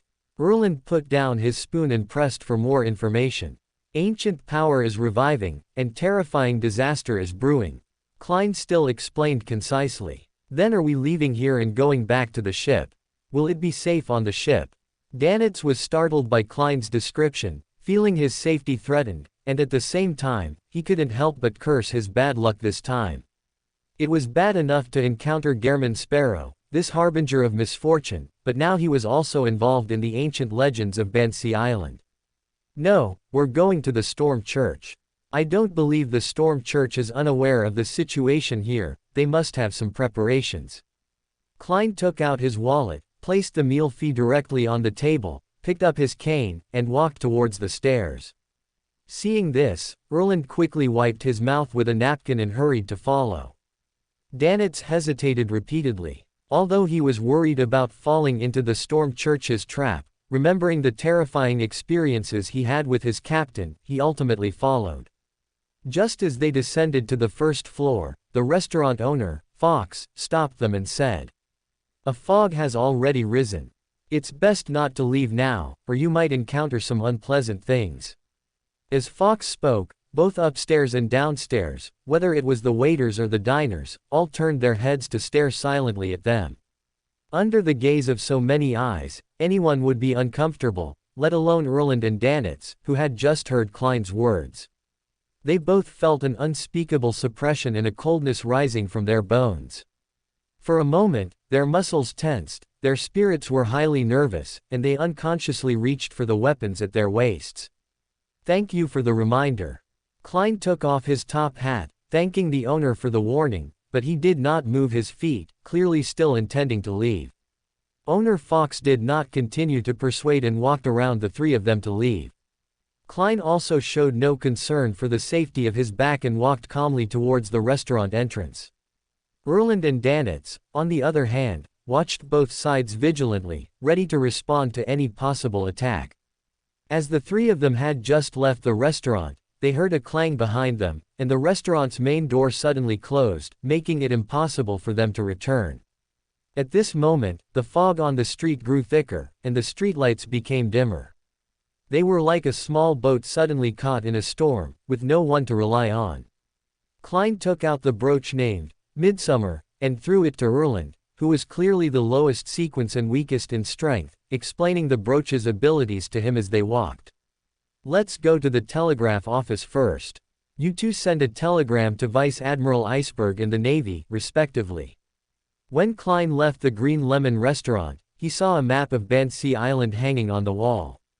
He immediately noticed that the closest source of pollution to the Storm Cathedral was the telegraph office. Danitz glanced at Klein ahead with some surprise, not expecting that in such a critical situation, the other party still remembered to take him to send a telegram, which couldn't help but move him. As for Erland being a Navy person, Danitz was not surprised. Even Erland himself showed no panic about his identity being exposed, only expressing his gratitude to Klein. Just then, several mold-covered heads flew out of the fog ahead. They ignored the other two and all rushed towards Klein, who was leading the way. Having experienced the Great Riot of Backland, Klein already knew the attraction Mr. Azek's copper whistle had for such monsters, so after leaving the Green Lemon restaurant, he immediately held the copper whistle in his hand.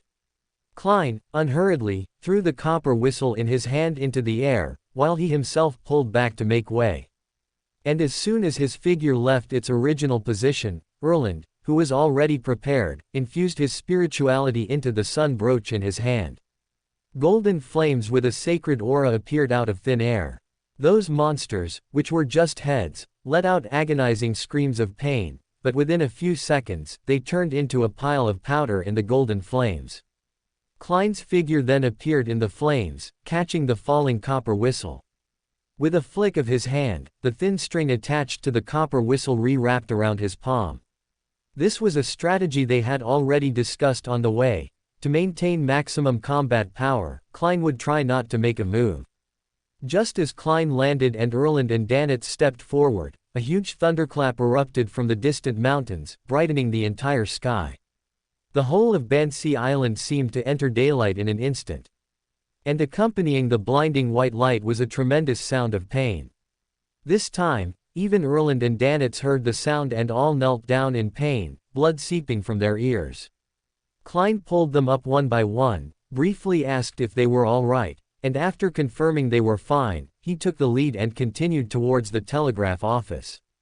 Klein knew this was the result of the mysterious city's increased erosion of the weather warlock, and it also meant that Avon had made his move.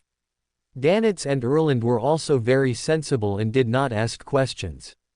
They just followed silently. Their previous experience had already shown them that this matter was not something their sequence level could resolve, and their extensive knowledge of mysticism also told them that it was best not to ask too many questions. On the way to the telegraph office, Klein and his two companions successively encountered several waves of monsters, most of which were dealt with by Erland and Danitz working together, while Klein rarely made a move. There are no possessed humans, these monsters are not as strong as I imagined. Klein, who had fought these monsters during the Great Riot of Backland, evaluated in his mind.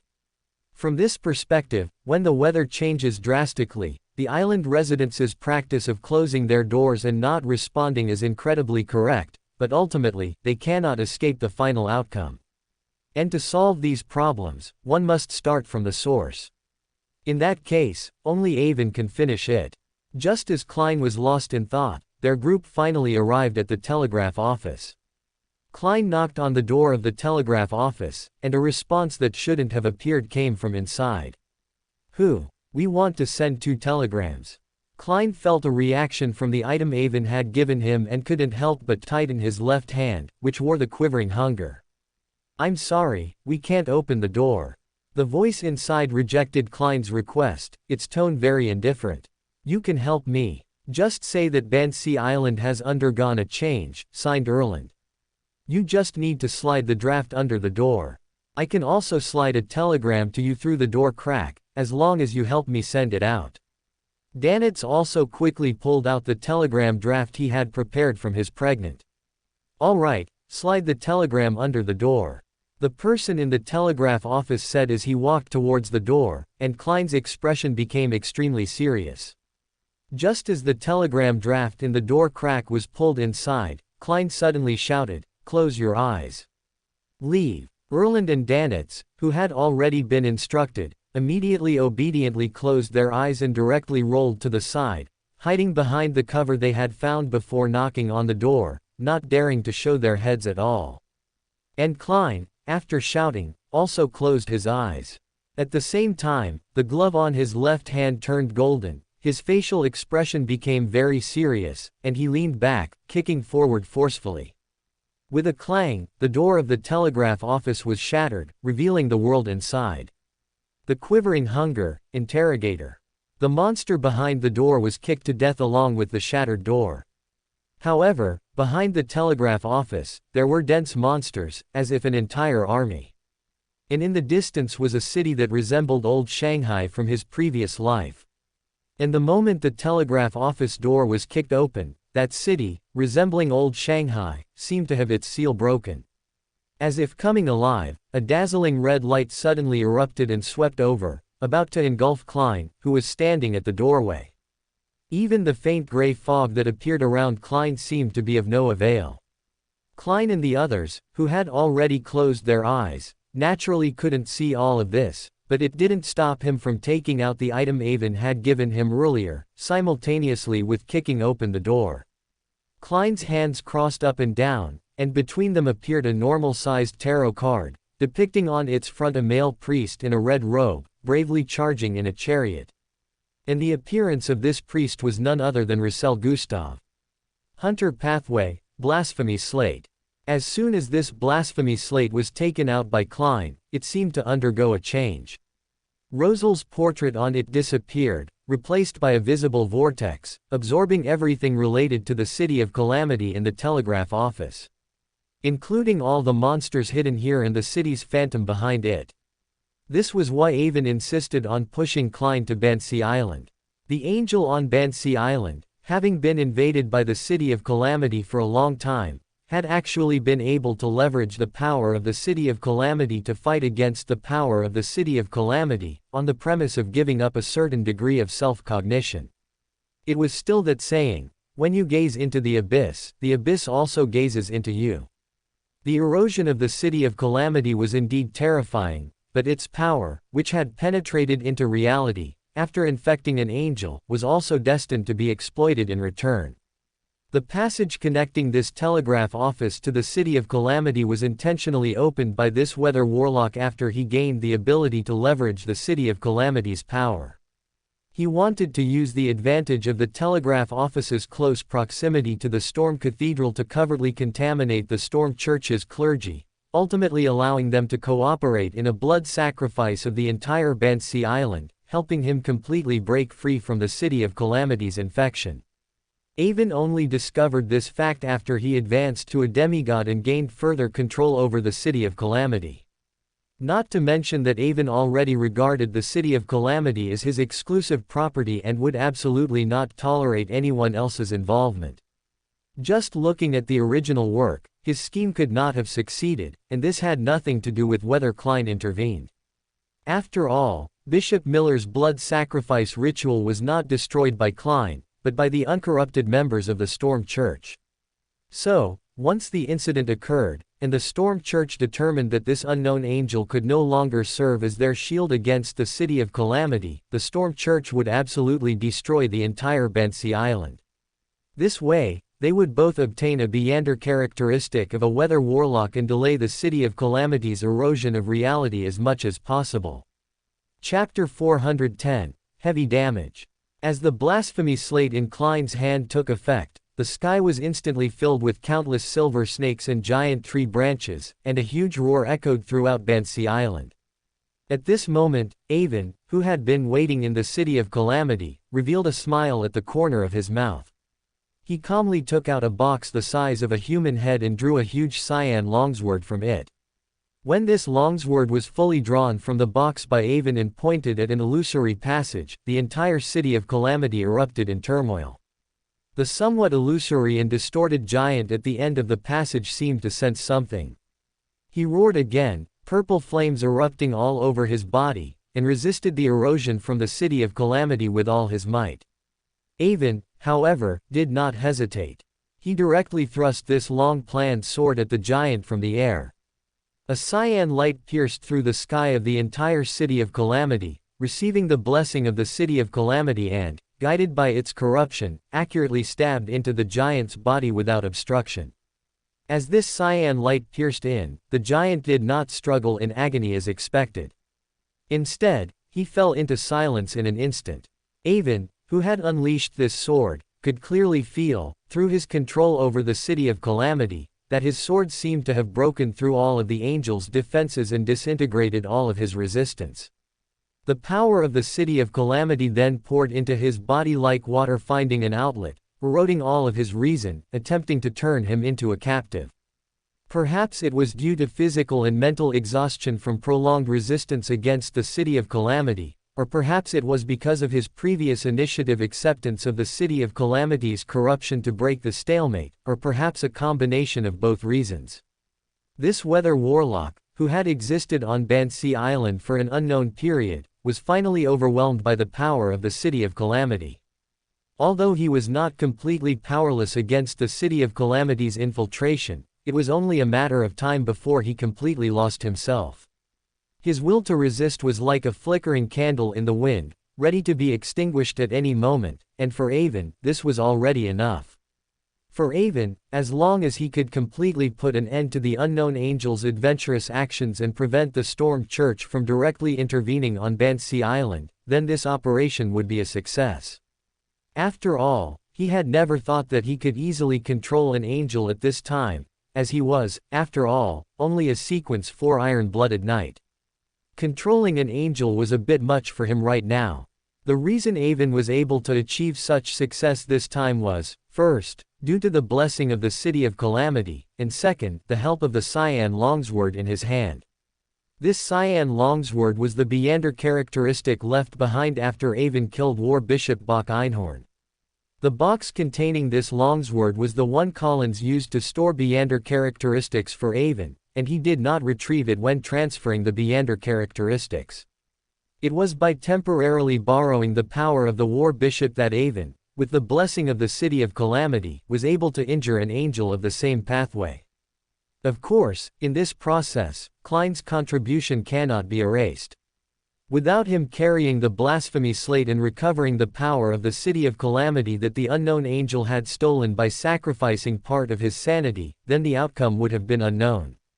Thinking of this, Avon couldn't help but look at another external communication channel of the City of Calamity, and found that the stolen power of the City of Calamity was being absorbed by the blasphemy slate in Klein's hand, and the passage was becoming narrower and narrower. Avon smiled, then left the City of Calamity without hesitation. He couldn't stay in the City of Calamity for long, especially when the City of Calamity was exerting its influence, trying to merge the cyan longsword in his hand with him. This was another important reason why Avon insisted on sending Klein to Bansi Island. He could only thrust one sword in the City of Calamity, there was no possibility of a second thrust.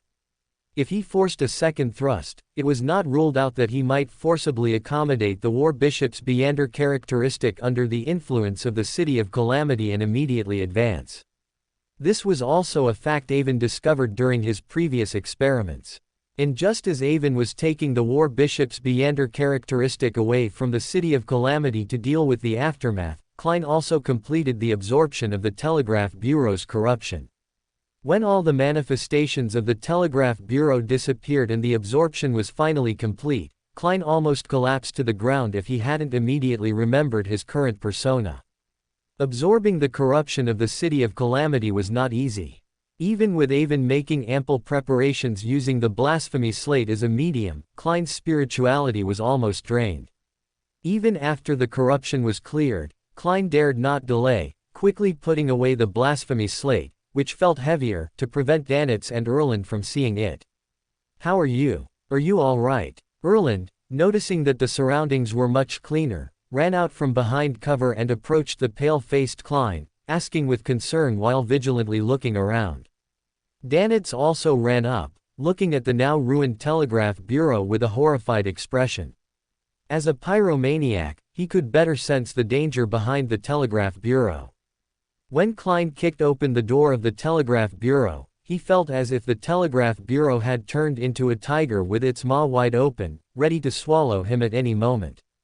However, although many things challenged Danitz and Erland's understanding tonight, they both tacitly refrained from asking too many questions. "I'm fine. You two quickly check the Telegraph Bureau to see if anything was missed." Klein shook off Danitz's hand, which was trying to support him, and simply ordered in a detached tone. Danitz, who had relatively higher strength, continued to be on alert, while Erland, possessing the sun brooch, handled the aftermath. As the fog thinning, and are there fewer lightning bolts in the sky? It was Danitz who first noticed the changes and couldn't help but exclaim. Erland looked around when he heard his exclamation, found it was indeed true, and then both looked at Klein in shock. Apparently, all these changes stemmed from Klein's destruction of the Telegraph Bureau. This kind of Beander ability, capable of interfering with the catastrophic scene they had just witnessed, was almost equivalent to a miracle in their eyes. Klein, of course, offered no explanation, merely urged, "Hurry up, we still need to check on the Storm Church." At the mention of the Storm Church, Danitz's expression froze, clearly not very willing to go along, and Erland also seemed to hesitate. Just as Klein felt a bit surprised, Erland hesitated for a moment, then spoke. "If it's just Danitz's presence, I can explain it using my naval identity, but with the Telegraph Bureau in its current state, I really can't explain it. How about you two don't go, and I'll pretend I don't know what happened here." It turned out that Erland was worried that his humble status couldn't cover up such a big commotion at the Telegraph Bureau, so he wanted Klein and Danitz to leave. Clearly, after this incident, he had already come to regard the two of them as true friends. "You don't need to worry about this affecting me. I have a solution." Seeing Klein say this, Erland was about to breathe a sigh of relief, but then he realized something and said cautiously. "The Storm Church is not a folk belief on Bansi Island, and it also possesses many powerful sealed artifacts." He apparently thought Klein's solution was to kill everyone in the Storm Church, so no one would investigate the Telegraph Bureau. Upon hearing this, Danitz actually looked at Klein with some anticipation. Clearly, being from Intis and having collaborated with the Storm Church multiple times, he was very willing to help out with this matter. Klein was speechless, yet he also felt that the persona he had created was very successful, as even Erland, his recent comrade, and Danitz, his captive for a few days, didn't doubt his madness. To maintain his persona, Klein still offered no further explanation, merely looking at Erland calmly, which made Erland even more uneasy. After confirming that the telegraph bureau was no longer contaminated, they found a few more wooden sticks, wrapped some flammable material around them, lit them, and set off towards the Storm Church. When they arrived at the Storm Cathedral, they found that the square in front of it was covered in traces of battle and the corpses of monsters cut by wind blades. 1/3 of the square was completely destroyed, unrecognizable from its original appearance. Even the tall, towering cathedral had a corner missing. With the sky completely dark and the strong winds still raging, the sudden approach of life towards the Storm Church caused the Storm Church clergy, who were treating the wounded, to stop their actions. They either held weapons or pulled out silver-white talismans, all assuming combat stances, staring intently at Klein and his two companions.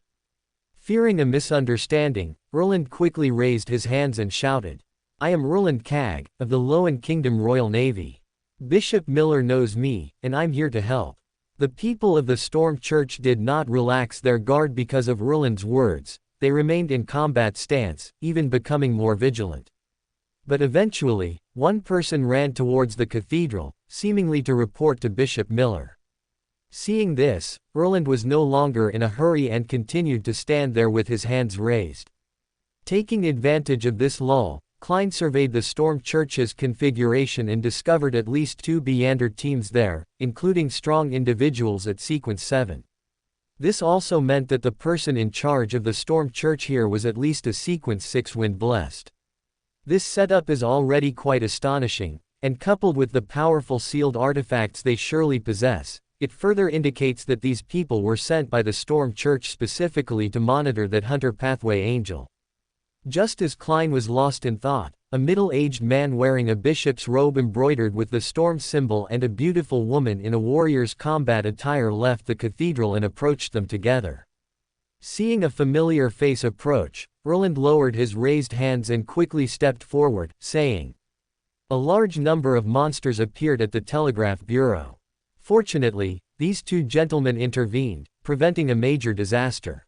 Archbishop Miller, seeing Erland approach, glanced at the lady beside him and, after receiving a positive reply, asked, "How did you know something happened at the telegraph bureau? Most people, encountering a situation like tonight's, would surely stay indoors as per folk traditions and legends. How could they possibly come out?" Erland's smile stiffened. Just as he was at a loss for how to explain, Klein suddenly pulled something from his pocket and threw it in front of Archbishop Miller, who caught it with one hand. However, his action immediately drew the attention of the Storm Church personnel still on alert around them, who all aimed their guns at Klein. Archbishop Miller waved his hand, signaling everyone not to worry, then opened the item he had received, discovering it was actually a military intelligence Section 9 identification. "I sensed that an accident might have occurred on Bansi Island, so I decided to come and provide support."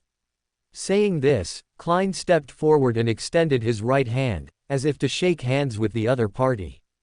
After handing the identification to the woman beside him, Bishop Miller made the Storm Church's prayer gesture, then also extended his hand. But just then, the glove on Klein's left hand suddenly writhed from pitch black and grew dark gold scales, and his pupils also lightened and became vertical. Silently, the bishop's head suddenly tilted back, and his entire body stiffened, but only for an instant. Dark red light bloomed in his eyes, and his skin suddenly became smooth and mottled, like the epidermis of some aquatic creature. Slippery, disgusting tentacles suddenly emerged from beneath his blue robe. Psychiatrist, frenzy. Bishop Miller was actually corrupted, and Klein instantly detonated the hidden danger within him. Logically speaking, it shouldn't have been so easy to achieve such a good effect, but after knowing that Bishop Miller was corrupted through the blasphemy slate in his arms, Klein had already switched the quivering hunger to Baron of Corruption mode. Using the Baron of Corruption's bribery, weakening, ability, with the identification he threw to Bishop Miller as a medium, he greatly reduced Miller's defenses against him. And just as Bishop Miller exposed the fact of his corruption and lost control, Klein's pupils constricted. He switched the driven soul again, his left hand's glove turned golden, his expression became exceptionally solemn, and his gaze once again locked onto Bishop Miller. Two flashes of lightning lit up within his pupils. Interrogator, mental pierce. Bishop Miller let out an inhuman shriek, suffering unspeakable pain. At the same time, dense gunshots rang out around them.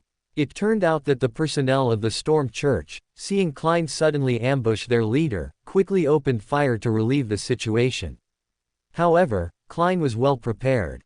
With a forceful pull, he dragged Archbishop Miller in front of him and controlled him to block all the bullets, looking from afar as if Klein was dancing gracefully with Bishop Miller. Just as those around them glared furiously, about to rush forward to rescue their leader, the woman who had been standing nearby, ducking to avoid her teammates' bullets, pulled out a gun and shot Bishop Miller at close range. This left the surrounding members of the Storm Church frozen in place, motionless.